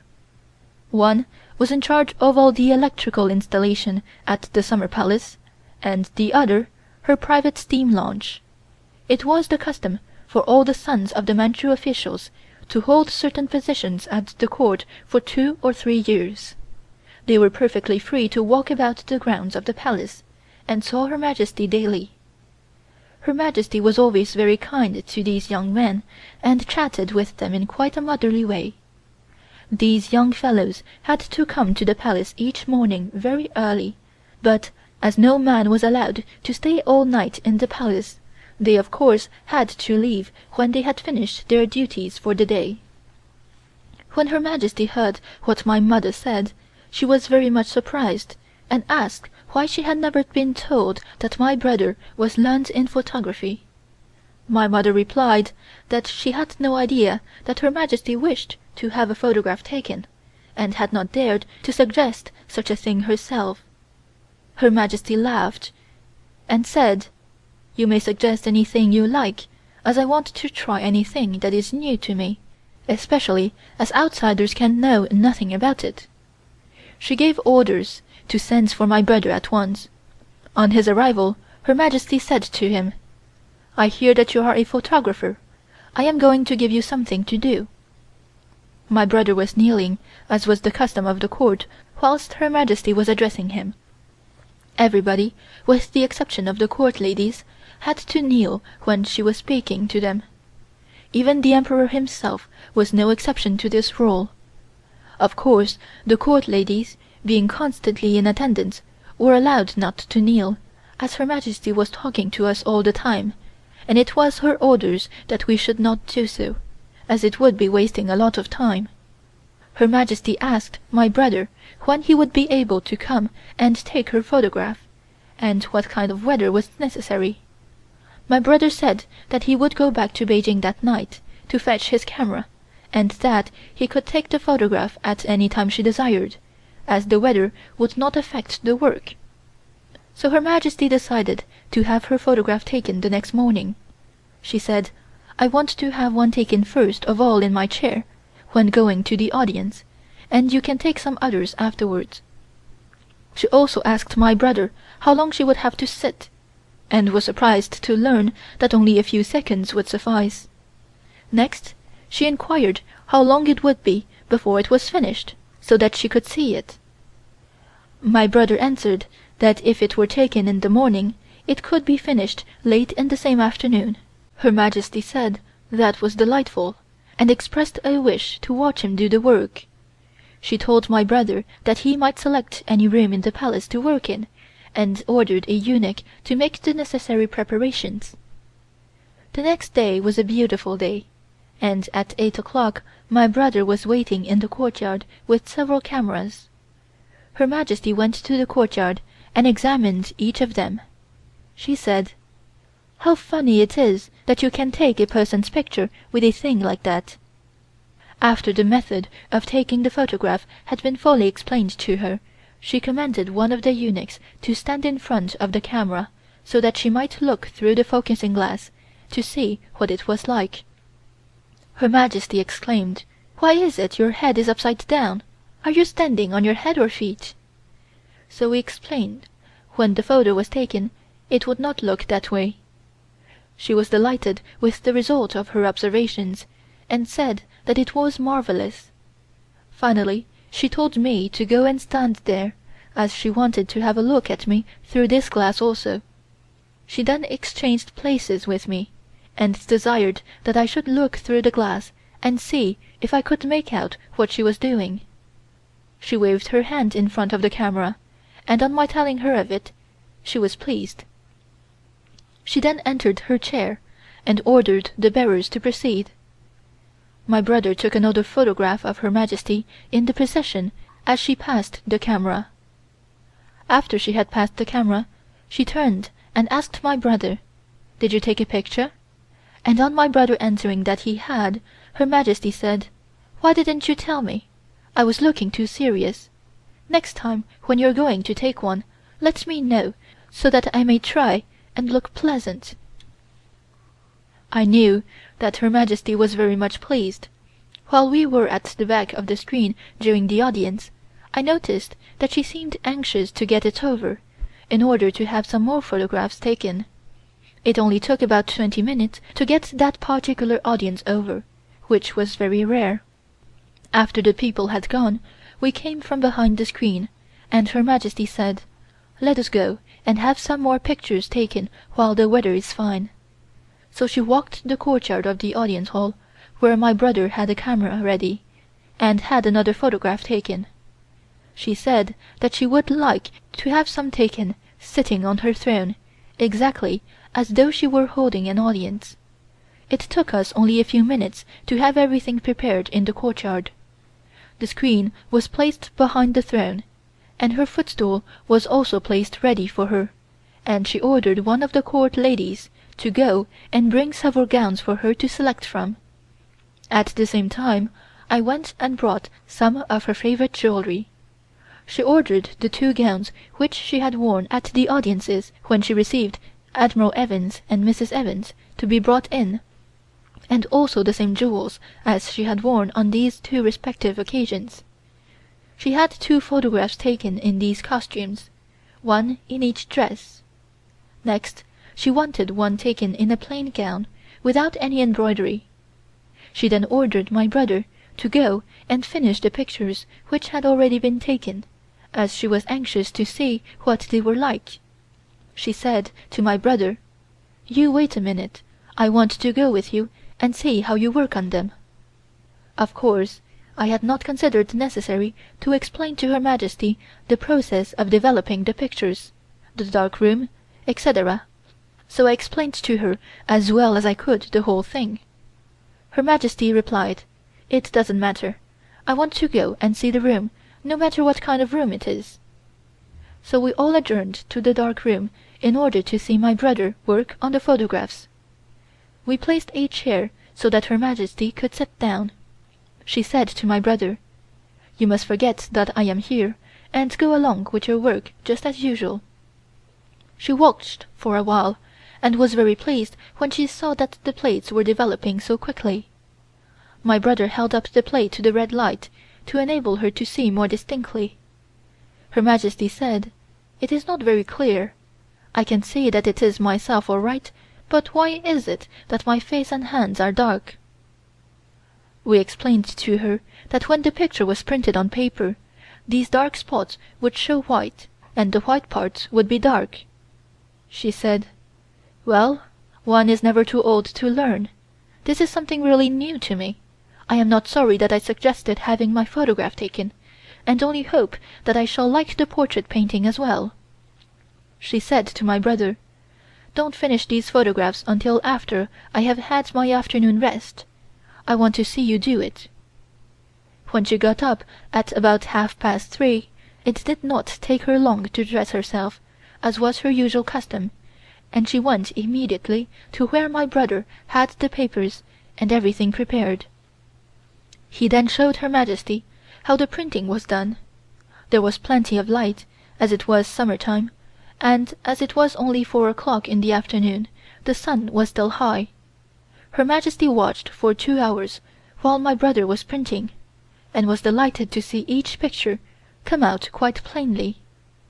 She held the first one in her hands so long while examining the others that when she came to look at it again she found that it had turned quite black. She could not understand this at all, and exclaimed, "Why has this gone black? Is it bad luck?" We explained to her that it must be washed after printing, otherwise a strong light could cause the picture to fade, as this one had done. She said, "How very interesting, and what a lot of work there is." After the printing process had been finished, my brother placed the pictures in a chemical bath, as usual, finally washing them in clean water. This caused Her Majesty even more surprise when she saw how clear the pictures came out, and caused her to exclaim, "How extraordinary! Everything is quite true to life." When they were finally completed, she took the whole of them to her own room and sat down on her little throne and gazed at them for a long time. She even took her mirrors in order to compare her reflection with the photographs just taken. All this time my brother was standing in the courtyard awaiting Her Majesty's further commands. Suddenly she recollected this fact, and said, "Why, I had forgotten all about your brother. The poor fellow must be still standing waiting to know what I want next. You go and tell him. No, I had better go and speak to him myself. He has worked so hard all the day that I want to say something to make him feel happy." She ordered my brother to print 10 copies of each of the photographs, and to leave all his cameras at the Palace in order that he could proceed with the work the next day. The following 10 days it rained continually, which made Her Majesty very impatient, as it was impossible to take any more photographs until the weather improved. Her Majesty wanted to have some taken in the throne room, but this room was too dark, the upper windows being pasted over with thick paper, only the lower windows allowing the light to enter. My brother tried several times, but failed to get a good picture. During this rainy period, the court was moved to the Sea Palace, as the Emperor was to sacrifice at the Temple of Earth. This was a yearly ceremony, and was carried out on similar lines to all other annual ceremonies. On account of the rain, Her Majesty ordered that boats should be brought alongside the west shore of the Summer Palace. On entering the boats, Her Majesty, accompanied by the court, proceeded to the western gate of the city, and on arrival at the last bridge, disembarked. Chairs were awaiting us, and we rode to the gate of the Sea Palace. There we again entered the boat and proceeded across the lake, a distance of about a mile. While crossing the lake, Her Majesty noticed a lot of lotus plants which were in full bloom. She said, We are going to stay at least 3 days here. I hope the weather will be fine, as I should like to have some photographs taken in the open boats on the lake. I also have another good idea, and that is, I want to have one taken as Kuan Yin, Goddess of Mercy. The 2 chief eunuchs will be dressed as attendants. The necessary gowns were made some time ago, and I occasionally put them on. Whenever I have been angry or worried over anything, by dressing up as the Goddess of Mercy, it helps me to calm myself, and so play the part I represent. I can assure you that it does help me a great deal, as it makes me remember that I am looked upon as being all-merciful. By having a photograph taken of myself dressed in this costume, I shall be able to see myself as I ought to be at all times. When we arrived at the private palace, the rain ceased. We walked to her bedroom, although the ground was still in bad condition. One of Her Majesty's peculiarities was a desire to go out in the rain and walk about. She would not even use an umbrella unless it was raining very heavily. The eunuchs always carried out umbrellas, but if Her Majesty did not use her umbrella, of course we could not very well use ours. The same thing applied in everything. If Her Majesty wanted to walk, we had to walk also, and if she decided to ride in her chair, we had to get into our own chairs and ride as well. The only exception to this rule was when Her Majesty, being tired of walking, ordered her stool to rest on. We were not allowed to sit in her presence, but had to stand at all time. Her Majesty liked the Sea Palace better than her palace in the Forbidden City. It was far prettier, and had the effect of making her good-tempered. Her Majesty ordered us to retire early that day, as we were all very tired after the trip, and said that in the event of its being fine the next day, she would have the proposed photographs taken. However, much to Her Majesty's disappointment, it rained incessantly for the next 3 days, so it was decided to stay a few days longer. On the last day of our stay it cleared up sufficiently to enable the photographs to be taken, after which we all returned to the Summer Palace. The day after our arrival at the Summer Palace, Her Majesty said that we had better prepare everything for the audience to receive the lady artist, Miss Carl. She told the chief eunuch to issue orders to all the other eunuchs not to speak to Miss Carl, but simply be polite as occasion required. We court ladies received similar orders, also that we were not to address Her Majesty while Miss Carl was present. The Emperor received several instructions. Her Majesty gave orders to have the gardens of Prince Chung's palace ready. She then said to us, "I trust you 3 to look after this lady artist. I have already given orders for food to be supplied by the Wai Wu Pu. The only thing that I have been worried about is that I have no foreign food here for Miss Carl." She ordered us to have our stove taken over to Prince Chung's palace in case Miss Carl desired something cooked. She said, "I know it will be very hard for you to take her to the palace each morning and return with her at night, besides having to watch her all day long, but I know you do not mind. You are all doing this for me." After a while she smiled and said, "How selfish of me. I order you to bring all your things to this place, but what is your father going to do? The best thing will be to ask your father to come and live in the same place. The country air might benefit him." We kowtowed and thanked Her Majesty, as this was a special favor, no official nor anyone else having been allowed to live in Prince Chung's palace previously. We all were very pleased. I could now see my father every day. Hitherto we had only been able to see him about once a month, and then only by asking special leave. The next day Her Majesty sent us to Prince Ching's palace to make all necessary arrangements for Miss Carl's stay. This palace of Prince Chung's was a magnificent place. All the smaller dwellings were quite separate from each other, not in one large building as was the custom. There was a small lake in the grounds, and lovely little paths to walk along, exactly like the Empress Dowager's summer palace, but of course on a much smaller scale. We selected one of these small dwellings, or summer houses, for the use of Miss Carl during her stay, and had it fitted up nicely, to make her as comfortable as possible.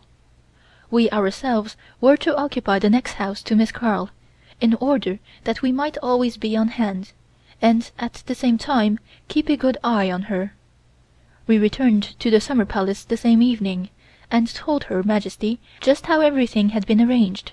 She said, "I want you all to be very careful not to let this lady know that you are watching her." She seemed very anxious about this, repeating these instructions for several days prior to Miss Carl's arrival. I felt very much relieved when the day before the audience arrived, and everything was finally fixed to Her Majesty's satisfaction. She ordered us to retire early that evening, as she wanted to rest and look well the next morning. When morning came, we hurried over everything, even the usual morning audience, so that we could be ready when Miss Carl arrived. While I was standing behind the screen, as usual, a eunuch came and told me that Mrs. Conger, the artist, and another lady had arrived, and that they were now in the waiting room. By that time the audience was about finished. The chief eunuch came in and told Her Majesty that the foreign ladies had arrived and were waiting in another room. Her Majesty said to us, "I think I will go to the courtyard and meet them there."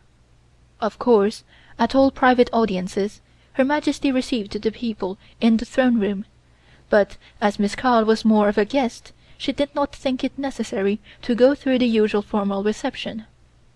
While we were descending the steps, we saw the ladies entering the gate of the courtyard. I pointed out Miss Carl to Her Majesty, and noticed that she eyed Miss Carl very keenly. When we arrived in the courtyard, Mrs. Conger came forward and greeted Her Majesty, and then presented Miss Carl. Her Majesty's first impression of Miss Carl was a good one, as Miss Carl was smiling very pleasantly, and Her Majesty, who always liked to see a pleasant smile, exclaimed to me in an undertone, "She seems to be a very pleasant person," to which I replied that I was very glad she thought so, as I was very anxious about the impression Miss Carl would make on Her Majesty. Her Majesty watched Miss Carl and myself as we greeted each other, and I could see that she was satisfied.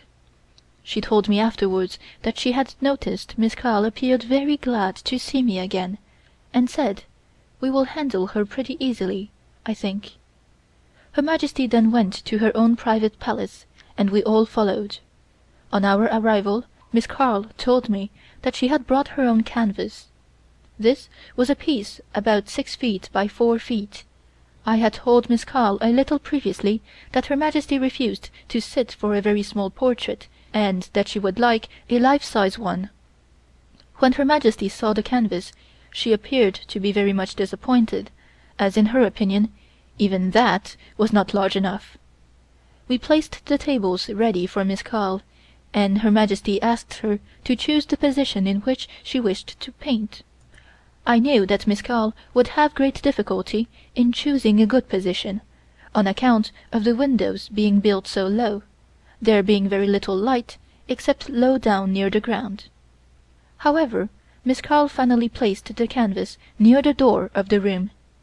Her Majesty told Mrs. Conger and the rest to sit down for a while, as she wanted to change into another gown.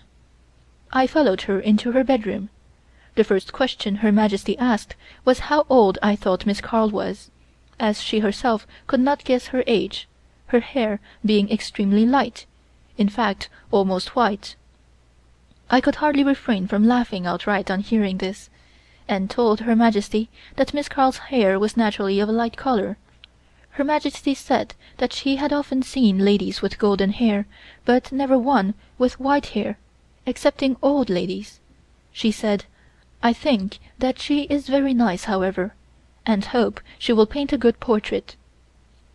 Turning to one of the court ladies, she ordered her to fetch a yellow gown, as although, as she put it, she did not like yellow, she thought it would be the best color for a portrait. She selected one from a number which the court lady brought, embroidered all over with purple wisteria. Her shoes and handkerchiefs matched. She also wore a blue silk scarf, embroidered with the character Shou, long life. Each character had a pearl in the center. She wore a pair of jade bracelets, and also jade nail protectors. In addition, she wore jade butterflies and a tassel on one side of her headdress, and, as usual, fresh flowers on the other side. Her Majesty certainly did look beautiful on that occasion. By the time she came out from her room, Miss Carl had everything prepared. When she saw how Her Majesty was dressed, she exclaimed, "How beautiful Her Majesty looks in this dress," which remark I interpreted to Her Majesty, and it pleased her very much. She seated herself in her throne, ready to pose for the picture. She just sat down in an ordinary easy position, placing one hand on a cushion. Miss Carl exclaimed, "This is an excellent position, as it is so natural. Please do not move." I told Her Majesty what Miss Carl said, and she asked me whether she looked all right, or not. If not, she would change her position. I assured her that she looked very grand in that position. However, she asked the opinion of the Young Empress and some of the Court ladies, who all agreed that she could not look better. I could see that they never looked at Her Majesty at all. They were too much interested in what Miss Carl was doing. When Miss Carl commenced to make the rough sketch of Her Majesty, everyone watched with open mouth, as they had never seen anything done so easily and so naturally.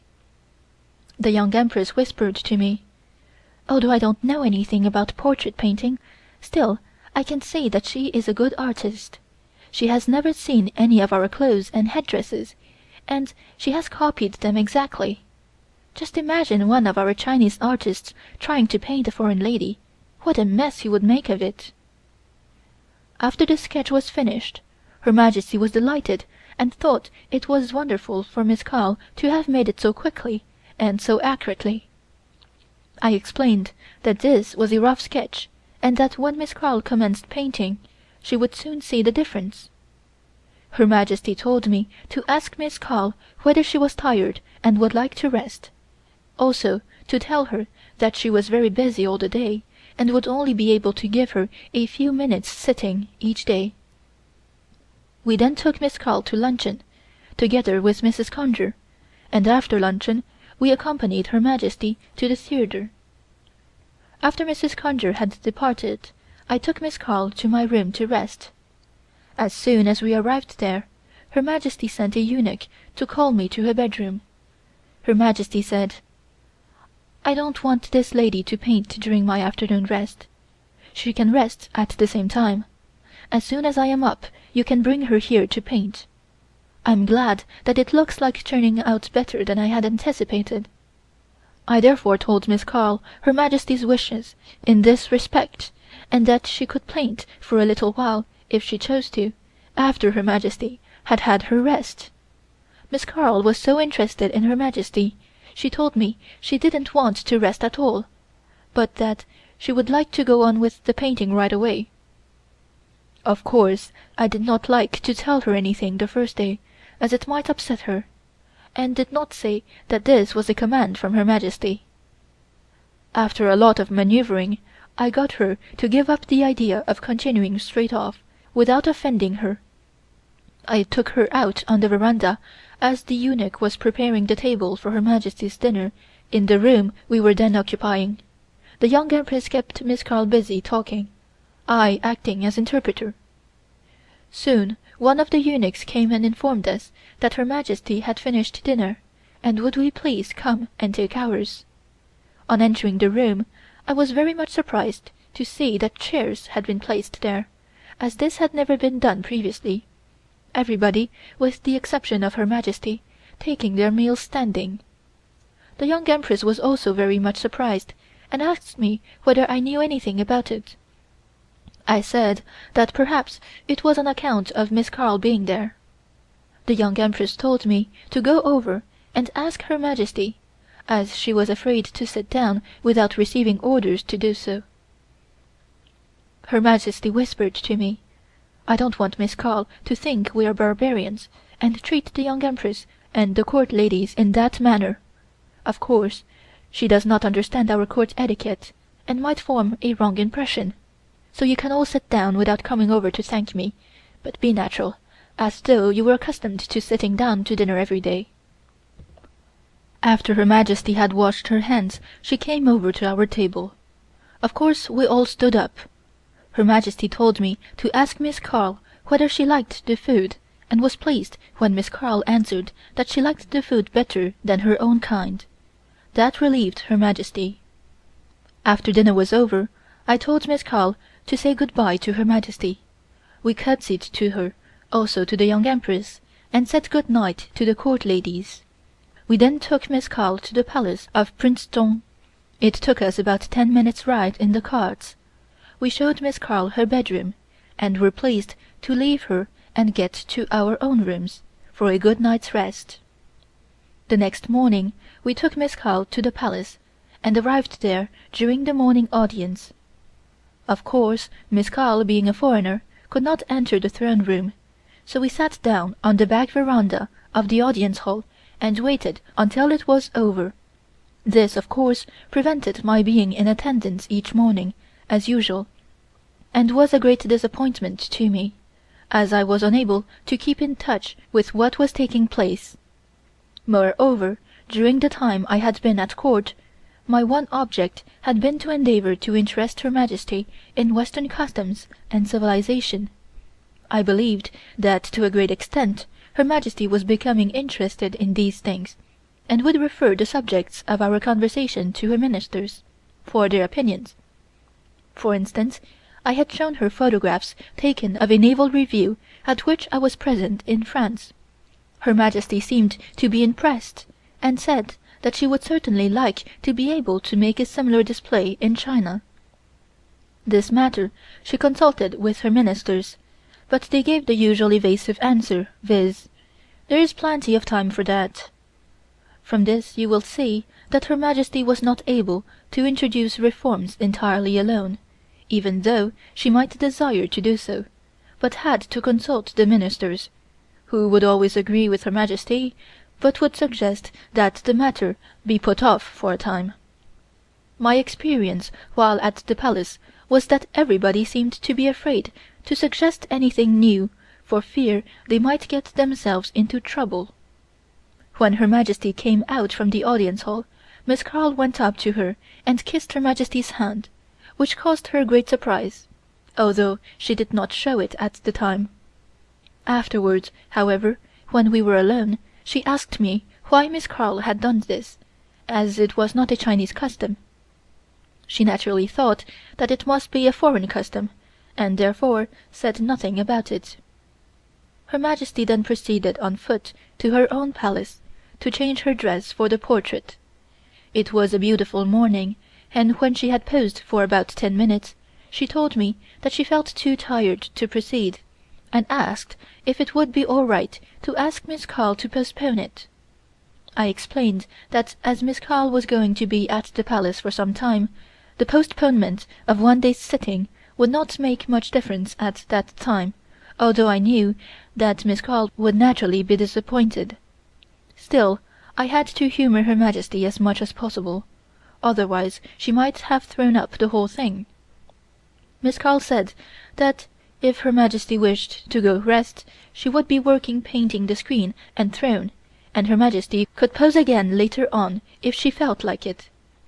This pleased Her Majesty, and she said that she would try to sit again after taking her afternoon's rest.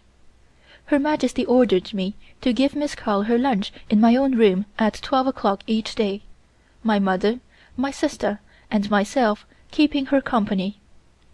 Dinner at the palace was usually taken about 6 o'clock, and it was arranged that Miss Carl should take dinner with the young Empress and the court ladies at that hour, after Her Majesty had finished dining. Her Majesty also ordered that champagne or any other wine which Miss Carl preferred should be served, as she said she knew it was the custom for all foreign ladies to take wine with their meals. Where she got hold of this idea nobody knew. I was sure that Her Majesty had been misinformed by somebody, but it would have been bad policy to have tried to tell her different at the moment. She disliked very much to be told that she was wrong in any of these things, and it could only be done by waiting and casually introducing the subject at some other time. After Miss Carl had gone to rest during the afternoon, Her Majesty sent for me and asked the usual question, viz., what had Miss Carl been saying, etc., etc. She seemed particularly anxious to know what Miss Carl thought of her, and when I told her that Miss Carl had said that she was very beautiful and quite young-looking, she said, "Oh, well, of course, Miss Carl would say that to you." However, on my assuring her that Miss Carl had given this opinion without being asked for, she showed very plainly that she was not at all displeased with the compliment. Suddenly, Her Majesty said, "I have been thinking that if Miss Carl can paint the screen and the throne, surely she ought to be able to paint my clothes and jewels without it being necessary for me to pose all the time." I told her that would be quite impossible, as nobody could hold the things for Miss Carl to get the proper effect. To my surprise, she answered, "Well, that is easily gotten over. You wear them in my place." I hardly knew what to say, but thought I would get out of the difficulty by telling her that perhaps Miss Carl would not like such an arrangement. Her Majesty, however, could see no possible objection on Miss Carl's part, as she herself could pose when the time came for painting her face. So I put the matter as nicely as possible to Miss Carl, and it was finally arranged that I should dress in Her Majesty's robes and jewels whenever Her Majesty felt too tired to do the posing herself. In this manner the portrait of the Empress Dowager was painted, and with the exception of just a few hours to enable Miss Carl to get Her Majesty's facial expression, I had to sit for 2 hours each morning, and for another 2 hours each afternoon, until the portrait was finished. Chapter 14. The Emperor's Birthday. My father's 4 months' leave having expired, he was received in audience by their Majesties on the first day of the 6th moon. He was much improved in health, but his rheumatism was still very troublesome. This was particularly noticeable when climbing the steps to the audience hall, and Her Majesty ordered 2 of the eunuchs to assist him. First, he thanked Her Majesty for her kindness towards my sister and myself, and, as was the custom, took off his hat and knelt down, bowing his head until it struck the ground. This ceremony was always gone through by any official who had received special favors from their Majesties. He then replaced his hat on his head and remained kneeling before the throne. Her Majesty then questioned him about his life in Paris, from time to time complimenting him on his work.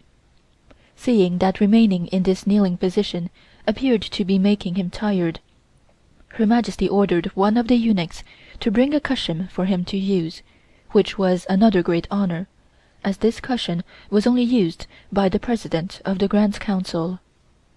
Her Majesty told him that as he was now getting to be a very old man, she did not intend sending him away from China again, as she wanted to keep my sister and myself at the court, which she could not do if she sent him to some foreign country, as he would want to take his daughters with him. She said she was pleased, that although we had been away from China for such a long time, we were well acquainted with the Manchu customs. My father replied that it had been his care that we should be brought up according to the customs of our own country. Her Majesty then asked the Emperor if he had anything to say, and he replied by asking my father if he spoke French, and thought it very strange on learning that he did not. My father explained that he had never had the time to study it, besides which he considered himself too old to learn a foreign language. The Emperor next asked what was the feeling in France towards China. My father replied that they were very friendly at that time, but that immediately after the Boxer trouble the post of Minister had been a very embarrassing one. Her Majesty said that it had been an unfortunate affair, but she was glad that everything was now settled satisfactorily. She told my father that he was to get well again as quickly as possible, and the audience came to an end. Afterwards Her Majesty said that my father was looking very old since his return from France, and that he would have to be careful and take things easy until he got stronger again. She was pleased that he had shown appreciation of her interest in my sister and myself. Preparations were now commenced for celebrating the birthday of His Majesty, the Emperor Kwangxu, which was to take place on the 28th of that month. The actual date of the Emperor's birthday was the 26th of the 6th moon, but this day, being the anniversary of the death of a previous Emperor of China, we were unable to hold any festivities, and so it was always celebrated on the 28th day instead. The official celebration lasted for 7 days, 3 days before and 4 days after the actual date. During that time the whole of the court dressed in official robes, and no business of any kind whatever was attended to. This being the Emperor's 32nd birthday, and as the full celebrations only took place every 10th year, i.e., on his 20th birthday, his 30th birthday, and so on, the festivities were not carried out on a very grand scale.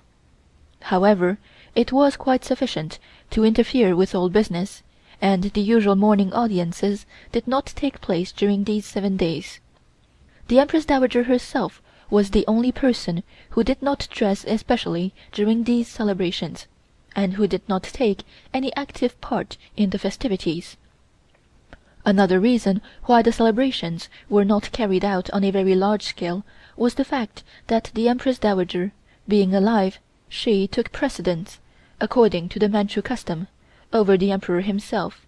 In fact, she was the actual ruler of the country, the Emperor being second.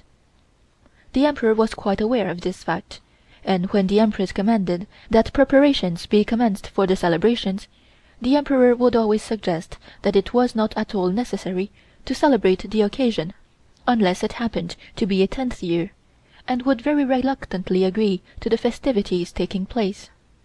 Of course, this was more out of politeness on the part of the Emperor, and to conform to the recognized etiquette, but the nation recognized this birthday, and naturally celebrated according to the usual custom. During this period, therefore, the painting of the portrait was postponed. When the morning of the 25th arrived, the Emperor dressed himself in his official robe, yellow gown embroidered with gold dragons, and coat of a reddish-black color.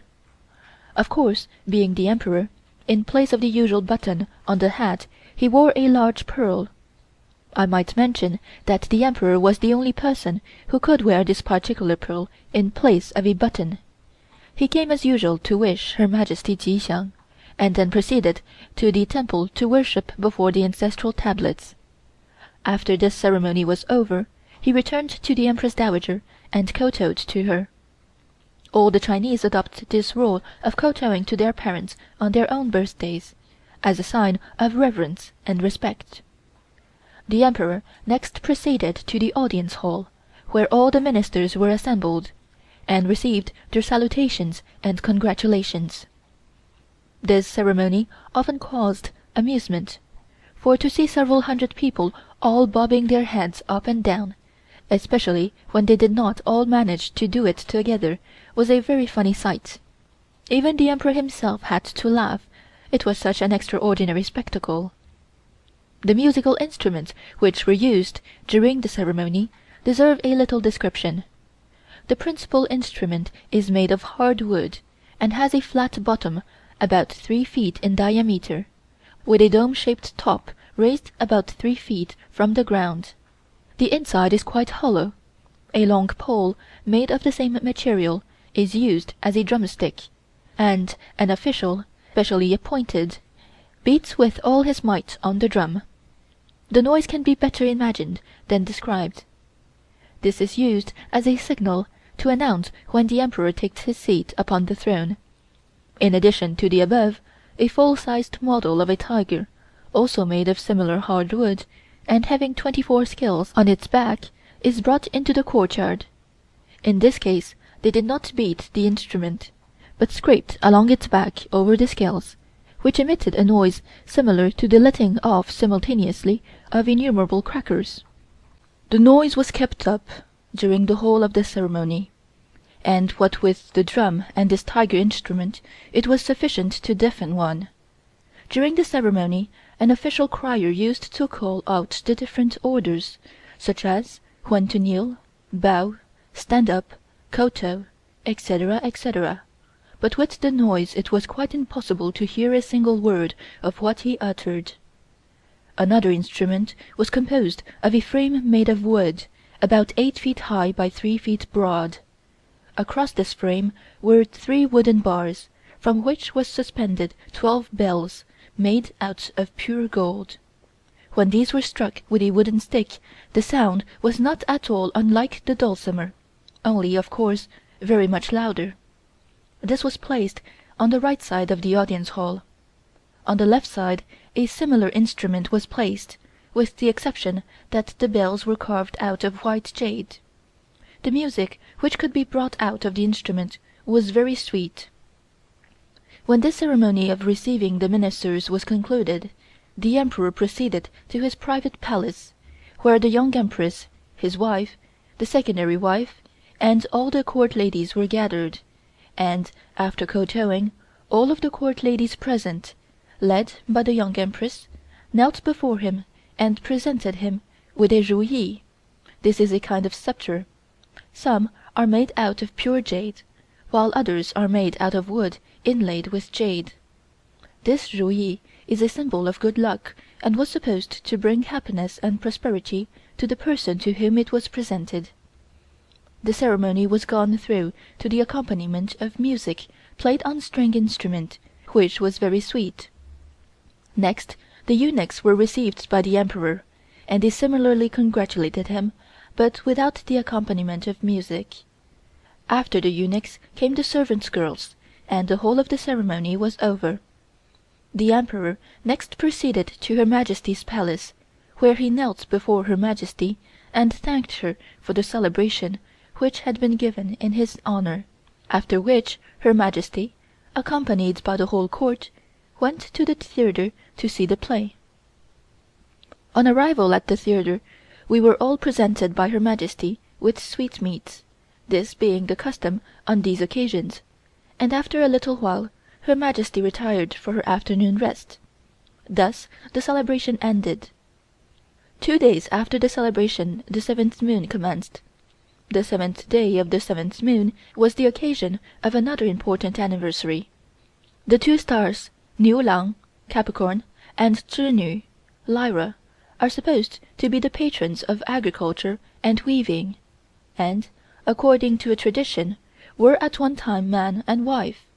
As the result of a quarrel, however, they were doomed to live apart, being separated from each other by the Milky Way. But on the 7th day of the 7th moon of each year, they are allowed to see each other, and the magpies are supposed to build a bridge to enable them to meet. The ceremony is rather peculiar. Several basins full of water were placed so that the sun's rays will fall upon them. Her Majesty then took several tiny needles and dropped one into each basin. These floated on the water, casting a shadow across the bottom of the basins. These shadows took different forms, according to the position of the needle, and if the shadow took certain prescribed forms, the person throwing in the needle was supposed to be very lucky and clever, while if they represented certain other forms, they were despised by the gods as being ignorant. In addition, Her Majesty burned incense and offered up prayers to the 2 gods referred to. This was always a sad moon for Her Majesty, it being the anniversary of the death of her husband, the Emperor Xianfeng, who died on the 17th of that month.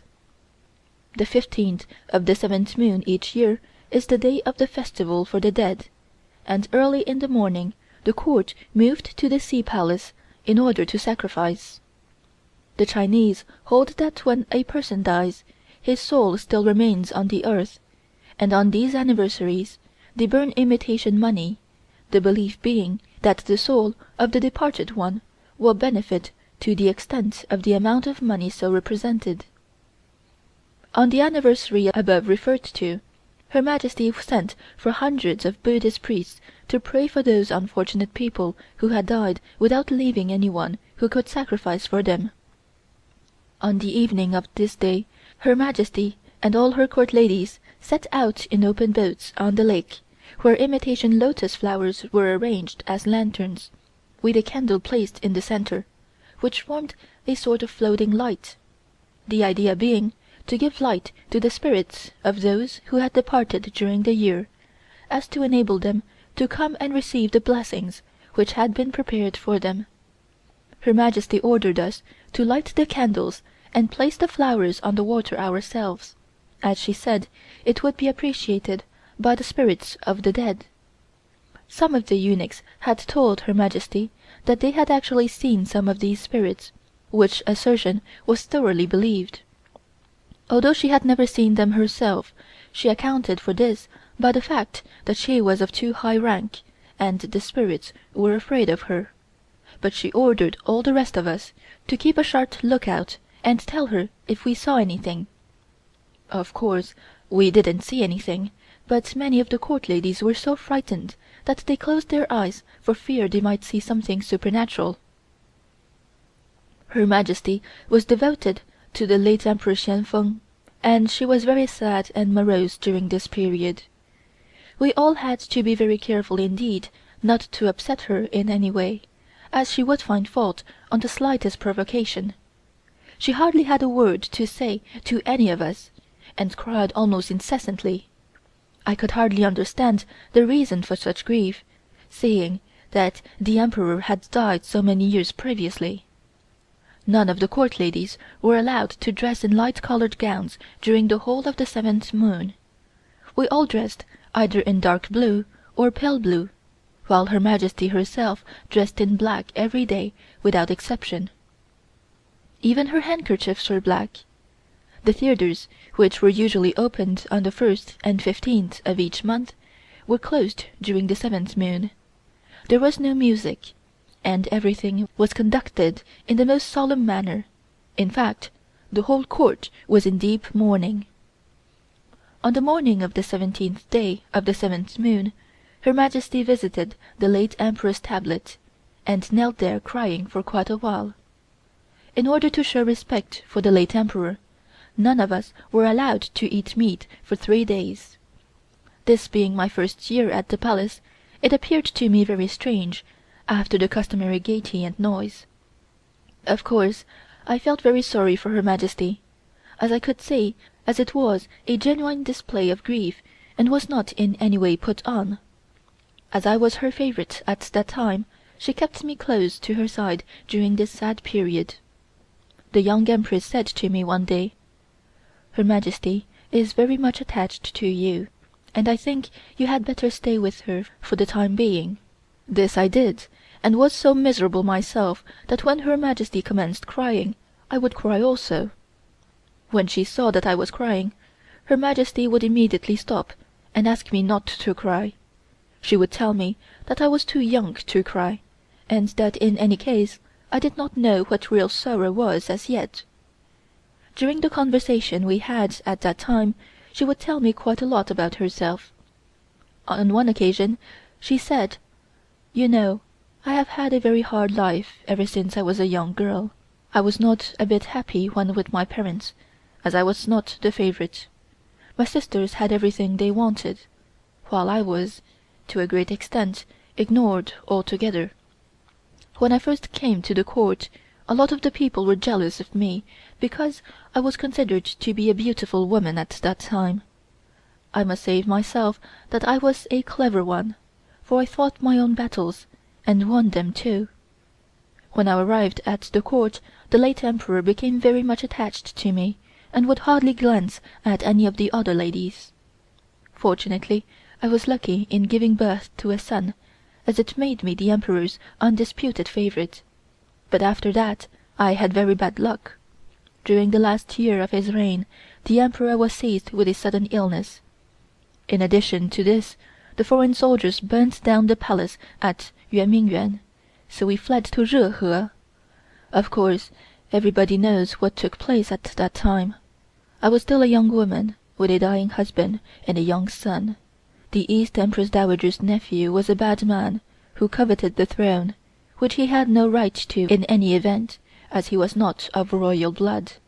I would not wish anyone to experience what I myself passed through at that time. When the Emperor was in that dying condition, being practically unconscious of what was taking place around him, I took my son to his bedside, and asked him what was going to be done about his successor to the throne. He made no reply to this, but, as has always been the case in emergencies, I was equal to the occasion, and I said to him, "Here is your son." On hearing which, he immediately opened his eyes, and said, "Of course he will succeed to the throne."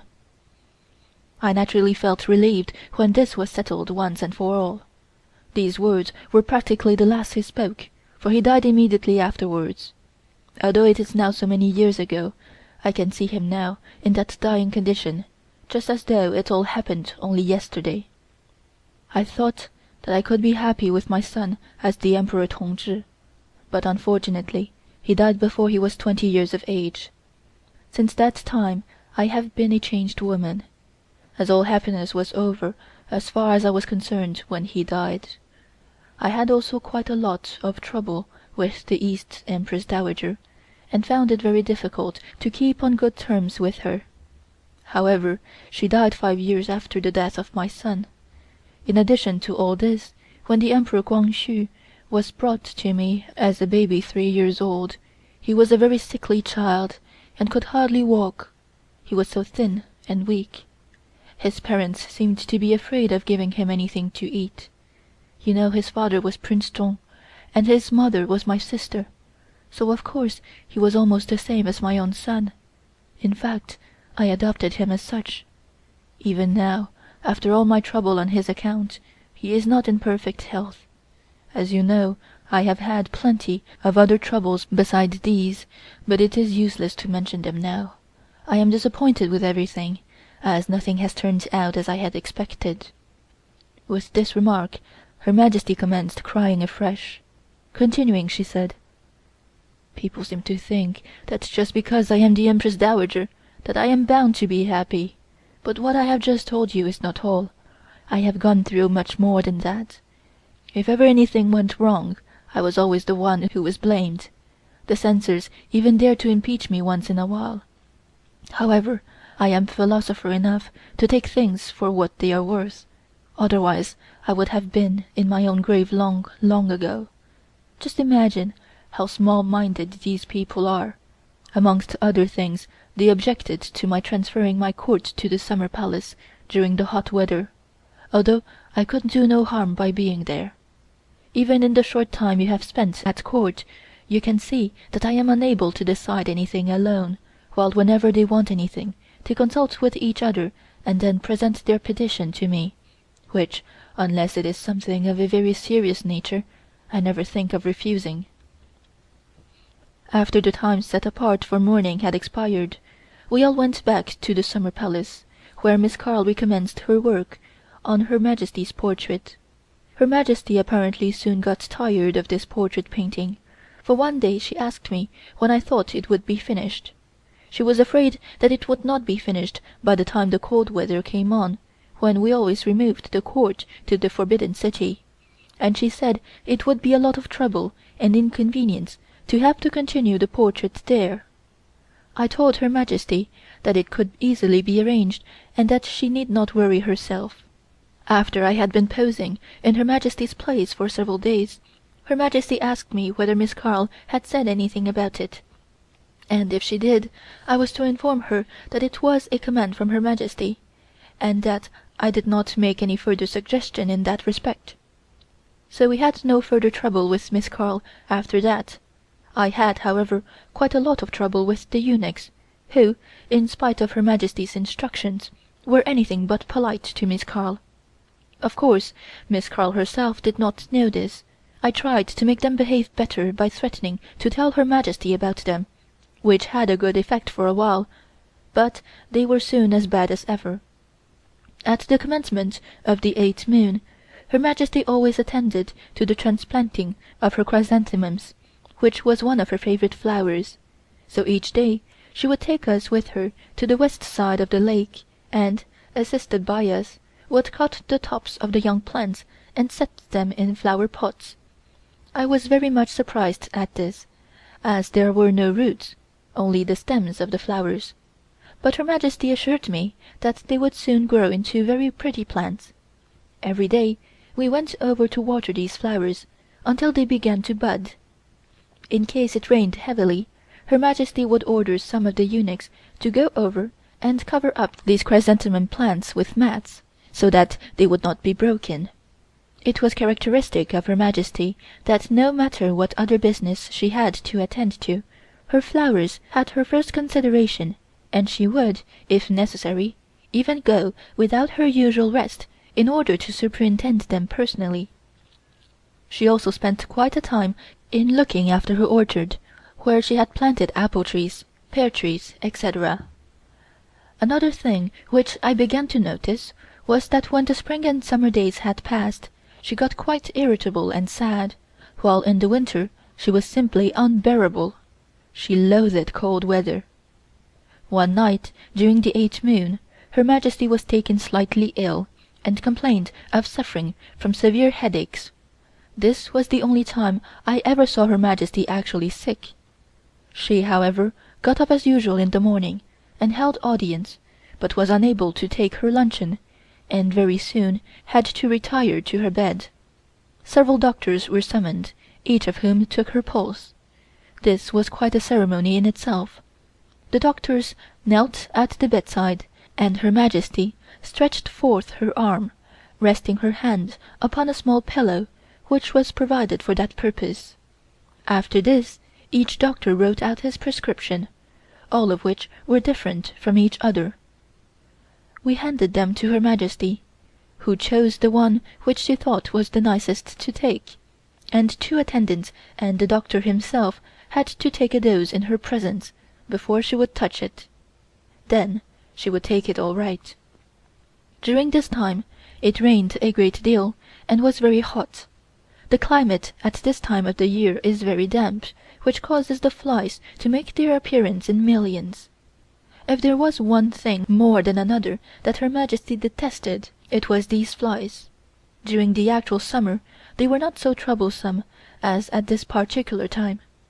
Of course, every precaution was taken to keep them away, a eunuch being posted at each door, provided with a sort of switch made of horsehair fastened at the end of a bamboo pole. We were never troubled by mosquitoes, however.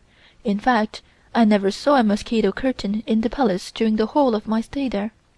These flies were an abomination, and in spite of all that could be done, a few would find their way into the rooms.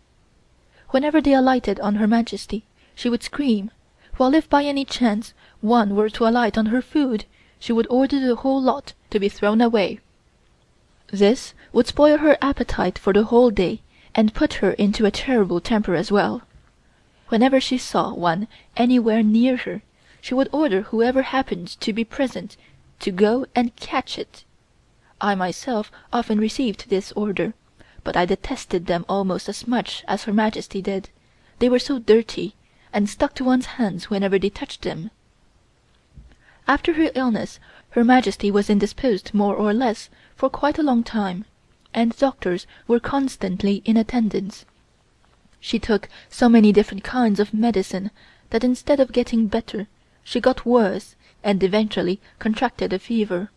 Her Majesty was very much afraid of fevers of any kind, and we had to stay with her all night and all day, and had to take our meals whenever we could get away from her bedside for a few minutes. Another peculiarity was Her Majesty's aversion for any kind of perfume near her when she was sick, while when she was feeling well, she was simply smothered in it. The same applied to fresh flowers. In spite of her love for them under ordinary conditions, when she was sick she could not bear them anywhere near. Her nerves became absolutely unstrung, as she was unable to sleep during the day, and consequently the time passed very slowly to her. In order to make the time pass a little less tediously, she gave instructions for one of the better educated eunuchs to read to her during the daytime. This reading generally consisted of ancient Chinese history, poetry, and all kinds of Chinese lore, and while the eunuch was reading to her, we had to stand by her bedside, one of us being told off to massage her legs, which seemed to soothe her somewhat. This same program was gone through every day until she was completely herself again, some 10 days later. One day Her Majesty asked me, "What kind of medicine does a foreign doctor usually give in case of a fever?" "I have heard that they make you take all kinds of pills. This must be very dangerous, as you never know what they are made of. Here in China all medicines are made from roots, and I can always find out whether I am receiving the right medicine, as I have a book which explains what each different medicine is for. Another thing I have heard is that foreign doctors generally operate on you with a knife, while we cure the same sickness by means of our medicine. Li Lien told me that one of our little eunuchs had a boil on his wrist, and someone advised him to go to the hospital. Of course, they didn't know what they would do, and the foreign doctors there opened the boil with a knife, which frightened the child very much. I was very much surprised when I heard he was all right again in a couple of days." Continuing, Her Majesty said, "A year ago one of the foreign ladies came to the Palace, and hearing me cough a lot, gave me some black pills and told me to swallow them. I did not like to offend her, so I took the pills and told her I would take them by and by. However, I was afraid to take them and throw them away. Of course, I answered that I didn't know much about medicines, to which she replied that she had seen me take foreign medicines whenever I was not feeling well. She then said, 'Of course, I know there are people in Peking who do take the medicines given them by foreign doctors, and even some of my own relatives patronize these foreigners also. They try not to let me know, but I do know for all that. In any case, if they choose to kill themselves by taking these pills, it is none of my business. That is the reason why, when they are sick, I never send my own doctors to attend them.'" When Her Majesty had completely recovered from her illness, she used to go out on the lake a great deal, sometimes in an open boat and at other times in a steam launch. She always appeared to enjoy this kind of thing. For some reason or other, she always insisted on taking the west side of the lake, which was very shallow, and invariably the launch would get stuck fast in the mud, which seemed to afford Her Majesty great enjoyment. She simply loved to feel the launch strike the bottom. The open boat would then come alongside, and we would have to get out of the launch and enter the boat, and proceed to the top of the nearest hill to watch the efforts of the eunuchs trying to refloat the launch. It was a characteristic of Her Majesty to experience a keen sense of enjoyment at the troubles of other people.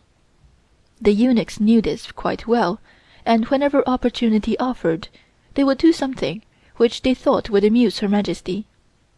So long as it was nothing of a serious nature, Her Majesty would always overlook it, but in case it proved serious, or was carelessness, she would always order them to be severely punished.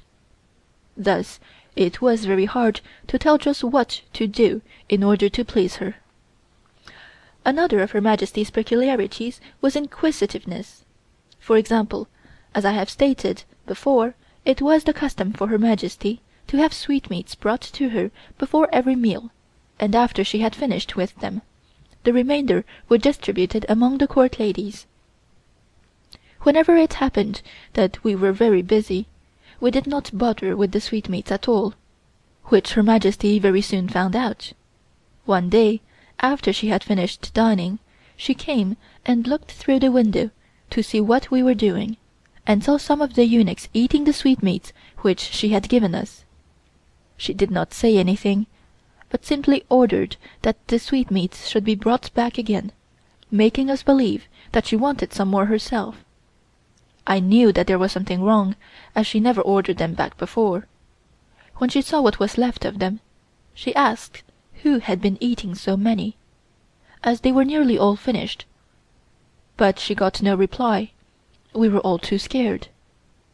However, after thinking it over, I came to the conclusion that it would be best to tell her the truth, for I was quite certain that she knew anyhow. So I told her that we had all been very busy and had forgotten all about the sweetmeats, and that the eunuchs had come and taken them themselves, and I added that this was not the first time they had done so. I was rather glad that she had given me this opportunity to report the eunuchs, for Her Majesty replied that if she intended the eunuchs to have sweetmeats, she herself would give them some, but thought it a lack of appreciation on our part not eating them ourselves after she had been so kind as to provide them for us. She turned to me and said, "I am glad that you have told me the truth, as I saw myself what was happening." She gave orders that the offending eunuchs should each have 3 months' wages deducted as a punishment, but of course I knew very well they didn't mind that, as they were making many times the amount of their salary in other ways. On my return to the sitting room, one of the court ladies said, "You should not have told Her Majesty about the eunuchs. They are sure to revenge themselves in some way." I asked how they could possibly injure me in any way, as they were only servants, but she told me that they would find some underhand way in which to get even with me, this being their general custom. Of course, I knew the eunuchs were a bad lot, but could not say what cause they had to be against me in any way. I knew they dare not say anything against me to Her Majesty, so I forgot all about the matter. I found out afterwards that one of the tricks they used to play on any of the court ladies who offended them was to try and prejudice Her Majesty against us. For instance, if Her Majesty told one of the eunuchs that a certain thing should be done, instead of telling me what Her Majesty wanted, the eunuch would go off to one of the other ladies and tell her. In this way, Her Majesty would get the impression that I was too lazy to wait upon her myself, and of course the other lady would get all the credit. Although Her Majesty was very kind to me, also the young Empress, it was very hard to get along with the eunuchs, and it was not good policy to offend them in any way. They regarded themselves as being exclusively the servants of Her Majesty, the Empress Dowager, and refused to take instructions from anybody else. Consequently, they were often very rude to the other ladies of the court, not even excepting the young Empress. Everything proceeded as usual until the 8th moon, when the Emperor was to sacrifice at the Temple of the Sun. On this occasion the Emperor wore a red robe. About this time Mrs. Conger asked for a private audience, as she wanted to see Her Majesty and at the same time see how the portrait was progressing. Her Majesty replied that she would receive her, and gave orders accordingly. At this private audience Mrs. Conger brought into the court 2 of her relatives to be presented to Her Majesty, besides Miss Campbell and a missionary lady. As it was a private audience, the guests were conducted to Her Majesty's private palace. They were received in the hall which was being used as studio for this lady artist, although Her Majesty was quite out of patience with the portrait painting, and talked to us a great deal about it, yet when she saw Mrs. Conger and the others she was extremely polite and told them that the portrait was going to be a masterpiece. She was in an unusually good humor that day and told me to give orders to the eunuchs to open all the buildings and show them to her guests. Her Majesty led the way from one room to another and showed them her curios in the different rooms, until she came to rest in one of the bedrooms, when she ordered chairs to be brought in for the guests. There were many chairs in this room, but they were really small thrones of Her Majesty's, although they looked like any ordinary chairs. The custom is that no matter what kind of a chair it may be, as soon as she uses it, it is at once called her throne, and no one is allowed to sit on it thereafter, unless the order is given by her. During the time the eunuchs were bringing in the chairs kept purposely for foreigners to use, one of the ladies of the party made a mistake, and sat upon one of Her Majesty's thrones. I noticed her at once, and before I had a chance to warn her, Her Majesty made a sign of annoyance to me. I went to this lady at once and told her I wanted to show her something, and naturally she was obliged to get up. The trouble was this: although Her Majesty felt that no one had the right to sit upon her throne, she expected me to get this lady off the chair, and at the same time not to tell her the reason why. While I was busy interpreting for her, she said in an undertone, "There she is again, sitting on my bed. We had better leave this room." After this, the ladies were conducted to the refreshment room, and when they had partaken of lunch, bade Her Majesty good-bye, leaving Miss Carl with us.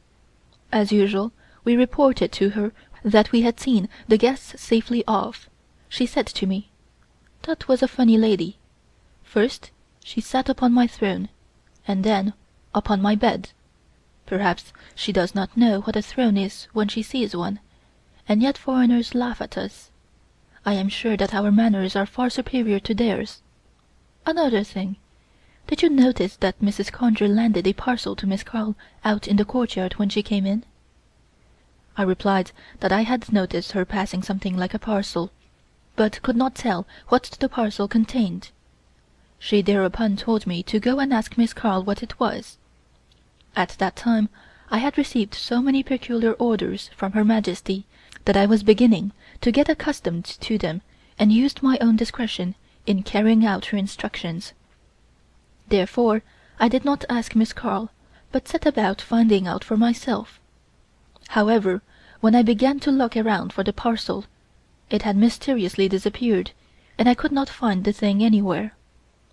This naturally worried me, knowing as I did that Her Majesty liked her instructions carried out quickly. While I was searching, one of the eunuchs came in and told me that Her Majesty wanted to see me, and of course I had to go to her. Before she could say anything to me, I informed Her Majesty that I had not been able to ask Miss Carl about the parcel as she was asleep, but would do so immediately after she got up. Her Majesty said, "I don't want Miss Carl to think I have told you to ask what the parcel contains. Otherwise she might think I am suspicious of what is going on, so you must manage to get the information somehow without mentioning the matter. You are clever enough to do that much."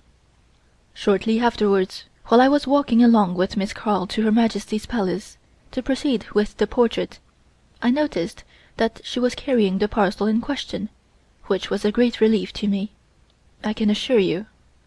On arrival at the palace, Miss Carl said to me, "You need not trouble to pose at present, as it is rather dark, and I can be painting the throne.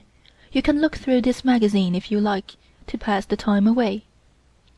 So I opened up the parcel, which proved to contain nothing more than an ordinary American monthly magazine.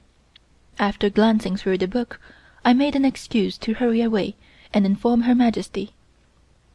However, she had already gone out for her usual trip on the lake, so I took my chair and followed.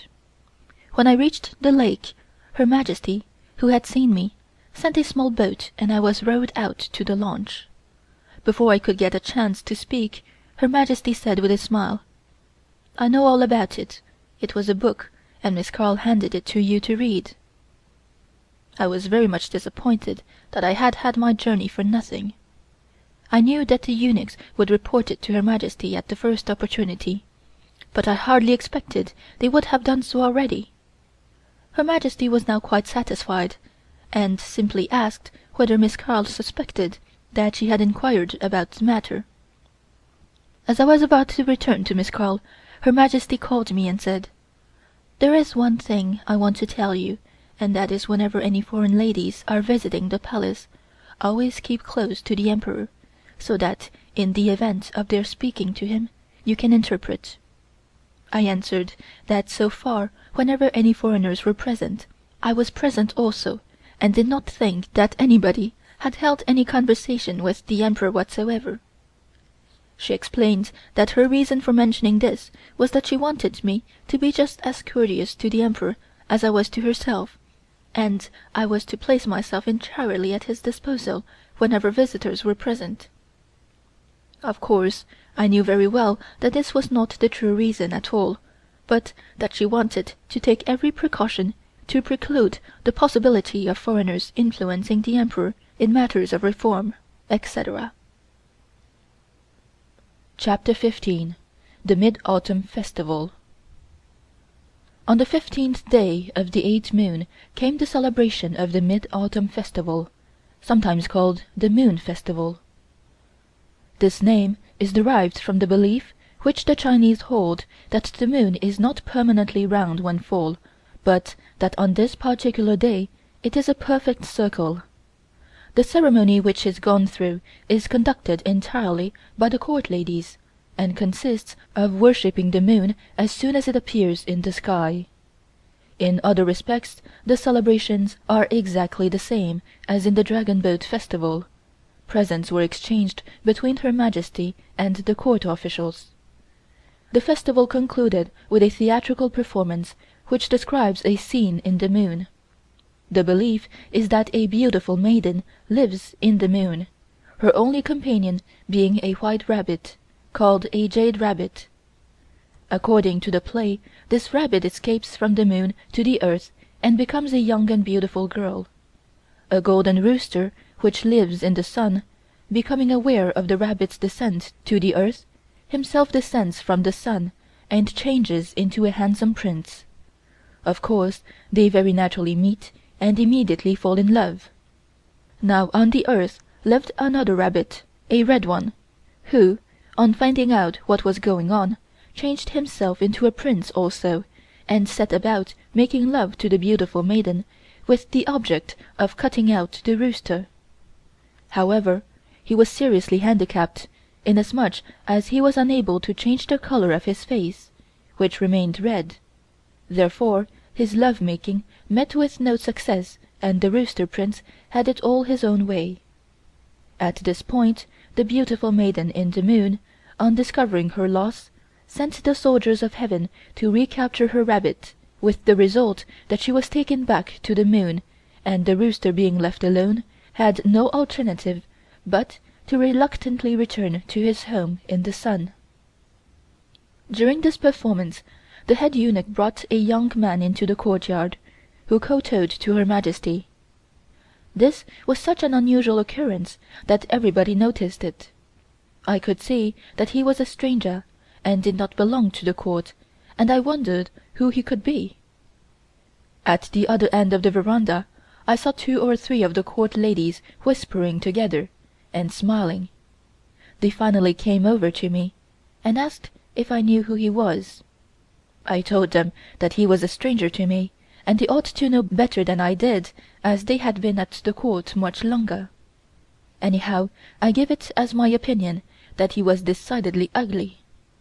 That same evening Her Majesty asked me whether I had noticed this young man, and told me that he was the son of a very high Manchu official, that his father was dead, and that he had succeeded to the title and to a large amount of money. I was surprised that Her Majesty should give such a lengthy explanation about this young man, but I told her that I did not think him very handsome.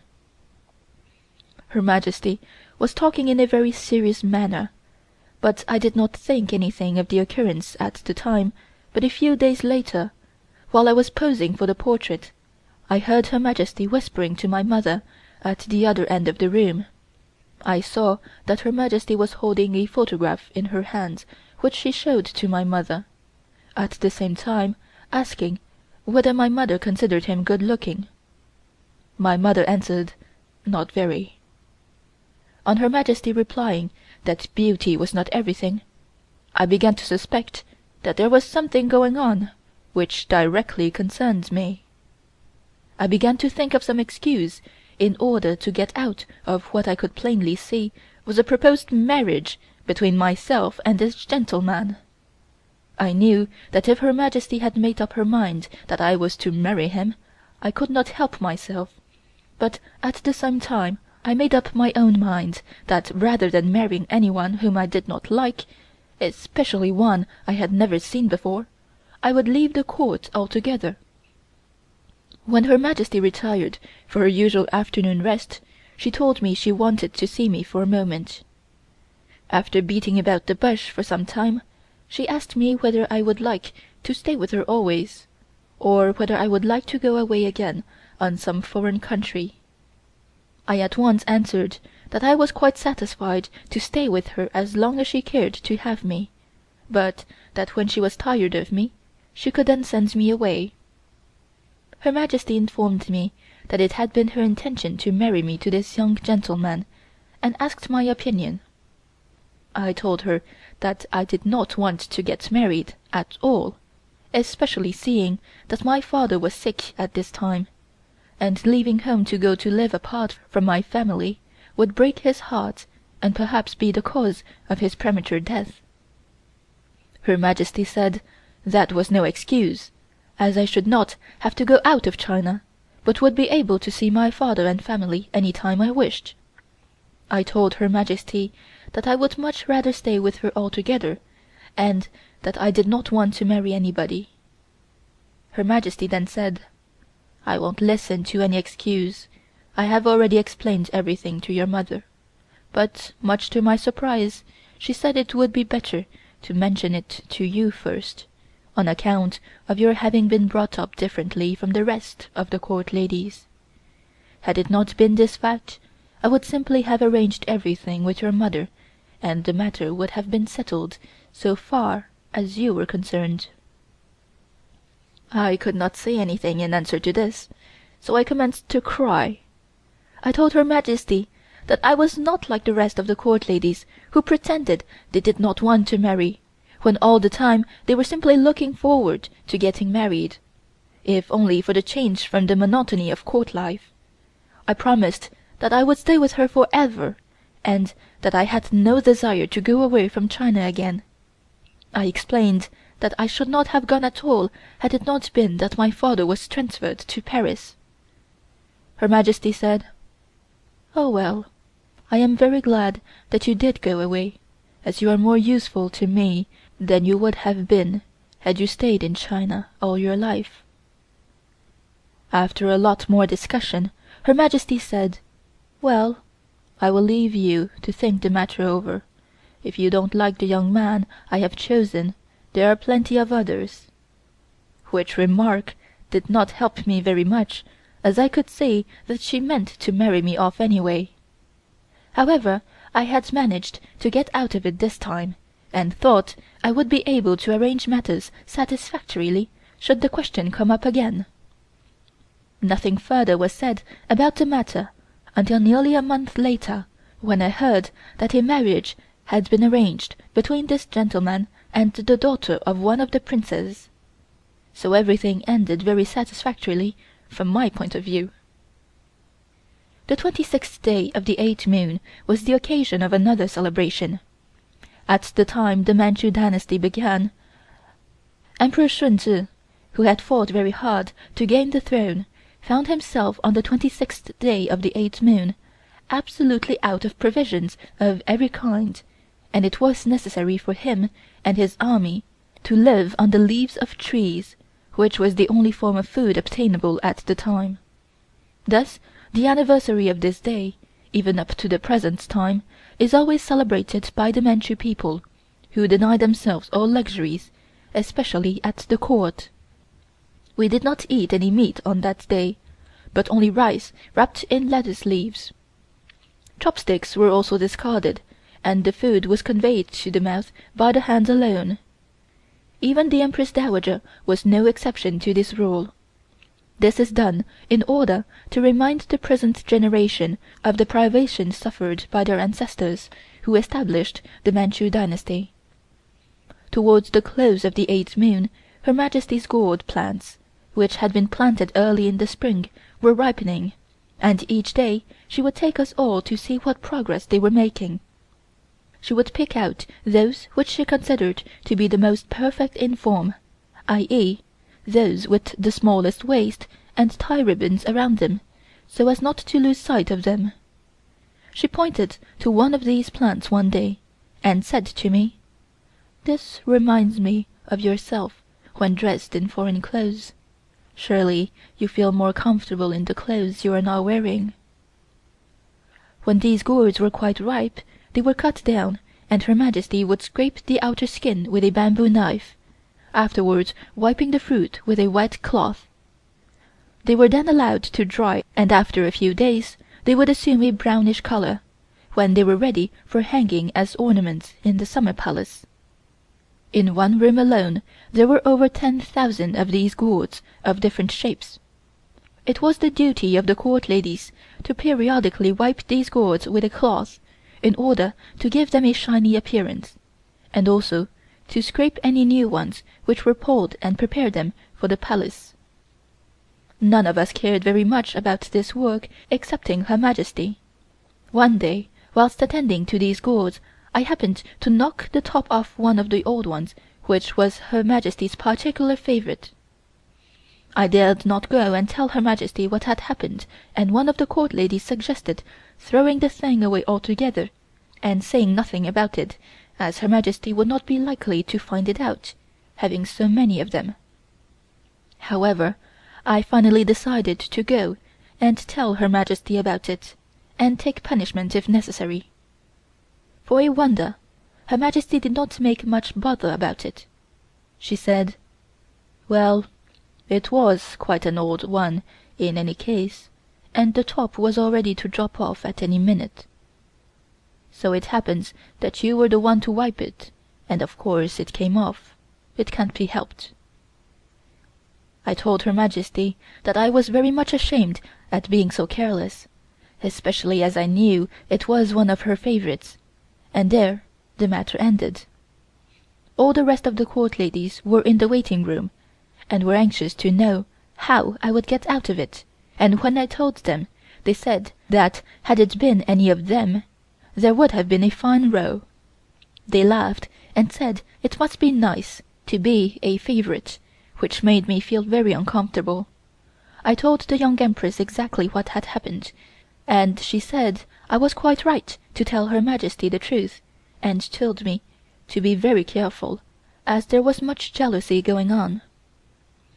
At the beginning of the 9th moon the chrysanthemums commenced to bud, and it was the duty of the ladies of the court to go and trim them each day by cutting away all the buds except one on each stalk.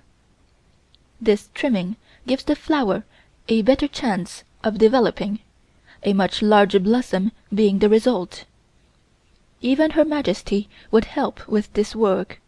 She was very particular about these plants, and would not allow any of us to meddle with them if our hands were not perfectly cool, as to touch them with hot hands would cause the leaves to shrivel up.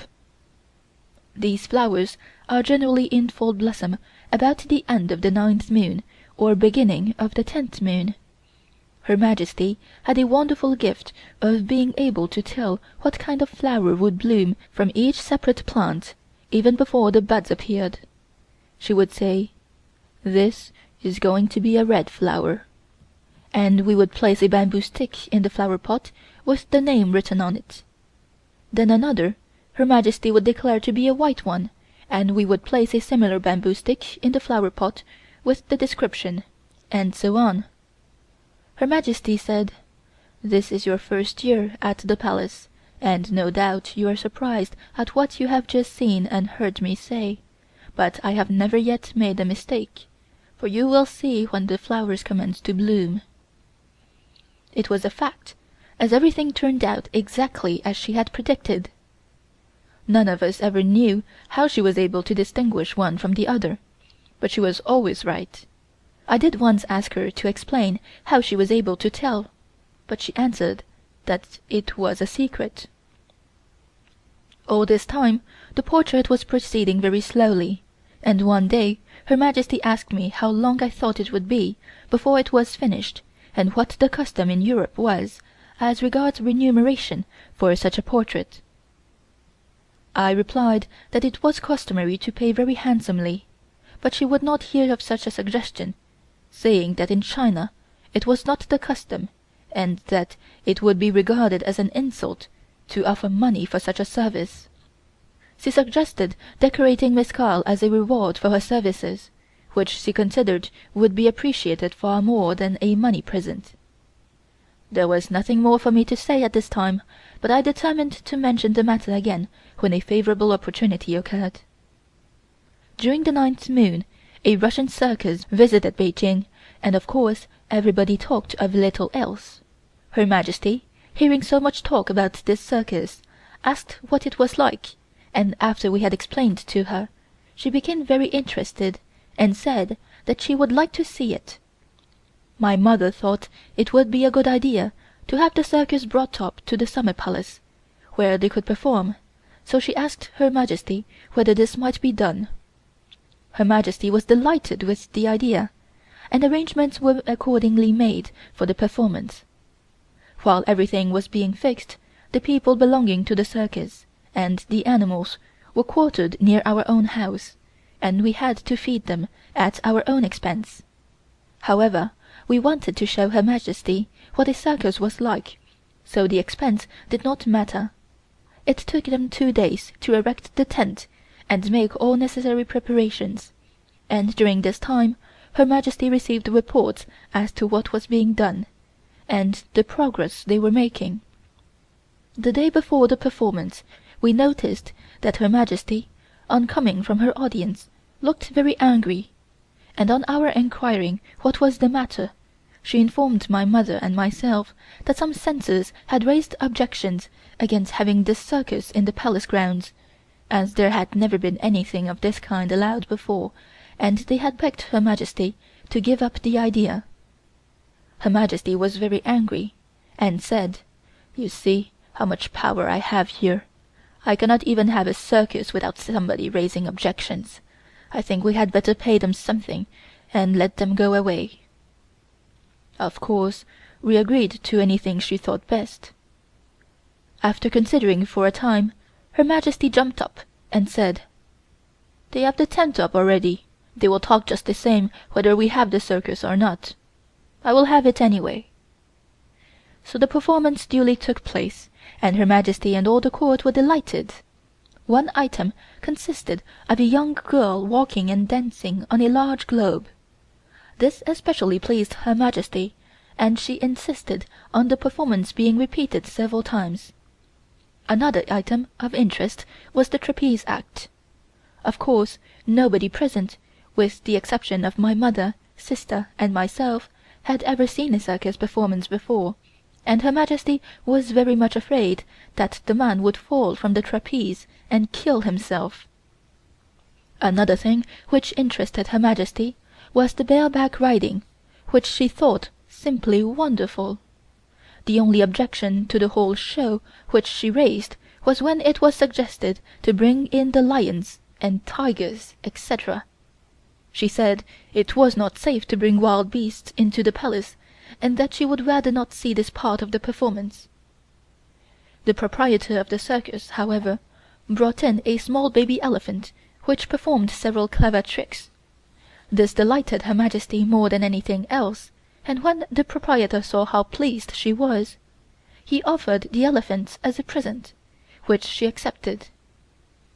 However, after the performance was over, we tried to make him go through his tricks again, but he would not budge an inch, so we had to give it up as a bad job, and send him away to be placed along the other elephants belonging to the palace. Altogether, there were 3 performances given by the circus, and before the final performance, the circus manager told me that he would very much like to show the lions and tigers. There was no chance of any accident, and it really would be worth seeing. So after a lot of discussion, Her Majesty finally consented to allow them to be brought in, but on the distinct understanding that they should not be let out of their cages. When they were brought in the ring, all the eunuchs gathered around Her Majesty, and after remaining in the ring for a few minutes, Her Majesty ordered them to be taken away again. She said, "I am not afraid for myself, but they might get loose and hurt some of the people." This item finished the whole of the performance, and the circus departed richer by some taels 10,000, which Her Majesty had ordered to be given to them. For the next couple of days we discussed the merits of the circus, but afterwards Her Majesty, when referring to the subject, expressed great disappointment with the whole thing. She said she had expected something entirely different and far more wonderful. This was another characteristic of Her Majesty. Nothing pleased her for more than 5 minutes at a time.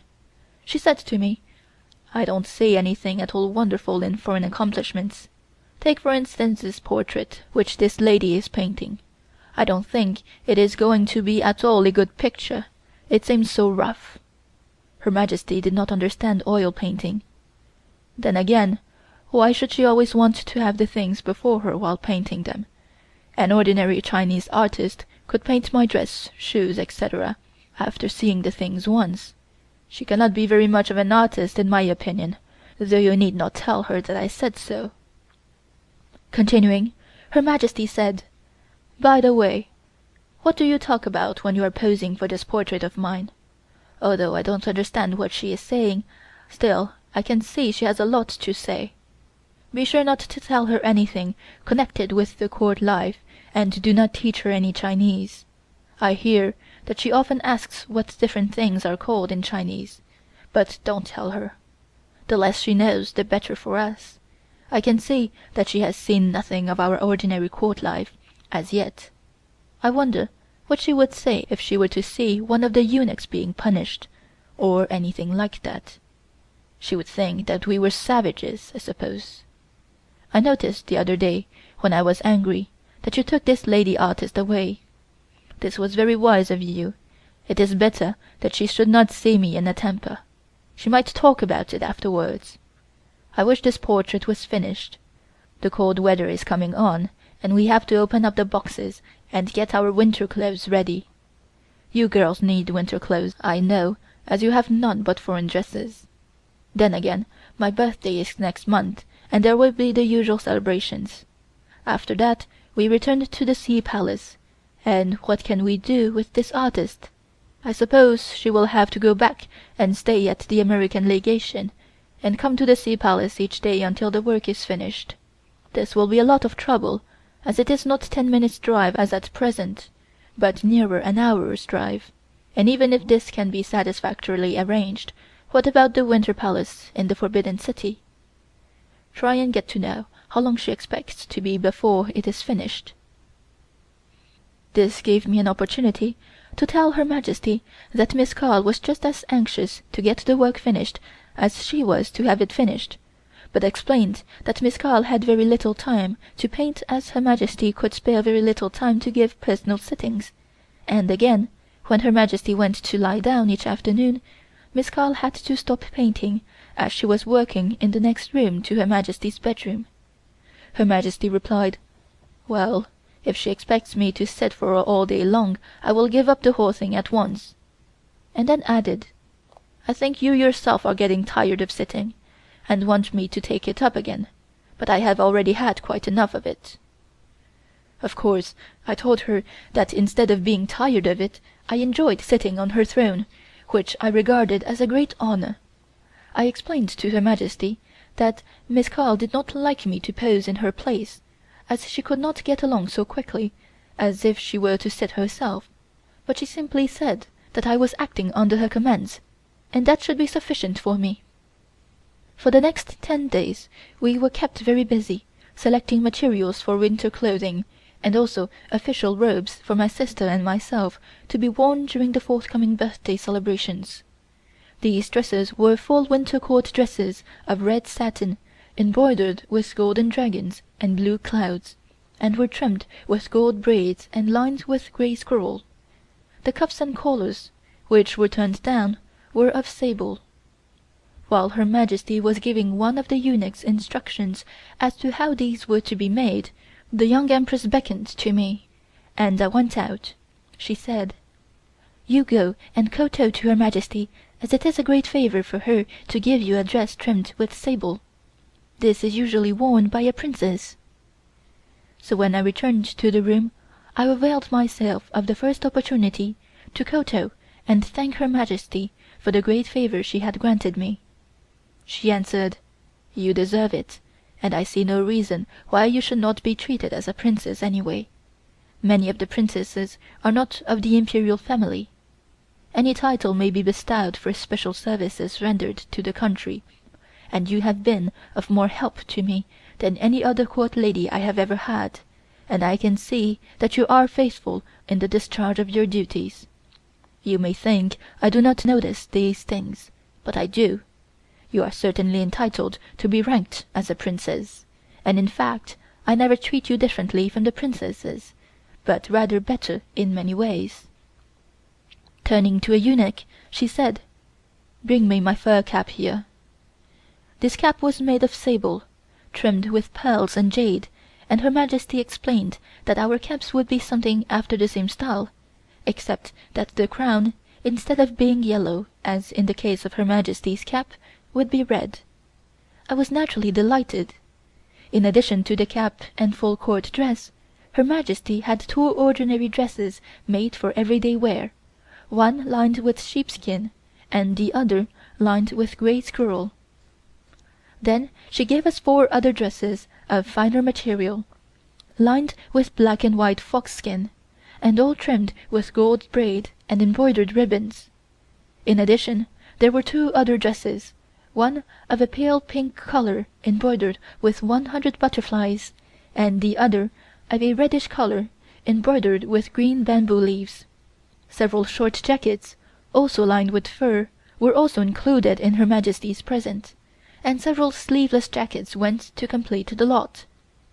On coming out of the room, one of the court ladies remarked that I was very lucky to receive so many clothes from Her Majesty, and said that she had never received so many during the whole time she had been at the palace, nearly 10 years. I could see she was jealous. The young Empress, overhearing this conversation, joined us and told her that when I arrived at the palace I had nothing but foreign clothes, and how was I to manage if Her Majesty did not get me the proper dresses?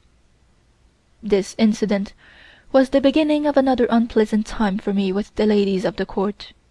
At first I took no notice, until one day one of the girls attached to the palace joined in the unkind remarks. She said that before my arrival she had been Her Majesty's particular favorite, but I gave her to understand that she had no right to discuss me in any way whatsoever. The young Empress, who was present, spoke to them about their treatment of me, and said that some fine day I would be telling Her Majesty about it. This seemed to have a good effect, for they never troubled me much afterwards with their talk. Chapter 16. The Summer Palace. Just about the end of the 9th moon, Her Majesty began to tire of doing nothing day after day, and said, "What is the use of waiting until the 1st of the month to have the theatrical performance? Let us have a performance tomorrow." So she gave instructions for the eunuchs to prepare for the play, which should be staged without the assistance of any outside actors. I might here mention that certain of the eunuchs were specially trained as actors, and used to study their parts every day. Indeed, they were far cleverer than the professionals from outside. Her Majesty gave the head eunuch the list of the plays she wished to be performed, which were for the most part dramatized fairy tales, and we had a performance the next day. After Her Majesty had gone to rest in the afternoon, during the theatrical performance, I met the Emperor returning to his own palace. I was surprised to see only one eunuch in attendance.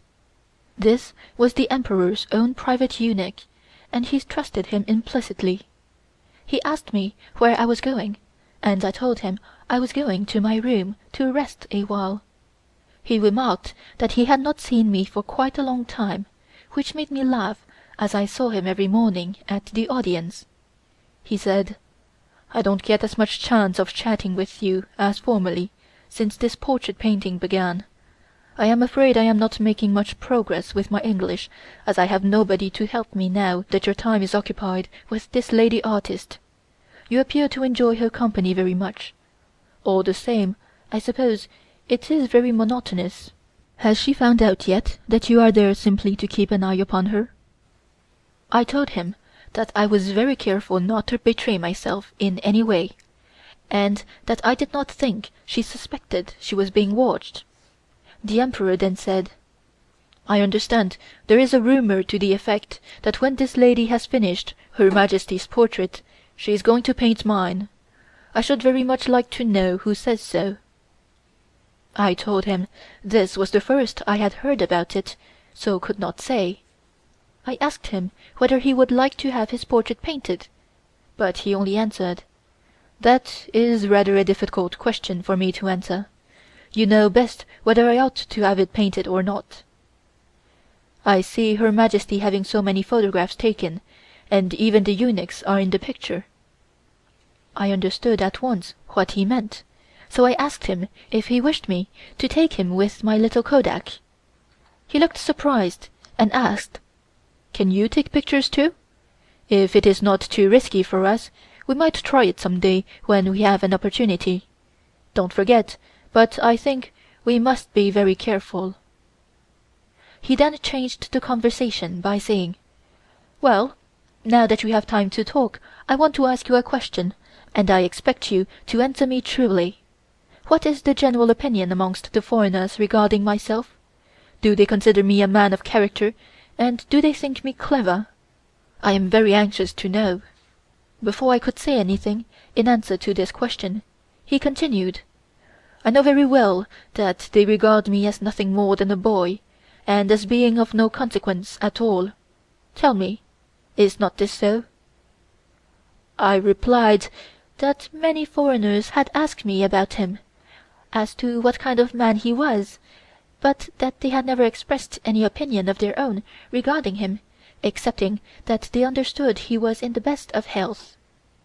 "If any wrong impression does exist regarding myself and my position at the court," continued the Emperor, "it is owing to the very conservative customs of the Chinese court. I am not expected to either say or do anything on my own initiative. Consequently, outsiders never hear much about me, and I am regarded as being nothing more than a figurehead. I know this is so. Whenever they ask you about me in the future, just explain to them exactly what my position here is. I have plenty of ideas regarding the development of this country, but you know I am not able to carry them out as I am not my own master. I don't think the Empress Dowager herself has sufficient power to alter the state of things existing in China at present, and even if she has, she is not willing to. I am afraid it will be a long time before anything can be done towards reform." The Emperor went on to say how nice it would be if he were allowed to travel about from place to place, the same as the European monarchs, but of course such a thing was out of the question for him. I told him that several princesses had expressed a wish to visit the St. Louis Exposition, and said I thought it would be a good thing if that could be arranged, as they would see for themselves the difference between their own country and customs and foreign countries and customs. The Emperor expressed doubts as to this permission being granted, as such a thing had never been heard of before. We talked for quite a long time, mostly about foreign customs, and the Emperor remarked that he would very much like to visit Europe and see for himself how things were carried on there. Just then one of my eunuchs came and said that Her Majesty was awake, so I had to hurry off to her room. We now arrive at the 10th moon. The first day it snowed, and the head eunuchs enquired of Her Majesty whether it was her intention to celebrate her birthday at the Summer Palace as usual. As previously explained, the Summer Palace was Her Majesty's favorite place of abode, so she replied in the affirmative, and arrangements were accordingly made for the celebration to be held there as usual. The head eunuch then brought Her Majesty a list giving the names and ranks of all the princesses and the names of the wives and daughters of the Manchu officials, and she selected those whom she wished to be present at the celebrations. On this occasion she selected 45 ladies, who were duly informed that she desired their presence at the palace. I was standing behind Her Majesty's chair all this time, and she turned and said, "Usually I do not ask many people to my birthday celebrations, but on this occasion I have made an exception, as I want you to see the way they dress, and how ignorant they are of court etiquette." The celebrations commenced on the 6th day of the 10th moon. Miss Carl having returned to the American legation in Peking for the time being, my mother, my sister and myself went back to the Palace again. Early on the morning of the 6th, the eunuchs decorated the verandas with different colored silks, and hung lanterns all over the place and amongst the trees. At about 7 o'clock in the morning the visitors began to arrive, and I quite agreed with what Her Majesty had told me about them. The eunuchs introduced them to all the court ladies, but they seemed to have very little to say, appearing very shy. They were then conducted to the waiting room, but there were so many of them that we court ladies had to stand outside on the veranda. Some of them were very expensively dressed, but their colors were, for the most part, very old-fashioned, and their manners very awkward. We watched them for quite a while, and then went off to report to Her Majesty. On such occasions as this, Her Majesty was generally in pretty good spirits. She commenced asking us a lot of questions. Amongst other things, she asked whether we had noticed an elderly lady among the visitors, dressed as a bride. She explained that this lady was the only Manchu lady present who was married to a Chinese official, and had been invited because of her previous connection with the court. Her Majesty said she had never seen her herself, but understood that she was a very clever woman. We had not noticed such a person, and suggested that perhaps she had not yet arrived. Her Majesty dressed very quickly, and as soon as she was ready she came into the hall, where the head eunuch brought in the visitors and presented them to Her Majesty. We court ladies were all standing in a row behind the throne. As they came in, some kowtowed, others curtsied, while others did not do anything at all. In fact, nobody appeared to know what to do with herself. Her Majesty spoke a few words of welcome, and thanked them for the presents they had sent her. I would like to say here that, contrary to the general idea which exists, Her Majesty always expressed her thanks for any present or service rendered, no matter how insignificant. Her Majesty could see plainly that everybody was embarrassed, and ordered the head eunuch to show them to their respective rooms, and told them to make themselves at home and go and take a rest. They hesitated a moment, not knowing whether to go or not, until Her Majesty said to us, "Take them and present them to the Young Empress." When we arrived at the palace of the Young Empress, they were duly presented, and were not nearly so shy as before.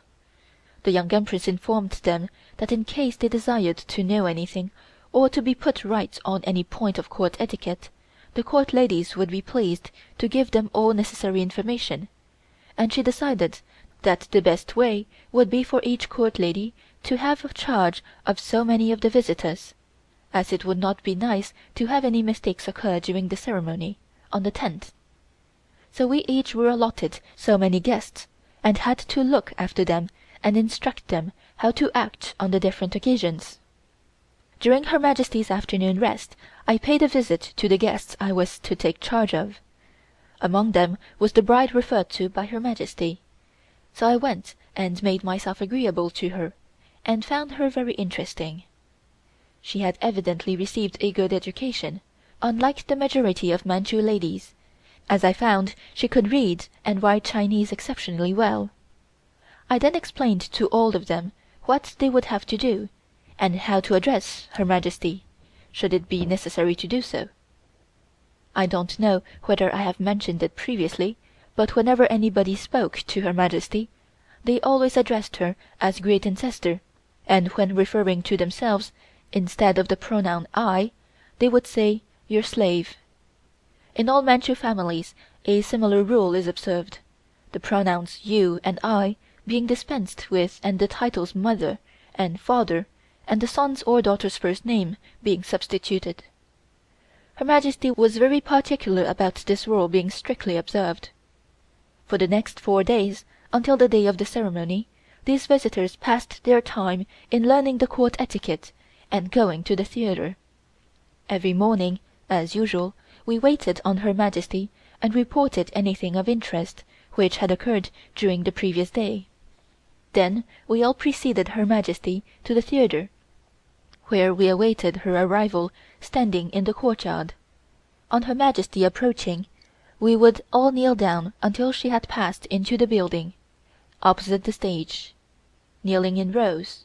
First the Emperor, behind him the young Empress, next the secondary wife, then the princesses and court ladies, and last of all the visitors. The first 2 days everything went off all right, but on the third morning the Emperor, from whom we received the signal, suddenly turned and said, "Her Majesty is coming." Down we all went on our knees, the Emperor alone remaining standing and laughing at us. Of course there was no sign of Her Majesty, and everybody joined in the laugh. He was never so happy as when he could work off a joke like this. On the evening of the 9th, none of the court ladies went to bed, as we all had to be up betimes on the morning of the 10th. The visitors were told to proceed by chair to Her Majesty's special audience hall on the top of the hill, where they were to await our arrival. They arrived at the audience hall at 3 o'clock in the morning, and we followed soon afterwards, arriving there about daybreak. By and by Her Majesty arrived and the ceremony commenced. This ceremony in no way differed from the one previously described in connection with the Emperor's birthday, so there is no need to give particulars, except one thing. Very early on the morning of the 10th we had to bring another present to her, and each of us brought 100 birds of various kinds. Each year, on her birthday, Her Majesty did a very peculiar thing. She would buy 10,000 birds with her own money, from her private purse, and set them free. It was a very pretty sight to see those huge cages hung in the courtyard of the audience hall. Her Majesty would select the most lucky hour and order the eunuchs to carry the cages and to follow her. The hour selected was 4 o'clock in the afternoon. Her Majesty took the whole court with her to the top of the hill, where there was a temple. First she burnt sandalwood and offered up prayers to the gods. Then the eunuchs, each with a cage of birds, knelt in front of Her Majesty, and she opened each cage one after another and watched the birds fly away, and prayed to the gods that these birds should not be caught again. Her Majesty did this very seriously, and we asked each other in whispers which bird we thought was the prettiest, and would like to keep it for ourselves. Among this lot there were a few parrots. Some were pink, others were red and green. All were chained on stands, and when the eunuchs broke the chains, the parrots would not move. Her Majesty said, "How funny! Each year a few parrots will not go away at all, and I have kept them until they died. Look at them now, they won't go away." By this time the head eunuch arrived. Her Majesty told him what had happened, and he immediately knelt down and said, "Your Majesty's great luck. These parrots understand Your Majesty's kindness, and would rather stay here and serve Your Majesty." This ceremony is called Fangsheng. It is considered a very meritorious action, and will not fail of reward in heaven. One of the court ladies asked me what I thought of the parrots that would not fly away, and I told her that it was really very strange. She said, "It is very simple, and not strange at all. These eunuchs, ordered by the head one, have bought these parrots long ago, and trained them. During Her Majesty's afternoon rest, these parrots were brought to the top of the very same hill every day, to accustom them to the place. The object of this is just to please and otherwise fool Her Majesty, to make her feel happy, and believe that she is so merciful that even such dumb things would rather stay with her." Continuing, she said, "The huge joke is this. while Her Majesty is letting the birds free, there are a few eunuchs waiting at the rear of the hill to capture them and sell them again, and so, no matter how Her Majesty prays for their freedom, they will be caught at once. The celebrations were continued until the 13th day. Nobody did any work and all was gaiety and enjoyment, the theatre being open every day. Towards the close of the 13th day the visitors were informed that the celebrations were at an end, and they made arrangements to leave early the next morning. They all bade Her Majesty good-bye that evening and departed early the following day. For the next few days we were all busy preparing for removing to the Sea Palace. Her Majesty consulted her book and finally selected the 22nd as being the most favorable day for this removal. So, at 6 o'clock on the morning of the 22nd, the whole court left the summer palace. It was snowing very heavily, and the journey was only accomplished with great difficulty. Of course, we were all in chairs as usual, and the eunuchs who were not employed as chair-bearers rode horseback. Many of the horses fell on the slippery stones, and one of Her Majesty's chair-bearers also slipped and brought Her Majesty to the ground. All of a sudden I thought something dreadful had happened. Horses galloping and eunuchs howling, "Stop! Stop!" I heard someone saying, "See if she is still alive." The whole procession stopped and blocked the way. This happened on the stone road just before entering the western gate.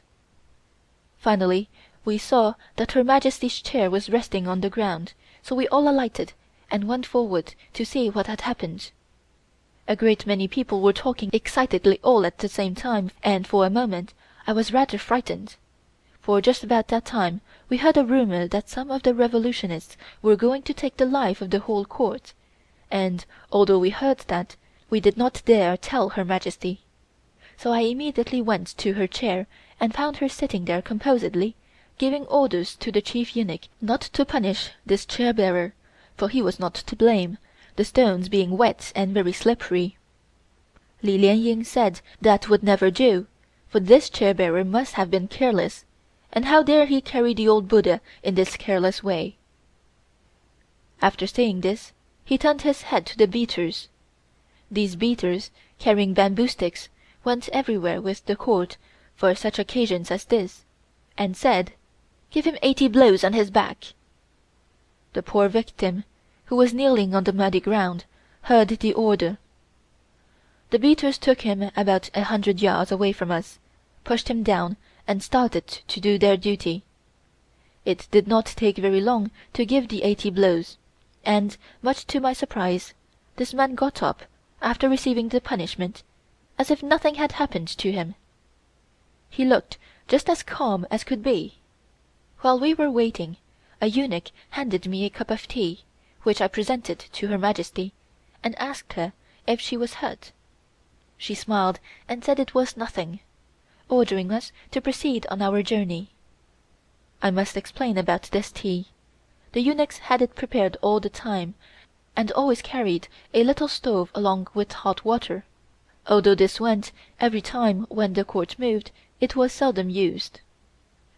As usual, all the court ladies take a short cut to the palace, so as to be ready to receive Her Majesty when she arrived. After waiting in the courtyard for quite a long time, during which we were nearly frozen, Her Majesty arrived and we all knelt until she had passed, and then followed her into the palace.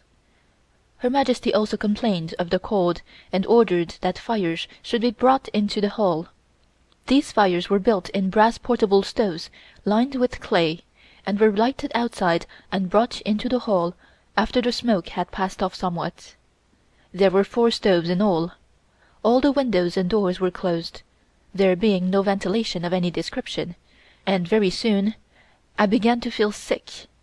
However, I went on with my work getting Her Majesty's things in order, until I must have fainted, for the next thing I remembered was waking up in a strange bed and inquiring where I was.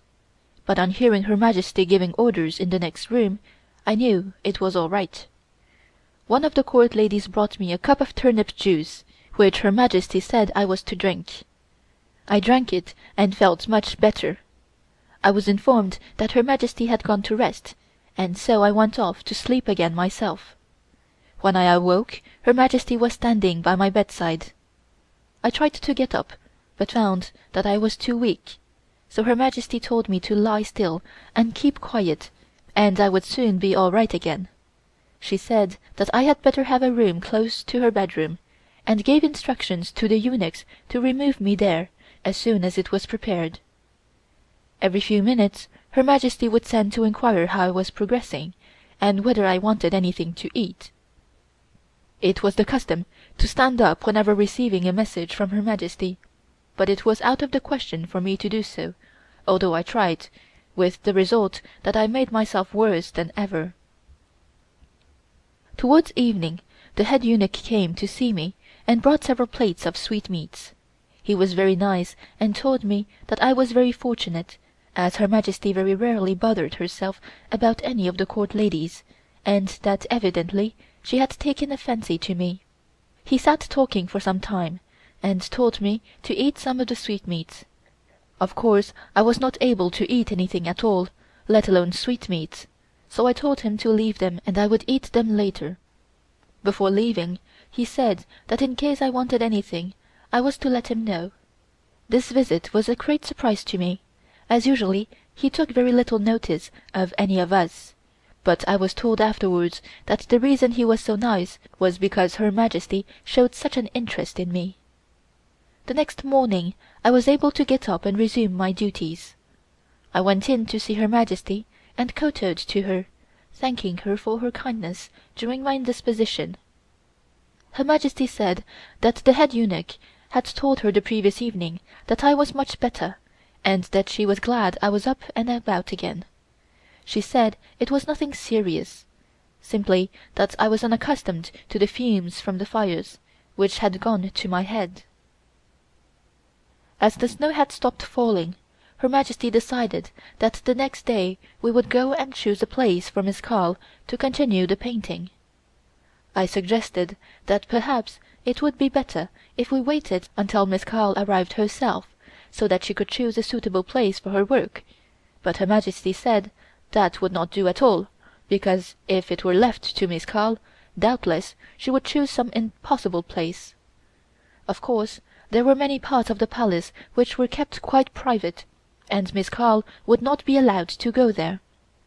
So the next day Her Majesty and myself set out to find a place.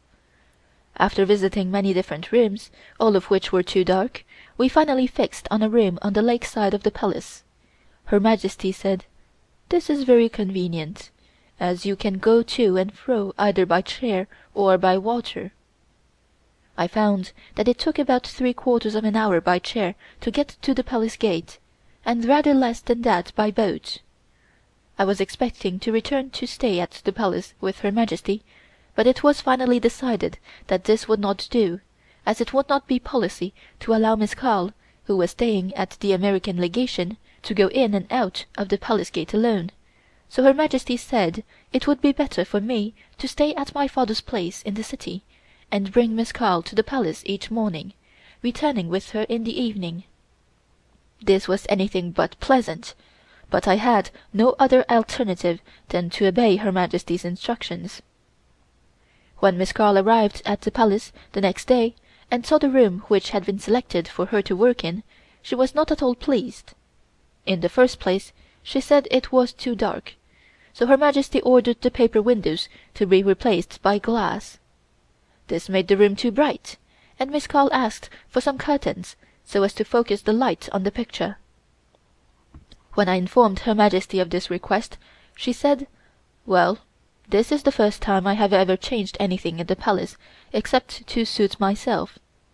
First, I alter the windows, and she is not satisfied, but must have curtains. I think we had better take the roof off, then perhaps she may be suited." However, we fixed up the curtains to Miss Carl's satisfaction. When Her Majesty examined the portrait to see how it was progressing, she said to me, "After all the trouble we have had over this picture, I am afraid it is not going to be anything very wonderful. I notice that the pearls in my cape are painted in different colors. Some look white, some pink, while others are green.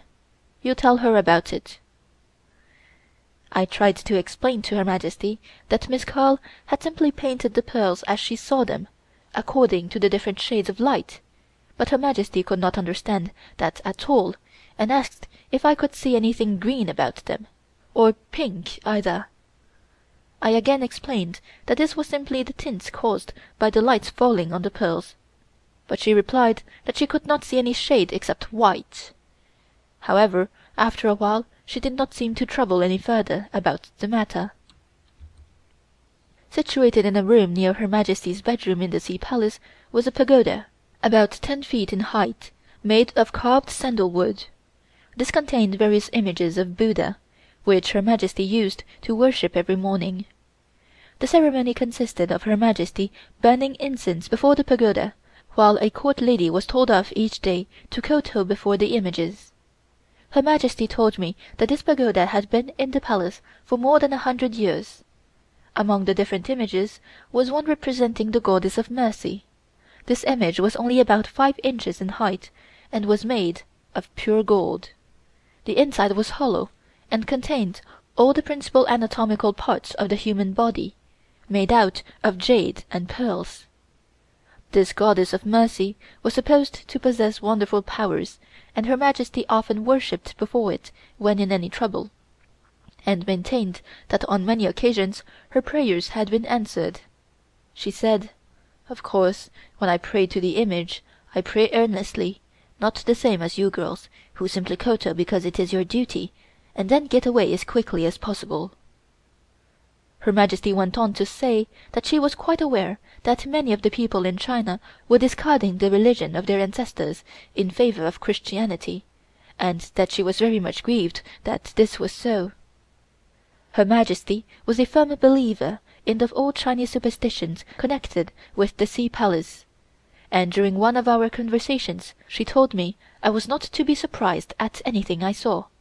She said it was quite a common occurrence for a person walking beside you to suddenly disappear altogether, and explained that they were simply foxes who took human shape to suit their purpose. They had probably lived in the Sea Palace for thousands of years and possessed this power of changing their form at will. She said that no doubt the eunuchs would tell me they were spirits or ghosts, but that was not true.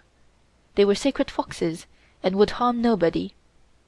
As if to confirm this superstition, one evening, a few days later, my fire having gone out, I sent my eunuch to see if any of the other court ladies were awake, and if so, to try to get me some hot water. He went out, taking his lantern along with him, but he returned almost immediately with a face as white as chalk. On inquiring what was the matter, he replied, "I have seen a ghost of a woman who came up to me, blew the light out, and disappeared." I told him that perhaps it was one of the servant girls, but he said no. He knew all the women attached to the palace, and he had never seen this one before. He stuck to it that it was a ghost. I told him that Her Majesty said there were no ghosts, but that it might be a fox which had taken human shape. He replied, "It was not a fox. Her Majesty calls them foxes because she is afraid to call them ghosts." He went on to tell me that many years previously the head eunuch Li Lianying, whilst walking in the courtyard back of Her Majesty's palace, saw a young servant girl sitting on the edge of the well. He went over to ask her what she was doing there, but getting closer, he found that there were several other girls there also, and on seeing him approach, they all deliberately jumped down the well. He immediately raised the alarm, and on one of the attendants coming forward with a lantern, he explained what had occurred. The attendant showed him that it was impossible for anybody to jump into the well, as it was covered with a large stone. My eunuch said that a long time before this, several girls did actually commit suicide by jumping down this well, and that what Li Lianying had seen were the ghosts of these girls, and nothing more. It is believed by the Chinese that when a person commits suicide, their spirit remains in the neighborhood until such time as they can entice somebody else to commit suicide, when they are free to go to another world, and not before. I told him that I did not believe such things, and that I would very much like to see for myself. He replied, "You will only want to see it once. That would be sufficient." Things went along in the usual way, until the first day of the 11th moon, when Her Majesty issued orders to the court that, as the 11th moon contained so many anniversaries of deaths of previous rulers of China, the usual theatrical performance would be eliminated, and the court dress would in addition be modified to suit the occasion. On the 9th day the Emperor was to go and worship at the Temple of Heaven. So, as was customary on all these occasions, he confined himself to his own private apartments for 3 days before the 9th, during which time he held no communication whatsoever with anybody excepting his private eunuchs. Not even the young Empress, his wife, was allowed to see him during these 3 days. This ceremony did not differ very materially from the other sacrifices, except that pigs were killed and placed on the numerous altars of the temple, where they remained for a time, after which they were distributed among the different officials.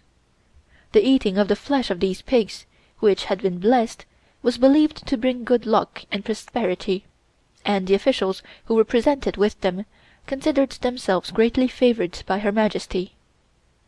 Another difference was that the Emperor could not appoint a substitute to officiate for him, but must attend in person, no matter what the circumstances might be. The reason for this was that according to the ancient law the Emperor signs the death warrant of every person sentenced to death, record of which is kept in the Board of Punishment.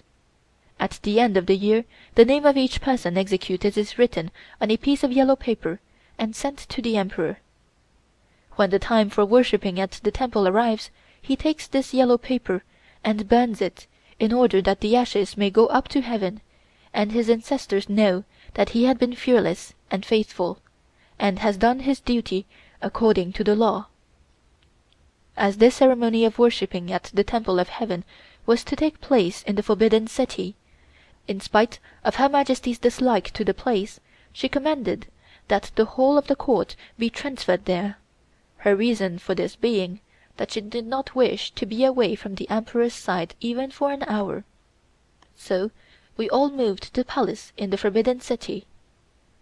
After the ceremony was over, the court was to return to the Sea Palace, but as the 13th day was the anniversary of the death of the Emperor Kangxi, it was decided that we should remain in the Forbidden City, where the ceremony was to be held. The Emperor Kangxi ruled over the Chinese Empire for 61 years, the longest reign of any Chinese ruler up to the present time, and Her Majesty told us that he was the most wonderful emperor China had ever had, and that we must respect his memory accordingly. Chapter 17. The Audience Hall. On the 14th day of the 11th moon, after the morning audience, Her Majesty informed us that there was a likelihood of war breaking out between Russia and Japan, and that she was very much troubled, as although it actually had nothing whatever to do with China, she was afraid they would fight on Chinese territory, and that in the long run China would suffer in some way or other. Of course, we did not bother ourselves about it much at the moment, but the next morning the head eunuch reported to Her Majesty that 50 eunuchs were missing. As there was no apparent reason for this, everybody was much excited. There was no rule against any of the eunuchs going into the city after their duties were ended, providing they returned before the palace gate was closed. But when on the following morning it was reported that another 100 eunuchs had also disappeared, Her Majesty at once said, "I know now what the trouble is.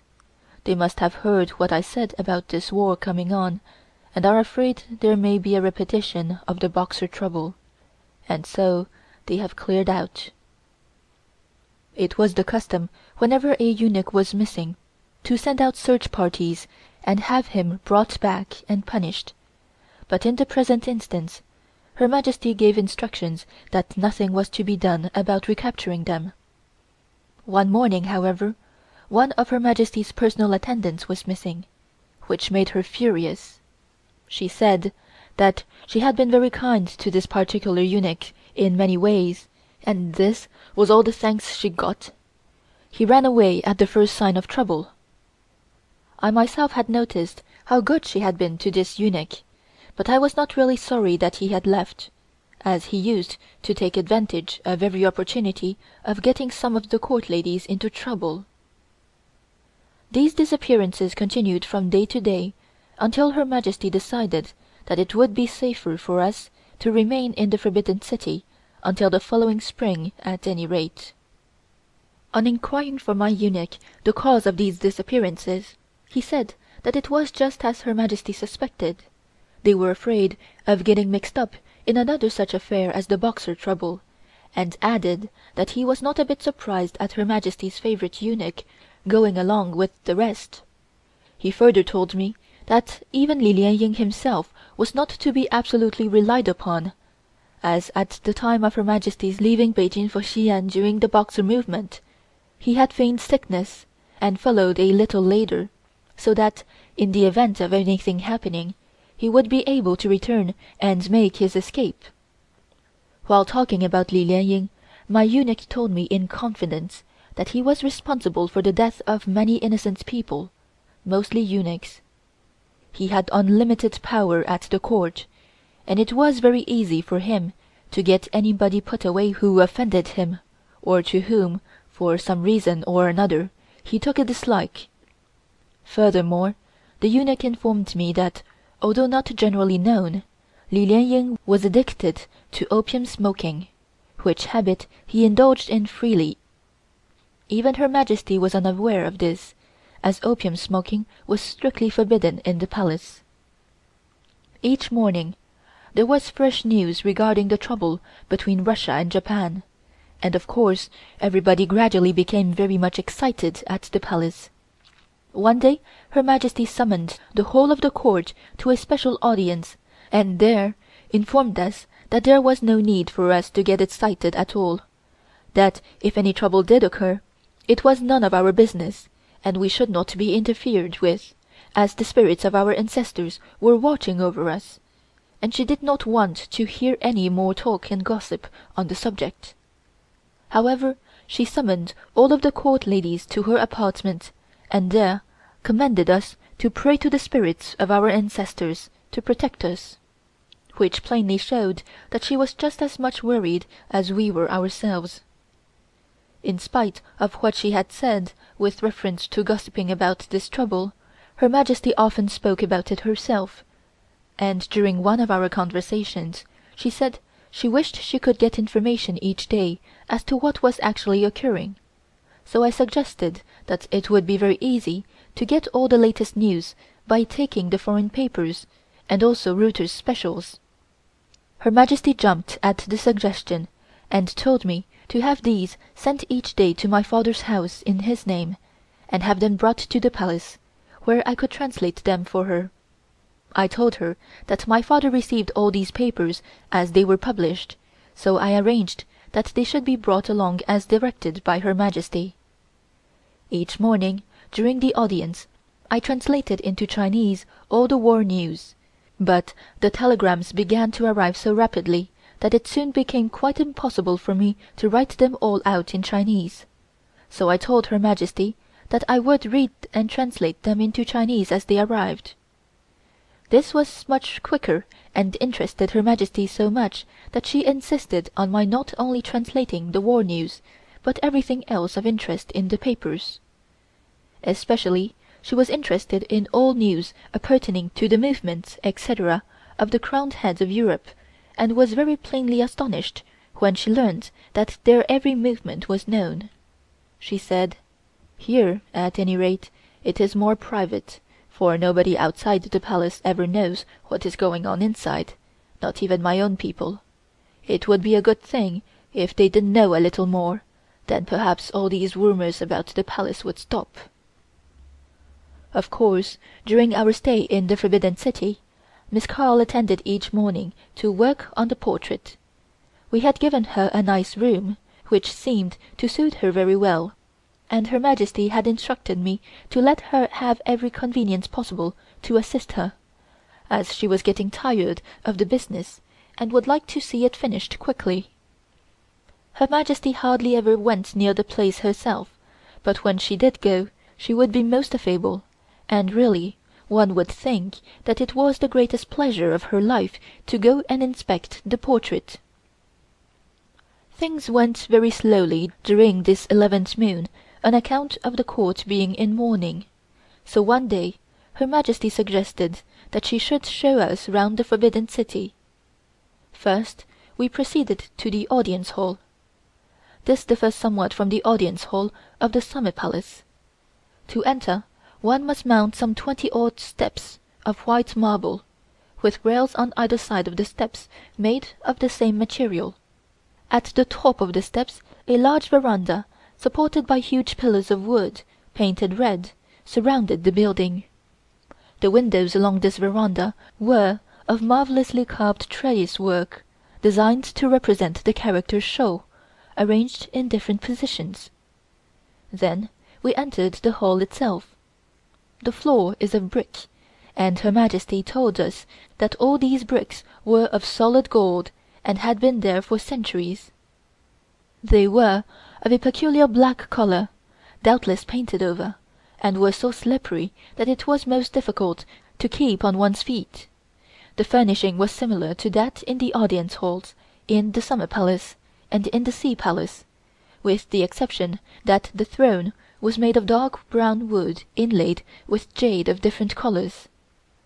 The hall was only used for audience on very rare occasions, such as the birthday of the Empress Dowager and the New Year's Day, and no foreigner has ever entered this building. All the usual audiences were held in a smaller building in the Forbidden City. After spending some little time in the audience hall, we next visited the Emperor's quarters. These were much smaller than those occupied by Her Majesty, but were very elaborately furnished. There were 32 rooms, many of which were never used, but all were furnished in the same expensive style. In the rear of this building was the palace of the young Empress, which was smaller still, having about 24 rooms in all, and in the same building 3 rooms were set apart for the use of the secondary wife of the Emperor.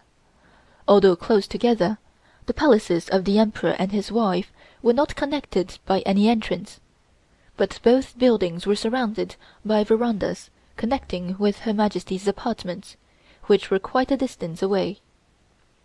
There were several other buildings which were used as waiting rooms for visitors. In addition to the above, there were several buildings which were not used at all. These were sealed, and nobody seemed to know what they contained, or whether they contained anything at all. Even Her Majesty said she had never been inside these buildings, as they had been sealed for many years. Even the entrance to the enclosure containing these buildings was always closed, and this was the only occasion that any of us ever even passed through. They were quite different in appearance from any other buildings in the palace, being very dirty and evidently of great age. We were commanded not to talk about the place at all.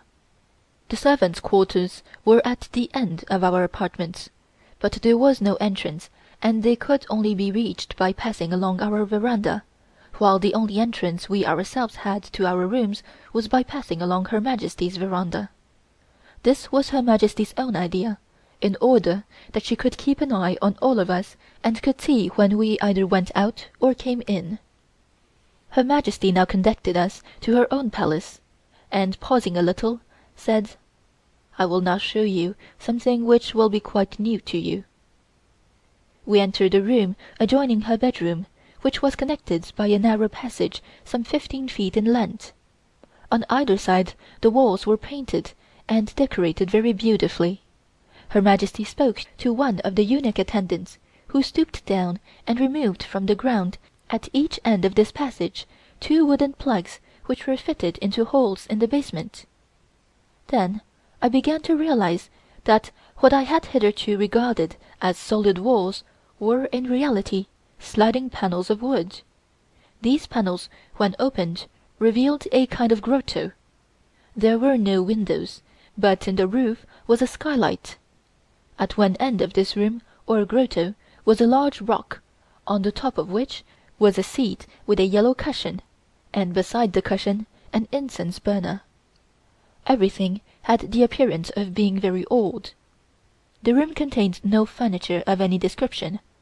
One end of this room led into another passage, similar to the one already described, having sliding panels, which led into another grotto, and so on.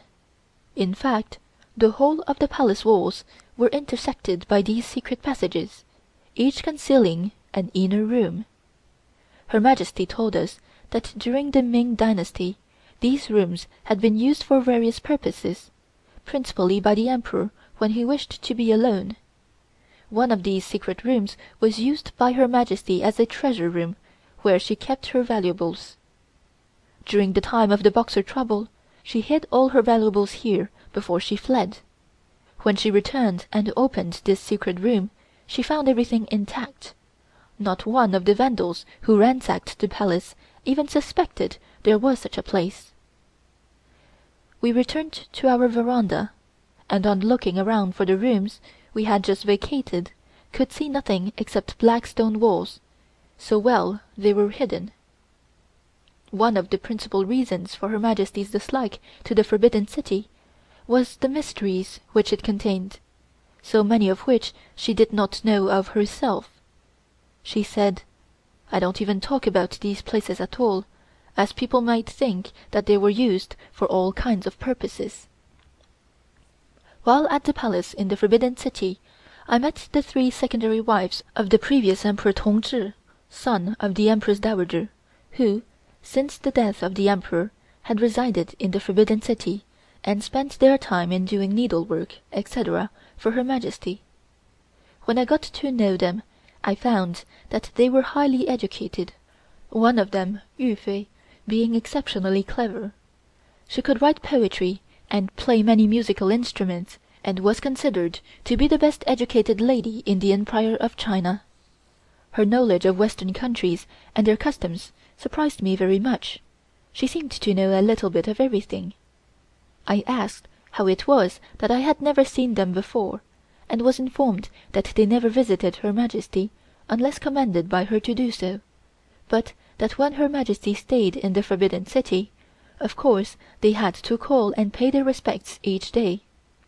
One day I received an invitation to visit them in their palace. This was separated from all the other buildings in the city. It was rather a small building, and very simply furnished, with just a few eunuchs and servant girls to wait upon them. They said they preferred this simple life, as they never received any visitors and had nobody to please but themselves. Yufei's room was literally packed with literature of all descriptions.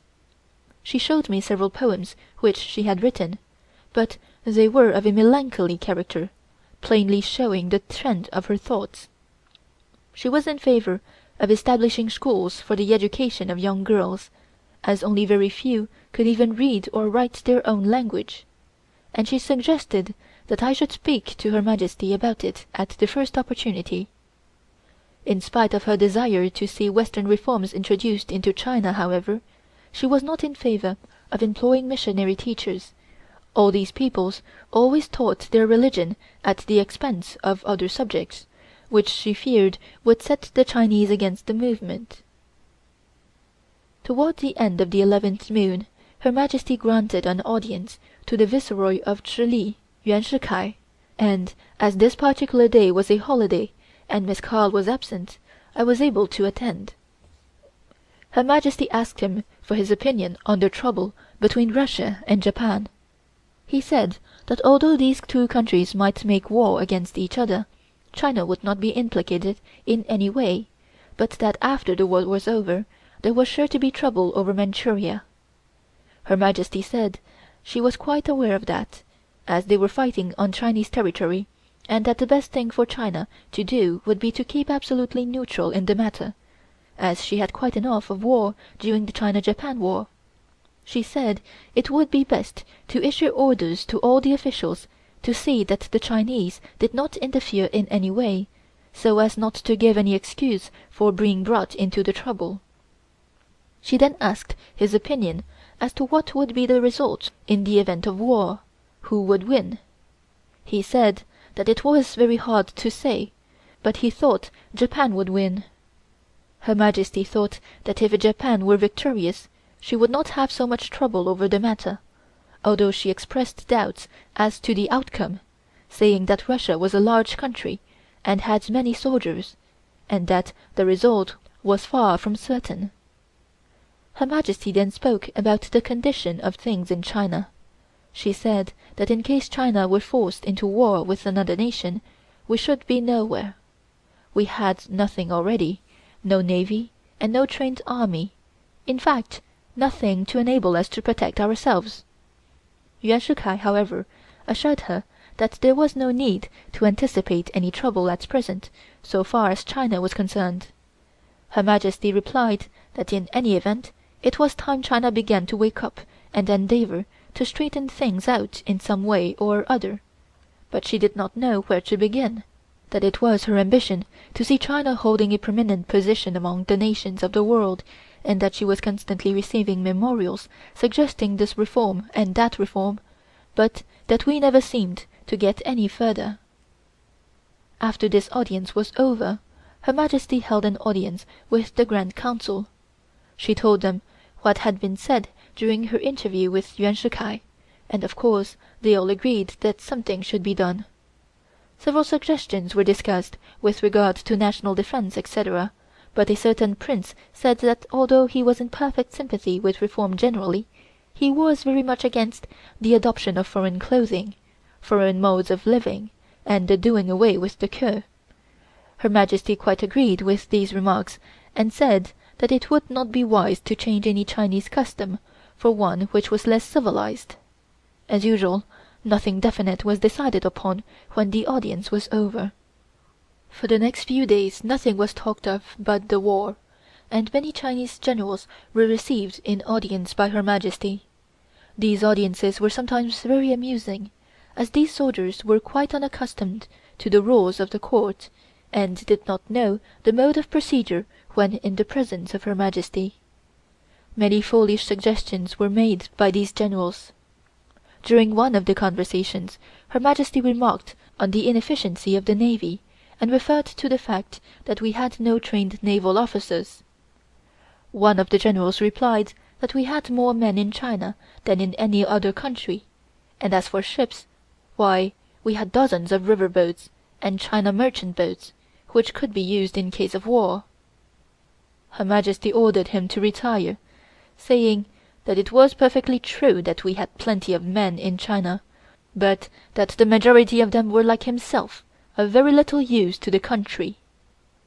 After he had retired, everybody commenced to laugh, but Her Majesty stopped us, saying that she did not feel at all like laughing. She was too angry to think that such men held positions as officers in the army and navy. One of the court ladies asked me why Her Majesty was so angry with the man for mentioning the river boats, and was very much surprised when I informed her that the whole of them would be worse than useless against a single war vessel. Just about the end of the 11th moon, Zhang Zhidong, Viceroy of Wuchang, arrived and was received in audience. Her Majesty said to him, "Now, you are one of the oldest officials in the country, and I want you to give me your unbiased opinion as to what effect this war is going to have on China.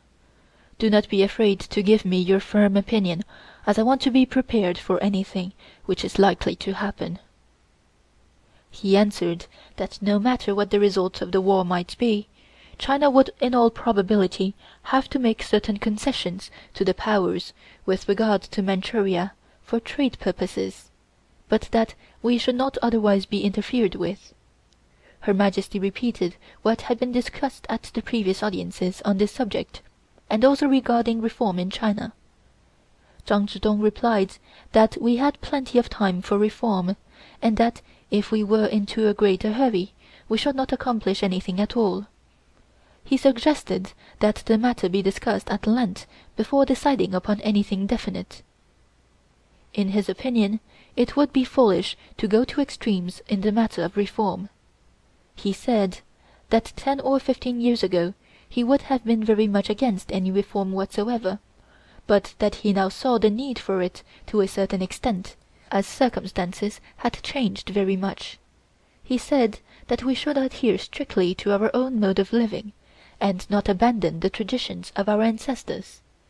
In other words, he simply advised the adoption of Western civilization where it was an improvement on our own, and nothing more.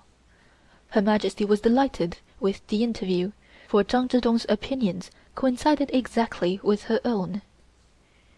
During the whole of these audiences, the Emperor, although present each time, never opened his lips to say a word, but sat listening all the time.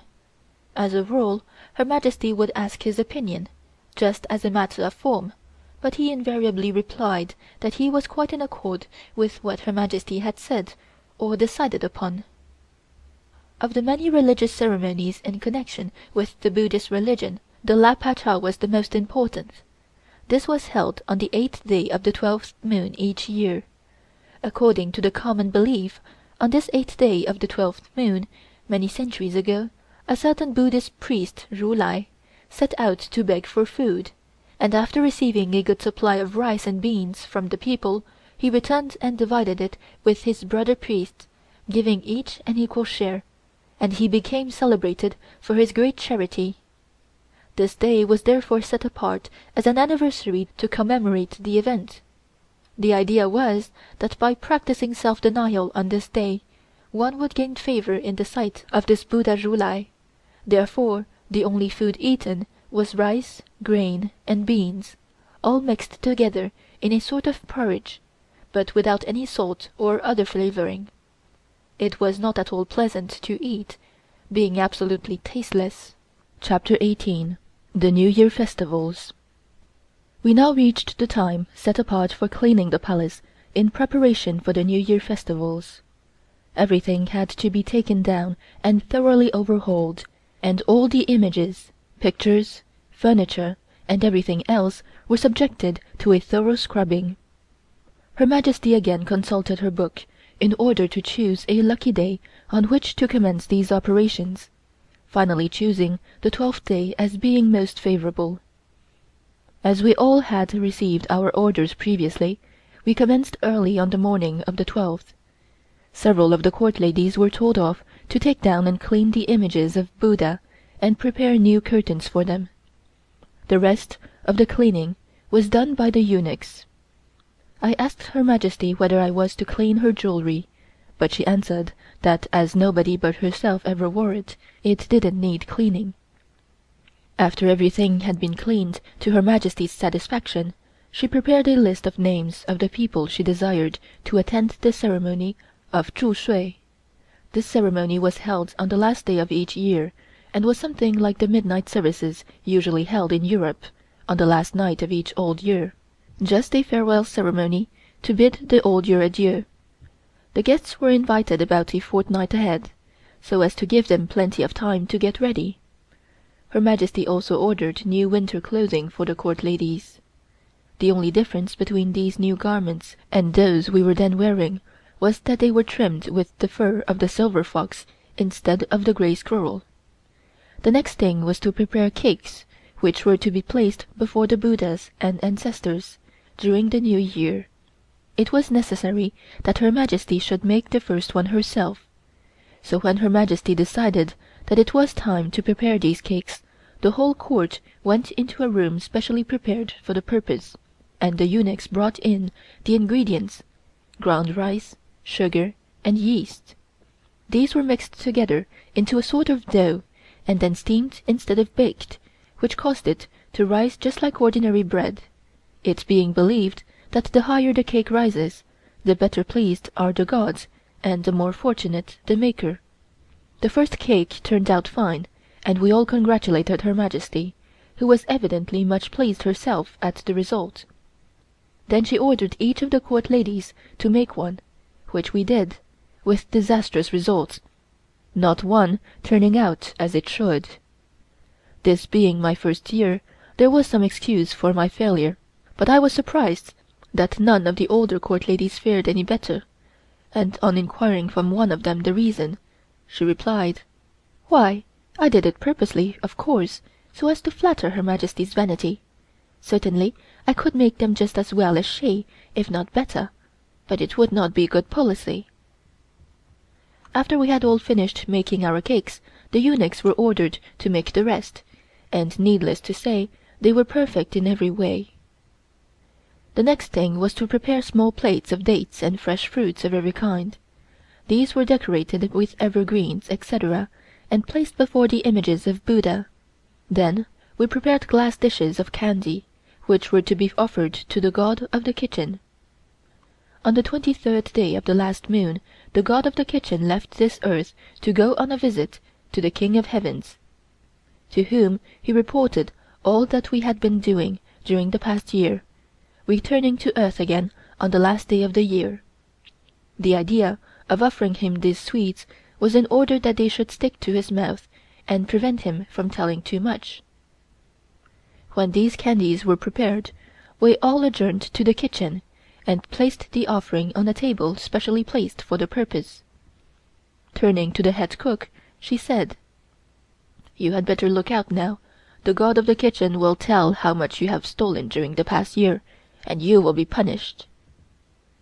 The following day another ceremony had to be gone through, that of writing out the New Year greetings for the guests and court. So in the morning we all went with Her Majesty to the audience hall, where the eunuchs had prepared large sheets of yellow, red and pale green paper. Her Majesty took up a large brush and commenced to write.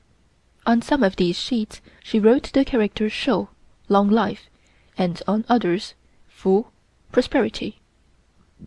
By and by, when she began to feel tired, she would get either one of the court ladies or one of the official writers to finish them for her. When finished, they were distributed to the guests and different officials, the ones Her Majesty had written herself being reserved for her special favorites. These were given out a few days before the New Year. Her Majesty received New Year presents from all the viceroys and principal officials. She would examine each present as it was received, and if it found favor in her eyes, she would use it, but if not, she would have it locked away in one of the storerooms, and probably never see it again. These presents consisted of small pieces of furniture, curios, jewelry, silks, in fact everything, even clothing. The present sent by Viceroy Yuan Shikai was a yellow satin robe, embroidered with different colored precious stones and pearls designed to represent the peony flower. The leaves were of green jade. It was really a magnificent thing, and must have cost a fortune. The only drawback was its weight. It was too heavy to wear comfortably. Her Majesty appeared delighted with this gown, and wore it the first day, after which it was discarded altogether, although I often suggested that she should wear it, as it was the most magnificent gown I ever saw. Once, when Her Majesty was granting an audience to the diplomatic corps, I suggested that she should wear this dress, but she refused, giving no reason, so nobody outside the court has ever seen this wonderful garment. Another costly present was received from the Viceroy of Canton, and consisted of 4 bags of pearls, each bag containing several thousands. They were all perfect in shape and color, and would have brought fabulous prices in Europe or America. However, Her Majesty had so many jewels, especially pearls, that she hardly paid any attention to them beyond remarking that they were very nice. The young Empress and the court ladies were also expected to give presents to Her Majesty each New Year. These were for the most part articles that we had made ourselves, such as shoes, handkerchiefs, collars, bags, etc. My mother, my sister and myself made presents of mirrors, perfumes, soaps, and similar toilet accessories which we had brought with us from Paris. These Her Majesty appreciated very much. She was very vain. the eunuchs and servant girls gave fancy cakes and other foodstuffs. The presents were so numerous that they filled several rooms, but we were not allowed to remove them until Her Majesty gave orders to do so. The court ladies also exchanged presents among themselves, which often led to confusion and amusement. On this occasion I had received some 10 or a dozen different presents, and when it came my turn to give something, I decided to use up some of the presents I had received from my companions. To my surprise, the next day, I received from one of the court ladies an embroidered handkerchief, which I immediately recognized as the identical handkerchief I had myself sent her as my New Year's present. On mentioning the fact, this lady turned and said, "Well, that is rather funny. I was just wondering what had made you return the shoes I sent you." Of course, everybody laughed very heartily, and still further merriment was caused when, on comparing all the presents, it was found that quite half of us had received back our own presents. In order to settle the matter, we threw them all into a heap and divided them as evenly as possible, everybody being satisfied with the result. About a week before New Year's Day, all audiences ceased and the seals were put away until after the holidays. During this time no business was transacted by Her Majesty.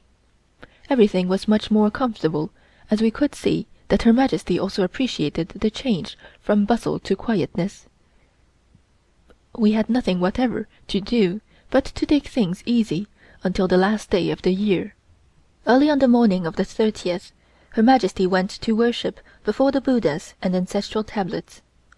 After this ceremony was finished, the guests began to arrive, until by midday all the guests, numbering about 50, were present.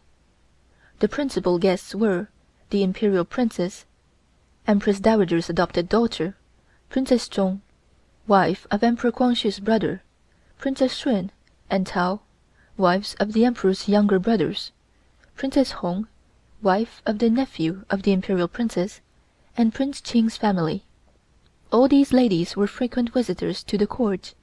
Next day, many other princesses, not of the Imperial family, but whose titles were honorary titles bestowed by previous rulers, came. Next, the daughters of the high Manchu officials and many other people whom I had never seen before. By midday all the guests had arrived, and after being presented to Her Majesty, were taken to their different apartments and told to rest a while. At 2 o'clock in the afternoon everybody assembled in the audience hall, lined up according to their different ranks, and, led by the young Empress, kowtowed to Her Majesty.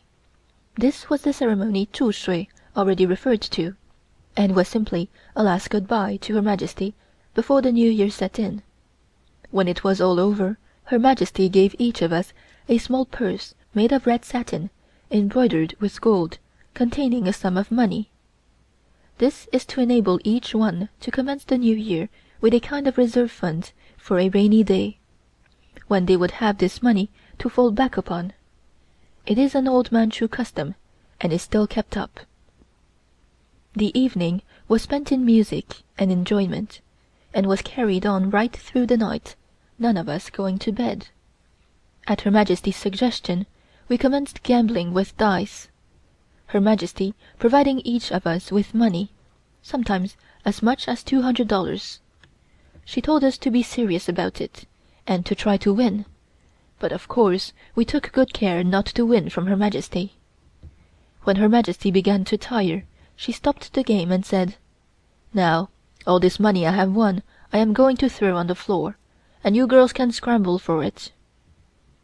We knew that she wanted to see some fun, so we fought for it as hard as we could.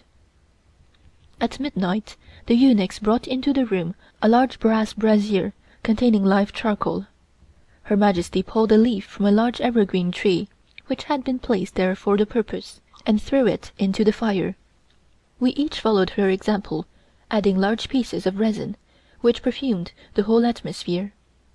This ceremony was supposed to bring good luck during the coming year. The next item was making cakes or pies for the New Year's Day. On the first of the new year nobody is allowed to eat rice, these cakes taking its place. They were made of flour paste, with minced meat inside. While some of us were preparing these cakes, others were peeling lotus seeds for Her Majesty's breakfast. It was now well into the morning hours, and Her Majesty said that she was tired and would go and rest a while. She was not going to sleep, however, so we could carry on our noise as much as we liked. This we did for some time, and on visiting Her Majesty's bedroom, we found that she was fast asleep. We then all repaired to our various rooms, and commenced to make ourselves tidy for the day. As soon as Her Majesty was awake, we all proceeded to her bedroom, taking with us plates of apples, representing peace, olives, long life, lotus seeds, blessing. She suitably acknowledged these gifts, and wished us all good luck in return. She inquired whether we had been to bed, and on learning that we had been up all night, she said that was right.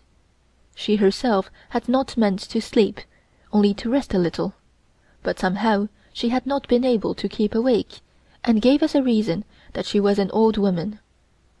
We waited on her until she had finished her toilet, and then wished her a Happy New Year. We then proceeded to pay our respects to the Emperor and to the young Empress. There was nothing further to be done in the way of ceremonies, and we therefore all accompanied Her Majesty to the theatre. The performance took place on a stage erected in the courtyard, and Her Majesty closed in one part of her veranda for the use of the guests and court ladies. During the performance I began to feel very drowsy, and eventually fell fast asleep leaning against one of the pillars. I awoke rather suddenly to find that something had been dropped into my mouth, but on investigation I found it was nothing worse than a piece of candy, which I immediately proceeded to eat. On approaching Her Majesty, she asked me how I had enjoyed the candy, and told me not to sleep, but to have a good time like the rest. I never saw Her Majesty in better humor. She played with us just like a young girl, and one could hardly recognize in her the severe Empress Dowager we knew her to be. The guests also all seemed to be enjoying themselves very much.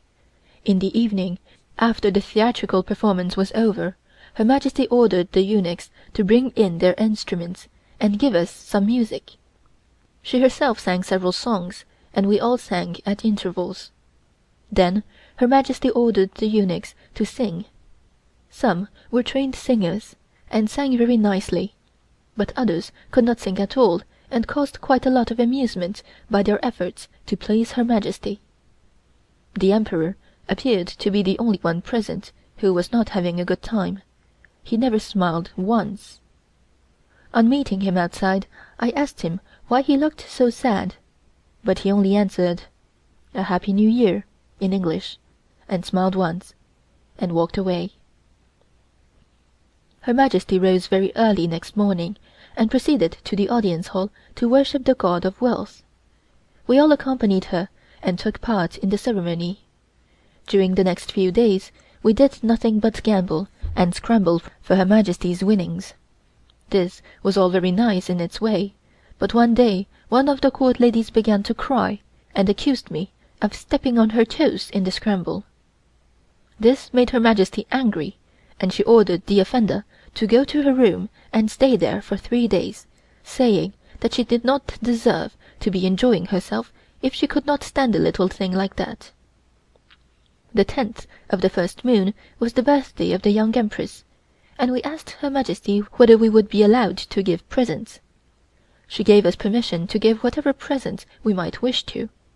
However, we submitted all our presents to Her Majesty for her approval, before giving them to the young Empress, and we had to be very discreet and not choose anything which Her Majesty might think was too good. It was very difficult to tell what to send, as Her Majesty might take a fancy to any of the presents herself, even though they might not be of much value intrinsically.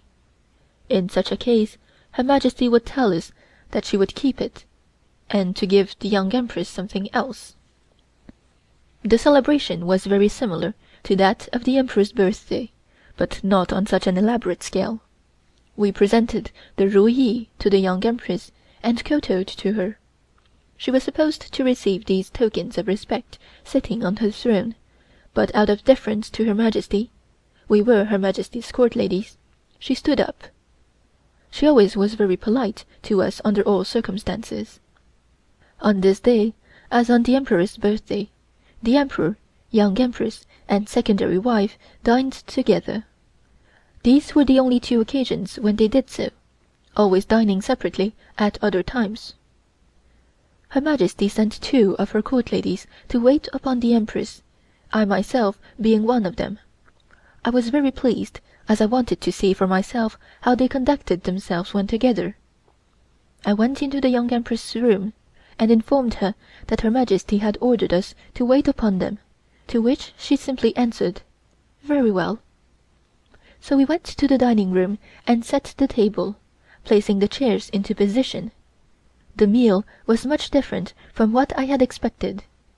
Instead of being stiff and serious like Her Majesty when dining, they were quite free and easy, and we were allowed to join in the conversation and partake of some of the food and wine.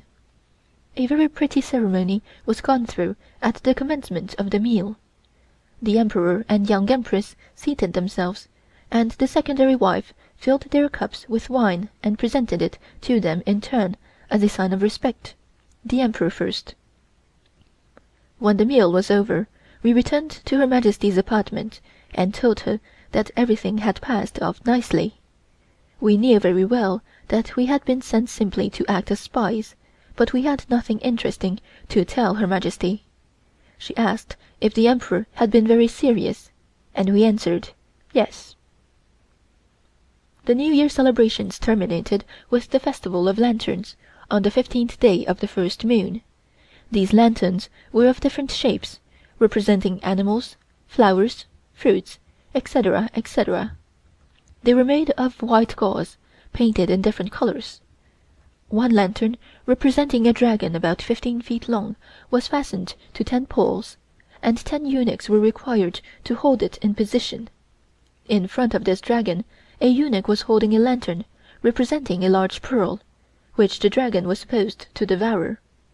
This ceremony was gone through to the accompaniment of music. After the lanterns came a fireworks display. These fireworks represented different scenes from the history of China: grape vines, wisteria blossoms, and many other flowers. It was a very imposing sight. Portable wooden houses had been placed near the fireworks, from which Her Majesty and the rest of the court could see them without being out in the cold air. This display lasted for several hours without a stop, and thousands of firecrackers were set off during the time. Her Majesty seemed to enjoy the noise very much. Altogether, it was a good finish to the celebrations, and we all enjoyed it very much. The next morning all the guests departed from the Palace, and we recommenced our everyday life. As usual, after the guests had departed, Her Majesty began to criticize their mode of dressing, their ignorance of court etiquette, etc., but added that she was very glad, as she didn't want them to know anything about court life. As spring soon arrived, it was time for the farmers to commence sowing seed for the rice crops, and of course there was another ceremony. The Emperor visited the Temple of Agriculture, where he prayed for a good harvest. Then he proceeded to a small plot of ground situated in the temple, and after turning the earth over with a hand plough, he sowed the first seeds of the season. This was to show the farmers that their labors were not despised, and that even the Emperor was not ashamed to engage in this work. Everybody could attend this ceremony, it being quite a public affair, and many farmers were present. About this time the Young Empress went to see the silkworms and watched for the eggs to be hatched. As soon as they were out, the Young Empress gathered mulberry leaves for the worms to feed upon, and watched them until they were big enough to commence spinning. Each day a fresh supply of leaves were gathered, and they were fed 4 or 5 times daily. Several of the court ladies were told off to feed the worms during the night, and see that they did not escape. These silkworms grow very rapidly, and we could see the difference each day. Of course, when they became full grown, they required more food, and we were kept busy constantly feeding them. The young Empress was able to tell by holding them up to the light when they were ready to spin. If they were transparent, then they were ready, and were placed on paper and left there. When spinning, the silkworm does not eat, therefore all we had to do was to watch that they did not get away. After spinning for 4 or 5 days, their supply of silk becomes exhausted, and they shrivel up and apparently die. These apparently dead worms were collected by the young Empress and placed in a box where they were kept until they developed into moths. They were then placed on thick paper and left there to lay their eggs. If left to themselves, the silkworms, when ready for spinning, will spin the silk around their bodies until they are completely covered up, gradually forming a cocoon. In order to determine when they have finished spinning, it was customary to take a cocoon and rattle it near the ear. If the worm was exhausted, you could plainly hear the body rattle inside the cocoon. The cocoon is then placed in boiling water until it becomes soft. This, of course, kills the worm. In order to separate the silk, a needle is used to pick up the end of the thread, which is then wound onto a spool and is ready for weaving. A few of the cocoons were kept until the worms had turned into moths, which soon ate their way out of the cocoons when they were placed on sheets of paper and left to lay their eggs, which are taken away and kept in a cool place until the following spring, when the eggs are hatched and become worms. When the silk had all been separated, we took it to Her Majesty for inspection and approval. On this particular occasion, Her Majesty ordered one of the eunuchs to bring in some silk which she herself had woven when a young girl in the palace, and on comparing it with the new silk, it was found to be just as good in every way, although many years had passed since it was made. All this was done with the same object as the Emperor sowing the seeds, viz., to set the people a good example and to encourage them in their work. Chapter 19. The Sea Palace. This year we had a very hot spring, and Her Majesty was desirous of getting back again to the Sea Palace. However, as war had already been declared between Russia and Japan, it was thought best to remain in the Forbidden City until things were more settled. Her Majesty was very much worried over this war, and spent most of her time in offering prayers to the different divinities for the welfare of China, and we, of course, were expected to join her. Things were very monotonous about this time, and nothing particular occurred until the beginning of the second moon. By this time Her Majesty was quite sick of staying in the Forbidden City, and said that no matter what happened, she would remove the court to the Sea Palace, where Miss Carl could get along and finish the portrait which had been hanging on for nearly a year. So, on the 6th day of the second moon, we moved back to the Sea Palace. Everything looked fresh and green, and many of the trees had commenced to bloom.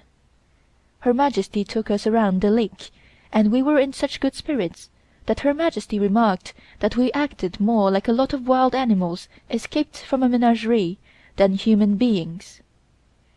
She was much brighter now, but said that she would be happier still to get to the Summer Palace. Miss Carl was summoned to the palace, and Her Majesty visited her and asked to see the portrait. She again asked me how long it would be before it was finished, and I told her that unless she gave a little more of her time to posing, it might not be finished for quite a long time.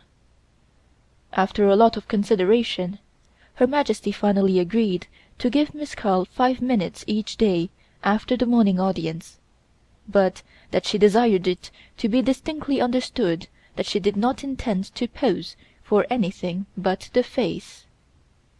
She accordingly sat for 2 mornings, but on the 3rd morning she made an excuse, saying that she was not feeling well.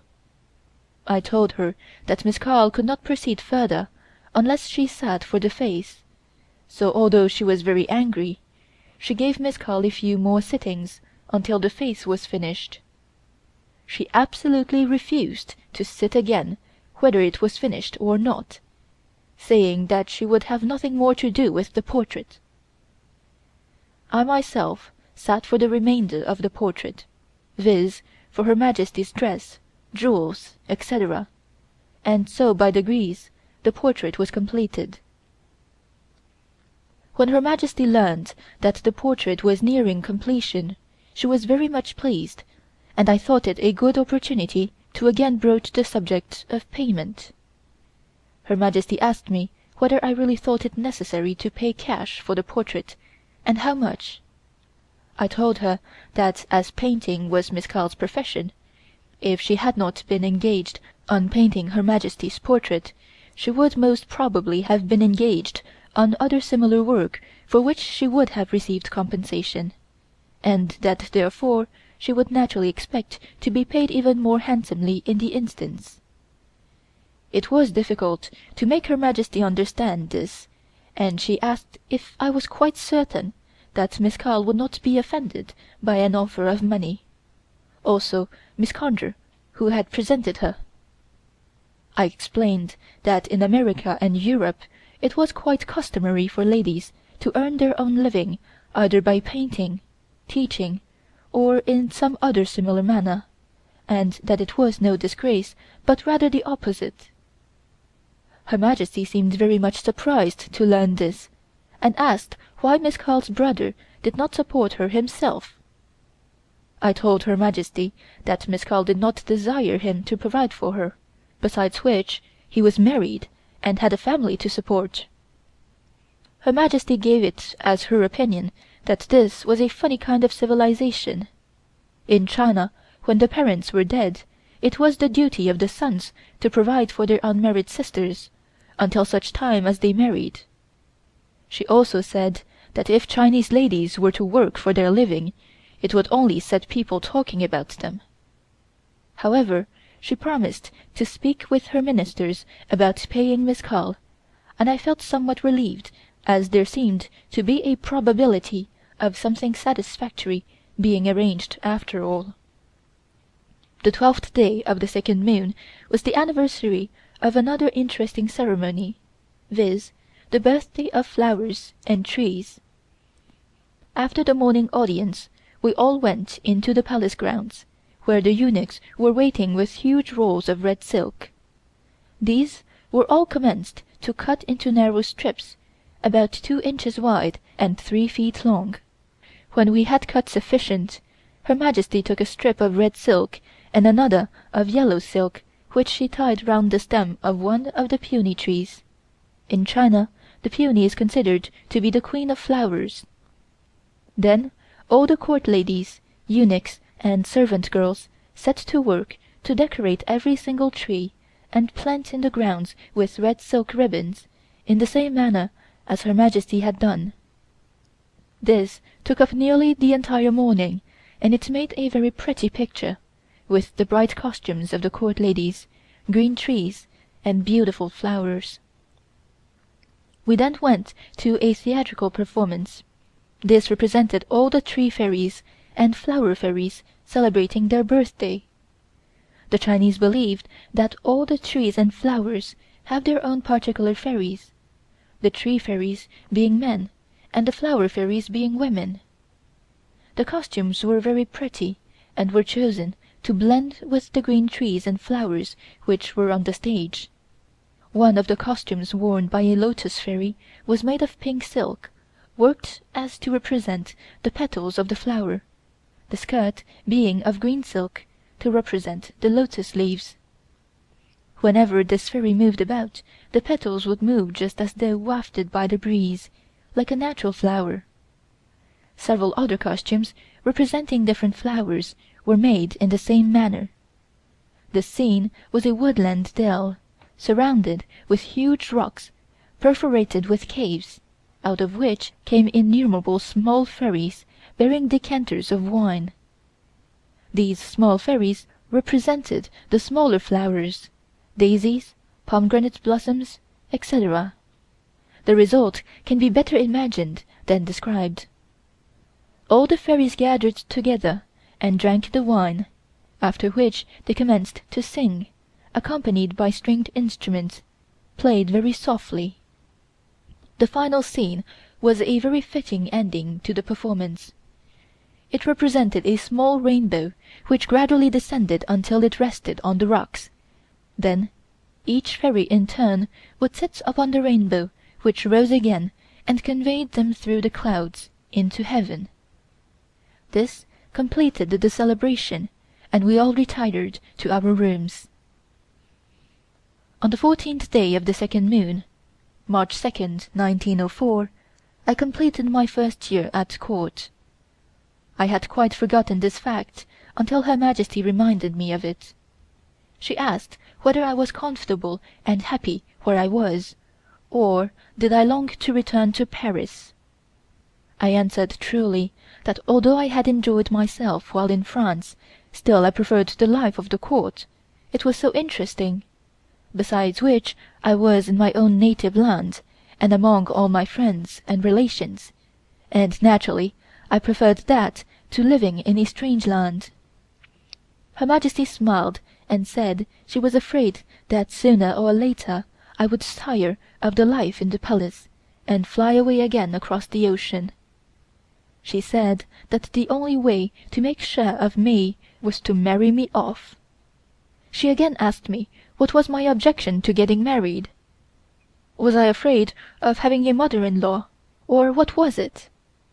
If that was all, I need not worry, for so long as she was alive there was nothing to be afraid of. Her Majesty said that even if I were married, it would not be necessary for me to stay at home all the time, but that I would be able to spend my time in the palace as usual.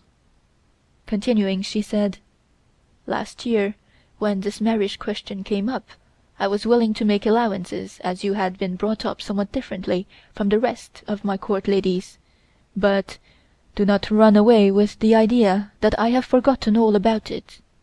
I am still on the lookout for a suitable husband for you." I simply answered as before, that I had absolutely no desire to marry, but that I wanted to stay where I was and live at the court so long as Her Majesty was willing to have me there. She made some remark about my being stubborn, and said that I should probably change my mind before long. During the latter part of the second moon, Miss Carl worked very hard to get the portrait finished, and Her Majesty again consulted her book in order to select a lucky day on which to put the final touches to the picture. The 19th of April, 1904, was chosen by Her Majesty as the best time, and Miss Carl was duly notified.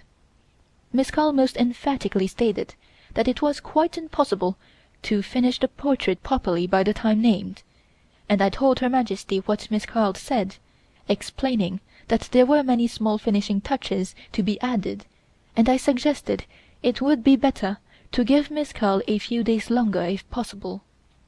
However, Her Majesty said that it must be finished by 4 o'clock on the 19th day of April, and therefore there was nothing further to be said. About a week before the time fixed for the completion, Her Majesty paid a visit to the studio to finally inspect the picture. She seemed very much pleased with it, but still objected to her face being painted dark on one side and light on the other. As I have said before, I had explained that this was the shading, but Her Majesty insisted on my telling Miss Carl to make both sides of her face alike.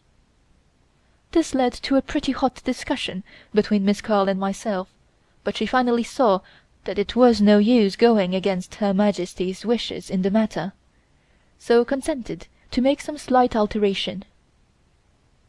Happening to catch sight of some foreign characters at the foot of the painting, Her Majesty inquired what they were, and on being informed that they were simply the artist's name, said, "Well, I know foreigners do some funny things, but I think this is about the funniest I ever heard of. Fancy putting her own name on my picture! This will naturally convey the impression that it is the portrait of Miss Carl, and not a portrait of myself at all. I again had to explain the reason for this, saying that it was always customary for foreign artists to write their names at the foot of any picture they painted, whether portrait or otherwise. So Her Majesty said she supposed it was all right, and would have to remain, but she looked anything but satisfied with it. By working practically all night and all day, Miss Carl managed to get the portrait finished by the time stipulated, and Her Majesty arranged that Miss Conde and the other ladies of the Diplomatic Corps should come to the palace and see the portrait. This was quite a private audience, and Her Majesty received them in one of the small audience halls. After the usual greetings, Her Majesty ordered us to conduct the ladies to the studio, which we did, Her Majesty bidding them good-bye and remaining in her own apartments. The young Empress, in accordance with instructions from Her Majesty, accompanied us to the studio, and acted as hostess. Everybody expressed great admiration for the portrait, and it was voted a marvelous likeness. After inspecting the picture, we all adjourned for refreshments. The young Empress sat at the head of the table, and asked me to sit next to her. Shortly after everybody was seated, a eunuch came and asked the young Empress to inform these ladies that the Emperor was slightly indisposed and was unable to be present. I interpreted this, and everybody appeared satisfied. As a matter of fact, the Emperor was quite well, but we had forgotten all about him, and so the guests departed without seeing him on this occasion. On reporting everything to Her Majesty as usual, she asked what they thought of the portrait, and we told her that they had admired it very much. Her Majesty said, "Of course they did. It was painted by a foreign artist." She didn't appear to be very much interested, and was quite cross about something, which caused me great disappointment after all the trouble Miss Carl had taken to finish the portrait. Her Majesty then remarked that Miss Carl had taken a long time to get the portrait finished, and asked why nobody had reminded her to inform the Emperor about the audience, being particularly angry with the head eunuch on this occasion. Her Majesty said that as soon as she remembered, she immediately sent a eunuch to make excuses, as the ladies might very well think that something had happened to the Emperor, and it might cause talk. I told her that I explained to them that the Emperor was not well, and they evidently thought nothing further of his absence.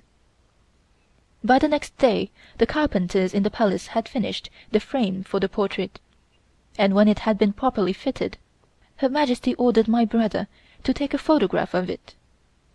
This photograph turned out so well that Her Majesty said it was better than the portrait itself. The picture being now quite finished, Miss Carl prepared to take her leave, which she did a few days later, having received a handsome present in cash from Her Majesty, in addition to a decoration, and many other presents as remuneration for her services. For quite a long time after Miss Carl had left the palace, I felt very lonely, as during her stay I had found her a genial companion, and we had many things in common to talk about. Her Majesty noticed that I was rather quiet, and asked me the cause. She said, "I suppose you are beginning to miss your friend, the lady artist." I did not care to admit that this was so, for fear she might think me ungrateful to herself, besides which I knew she did not like the idea of my being too friendly with foreigners. So I explained to Her Majesty that I always did regret losing old friends, but that I would get used to the change very soon. Her Majesty was very nice about it, and said she wished that she was a little more sentimental over such small things, but that when I got to her age I should be able to take things more philosophically. After Miss Carl had left the court, Her Majesty asked me one day, "Did she ever ask you much about the Boxer movement of 1900?" I told her that I knew very little of the Boxer movement myself, as I was in Paris at the time, and I could not say very much. I assured her that the lady artist never mentioned the subject to me. Her Majesty said, "I hate to mention about that affair, and I would not like to have foreigners ask my people questions on that subject. Do you know, I have often thought that I am the most clever woman that ever lived, and others cannot compare with me. Although I have heard much about Queen Victoria, and read a part of her life which someone has translated into Chinese, still I don't think her life was half so interesting and eventful as mine. My life is not finished yet, and no one knows what is going to happen in the future. I may surprise the foreigners some day with something extraordinary, and do something quite contrary to anything I have yet done. England is one of the great powers of the world, but this has not been brought about by Queen Victoria's absolute rule. She had the able men of Parliament back of her at all times, and of course they discussed everything until the best result was obtained.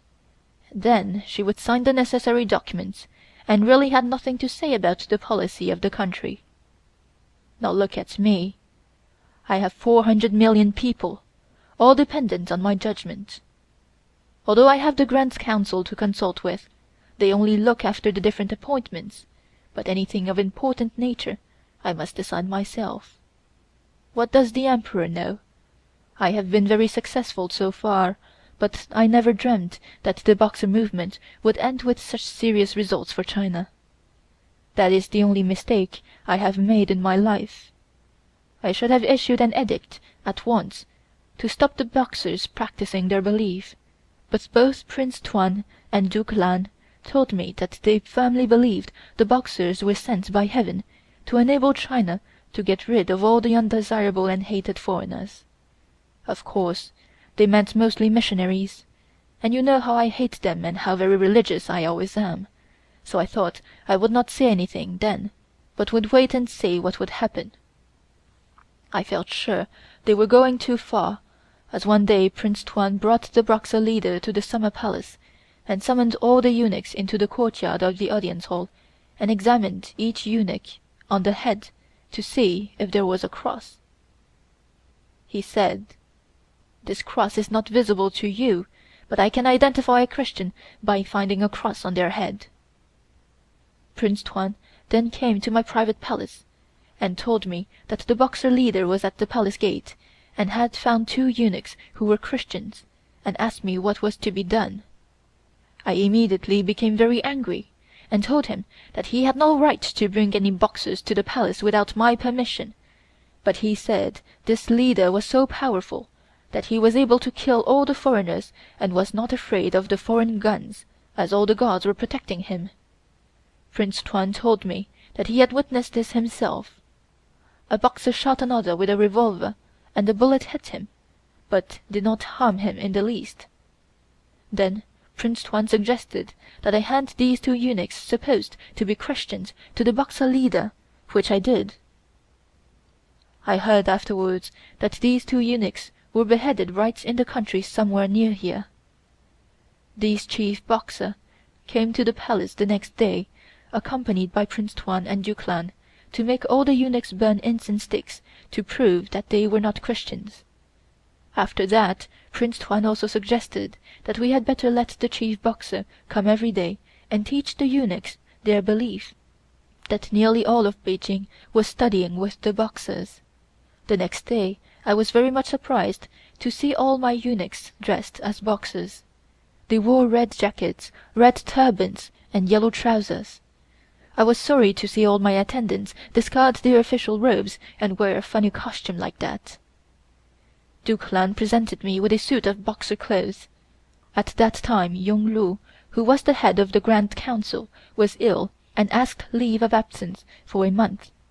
While he was sick, I used to send one of the eunuchs to see him every day, and that day the eunuch returned and informed me that Yung Lu was quite well and would come to the palace the next day, although he still had 15 days more leave.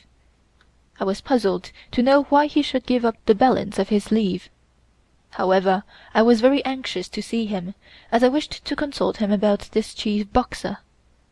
Yung-Lu looked grieved when he learned what had taken place at the palace, and said that these Boxers were nothing but revolutionaries and agitators.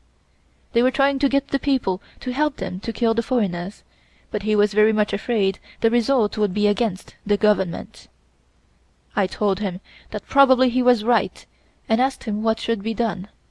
He told me that he would talk to Prince Tuan, but the next day Prince Tuan told me that he had had a fight with Yung-Lu about the Boxer question, and said that all of Beijing had become Boxers, and if we tried to turn them, they would do all they could to kill everyone in Beijing, including the court. That they, the Boxer party, had the day selected to kill all the foreign representatives.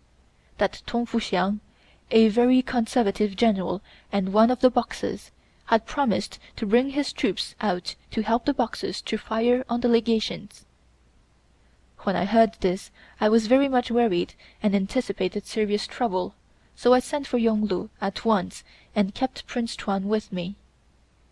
Yung-Lu came, looking very much worried, and he was more so after I had told him what the Boxers were going to do. He immediately suggested that I should issue an edict saying that these Boxers were a secret society and that no one should believe their teaching, and to instruct the general of the 9 gates to drive all the Boxers out of the city at once.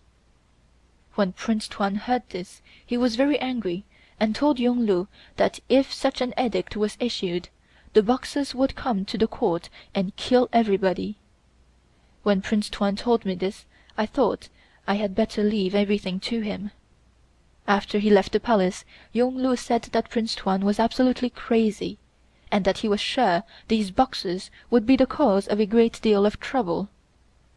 Yung-Lu also said that Prince Tuan must be insane to be helping the Boxers to destroy the legations, that these Boxers were a very common lot, without education, and they imagined the few foreigners in China were the only ones on the earth, and if they were killed it would be the end of them. They forgot how very strong these foreign countries are, and that if the foreigners in China were all killed, thousands would come to avenge their death. Yung-Lu assured me that one foreign soldier could kill 100 Boxers without the slightest trouble, and begged me to give him instructions to order General Nie, who was afterwards killed by the Boxers, to bring his troops to protect the legations. Of course I gave him this instruction at once, and also told him that he must see Prince Tuan at once and Duke Lan to tell them that this was a very serious affair, and that they had better not interfere with Yung-Lu's plans. Matters became worse day by day, and Yung-Lu was the only one against the Boxers. But what could one man accomplish against so many? One day Prince Tuan and Duke Lan came and asked me to issue an edict ordering the Boxers to kill all the legation people first, and then all remaining foreigners. I was very angry and refused to issue the edict. After we had talked a very long time, Prince Tuan said that this must be done without delay, for the Boxers were getting ready to fire on the legations and would do so the very next day. I was furious and ordered several of the eunuchs to drive him out, and he said as he was going out, "If you refuse to issue that edict, I will do it for you whether you are willing or not." And he did. After that you know what had happened. He issued these edicts unknown to me, and was responsible for a great many deaths. He found that he could not carry his plans through, and heard that the foreign troops were not very far from Beijing. He was so frightened that he made us all leave Beijing. As she finished saying this, she started to cry, and I told her that I felt very sorry for her. She said, "You need not feel sorry for me for what I have gone through, but you must feel sorry for that my fair name is ruined. That is the only mistake I have made in my whole life, and it was done in a moment of weakness. Before, I was just like a piece of pure jade. Everyone admired me for what I have done for my country. But the jade has a flaw in it since this Boxer movement, and it will remain there to the end of my life. I have regretted many times that I had such confidence in and believed that wicked Prince Tuan. He was responsible for everything." By the end of the third moon, Her Majesty had had enough of the Sea Palace, and the court moved into the Summer Palace. This time we travelled by boat, as it was very beautiful weather. On reaching the water gates of the palace, we found everything just lovely, and the peach blossoms were in full bloom. Her Majesty plainly showed how glad she was to be back once more, and for the time being seemed to have forgotten everything else, even the war. Chapter 20. Conclusion. My second year at the palace was very much the same as the first. We celebrated each anniversary and festival in the same way as before. The usual audience was held each morning by Her Majesty, after which the day was given up to enjoyment. Among other things, Her Majesty took great interest in her vegetable gardens, and superintended the planting of the different seeds. When vegetables were ready for pulling, from time to time, all the court ladies were supplied with a kind of small pruning fork and gathered in the crop. Her Majesty seemed to enjoy seeing us work in the fields, and when the fit seized her, she would come along and help.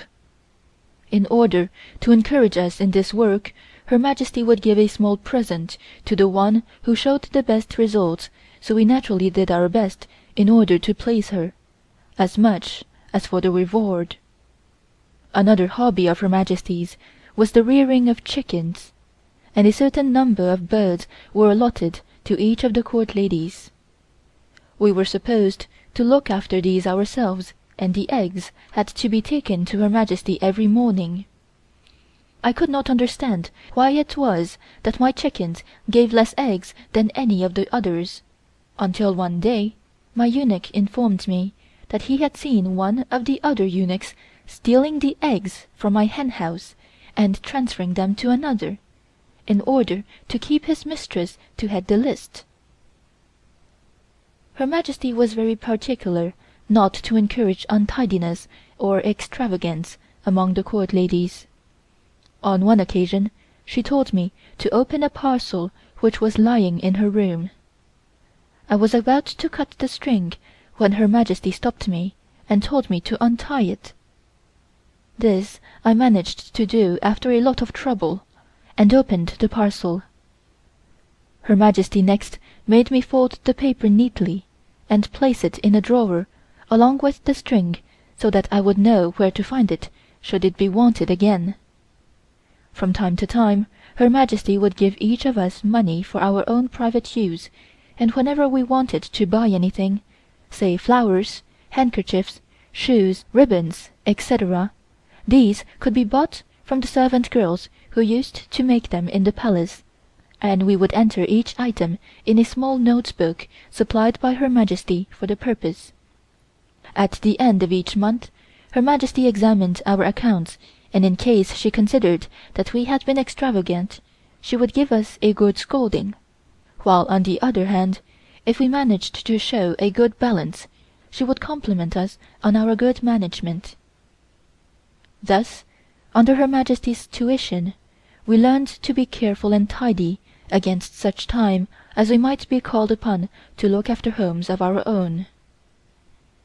About this time my father began to show signs of breaking down, and asked for permission to withdraw from public life. However, Her Majesty would not hear of this, and decided to give him another 6 months' vacation instead.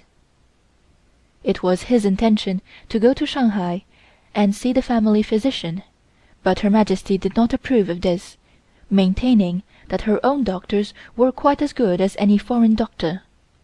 These doctors therefore attended him for some time, prescribing all kinds of different concoctions daily.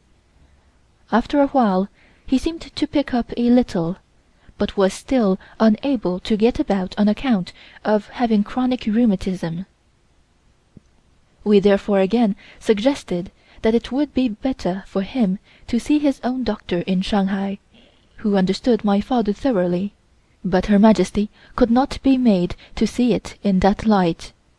She said that what we wanted was a little patience, that the Chinese doctors might be slow, but they were sure, and she was convinced they would completely cure my father very soon. The fact of the matter was, she was afraid that if my father went to stay in Shanghai, the rest of the family would want to be there with him, which was not in her program at all. So we decided to remain in Peking unless my father showed signs of getting worse. In due course, the time arrived on which it had been arranged to hold the spring garden party for the diplomatic corps, and as usual one day was set apart for the ministers, secretaries and members of the various legations, and the following day for their wives, etc. This year very few guests attended the garden party, but among those who did come were several strangers. About half a dozen ladies from the Japanese legation came with Madame Uchida, wife of the Japanese minister. Her Majesty was always very pleased to see this lady, whom she very much admired on account of her extreme politeness. After the usual presentation, we conducted the ladies to luncheon, showed them over the palace grounds, after which we wished them good-bye, and they took their leave. We reported everything to Her Majesty, and, as usual, were asked many questions. Among the guests there was one lady, English so far as I could make out, dressed in a heavy tweed travelling costume, having enormous pockets, into which she thrust her hands as though it were extremely cold. She wore a cap of the same material. Her Majesty asked if I had noticed this lady with the clothes made out of rice bags, and wasn't it rather unusual to be presented at court in such a dress? Her Majesty wanted to know who she was and where she came from. I replied that she certainly did not belong to any of the legations, as I was acquainted with everybody there. Her Majesty said that whoever she was, she certainly was not accustomed to moving in decent society, as she, Her Majesty, was quite certain that it was not the thing to appear at a European court in such a costume. I can tell in a moment, Her Majesty added, whether any of these people are desirous of showing proper respect to me, or whether they consider that I am not entitled to it. These foreigners seem to have the idea that the Chinese are ignorant, and that therefore they need not be so particular as in European society. I think it would be best to let it be understood for the future what dress should be worn at the different court functions, and at the same time use a certain amount of discretion in issuing invitations. In that way I can also keep the missionary element out, as well as other undesirables. I like to meet any distinguished foreigners who may be visiting in China, but I do not want any common people at my court. I suggested that the Japanese custom could be followed, viz., to issue proper invitation cards stipulating at the foot the dress to be worn on each particular occasion.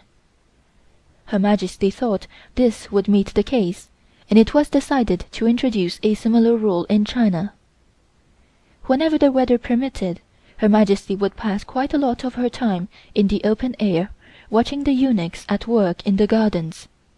During the early spring the lotus plants were transplanted, and she would take keen interest in this work. All the old roots had to be cut away and the new bulbs planted in fresh soil.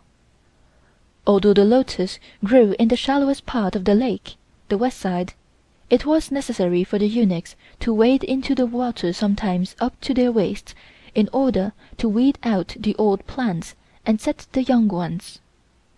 Her Majesty would sit for hours on her favorite bridge, the Jade Girdle Bridge, and superintend the eunuchs at their work, suggesting from time to time as to how the bulbs were to be planted.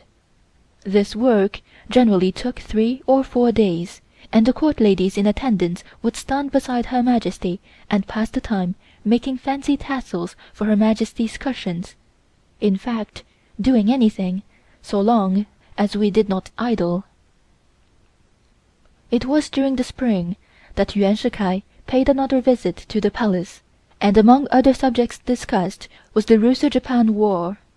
He told Her Majesty that it was developing into a very serious affair, and that he feared China would be the principal sufferer in the long run. Her Majesty was very much upset by this news, and mentioned that she had been advised by one of the censors to make a present to the Japanese of a large quantity of rice, but had decided to take no action whatever in the matter, which resolve Yuan Shikai strongly supported. I was still working each day translating the various newspaper reports and telegrams relating to the war, and one morning, seeing a paragraph to the effect that Kang Yuwei, leader of the reform movement in China in 1898, had arrived at Singapore from Batavia, I thought it might interest Her Majesty, and so translated it along with the rest. Her Majesty immediately became very much excited, which made me feel frightened, as I did not know what could be the matter. However, she explained to me that this man had caused all kinds of trouble in China, that before meeting Kang Yuwei, the Emperor had been a zealous adherent to the traditions of his ancestors, but since then had plainly showed his desire to introduce reforms and even Christianity into the country. On one occasion, continued Her Majesty, he caused the Emperor to issue instructions for the Summer Palace to be surrounded by soldiers, so as to keep me prisoner until these reforms could be put into effect. But through the faithfulness of Yong Lu, a member of the Grand Council, and Yuan Shikai, Viceroy of Zhili, I was able to frustrate the plot. I immediately proceeded to the Forbidden City, where the Emperor was then staying, and after discussing the question with him, he replied that he realized his mistake, and asked me to take over the reins of government and act in his stead. The result of this was, of course, the Edict of 1898 appointing the Empress Dowager as Regent of China. Her Majesty had immediately ordered the capture of Kang Yuwei and his followers, but he had managed to effect his escape, and she had heard nothing further about him until I translated this report in the newspaper. She seemed relieved, however, to know where he was, and seemed anxious to hear what he was doing. She suddenly became very angry again, and asked why it was that the foreign governments offered protection to Chinese political agitators and criminals. Why couldn't they leave China to deal with her own subjects and mind their own business a little more? She gave me instructions to keep a lookout for any further news of this gentleman and report to her immediately, but I made up my mind that in any case I would not mention anything about him again, and so the matter gradually died away. During one of our visits to the Sea Palace, Her Majesty drew attention to a large piece of vacant ground, and said that it had formerly been the site of the audience hall, which had been destroyed by fire during the Boxer trouble. Her Majesty explained that this had been purely an accident, and was not deliberately destroyed by the foreign troops. She said that it had long been an eyesore to her, as it was so ugly, and that she had now determined to build another audience hall on the same site, as the present audience hall was too small to accommodate the foreign guests when they paid their respects at New Year. She therefore commanded the Board of Works to prepare a model of the new building in accordance with her own ideas, and submit it for her approval. Up to that time all the buildings in the palace grounds were typically Chinese, but this new audience hall was to be more or less on the foreign plan, and up to date in every respect. This model was accordingly prepared and submitted to Her Majesty. It was only a small wooden model, but was complete in every detail, even to the pattern of the windows and the carving on the ceilings and panels. However, I never knew anything to quite come up to Her Majesty's ideas, and this was no exception. She criticized the model from every standpoint, ordering this room to be enlarged and that room to be made smaller, this window to be moved to another place, etc., etc. So the model went back for reconstruction. When it was again brought for Her Majesty's inspection, everybody agreed that it was an improvement on the first one, and even Her Majesty expressed great satisfaction. The next thing was to find a name for the new building, and after serious and mature consideration, it was decided to name it Haiyan Sea Coast Audience Hall. Building operations were commenced immediately, and Her Majesty took great interest in the progress of the work. It had already been decided that this audience hall was to be furnished throughout in foreign style, with the exception of the throne, which of course retained its Manchu appearance. Her Majesty compared the different styles of furniture with the catalogues we had brought with us from France, and finally decided on the Louis XV style, but everything was to be covered with imperial yellow, with curtains and carpets to match. When everything had been selected to Her Majesty's satisfaction, my mother asked permission to defray the expense herself and make a present of this furniture. This Her Majesty agreed to, and the order was accordingly placed with a well-known Paris firm from whom we had purchased furniture when in France. By the time the building was completed, the furniture had arrived, and it was quickly installed. Her Majesty went to inspect it, and of course had to find fault as usual. She didn't seem at all pleased with the result of the experiment, and said that after all a Chinese building would have been the best, as it would have had a more dignified appearance. However, the thing was finished, and it was no use finding fault now, as it could not be changed. During the summer months I had plenty of leisure time and devoted about an hour each day to helping the Emperor with his English. He was a most intelligent man with a wonderful memory, and learned very quickly. His pronunciation, however, was not good. In a very short time he was able to read short stories out of an ordinary school reader, and could write from dictation fairly well. His handwriting was exceptionally fine, while in copying Old English and ornamental characters he was an expert. Her Majesty seemed pleased that the Emperor had taken up this study, and said she thought of taking it up herself, as she was quite sure she would learn it very quickly if she tried. After 2 lessons she lost patience and did not mention the matter again. Of course, these lessons gave me plenty of opportunity to talk with His Majesty, and on one occasion he ventured to remark that I didn't seem to have made much progress with Her Majesty in the matter of reform. I told him that many things had been accomplished since my arrival at court, and mentioned the new audience hall as an instance. He didn't appear to think that anything worth talking about, and advised me to give up the matter altogether. He said when the proper time arrived, if it ever did arrive, then I might be of use, but expressed great doubts on the subject. He also inquired about my father, and I told him that unless his health improved very soon, it would be necessary for us to leave the court for a while at any rate. He replied that although he should very much regret such a necessity, he really believed that it would be for the best. He said he felt certain that I should never be able to settle down permanently to court life, after spending so many years abroad, and for his part would put no obstacles in the way of my leaving the court if I desired to do so. Her Majesty had given me permission to visit my father twice every month, and everything appeared to be going along nicely, until one day one of Her Majesty's servant girls told me that Her Majesty was trying to arrange another marriage for me. At first I did not take any notice of this, but shortly afterwards Her Majesty informed me that everything was arranged, and that I was to be married to a certain prince whom she had chosen. I could see that Her Majesty was waiting for me to say something, so I told her that I was very much worried at that time about my father, and begged her to allow the matter to stand over for the time being at any rate.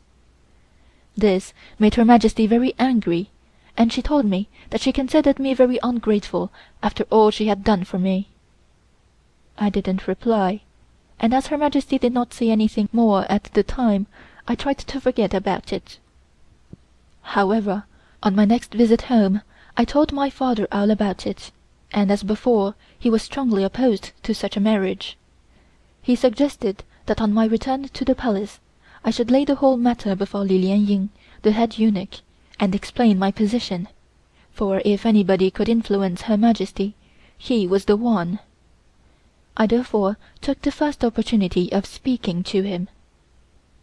At first he appeared very reluctant to interfere in the matter, and said he thought I ought to do as Her Majesty wished, but on my stating that I had no desire to marry at all, but was quite willing to remain at court in my present position, he promised to do his best for me.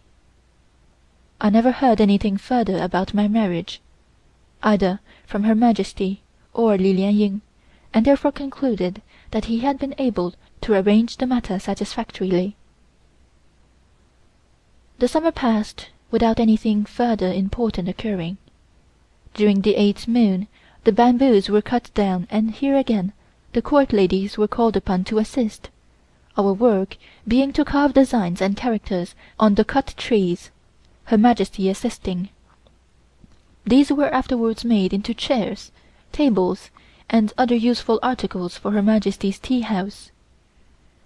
During the long autumn evenings, Her Majesty would teach us Chinese history and poetry, and every 10th day would put us through an examination in order to find out how much we had learned, prizes being awarded for proficiency. The younger eunuchs also took part in these lessons, and some of their answers to Her Majesty's questions were very amusing. If Her Majesty were in a good humor, she would laugh with the rest of us, but sometimes she would order them to be punished for their ignorance and stupidity. However, as they were quite accustomed to being punished, they did not seem to mind very much, and forgot all about it in the next minute. As Her Majesty's 70th birthday was approaching, the Emperor proposed to celebrate this event on an unusually grand scale, but Her Majesty would not give her consent to this proposal on account of the war trouble, for fear people might comment on it. The only difference, therefore, between this birthday and the former ones was that Her Majesty gave presents to the court in addition to receiving them.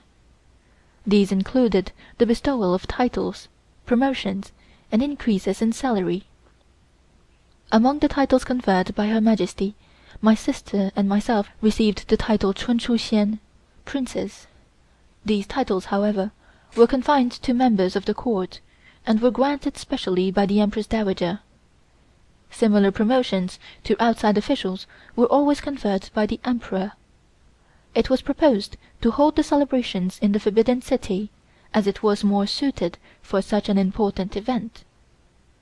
However, Her Majesty did not like this idea at all, and gave instructions that the court should not be moved until 3 days before the 10th of the 10th moon, the date of her birthday.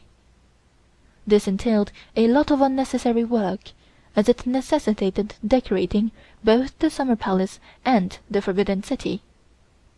Everything was hurry and bustle. To add to this, it snowed very heavily during the few days previous to the 10th. Her Majesty was in a very good mood. She was very fond of being out in the snow, and expressed a wish to have some photographs taken of herself on the hillside. So my brother was commanded to bring his camera, and took several very good pictures of Her Majesty. On the 7th day the court moved into the Forbidden City, and the celebrations commenced. The decorations were beautiful, the courtyards being covered with glass roofs to keep out the snow. The theaters were in full swing each day. The actual ceremony, which took place on the 10th, did not differ in any respect from previous ones. Everything passed off smoothly, and the court removed again into the Sea Palace. While at the Sea Palace, we received news that my father's condition was becoming serious, and he again tendered his resignation to Her Majesty. She sent her eunuchs to find out exactly what the matter was, and on learning that he was really very ill, accepted his resignation.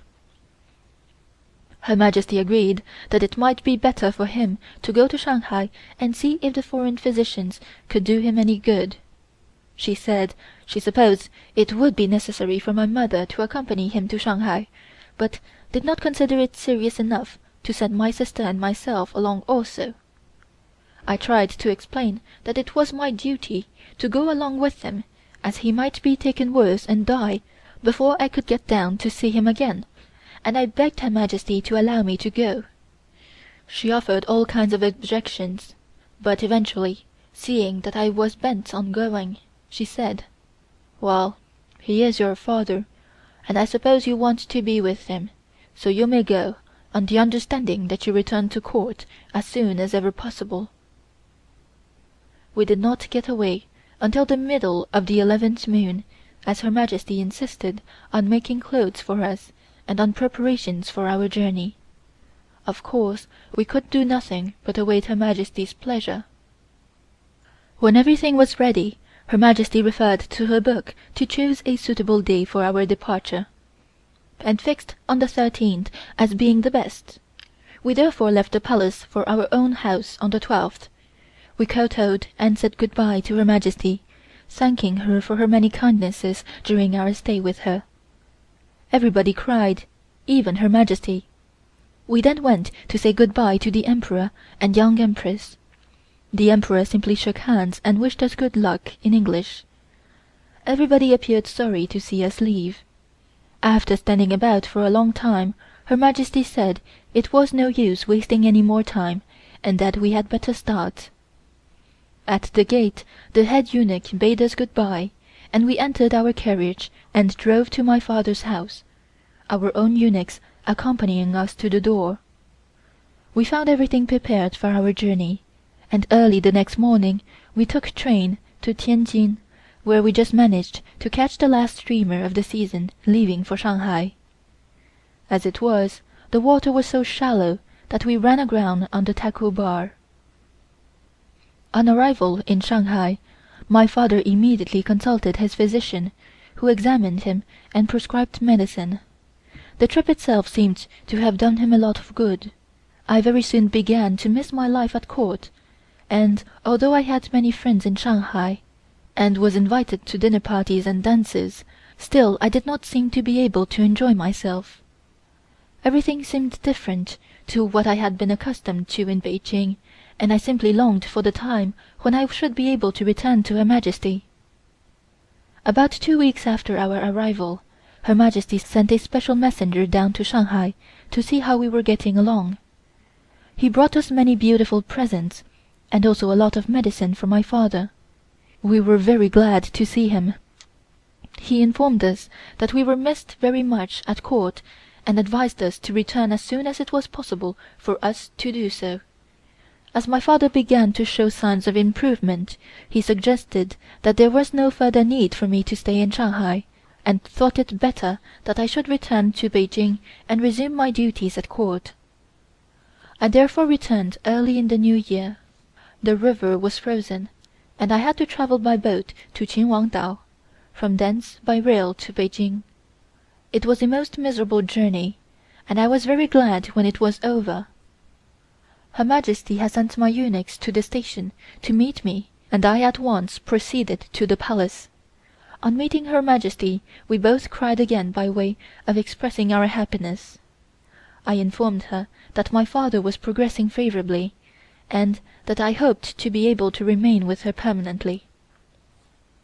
I resumed my previous duties, but this time I had neither my sister for a companion nor my mother to chat with, and everything appeared changed.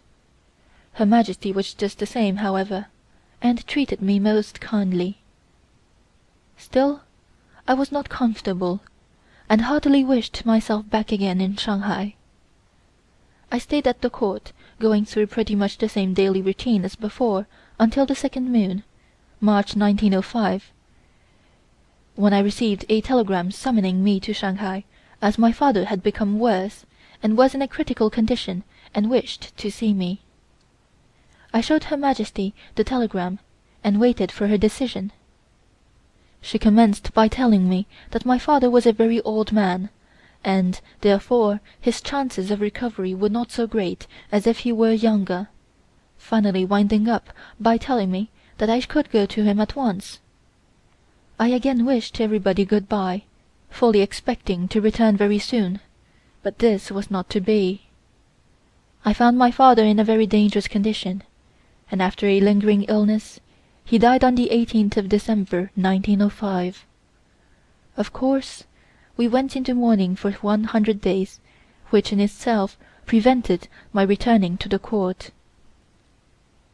While in Shanghai, I made many friends and acquaintances, and gradually began to realize that after all the attractions of court life had not been able to eradicate the influences which had been brought to bear upon me while in Europe.